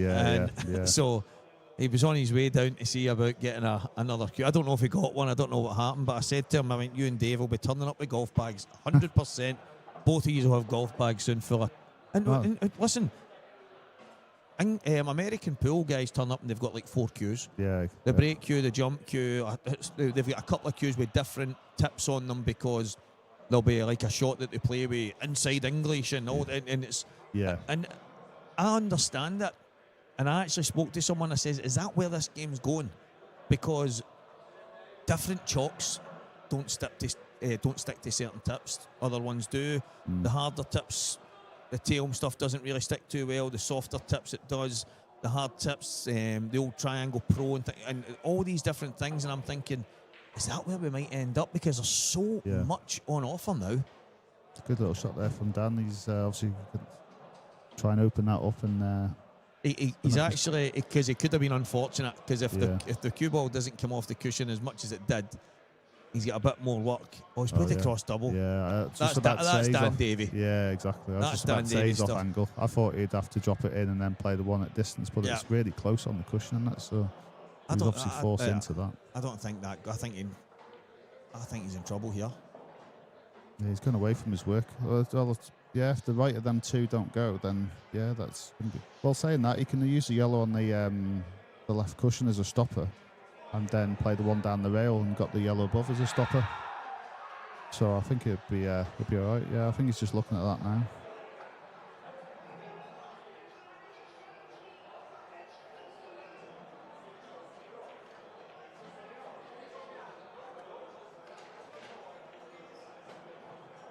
Yeah, just enough pace to cause separation. He's gone up the table a little higher than he'd have liked. But then saying that, it means he can hit this thinner, so it'll actually... Yeah, he should can in the yellow. Yeah. He'd love to not be on the cushion, really, but... That's what I mean, yeah. Play the shot as yellow as a stopper, and then this one, same shot again, use the yellow as a stopper. Yep, so because you can hit it nice and thin, it's meant you could hit the yellow nice and thick. He's taking these well because he wasn't.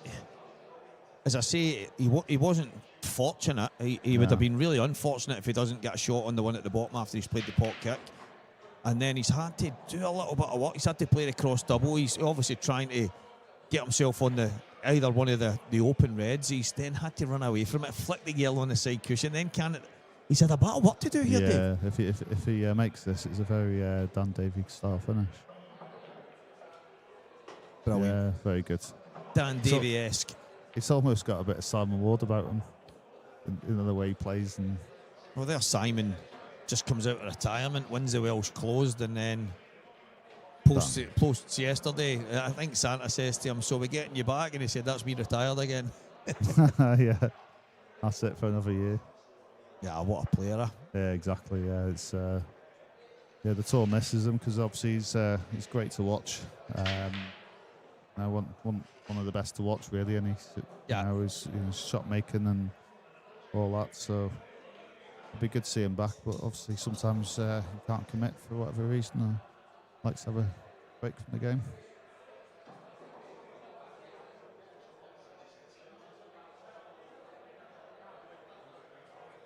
Yeah, I went down to the EBS store today. It was nice. Classer.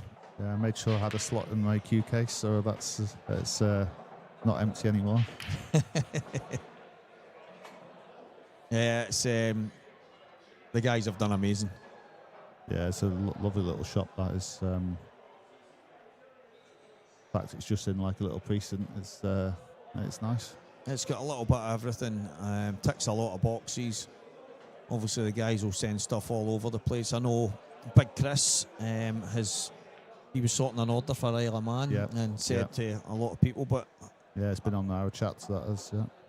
I had said to the guys a wee while ago that they should really liaise with yourself and Chris and get something sorted over there, because as well as all the basics, your chalks and your gloves and all the small things that I know you can go on and order stuff anywhere in the world these days, but to have it on your doorstep and not have to wait for it and literally just walk in and pick something up, it's definitely handy. And I know the guys have got Jason Hill involved, and he's got his kind of online mobile store that travels all around this kind of area of England. So I think being able to go and try stuff is makes a difference. Makes a difference. Yeah, I mean, obviously I've had to go through a lot of queues this year with mine breaking in January. So I've probably gone for about 20, 30 this year. But wow.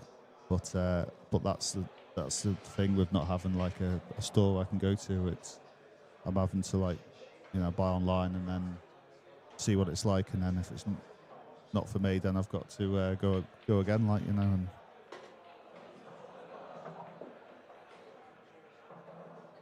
so that's the beauty when people got something like that on the doorstep. You can go and try a few, and I mean, that's it. As you say, anyone that wants to go and have a go can go downstairs and try and pop in a high break, or they can try and break and dish. They can do whatever they want, but they can get a feel for what it is they're looking to buy and looking to invest in. And there's a lot of people in the world, a lot of people in our game just locally, that fly blind. They'll go on, they'll see something, oh, that looks lovely, bang, press the button, order it, comes. Before you know it, it's like, oh, this isn't for me. This is a great shot. This is a great shot. Oh, great shot. It's unfortunate, but it's a great shot to cover the pocket. Very clever, very innovative, and that's Dan Davy for you. I mean, he's pulling out all the shots tonight. Yeah, I keep meaning to actually get down. I mean, I'm 15 minutes away from here, and I've been meaning to get in and try and smash in a high break on the table. I think Boyle and Gibbsy and that have had a few big ones on it, but I'll need to. What, you had 16? I'm hoping to just get a red and a black. I think the boys have had. I don't know who's got the highest. I think Gibbsy might have the highest, or it might be could be Gio, could be Boyle. I know they've banged in a couple of high ones, but it's no, you'd expect that. Yeah. Cracking setup. I tell you, I don't know if you've had a game on the tables in here, the snooker tables. I haven't. No, they look nice. The rest ones, yeah. Yeah, they're just so tough, mate. They are so tough. See if you get a 20, you're feeling like you've done a job. I've seen matches on Rassons before, and they've looked a little generous, but obviously it could be a different Rasson. So Yeah, it's basically the way they got them configured, where the bag's been so much tighter. I think Paul, I think he was hoping at the start to maybe get one or two of the snooker pros to take up shop here. And I actually remember, so listen, Fraser might tell me that it's a mistake, but I'm sure Fraser Patrick was in here and he had mentioned as a snooker pro at the time that the bags were just too tight. So I've heard that from someone. I might be talking a lot of nonsense, but I could believe it because they are so tight. Good, really good table. Amazing. As I say, if I knock in a 40 or 50 on it, I'm absolutely buzzing. And is that with the cushions off? Oh, mate, that's me and my imagination. No, we have the same in the Isle of Man. We have a table at the key zone, and the match table is star table, and it's so tight. It's but it also, the bed plays differently as well, and like, it's the best table on the island, but everyone struggles on it. It is totally different. But that's up to us to adjust to it. Definitely. That's one thing I've always said. I'd love to, but as I said, I haven't got the time to put into it. But that's what it needs. Oh, Mark Farnsworth on the hill against Gio's just missed a yellow there, and he's going to want to take this. I mean, Mark takes everything serious, but going into he's got a big tie coming up in January. He's confirmed that he's going to be playing a huge money match, and winning breeds winning. Confidence kind of follows on from having good events and good stuff. So he's 9-4 up on Gio. Gio's no slouch. He's probably one of the most talented young players on the planet. Incredible, yeah. And Mark is 9-4 up in that, but he's missed a half chance. It's also nice to have your Christmas dinner with a IPA Masters trophy. Yeah, exactly. That on the side. Something Michael Rhodes will have with the World Championship. He'll love that one. I mean, he had it 5 minutes and broke it, didn't he? I mean, when he posted the picture that he'd went away and got it fixed, and he's like, eventually I've got it back. Oh my God. He didn't have it long, Michael, but he's another guy that I'm actually gutted that he's not been able to really commit. After winning a world title, he's had a lot of moving home and commitments with work and moving. He's been all over the country, and not to really be able to come and put a real dent into the pro ranks and stuff like that. I know he'll be gutted himself, but I was hoping to see more of him. But sometimes, listen, he's went and won a world title that nobody can ever take away. Exactly. And whether or not he had the time to go and really show, I mean, how much better can it be anyway? But go and batter away in the pro ranks for a wee while. Who knows? Maybe somewhere down the line we get him back. But exactly. Yeah. I think we might get him for a couple of events next year if he can play individual ones. But I don't think he can commit. And he's been on the tour a couple of times. You know, it's. I think it was about 10 years ago, or maybe a bit less. He was on the tour and he got to a semi-final of an event. And so we all knew he was a good player. World Championships. He's going to be getting into that to defend. And didn't he play well? Him and Ben Davis in the final. What a spectacle! The thing for me, it's going to be hard to kind of replicate. I mean, the atmosphere in the building. When I went home and watched it back, it sounded amazing on the TV as well. But in the venue, on the camera, you don't see all the people at the left and right. The place was packed, left and right. The atmosphere, because the way the two guys were taking finishes, some of the stuff that was going on, the pace they were playing at, it was just incredible, and it was a spectacle that's going to be really, really tough to replicate. That's 9-all. It's the fact that the fact that both players were the same. Ben said he was struggling with his back, so that was why he was just getting on with it and not getting down on the shot properly. I mean, he plays a bit like that anyway, but it's more so on that occasion. Oh, that's unfortunate. Yeah, he's super aggressive, Ben, but the pace. I actually asked him when I was questioning him as if it was a police interrogation when we were doing the interview at the end, and I says, you do know, Ben, that it's 30 seconds per shot. You don't need to finish the whole frame in 30 seconds. And and he laughed, and someone at the side went, "There's no way you thought it was." It got a wee laugh. It wasn't as if it was meant to be anything. It was just. And Scott Gillespie said to me after it, went, "No way you came up with that joke yourself." And I went, "I wasn't kidding. I was being serious. He was playing that quick. Yeah. He literally, I think he'd maybe done 2 or 3 frames throughout it, but he'd actually done it in under 30 seconds. It was incredible. He's coming all the way down for a double. But the thing is that it was the same from Michael as well. You know, he wasn't hanging about. And, No. some of the pots he was taking out to take that title was The one that he did, finishes incredible. the kind of cocked hat double and the 2-in-1, and so, I mean, Yeah. couple of finishes Yes. were just unbelievable. Oh yeah. Absolutely unbelievable. And yeah, And if you're Ben, you're thinking surely you're going back to the table, Yeah. not once but twice. But, and then Michael takes that out. No, it was a privilege to be. Double here. He's just got to make sure he gets past the. Oh, he's not went for it too in the hard. middle. I Yeah. thought he was going to cross double and cushion onto the yellow, Yeah, playing at the bottom. It's one of them. It's Would you took it in the middle there? no, I'd have done the double. Yeah. It's one of them. It's you were being wary of flipping the 8 ball, so you had to go off the top part of the pocket, but you don't want to hit it too hard because it just won't come off right. And I'm thinking of the cue ball as well to get enough grip on the cue ball. It was unfortunate not to get that though. Still.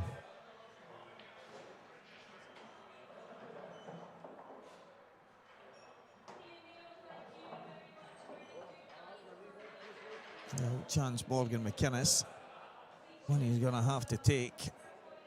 And Lee Shepard, who was 9-5, I think, in front against Gareth Hibbett. It's 9-all, and I can tell you guys, Gareth's at the table, and what a chance he's got.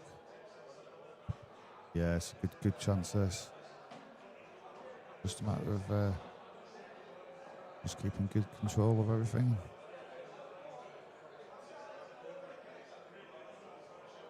Just this one in the middle, I feel, is the hardest shot for Gareth, but nice shot there for Morgan. One good positional shot here to get another frame on the board. Yeah, a bit of pace on that. I think he's got good pace there, so looking good. Yeah, just drag this in, a little bit of side just to kill the cue ball. That looks pretty straightforward to me. Gareth's played a couple of good shots, so he's on course now to win that match against Lee Shepard. Yeah, Lee will be gutted, but he will get another bite at the cherry. Because we've been looking at this one, I haven't noticed if he's had too many opportunities, Dave, if he's had any from being well in front. And it will be Gareth Hibbett, who is 1 red and a black away. It's in the next round. And he's on a straight black to the middle, more or less. So, Morgan McKinnis, very similar blacks, actually. Just Gareth was a bit closer.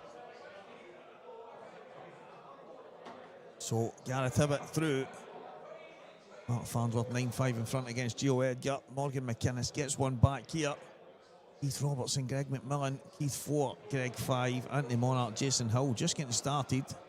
I actually questioned whether Jason would play that match because, well, he never played his match earlier against Marshy. He started it, he broke the balls, Marshy dished, and then he's actually playing, he's at the table. Come on, Jason. Come on. I think it's just obviously with mindset is obviously in retirement. Yeah. Just come back for this one event.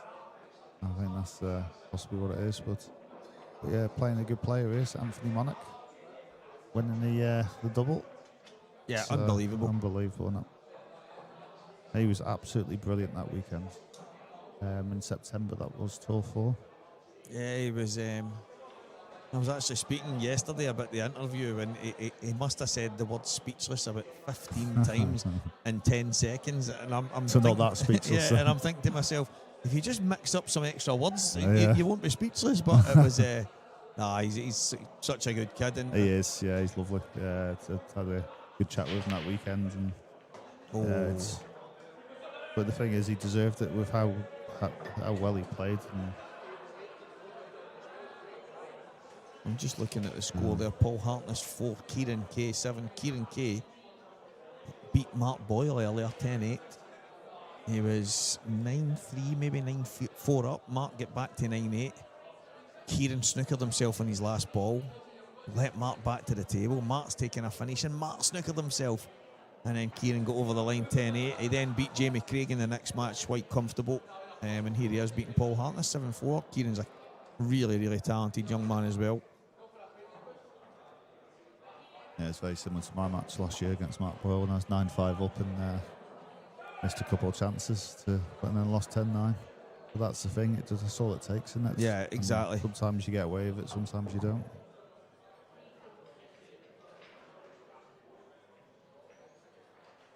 Yeah, that's the thing, Dave. Until you're over the line, until you've won the match, and that probably goes for that match I talked about myself earlier. As I say, there was a few things in it that I thought were really poorly managed, bad etiquette, whatever way you want to look at it. But I also had a couple of chances to just get it done and over with, and then it boils down to if you've not won the match until you've actually won the match. Exactly, so, yeah. It's one of them. Regardless of the result, I'm usually content as long as I feel I got the maximum out of the match.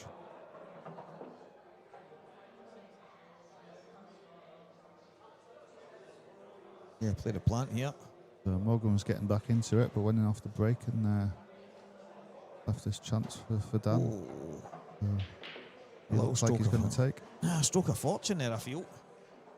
I think he was just trying to widen the angle. Yeah, he just didn't want to lose the red and be off angle, because as you can see where the cue ball is now, he needs to get up there, but he didn't want to be going the opposite direction.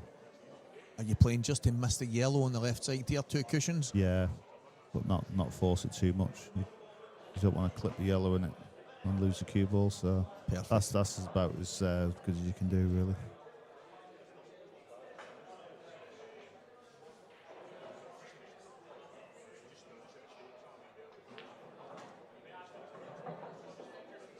(6-3) Dan Davy, and there you see at the bottom of the screen McGoldricks Pool and Sports Bar Glasgow. Such a great venue. It's a really good setup. Great how much space we have. Brilliant around the tables and on the outer arena as well. It's fantastic. I've just looked through there and seen Jason Hill take out the finish. He's 1-0 up. Fantastic. He's back out of retirement. He was out of retirement this morning or yesterday, and then back into it this afternoon, and now he's back out it tonight.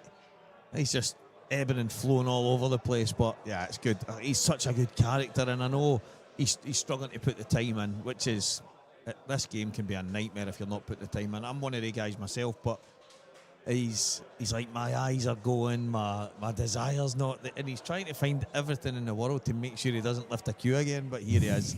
Here he is. He's on Facebook on the Harry Hill, we'll call him. on the IPA page. I says, I seen you on the IPA page, Jason Hill, out of retirement after a year away, and he went, oh, you're joking. He says when Betts came over and says, I got a picture of you playing again, he said, I thought it was just for a bit of fun. And I says, well, no, you're on the page, mate. He's like, I'm not out of retirement, it's just one tournament. Good on him.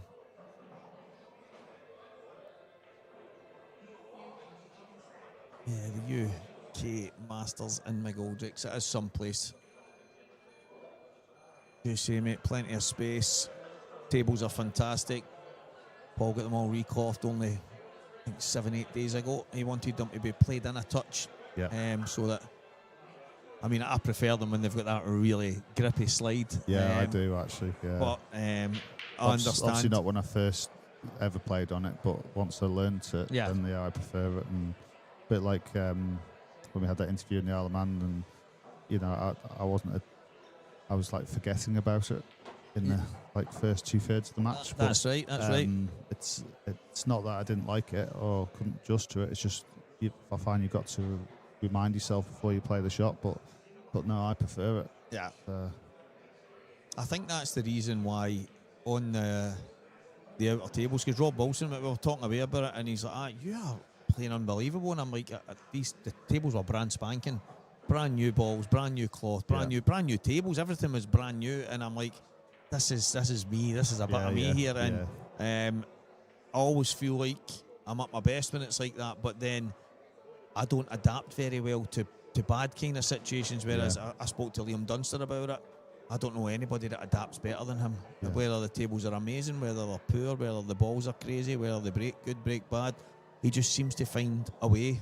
Because I mean, it's hard when the conditions are tough, and it's no doubt about it, it affects the standard. Yeah, If 100%. the conditions not correct, and which then in turn it means for slower matches as well. Yeah. Because it's That's not, it. Yeah, it's so true. Yeah, it's not only because you've got less shots in the armoury, but it's also the fact you question yourself more, and you've got to get yourself ready for the shot more, because of you've got to figure out how is this one going to react, how's the ball's going to react. But yeah, that shot there, I think he's okay. I think it looks like a bit of a gap between the yellow and the cue ball. So I think Seen him having a look there. He was a bit worried at first, but I think he is okay.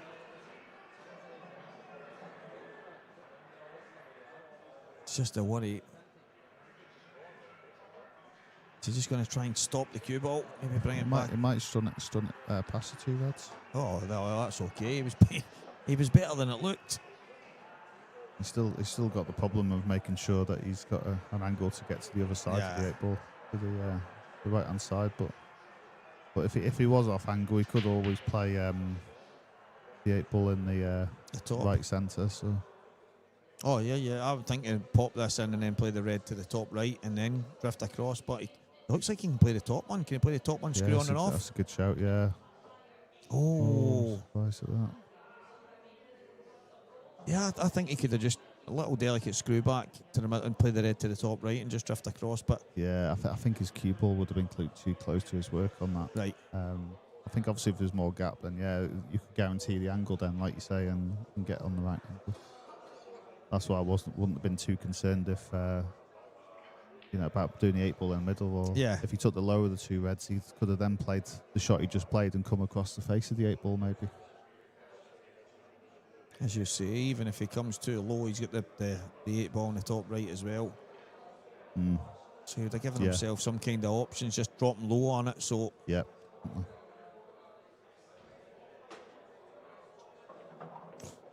Yeah, not where he would want to be. Have himself under a bit of pressure. Obviously trying to get onto the yellow in the middle. Yeah, he's overcooked it a bit. Oh, Gio Edgar did lose to Mark Farnsworth. 10 frames to 5. Look, Sanji's beat Craig Marsh 10-3. Peg was all sensible yesterday, Marshy, all sensible, and then today he said, I'm having a good time. And I says, are you telling me you're not having a good time anyway? And he went, no disrespect, but no.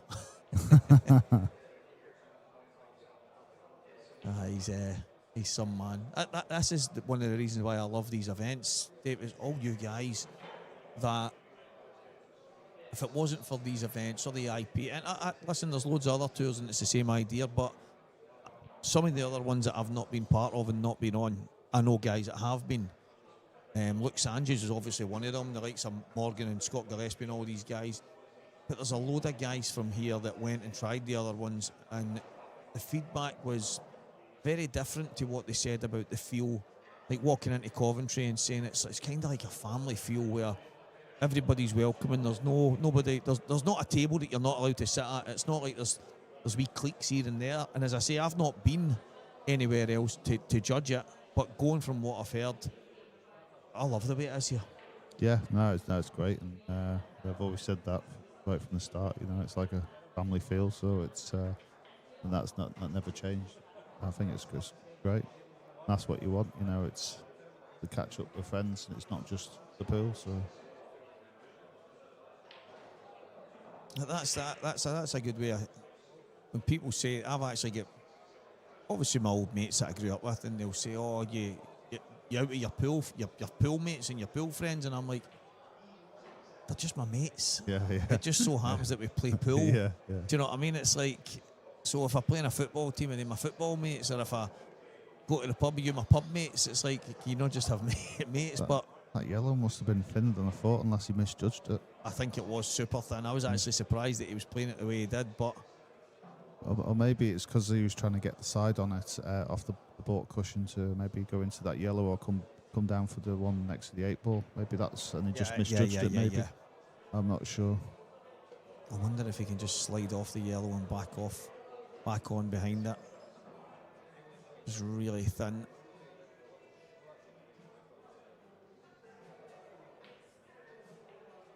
Tough. He's landed in a bit of a awkward position here, Dave. So I think one way or the other. yeah, I think that's what he's going to play. But I was going to ask you there, what would you be thinking? You could even do. Yeah, he's not It succeeded. just seemed a bit risky. I see why he'd done it. It's probably easy to judge the shot he was playing, but I mean, you could have even gone like the cue ball behind the yellow on the cushion. Yeah, it would have been risky, but even if you got it wrong, it's leaving a really good cue yeah, ball. yeah. 'Cause even if you're on It's the still top tough. cushion, it's tough. Yeah.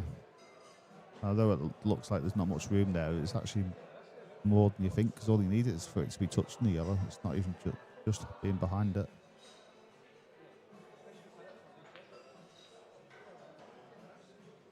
Okay. This is not an easy finish. No, it is. Is it pot and then play the snooker? He would have loved the cue ball to be another quarter of an inch to the right so that he could get his cue right through it. But Does that yellow go to the left bottom pocket? I think it does. Yeah, I think it does. Very tight. I think if you were right behind it, I think Yeah. you bought it quite easily. But I think if you buy the, like you say, the line, but Yeah. then you've got to think of where the 8-ball's going. yeah, but, exactly. But I think if you're reasonably straight on it, then you can control that quite easily anyway. Dan, But come on, Steve, you get out there. Get out in the arena, see if that yellow goes. Do you know what? I can tell you right now, mate, because I can see that it goes. I can see through between the screens. From where I am, there's enough of the yellow and there's a bit of the black in front of it. Yeah, it flies in. Absolutely flies in, mate.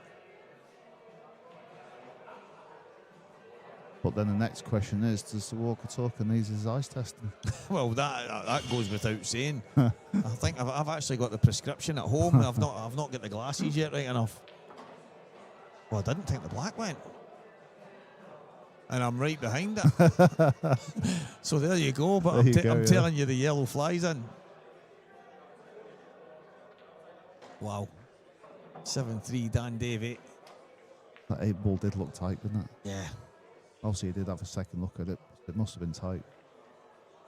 Morgan's, I actually feel for him in that frame there, because even though Dan's missed a couple, he's actually left him with nothing really majorly. It was never nice, was it? Yeah, he couldn't really force the issue. Oh, even though he tried it, it was a long shot. It was maybe a 1, 2, and 10 that you get there. Yeah.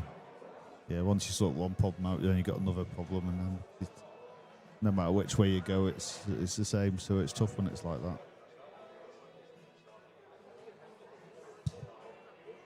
Jason Hill 2-0 in front of young Anthony Monarch. The monk, who I am pretty sure will be gracing our professional screens next year. Anthony Monarch. Yeah, it's that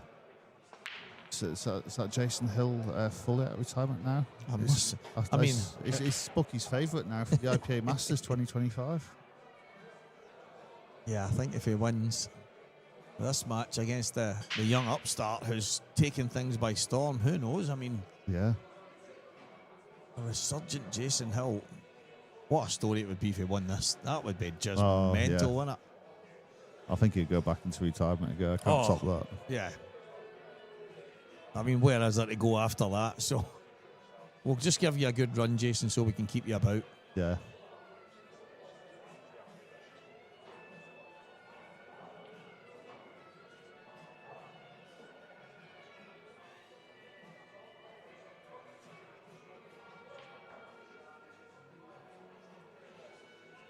How are you going about these, Dave? Red balls? Has to be reds, doesn't it? Yeah, it has to be. Providing that red goes into the left middle by the baulk line, that's the only question mark for me. And even then, he'd have to be straight on it, or the right angle. Can't be off angle.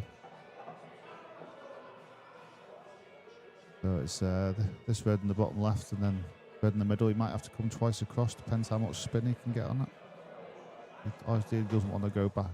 And forth, but he's okay. But he obviously didn't want to have to do that, but he had to because it was so thin.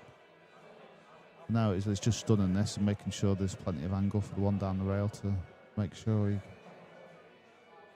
the cue ball goes halfway across the table and potting the one down the rail. Yeah, he's that little flick on the yellow there could have ended up making the cue ball awkward. He's not too bad, and it obviously does go into the middle because he's going about his business quite positively. So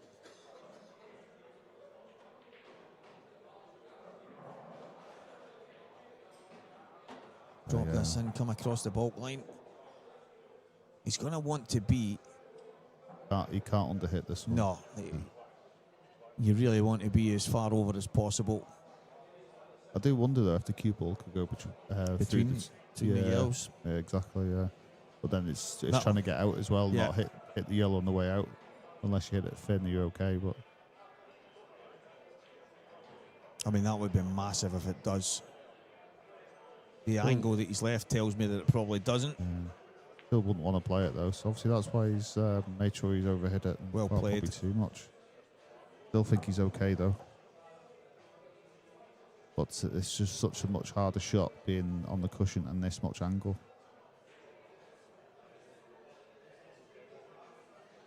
Even if this is straight off the cushion, just off straight, it's so much easier than this. Yeah. He's got a bit of a tester because it looks tight. It's maybe one of the ones that just goes. Yeah. And as you say, the last place you want to be is on the top of the I cushion. don't think he has to worry about the cue ball. Yeah. Yeah. So it obviously did go, or he wouldn't have played on it the way he did. But as you've just pointed out, Davy, you want to at least be able to cue it, and he's not been able to do that. So that's unfortunate. Oh, it's incredible. He's done to get the cue ball where he did. It shows how well he played the previous shot. Because you want to then down the rail, you want to just drop them in. That's right. You don't want to have to hit him the pace he did, but he had to.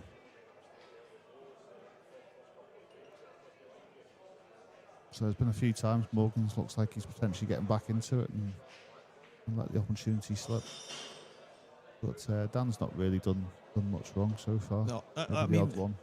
It's one of the matches when I'm looking at it and thinking, right, you're 7-3 behind and it's not really going for you. Dust yourself down and go again tomorrow. But I know that's no Morgan. Morgan's he won't stop. He won't give up.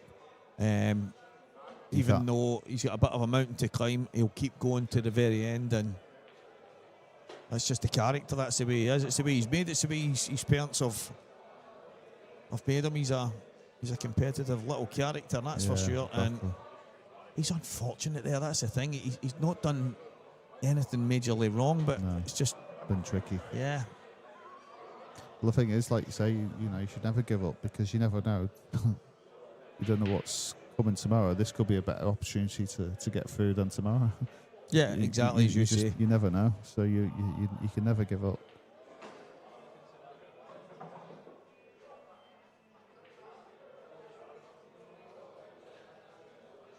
It's a bit like me against Scott Gillespie. I ended up being quite a way behind, but I knew I was feeling good, so I wasn't too worried. So it was just like just enjoy the rest of the match, and what will be will be. Oh, he's missed it. Oh, yes.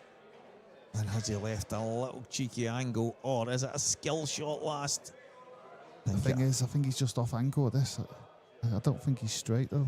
Do you think he can just screw back one cushion and get inside it, or is you just take your medicine? I don't know what you can do really here. It just looks like he's off angle. If he's straight, then yes, screw back. Oh, he was quite straight, so he's played that quite well. You'd probably rather the cue ball be on the line, to be honest, just so it was a little straighter. I think you just drag this in, let the pace and gravity take care of itself. Don't overthink it. Don't hit it too hard. The last thing you want it to do is double stun. So I think you better kind of just rolling it in. Yeah, just run it in. That's it. Just drag it in, nice and easy. I'd just roll it in, to be honest. Yeah, good shot. That's good it. shot. Just transfer that momentum. One of them, I prefer to play the bottom drag when they're straight, but if they're just off angle, I prefer to let the weight of the cue ball and run it through. I know run through is not tend to be the answer because it has the opposite effect on the object balls. But I just find getting the line of that you need.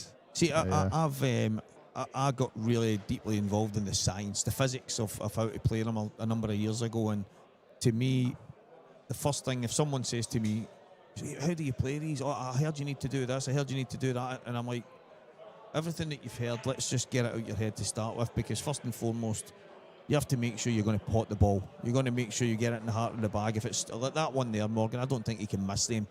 If they're a wee bit further out, then you need to be a wee bit more accurate and stuff. But depending on if it's in the middle of a match, a middle of a frame, and you've got to play a red onto a yellow or whatever, and you've got a positional shot to play at the same time, then you've got a lot kind of more thought into it. Yeah. But as you say, the way Morgan played it's the way I'm just going to play that kind of drag, little kind of jabby drag shot and let it kind of transfer through. Plus, as well, it might have been a bit straighter that looked on the screens as well. But also, there's a load of times, depending on what situation I'm in, if I'm having to play a positional shot off that there, I'm probably playing it your way as well. Yeah. I'm running it in at the same time. Yeah. And there's probably a situation for so many. To me, that it's not an exact science in the sense of there's times where if you play it a certain way, you almost guarantee you won't get it because you'll transfer some kind of contact onto the object ball. And Jamie Burnett did it, funnily enough, in Isle of Man in the final against Ryan Burdett. He's got one of the easier 2-on-1s that you're ever going to get, and he's almost bang on it. And he's went down and he stunned it so hard that the transfer of the stun basically played a double stun on the next ball, and it's hit the two knuckles and came out the way. It didn't even want to go forward. It was trying its best to come back, and I'm kind of looking and going, whoa, you just had to run that in. Your shot would have worked there because it was on the black. Yeah. So you could just run it in, nice and easy. Run it in, let the pace take effect, and but again, I don't think it's an exact science, but there's definitely ways to make sure you get them, and it's not to say your way or my way or Morgan's ways, right? I think we all get it there. I mean, I prefer to play like the drag, soft drag shot, but it just kind of depends how offline it is. Yeah, of course. It's why I can sometimes change it, I played one. I got a message from a guy in South Africa when I was playing at the European Championships last year in the pool. I think was it the Nations or the Europeans, whatever it was anyway, in Bridlington. And it was a full length of the table. I've got the cue ball, and the two balls at the top end were really close. There was only about 4 inches between them. So I know if I play over the long distance, I've got to play a really slow drag and try and let momentum carry on. And it was some effort, Dave, because the two balls were so close to each other, and the cue ball's at the opposite end of the table. And I am so close with it. And I actually got a message of it, as I say, one guy, and he went, I thought that was impossible. And I can't believe it didn't drop. And again, that's trying to use the science in it, if you want. The physics. Yeah, definitely. Yeah, it's...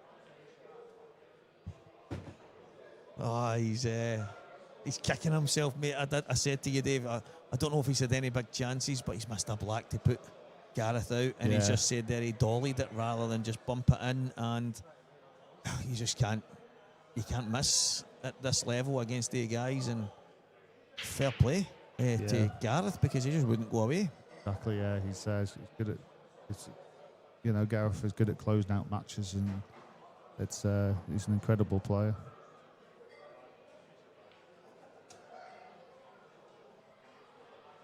Doing a bit of printing there, Dave. Ah, yes, make myself useful. Delicate little snooker. Good shot. Yeah, nice little shot there. Got to be wary that Dan. Maybe he's going for 2 cushion. I was thinking maybe the middle, to be honest, at first, but I don't know if there's enough room past the 8 ball. But also as well, would have to pot that thin, so it makes it harder. Want to move that yellow? That's not too bad at all. Yeah, that's not a bad result. Little thin nick. Cue ball high. Worst case scenario would have been leaving the cue ball behind that red and leaving a shot on it. So the fact that it's still safe, would have been a lot worse. Yeah, what? Morgan's obviously, he's under all sorts here. He's going to have to pull it out the hat, but can he play the long plant? Yeah, that's what he's looking at. So you've got to play the long plant, and then if it drops in, he'll work it out from there. But if it doesn't, he's not leaving a whole lot if he leaves the cue ball roughly where the red is. Yeah. Well, he's played it at pace, so he had no intention of just dropping it down. He was always having a pop at it. Maybe he's just making sure that the cue ball didn't run through. I think you're probably spot on there. But I still think he'd had cover anyway, even if he did run through quite a bit. But unless he just wanted to just cue it. But yeah, it's how he's going to deal with the red at the top left. I mean, is he? What about the red in the middle table? Can he use that to get him behind it? It's a small window when you're having to force it. Or is he going to? Yeah, could pop this one then. Which I like this better, is play for the red on the middle from this, and then leave a natural angle. Yeah, to disturb it rather than force the angle. All he needs to do is clip the yellow. Or if he's got the perfect angle, I think he'd prefer to come off the baulk cushion then hit the red. But I think the natural is the yellow here, so just go with it. Even if you managed to pot the yellow, it would be perfect. And the reason I say pot the yellow is just because it would have been a good cue ball. Yeah. So he's now got a really, really big pot. So that pocket looks like it goes. I think you want to be on it. Past the yellow, you've got to have good position right behind it. But like you say, it's a big shot. Anthony Monaghan. Context in the frame of in this frame and match. Yeah, exactly. 2 each. Anthony Monaghan, Jason Hill. He's retired again. Yeah, it's retired. Yeah. Young Kieran Kay. Gone from favourite in the tournament, Yeah, doing exactly. the betting to the outsider now. He's went from 1 to 100 to 100 to 1. Kieran Kay 9-6 in front against Paul Hartness as well. Young Kieran about to book his place in the next round tomorrow. Ah. Well, I think he's got a shot. It's Yeah, not nice. He's having to. He's going to have to run side cushion, top cushion, get himself back out. Or do you just drop it and try and take your medicine, hope it doesn't go too far? No, I think you've got to run it through. You have, haven't you? You've got to go top cushion, side top. I think this is actually better than at first look, because at first I thought he'd have to stun this into the middle to just widen the angle, but I think just topping it with topping it should give him the natural angle actually to go off 2 behind it. The extra pace will widen the cue ball, so. Yeah, there you go, Dave. He's topping it.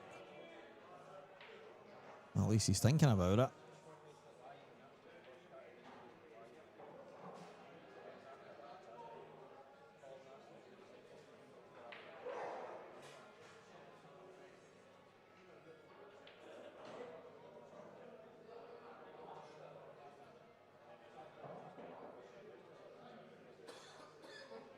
You worried the cue ball's going to go too wide, maybe? Yeah, I Or wonder. is he just giving himself a moment to compose himself with it being such a big shot? Yeah, it might well be. I mean, he's nowhere near the top bag, so yeah, he was all. Yeah, how wide it Oh. went. I did wonder if it was wider than I thought. Well, than I thought. So that meant it was even harder to get on the red, not just because pace taken out of it, but when you do get on the line of the shot, that line is smaller than it would have been. Yeah. So he's had to chase it a bit here. And he still has to do exactly that. Is it a treble now? Well, That's he's the only just shot. he's just lined up the treble. Is there an argument for cross doubling it back away, or is it always a treble? I think it's a treble. I mean, it depends how far in the pocket or the line that yellow is over the pocket, and I think it's in the way. I think you have to go for the treble.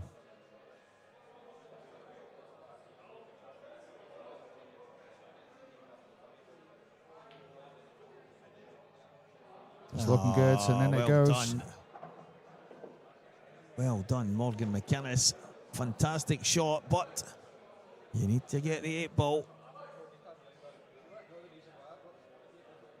Massive chance to get himself back within 2. He's had to force the issue with this double, Dave. This has not been easy by any stretch. It's all for nothing. It's all for nothing if you don't nail the 8-ball. Let's have it, Morgan. Brilliant. What a shot. That was a Dan Davy finish. And you're thinking the way this match has gone, he's let Dan off a few times, and then missed a couple of chances to get within a couple of frames through the match, and now he's finally done it. Is this where the match changes? Yeah. That momentum we talk about, this could be the moment.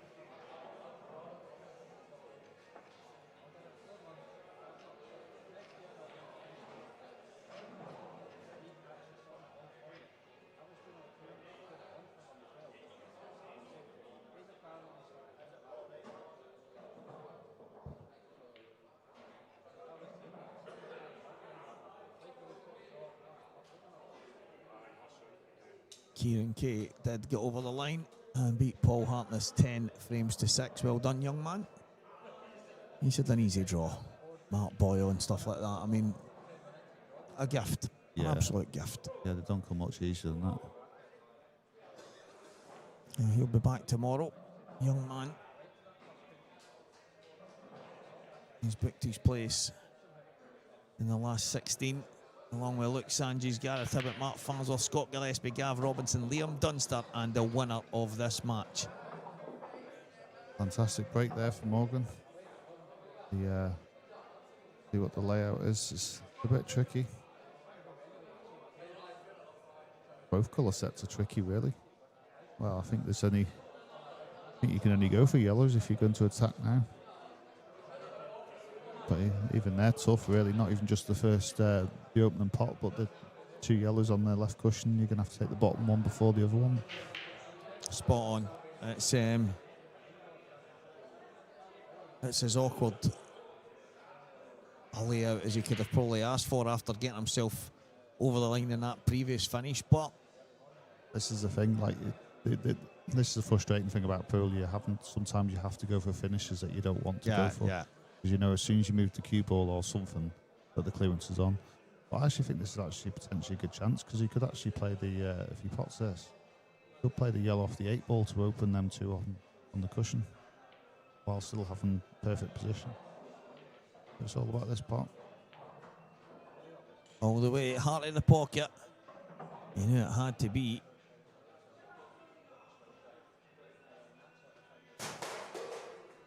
I think if he was able to do more with the cue ball, I honestly think that the yellow off the 8-ball is the shot. Career into them 2 yellows, but I don't think he's going to get that opportunity.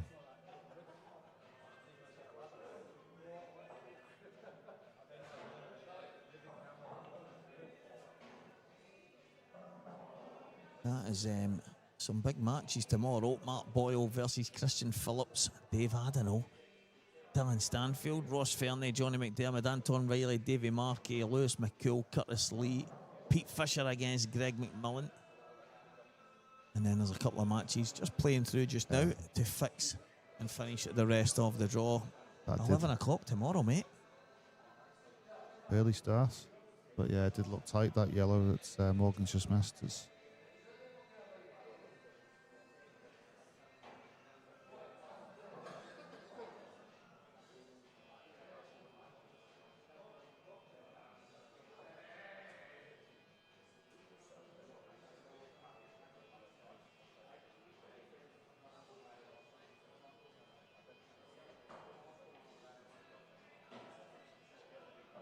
Now, the 8 ball's obviously awkward. But the alternative for Dan was probably not getting back to the table, so... What's your thoughts on it? Well, these kind of clearances are good sometimes because so early. But because, like you say, you've written yourself off with the frame, so you can like let your arm go at it. I mean, does that 8 ball potentially go off the knuckle? I don't think it does, but you might have to disturb it. In fact, can you actually play behind it? Will it go in the bottom left? I don't think it will. It's very tight, but considering the distance, you never know. It could just sneak past. Yeah, I wonder if it does.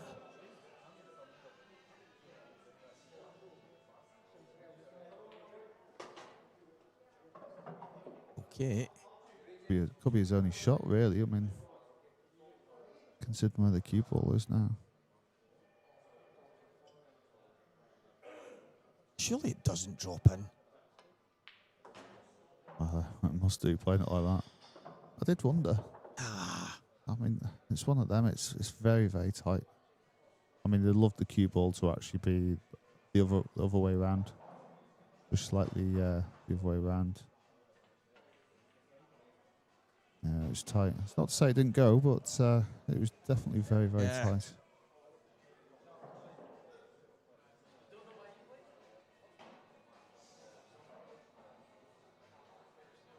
Well, this is where it's tricky for Morgan. It's like them 2 yellows on the left cushion. He has to take the top one out before he can to open up the other one. He's going to play. He's going to pop the yellow one off the black. Is he going to play a snooker? Is he going to? I mean, what would you be doing here, Dave? It's tricky. I mean, I think actually, yeah, just pop the yellow in the left middle, then play for the one there, the 2 yellows. Do the one on the balk line, and then come down again. But that yellow into the left middle is your good link-up ball to the yellow down the rail.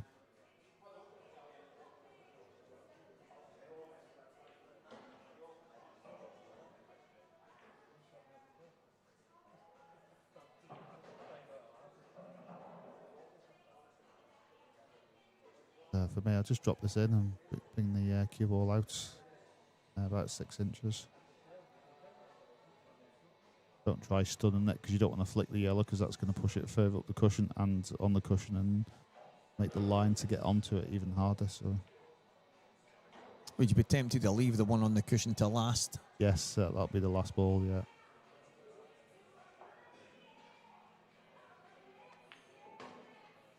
He's played it well. I personally wouldn't have stunned it, but I agree with what he did because he can get the cue ball better position. But if he'd flicked that yellow, that would have made the last 2 yellows a lot more trickier. Because the good thing is about that yellow on into the left middle, it's the distance that it's out brings natural position.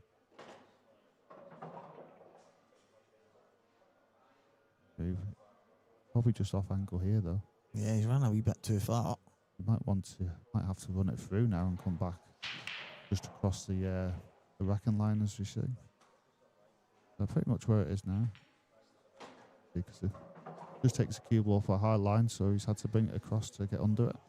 Yeah, good shot, well perfect. played. And again, that's one of the. If this is brand new cloth, even a day or 2 old, he's not able to play that shot. Yeah. but it's made a big difference that it has been played in over the last week. You see what I mean about that natural line just going up to this yellow. It was, and he doesn't have to do anything with the cue ball, so he's just concentrate on the pot.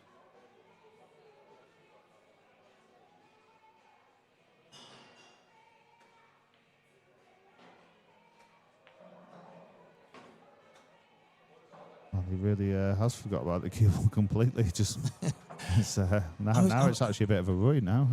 I thought play that with a bit of left hand side to help the pot. It was funny because he's played it with running side, he's played it with some right hand side, and I was watching him play high on the cue ball, so he's played a little bit of top right hand.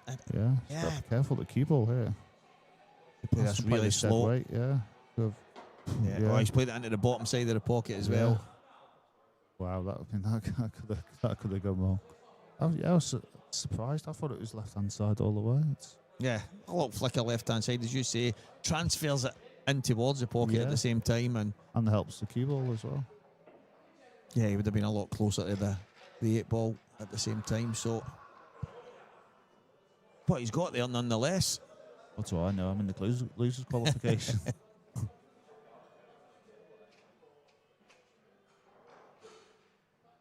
Oh, young Lewis was. Young man travelled up from down south. Had some tough matches. Played Liam Dunster first yesterday. Then he's beat young William Wallace this morning. He's getting beat 4-1 off Jack Park. Jack's another talented player. He's had a couple of spells at the IPA Tour this year. Really enjoying himself. Plays a lot of stuff locally as well, and he's just improving all the time. So good to see Jack playing in this and doing well, and he's 4-1 up on young Lewis. Oh, that's fantastic. Yeah, it's great to see all these great players. Oh, he's unlucky there. The 2 balls have kind of blocked each other. He's got one in the end. You say about me before not having not listened to me. I don't know what I'm on about. Yeah, it reminds me of you and Morgan commentating on my match in the Isle of Man. Yeah, and Greg Davis as well. Mate, honestly, I can't remember who I was talking to. It was after it. It was maybe about an hour after it in the venue. And I was like, I was loving it. Because obviously we were up all over the place. We didn't know what you were doing. Obviously, but that was the thing that was good about it, because I spoke to you after the match and I asked you the question about, I knew that the reason for some of the finishes and some of the shots was because you were running out of position, because the table was just playing so different. It was playing so new. It was so reactive, but then the cushions were so slidey that you weren't getting the bounce and the run that you were hoping to get. So I know all that but it was just. I loved it as a spectacle to me. And somebody wrote on the chat, these two guys. Now I can't mind who it was, and I'm kind of thinking, what is it? So you moan that Dunster's too perfect and doesn't do it, and I'm like, it doesn't get better than this. It was. It's understandable because there was a few bad shots, but to me it was just exciting and dramatic, and I loved it. I absolutely did. I think regardless on the stream, I just like to get on with it, and 100%. Want it to be quick for the viewers and good to watch. There was one of the matches. I didn't realise. I questioned everything in life after that match because I was like, I didn't realise my shot selection was that bad. Me and Mark Boyle did a match a wee while ago. I think it was Coventry, and it was Jake Danylov was playing someone. I can't mind exactly who was playing, and it was about maybe 15 minutes in, and Mark looked at me and he went, Stevie, I'm not going to predict another shot. I'm just going to let them play it and tell them if it was a good one or a bad one. He went, because I've got everyone wrong. And it's just sometimes players will just play something totally different from what you might see at the time. But that's the thing that intrigues me about it. It intrigues me about the different characteristics. I mean, I love watching Liam putting the cue ball in a 5-pence piece, and I love watching the exciting kind of style that you've got. I love the pureness and kind of the cue actions of guys like Gareth Hibbett and Mark Boyle, and all these intriguing differences. And every now and again getting to watch someone like a Harry Peart play at such a pace, it's just incredible. I was going to say, him and Tom Barley are incredible, the pace. Just brilliant. So I just think all those characteristics that everybody's got, it's a good recipe. And that's what you want. If we're all the same, then there wouldn't be such a spectacle. Exactly.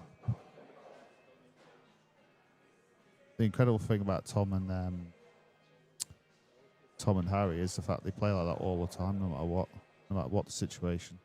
Play that all the time. And I spoke to Harry in Newcastle when we were in the race course ground. He was 5-1 up, I think, on Mark Boyle, and he lost 7-5, 7-6, whatever it was, or 8-6.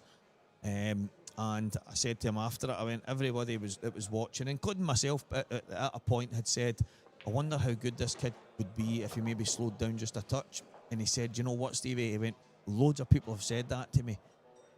But here I am mixing with the pros at a young age, playing the way I've played. yeah, I've got here by playing this way. He went, I just need to make it a wee bit better, a wee bit more all-rounded. And obviously, naturally, over time, we might slow a touch. I think it's only a split second. Yeah. That's literally all it is. It's literally a split second. And because the thing is, you don't want to take that what he's got away from a player like that. I've seen it with a snooker player before, and you literally just need to take a split second off, and that was it. And I think it's just because you play that fast, sometimes you're not actually set on the shot.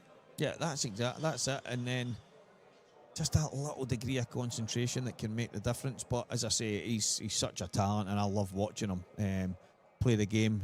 You never know if he's going to go swinging round two, if he's going to crash into the park, if he's going to slam in two doubles in a skillet. It's just, but that's the. If you don't get excited watching that, and it's the same idea of that match with yourself. That's if every game and every player was the exact same, you've just hit the nail on the head, and it would be pretty boring. So it needs to have that difference. I think the beauty as well with playing fast is I feel you hit the cue ball better, and it shouldn't make any difference, but I really do, and I think that's why Tom hit the ball well all the time, and Yeah, but more of a rhythm. yeah. I think you probably, but obviously time management. Again, nobody. What a shot! Oh, is it though? Is it? Oh, it's gonna fall. Yeah. Oh. Such a good effort. He was gonna have to play another one on the black, but some effort. But it's a bit of pressure. So this is all from Morgan just sticking in, and it looked like the world was against him at the start of the match, and now he's got an opportunity here to level the match at 7 each. It's not an easy chance, but it's definitely a good chance. I think the yellow at the bottom rail first, and then one in the middle. You could do either middle, really. Left middle or right middle, whatever you feel. Carol, how you doing? We're all good here, Dave, aren't we? We're all good, yeah. Thanks for asking. Hope you're keeping well, Carl. Carol turned up in Bushy's place when we were down there at the Welsh Grand Prix. We had about 500 pieces of triangle pro chalk for me. He's like, here you go, it's no good to me. And I'm like, okay, I'll take it. Brilliant guy. And Mark Boyle's actually going down January to do an exhibition, and I'm going to get down and join him and have a bit of fun at the exhibition. So it should be good. Should be good. Really looking forward to that. A great venue, that. I enjoyed the Welsh Grand Prix there. It was a really good event. I kind of like these events, away from the tour. It's something different, and it's nice to mix it up. Yeah, it is. It's good. It's good to have that. Something a little bit different. Yeah. I mean, I do love the tour events because obviously it's great, staying on site. But I've really enjoyed the Grand Prix. Just been like a nice change from doing the tours so many years. It's been nice. I think that's a good reason for a good thing as well for keeping the Masters. Yeah, I think there needs to be that. The Masters, and I still think there's a place for the Grand Prix in a different kind of way. Maybe try and, I don't know, I'm not want to say rebrand them, but maybe make them different. Maybe make them have slightly different stipulations in them, whether it be the break rule, whether it be that you're in groups, whether it be just something that makes them a little bit different and intriguing for people to get involved in. But it's I'm sure the guys will have a plan to kind of expand on that as it goes forward, but I know that they won't be wanting to just get rid of them completely, because as a concept it's the right idea, maybe just a wee bit much too soon. The hope was that the Welsh, the English, even the Scottish one, that with the right support from the tour members, pro and amateur, and then a bunch of locals wanting to play, filling 96 spots would have been easy. Yeah.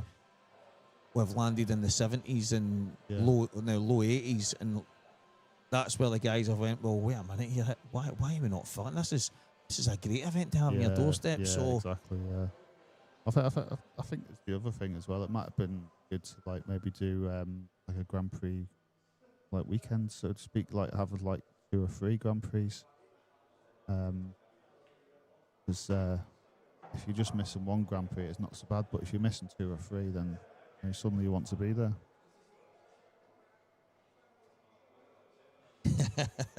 Yeah, mate, I've been taking linguistic lessons so that you Welsh guys can understand me when I'm on the microphone.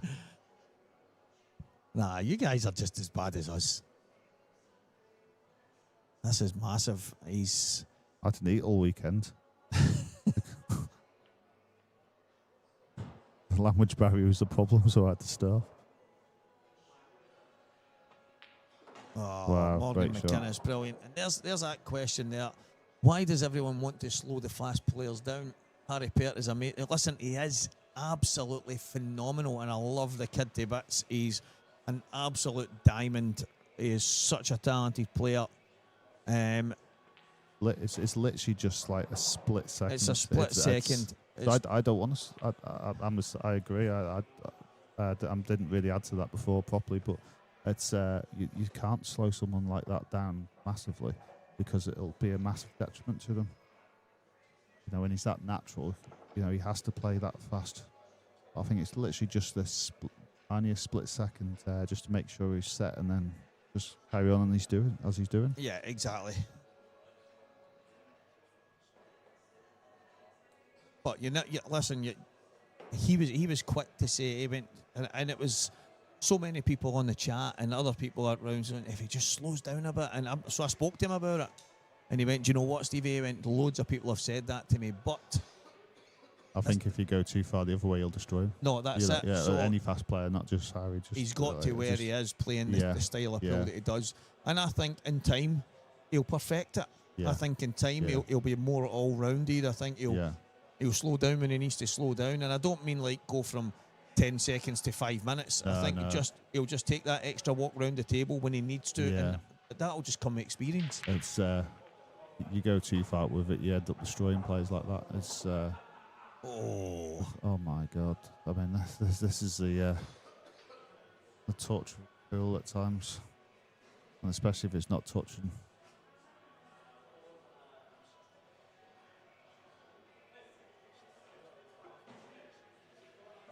So when I'm in the comms box, I tend to bring the ciders with me. So have I brought another one here potentially? It's looking like it's going to go all the way. 1 minute it looks like Dan's going to get a chance and take it and go further in front, and then next thing you know he's been pegged back. And Morgan, I mentioned it a number of frames ago, he's not the kid that goes away. No. He's not the young man that disappears. He's a young man that fights. And he's done a good job of that. And he was earlier in the match, given the opportunity away to get back in the match, but obviously he's not been the last few frames and got back to 7 each. This is tricky to leave this safe. Exactly like I said before, this could be one of those situations. As soon as you move the cue ball, then there's a clearance on. Yeah, he's in a bit of trouble here. I don't think there's. I mean, if he was touching, he'd be all right, but I don't believe he is. Yeah, I don't think he's called a touching ball. We could be wrong. I think he'd have played it by now if that was the case. He's trying to pot it. Or maybe leave the cue ball on the ball cushion, because yellows are a bit harder, but Yeah. even then you won't want to leave yellows on either. No, it's like I said before, as soon as you move the cue ball, you leave an opportunity. It's Yeah, as you say, yellow's probably a touch harder than the reds if you're in a prime position to get started. But I think, I mean, if he hasn't got an easy red, I mean, is he going to have to go for yellows? Yeah, I think he will go yellows. Depends how you fancy the red down the rail and in the balk area. But it's very difficult for your first shot.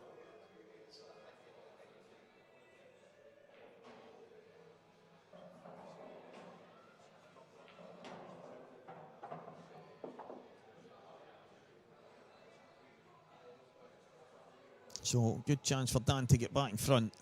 However, he's had a couple of chances in the last few frames. Even though they've not been easy, he's made a mistake, Dave, and he's ended up giving Morgan a chance, who's taken out some outrageous finishes to square the match up.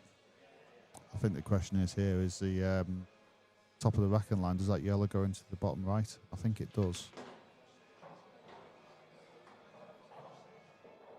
But that'll be the key to unlocking this round. Does the one at the top end of it, does that pass to the bottom right? He's looking at it right now. So I'd say he does. So he's just looking at the angle to make sure he Yeah. doesn't underhit it or go too far. I think just a nice little done shot should bring it back enough. Widen the angle. Oh, he's played that a little bit too. It was more of a stun than a delicate screw there. And Yeah, I think that's all that was needed was a screw because there was a bit of angle on that shot. So, I mean, as you can see, the cue ball's perfect. So,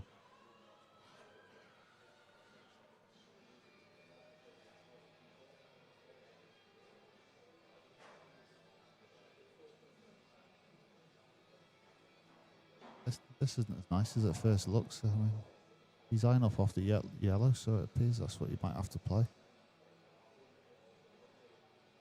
it doesn't look to me like that's very easy. Well, we're going to find out. It's like half ball, plenty pace. I mean, if he's having to hit off the yellow half ball, then the cue ball's going to go to your right. So I think, yeah, it's just He screw might back. cut the black into the right pocket here. I think that's why he's wary of Yeah. not hitting it too hard in the angle and all that. I'd have been tempted to screw that, but then I know you're going to get a better reaction off the cue ball the way he played it. Thing is, he was playing for one red with that shot, whereas my shot, you'd probably been playing for like 2 or 3. No, he drops behind the black here, nails the red down the cushion. All of a sudden, Morgan McKinnus has got a chance to put himself in front. And at one point, he was quite far behind Dan, absolutely flying. It just goes to show, as you said earlier, you just have to keep plugging away. Hope that the patience that you show will end up getting you some opportunities. And here we go. Morgan showing exactly what being patient can do, and he's taking some cracking chances. This will be another if he gets it. This is the thing. This is such a tough shot. In fact, he has got back to this stage. He'll really want to make sure this goes in.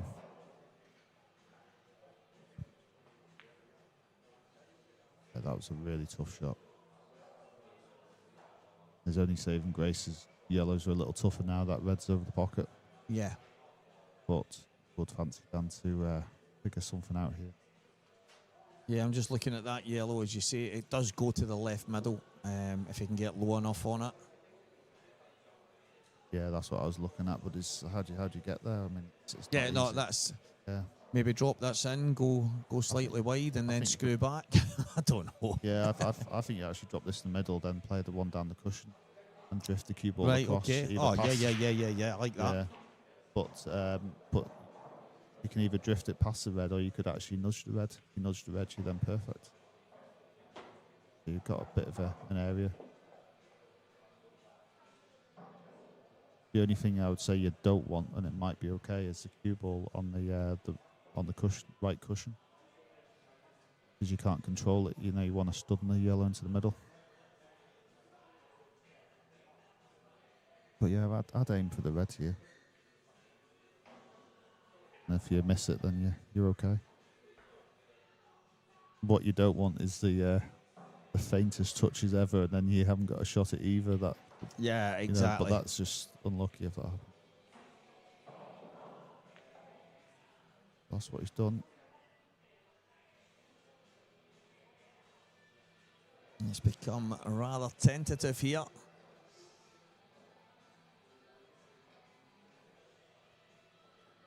These two guys don't hurry up. I'm out of here. They're getting left.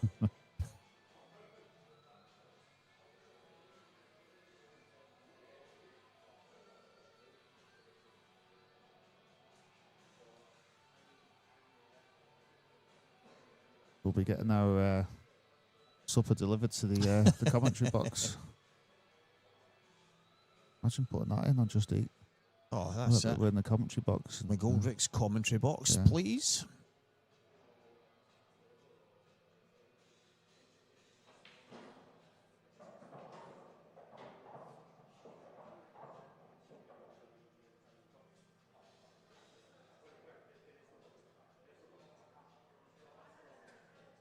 Run on and off the cushion. Just missed the red on the way past. Try and be... he wanted to be a bit straighter, but it's okay. I think that's probably as straight as he could get, really. I like that. I think he changed his mind. He was looking at playing onto the one closest to the bag, but obviously the red passes to the bottom right. So, yeah, Bobby, it's a long day, all right. I didn't even realise the time until I just clicked my watch there, and I think Craig should have just got the guys on a different table earlier, and then if we had one of the races to 7 to finish us off, then fair enough. But having this match starting so late, probably not a good idea. But then on the flip side, I think it's also good, like a reward really for making sure you're in the winners qualification side to get a chance to be on the stream table. Yeah, no, So you of can course. look at it of both sides. Both of them are obviously, regardless, of both of them are back tomorrow, and the only thing is both of them are getting home really late tonight. Yeah, one will have an early start tomorrow and one will have a bit of a later one. Oh, that's the thing. It's an early start tomorrow as well. So the time I got home last night, God's honest truth, didn't sleep. And then today back in here all the way through to tonight, and then it's an early start again tomorrow. So it's not ideal. Shot there, done. Yeah. It's not ideal. I'll say that much. It would have been good to have a little bit of, I don't know. Listen, it's a good game to have on, but Dan and Morgan were waiting a long time to get on. Yeah. Their match was scheduled for 7 o'clock, and I mean, here we are after 11 o'clock now, when, as I say, their match probably could have been long and done, and we could have maybe had one of the other races to 7 as the last stream match for tonight. But it is what it is. We're here now. So the two of them better just hurry up.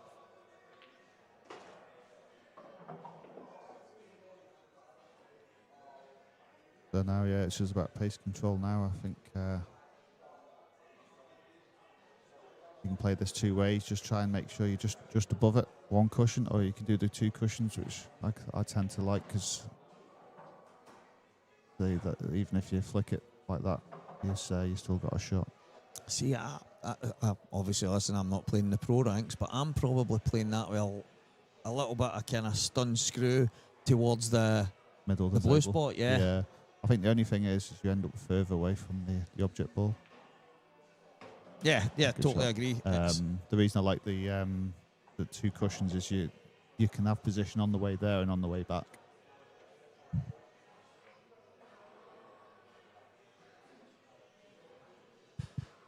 I think we did actually. Yeah. We signed the top, that's right. Yeah, that's brilliant. That, yeah.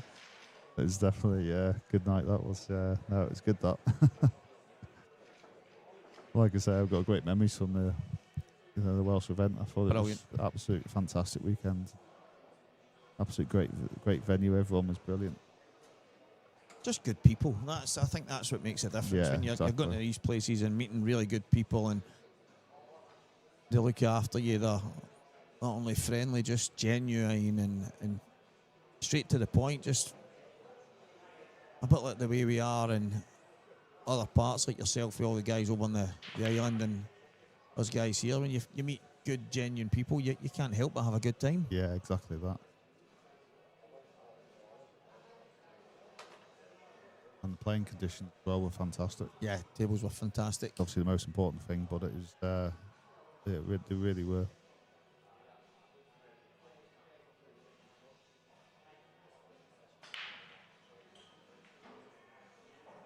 Morgan back.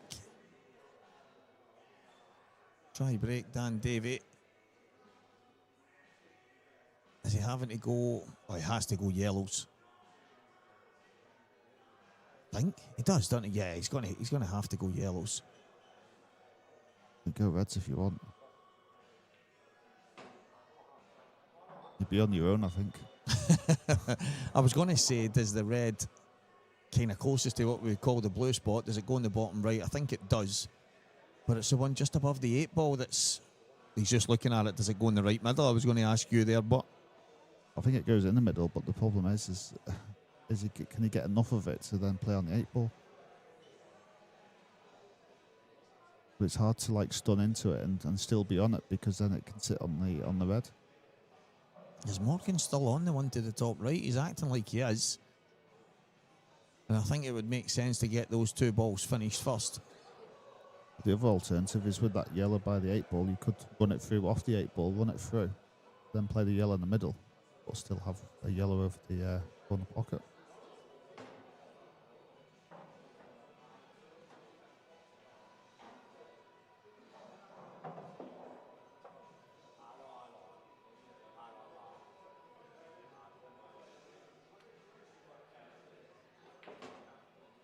Good shot.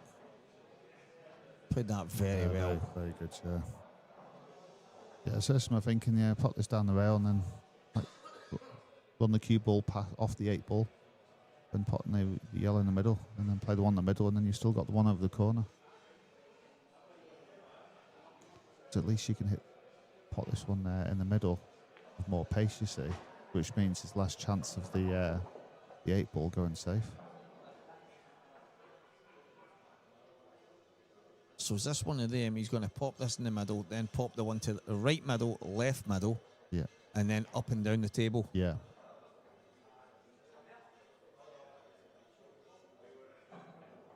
Just by this shot, it means you're hitting the 8 ball with more pace. Yeah, a little bit thinner than he would have liked, but he needs a cue ball to travel anyway. Yeah.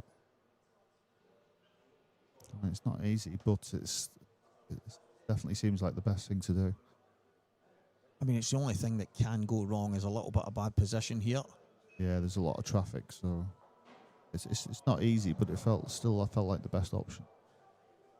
He's I don't think that's an exhibition shot. Playing it with like kind of screw left-hand side and running the angles. I think you're just going up off the top cushion, down, just miss the middle pocket. Yeah, I think if it was a bit thicker, then he could. It wasn't as thin this shot, then you could do that. I think it'd be the safer shot because you've got more room of error, but I don't think you get enough in the cue ball with it being so thin. I thought just up and down off the board cushion. The problem is you don't want to be flat on the bottom cushion, because it's still not easy to get onto the 8 ball unless you're perfect on it.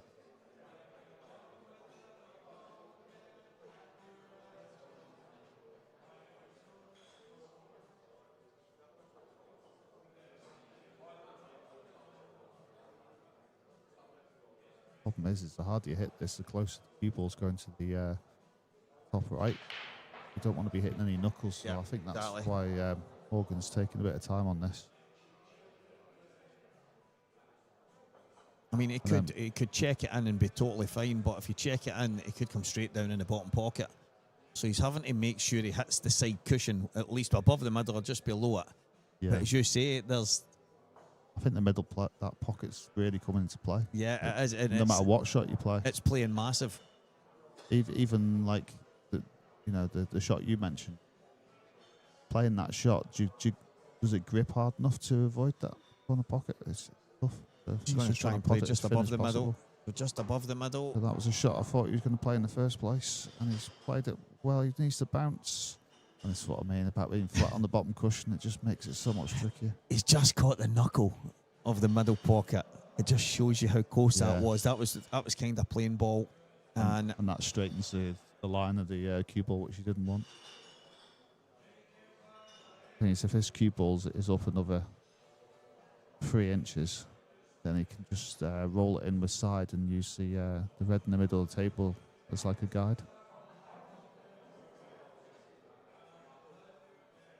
What does he do here now? Has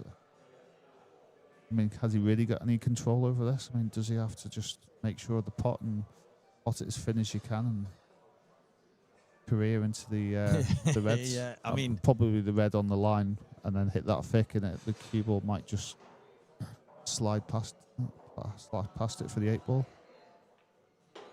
And that's what I mean.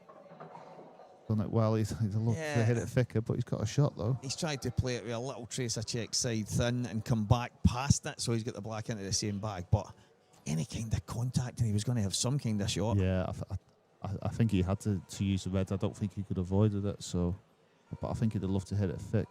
Do you think the cue ball is maybe close to following the black into the middle here? 2 cushions, side cushion, top cushion, or is he? Oh, he's going to go top bag. No, I think he's fine. I think it's going to hit the cue ball will hit the red in the middle of the table, and that'll be as a stopper. So I think just concentrate on the pot. Right, okay. Unless the camera angle's deceiving me. I'm just seeing it super thin, flying past it, top cushion into the middle pocket, but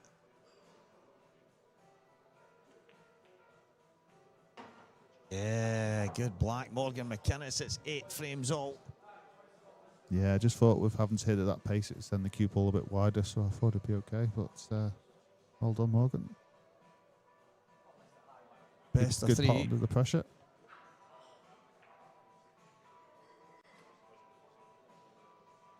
Is that a just arriving or something? And just something.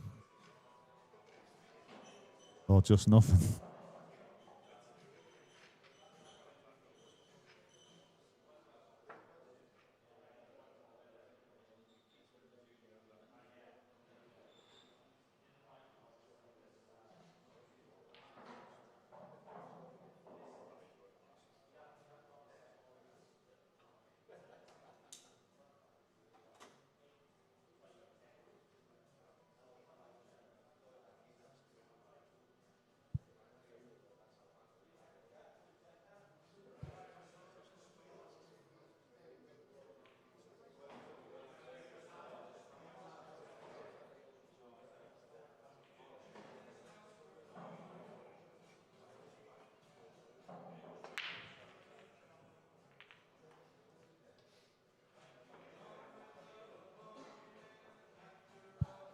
He's hit them well, but nothing off the break. Sorry, mate, just wrecked the place there. I know, yeah. Nearly took me with you.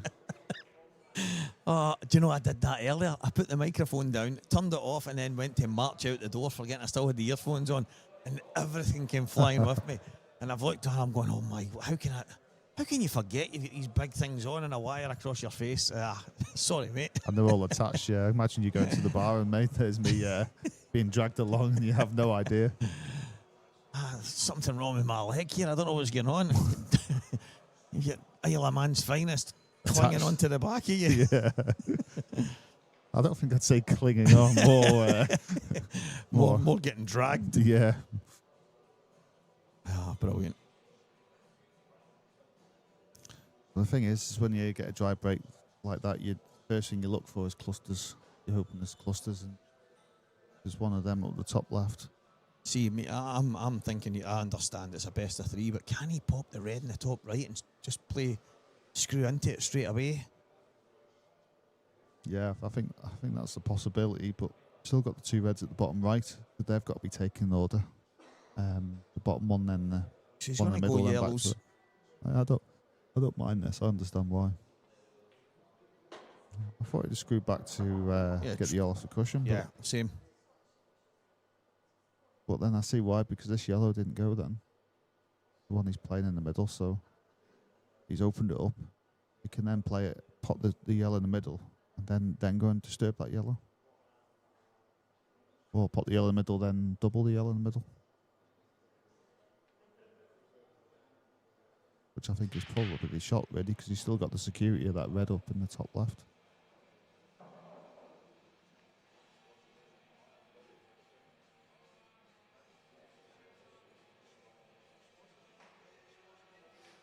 playing the double right now. Yeah, fair enough. So 3-ball plant at the top. I'm assuming it goes. I mean, he's potting balls here, so that must be the plan. Yeah, yeah. But it doesn't look...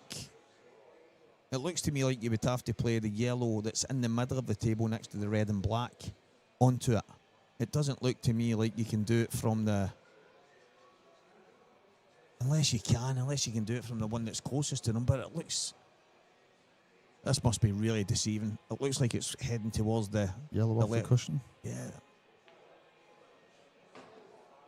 Yeah, I didn't fancy that, really. Obviously, it was really close to coming off and a little bit thicker, and it would have opened that up.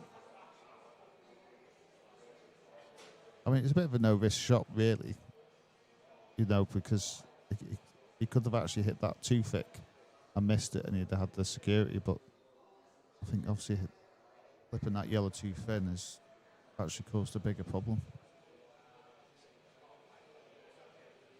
This... Jordan is the winners qualification match. So the winner of this match will be in the last 16 draw, and the loser will go to losers round 4. Then there will be losers qualification, and those 8 players will join the winners in the last 16. So the winner of this last 16 is where they will be placed.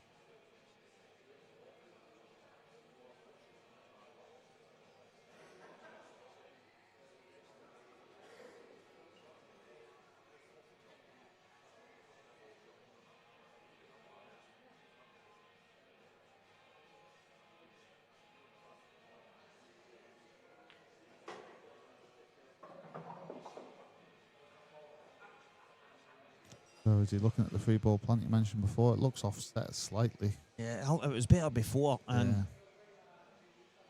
One of them as well. I don't feel you go for it. You can actually hit it too hard. That'll be quite soft. Yeah. And I'll be touching as well, so you can squeeze it.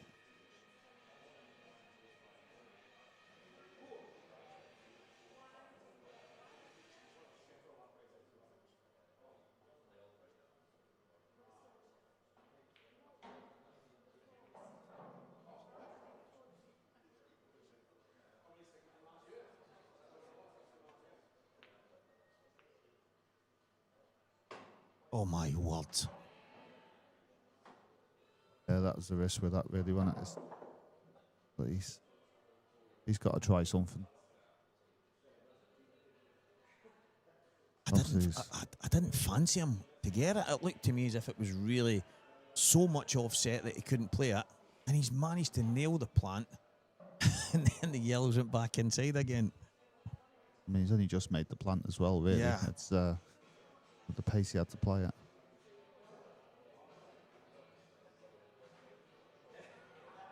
He's going to screw straight back into the red and try and pop the...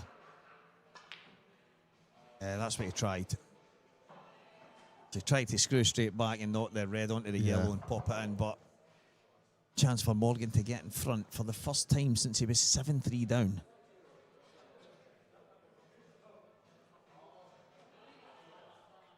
I did call it. I did say that he wouldn't go away. It's not in his repertoire. Don't ask me where that word just came from, but... Oh, it's not usually in your repertoire. I quite like this shot. Yeah.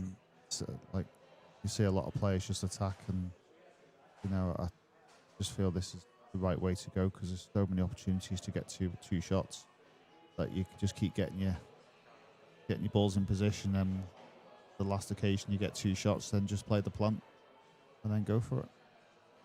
Yeah, this is ruthless from Morgan.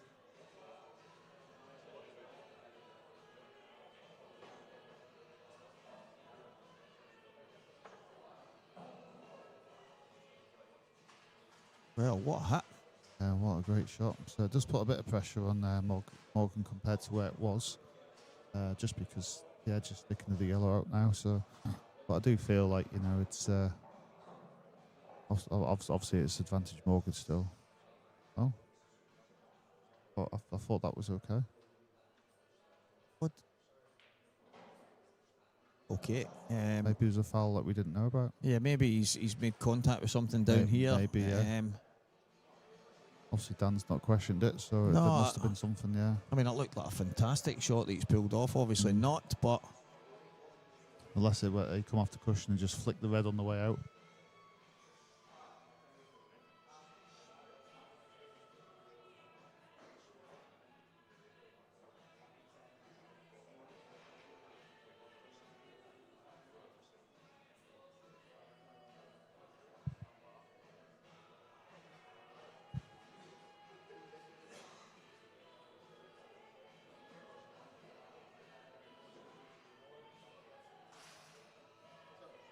Again, I don't mind this. I'm not going to lie, mate. I do. I'm I'm trying to get home here.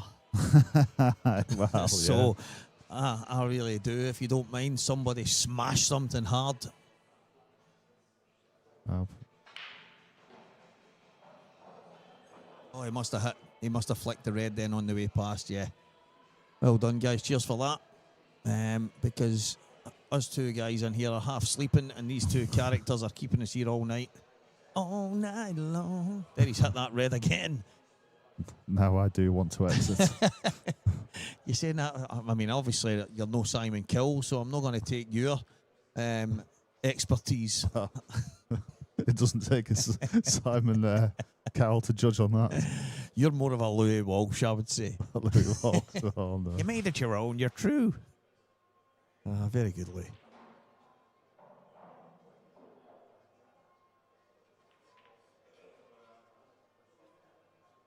That red Yes. better still go. I'm telling you. If it doesn't, I'm charging out of here. Somebody's going to hear me. Thing is, it still works. You know, it gives them all the time in the world to open things up. Yeah.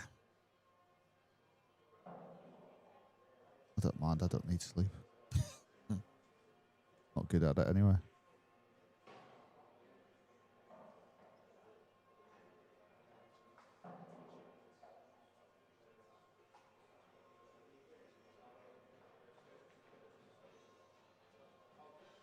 I mean, we all talk about, you know, that don't be going for too many snookers because it can come back and bite you. But like, you know, where is this yellow going? you know, even if you hit it, it's going nowhere, and all it's going to do is open it up potentially for Morgan anyway. And it's like you stay on the boat cushion if he hits it. So.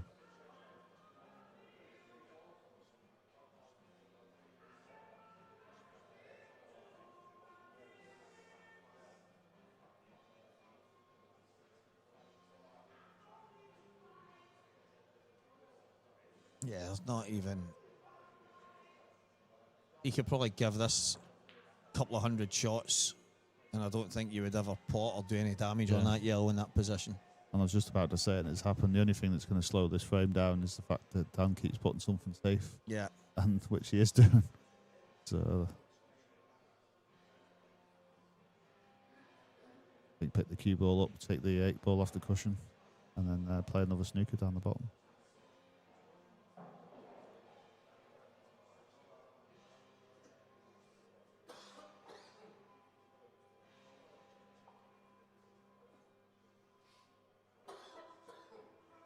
In the first instance, try and take both the red and the 8 ball, which I think he is playing. Just obviously harder to play the snooker. I mean, the thing is, you don't even need to play a snooker. I mean, you can actually, it might actually work well, like Leave him a bit of contact it so he does the work for you. Which I think was his thinking. That's why he tried to get the red and the 8 ball off the cushion.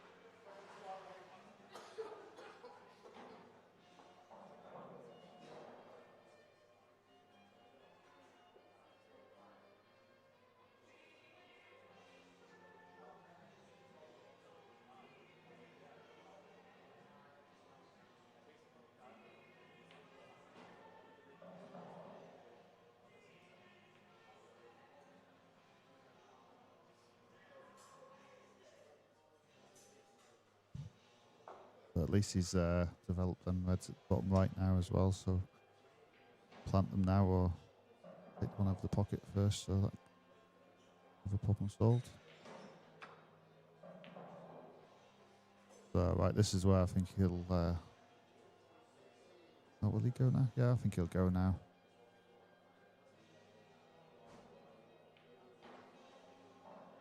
This is where he'd love the 8-ball off the cushion, but at least with that being his last shot, if he does miss it, then at least he'll have a bit of cover over the pocket.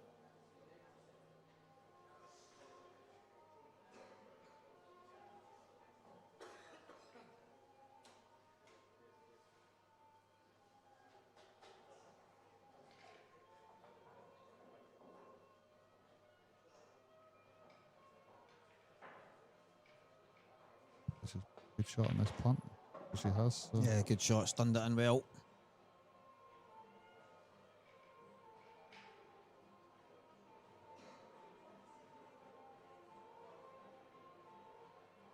I don't know if I've just been caught surely there.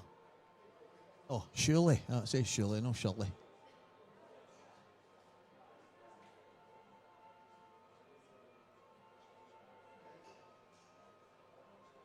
Morgan will get these done. 9-8 up, 1 away. As we speak. Did he try and pot that? I'm not sure the way he looked down at the line. I don't know if that was because he missed it or. It can also be just with the way the 8-ball is. It can just be in the back of your mind maybe, and you know take your eye off the shot. I'm losing the will to live here, mate. Well, you are the commentator's curse after that. No, listen, it's I half expect to see when we do this kind of stuff. Me and Craig are having serious words. These two could have been done and dusted ages ago, and we could have just said me and you could have just went on and played a wee first to 3 and let the viewers have a laugh at us. But there you go. There you go, Dan's. What a great shot. Wow. No, I don't think Morgan's actually been doing anything wrong. It's just the fact that when the shots he did play earlier, he didn't execute them well enough, getting the red and the 8-ball off the cushion.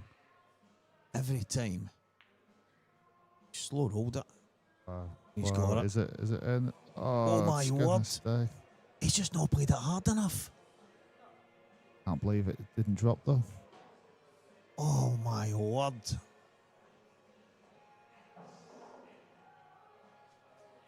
So it's now or never, Morgan. I think that needed just another wee push and it would have been in. Is he slow rolled it because the red's just below the middle bag, do you think? Or is that the way you would have played it? Dead serious? Yeah, I think maybe a tad harder, which Dan I'm sure meant to, but thought he played it well. I thought it was in. Yeah, so did I. This is a big shot here. Getting the spin on it. I thought he'd have played on it, but to be honest, no, great shot. Well, minding your work now. That is absolutely incredible. 1 minute he can't win the frame. Next minute he's got a black down the cushion. And it is almost dropped in. Instead, Morgan McKinnus is back at the table, rolling in the reds, and it's going to be him with the 1 frame lead if, and only if, he gets these done. David, nothing's a gimme. Yeah, nothing's a gimme, but they're all lined up pretty good, natural angles. I thought he'd have dropped that in dead weight, to be honest. I thought he'd have been perfect in the middle, so but maybe it's because he wanted to do it well. But now he's got to do a bit with a cue ball, which he felt he didn't need to do. Unless there was too much angle on to just drop it in.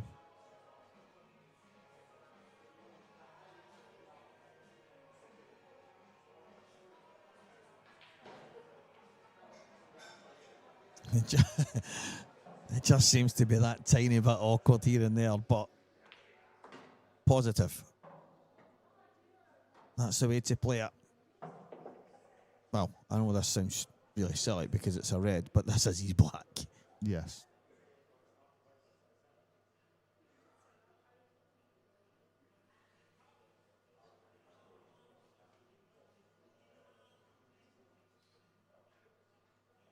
So the balls took a little turn, did it? Yeah, I thought he nailed the black, I have to say. Good finish, Morgan, 9-8.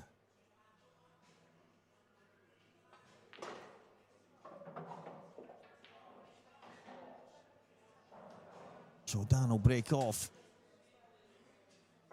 And you did say, David, a wee while ago that it's maybe got the makings of a deciding frame victor, but Yeah, just bring me in the commentary box. That'll ensure it. yeah, you're barred in future. The double D to make it a decider. Double D, Dan Davy. Yeah, it's a Is he going to bring home the decider? It's a certainty to be some kind of scrappy affair that he ends up stealing, and then the decider will be another. Nah, let's have a couple of big dishes. Boom. Balls flying in everywhere. Is there an opportunity to come with it? Yellow balls, red balls. Both awkward.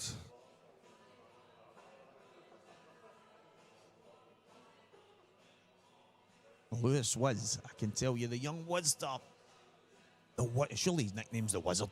Has to be. Lewis was 4-1 and 5-1, 4-1 and 5-2 behind against Jack Park. It's 6 frames all. All those guys doing battle. Can't see everything that's going on, but it's a decider in that one to get themselves into losers round 4. And I'm going to tell you what the winner of that gets, and it's Jake Danylov.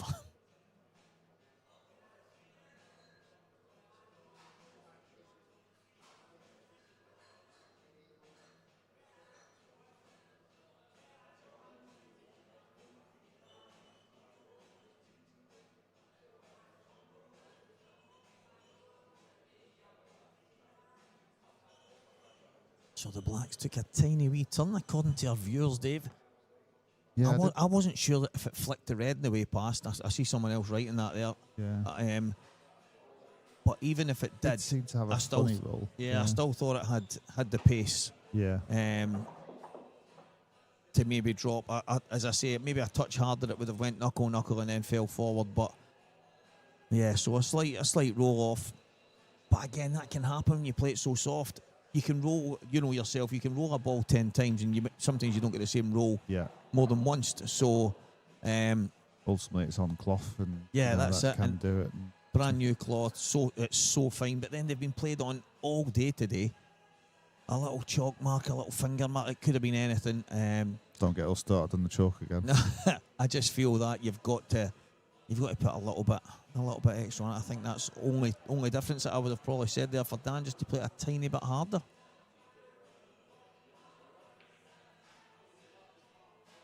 Yeah, it's a fine balance between that and then not hitting it too hard. Yeah, exactly. That it rattles, so it's a fine line. And that's full length to the table, more or less down the cushion. You can't gamble and go and bang it in, but a big shot here. It looks quite tough, this. If he makes it, he's got the chance. Yeah, it wasn't easy. Edging on the side of caution not to hit the red and overdone it. Yeah, so it is. This is the moment that Morgan McKinnus totally flips the match on its head. He was 7-3 down, remember. He's 9-8 in front now.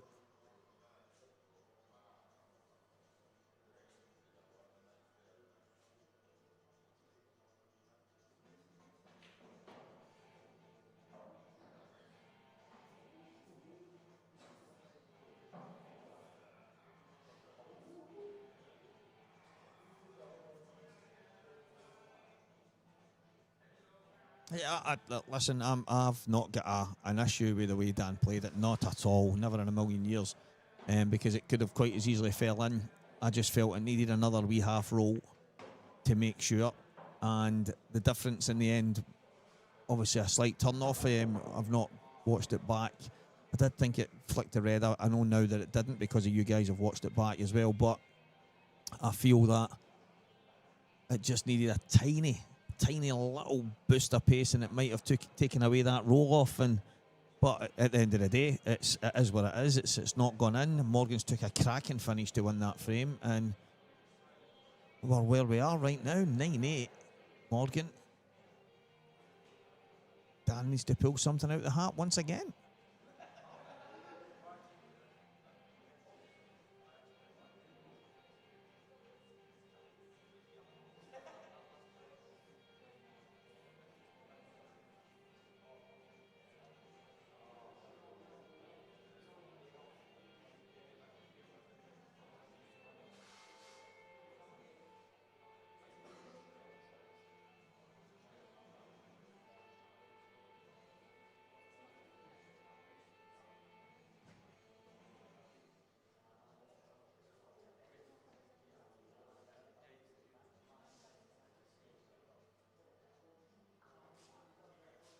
You lost your sound there, mate.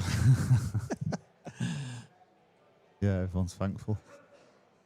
Yeah, it's tricky to what you can do here, really. It comes down the bottom. He could leave opportunity or going off, because you have to try and hit this yellow, but it's very tricky to hit a cushion.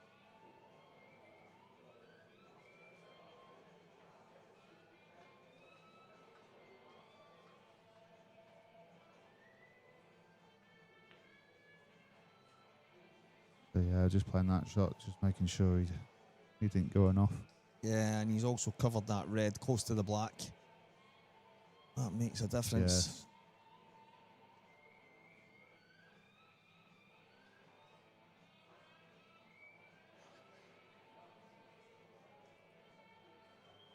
So, Morgan still, I mean, see if it's me. I'm playing the red onto the black, knocking the black up to that top right corner. Anywhere up that top end of the table for me is absolutely perfect. And yeah, I don't think the cue ball's going to be too friendly, really, if you can get the pace on it. I think just flicking the red open into open play and putting the cue ball up in the top right. I think the cue ball should be, he should be catching the yellow more or less full in the face, at least 3/4 ball. I think he'll play this. This is a Scottish type shot, mate. Kill the black. Not a bad shot at all. Kill the 8-ball. Kill the 8-ball. That's a Scottish thing, mate. Nah, it's it just stood out to me right away there. I thought he could control the cue ball in such a way that nothing was going to go flying. There's always going to be the chance that you leave Dan some kind of pot kick. But that's the nature of it. Is this what your friends call you, an 8-ball? The pot kick? No, is that what they call you, an 8-ball? An 8-ball? You know when you said kill the 8-ball? Okay. The cue ball, they call me, mate. Kill the cue ball. Kill the cue ball. Big white head.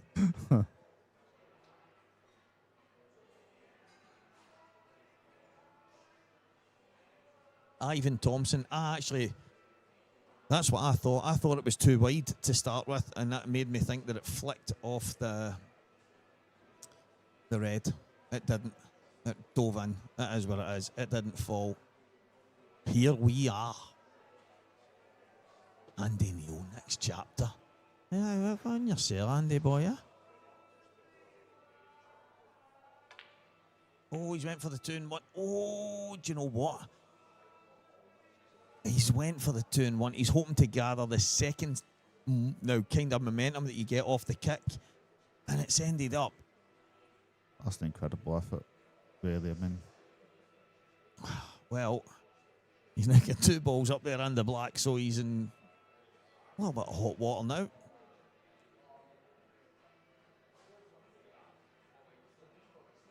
Now, is it time for Morgan to get these finished? yeah, it's getting to that stage, but he's still got the red on the left cushion that doesn't even double, so it may need a bit more time. Yeah, but then he's got to go at some point as well, and well, that's the thing that sticks out for me. If not now, when? Because if it's not now and Dan gets another go to try and crash into that. the thing is Dan's just going to put a yellow over that red at the top right, so That's where for me Morgan has to have a go now. Needs a little angle. Needs to come. I think he's It's okay. looking good, yeah.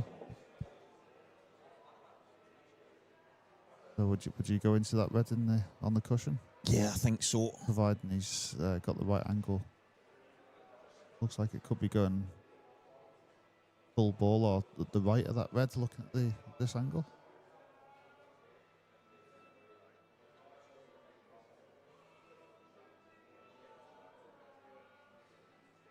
He could just drop on it and play it up. Oh, he's missed it completely. I didn't think that was possible. He's kind of ran towards it. Obviously, the angle that Morgan has seen was going straight into it. The other shot that was on, he could have potted the red into the left middle, then used the ball that he's just potted to go and disturb. Yeah. As much as I don't like that because it's the last ball to get position, it might have had to have been the option. But yeah, like you say, I think he was trying to go cushion first and flick it on the way out, which would have been much better for position. And the very impressive Lewis Wiz has beaten Jack Park. He was 4-1 and 5-2 down. He's won 7-6, and he will play Jake Danylov tomorrow morning at 11 o'clock. Well done, young man. I think he's only 16, 15, 16. I was talking to him and his dad earlier, and he's come up here to play in this. His full fees are all paid for the tour next year on the IPA. He's really looking forward to it, and what a fantastic way to start. Travel up to Scotland, and here he is going head to head with everyone. Brilliant, absolutely brilliant. Where's he from? That's a good question. He's down south, but he plays in a place called Pilkey's. Yes, I've actually been there. Yeah, so he plays in there. So I couldn't tell you exactly where that is because I've never been, but I know that much. About an hour away from Bradford when we've been there, because I've been to that venue when we was at Bradford once. Yeah, it's a really good club.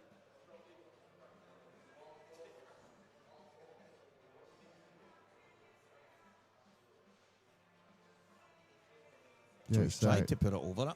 It's actually Keithley. Keithley? Yeah. Yeah. Well, actually, somebody mentioned that earlier. I thought it was maybe just a small kind of area, and I'm guessing it is a small town or something like that. But yeah, that's what it says, Pilkey's in Keithley. Yeah, it's a really good club. To be honest, shocker. I was actually at a Q shop just round the corner. I didn't even know Pilkey's was there until I got speaking to someone. The Q shop was closing up, and got chatting to this lad, and he says, "Oh, there's a club around the corner. Did you fancy going around?" So I did. So, but no, it's a really good club.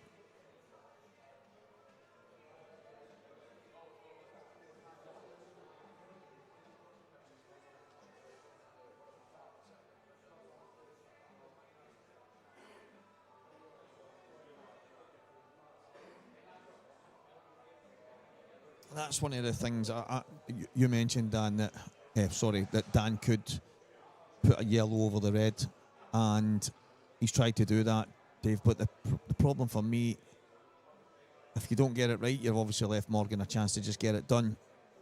I think that's what he's done here. But would there have been an argument for popping the yellow in the bottom and then using the yellow in the middle to just go and crash into them, or? I think it's hard to crash into them with the 8-ball. Right, okay. I think that's the issue. It's obviously if it wasn't there, then even if you play it, get past it, flick the yellow, knock the red in, you're no guaranteed any kind of shot. This is quite tricky, you know. Morgan's got a cue this well to get this out straight.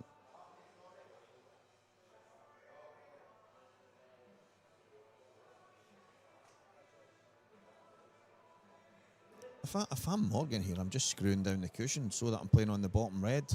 I think it's tricky because it's whether he can get past the 8-ball to the part of the red that he wants to then also avoid the knuckle. So trying to hit this red as thick as he can to try and screw back in a straight line. And that's what I mean about the knuckle. That's what he's worried about. Yeah, good shout, mate. Good shout, because obviously he wants to catch the right part of the red, miss the knuckle, come screwing down the cushion, and yeah, good. That's a good call. But then the 8-ball was in the way, so it was like a happy medium between the two. So he's going to have a very, very tough cutback into the bottom right corner. Can he pot it, hold the cue ball, and get these done and get over the line? In this situation, you just have to think about the pot and forget about the cue ball.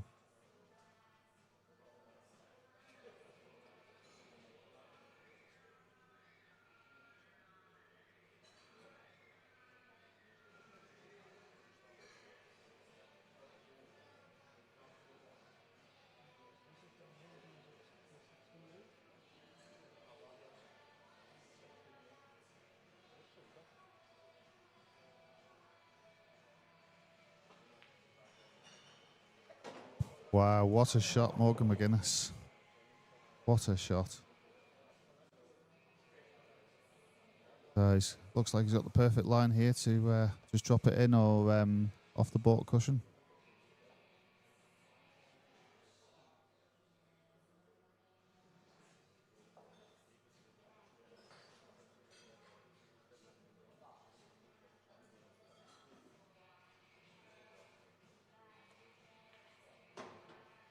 Just a bit more of a bounce, and it's looking perfect. Well. What a red that was. What a fantastic red. Worthy of winning any frame that, Dave. Yeah, and any match is a great shot the way he controlled the cue ball as well. And I'm not going to lie, I'm absolutely buzzing to go over the line there because it is home time for us. Dave, I don't know how far away you're staying, mate. If it's on the road, I'm taking you home, mate, because it's time for us to get out of here. Cheers for joining me. I know you've got some pool to play tomorrow. I'm pretty sure I would love you to go all the way. I really would, because the support you give to all these events and the help you give us. So I do hope you go all the way. But if you don't, I'm pretty sure you'll join us again tomorrow. And I did ask Father Christmas as well. So well, let's hope Santa Claus can sort something out, mate. Guys, everybody for tuning in, big appreciation. Don't even know if Craig switched us off yet, but good night and we'll see you tomorrow. Good night, everyone.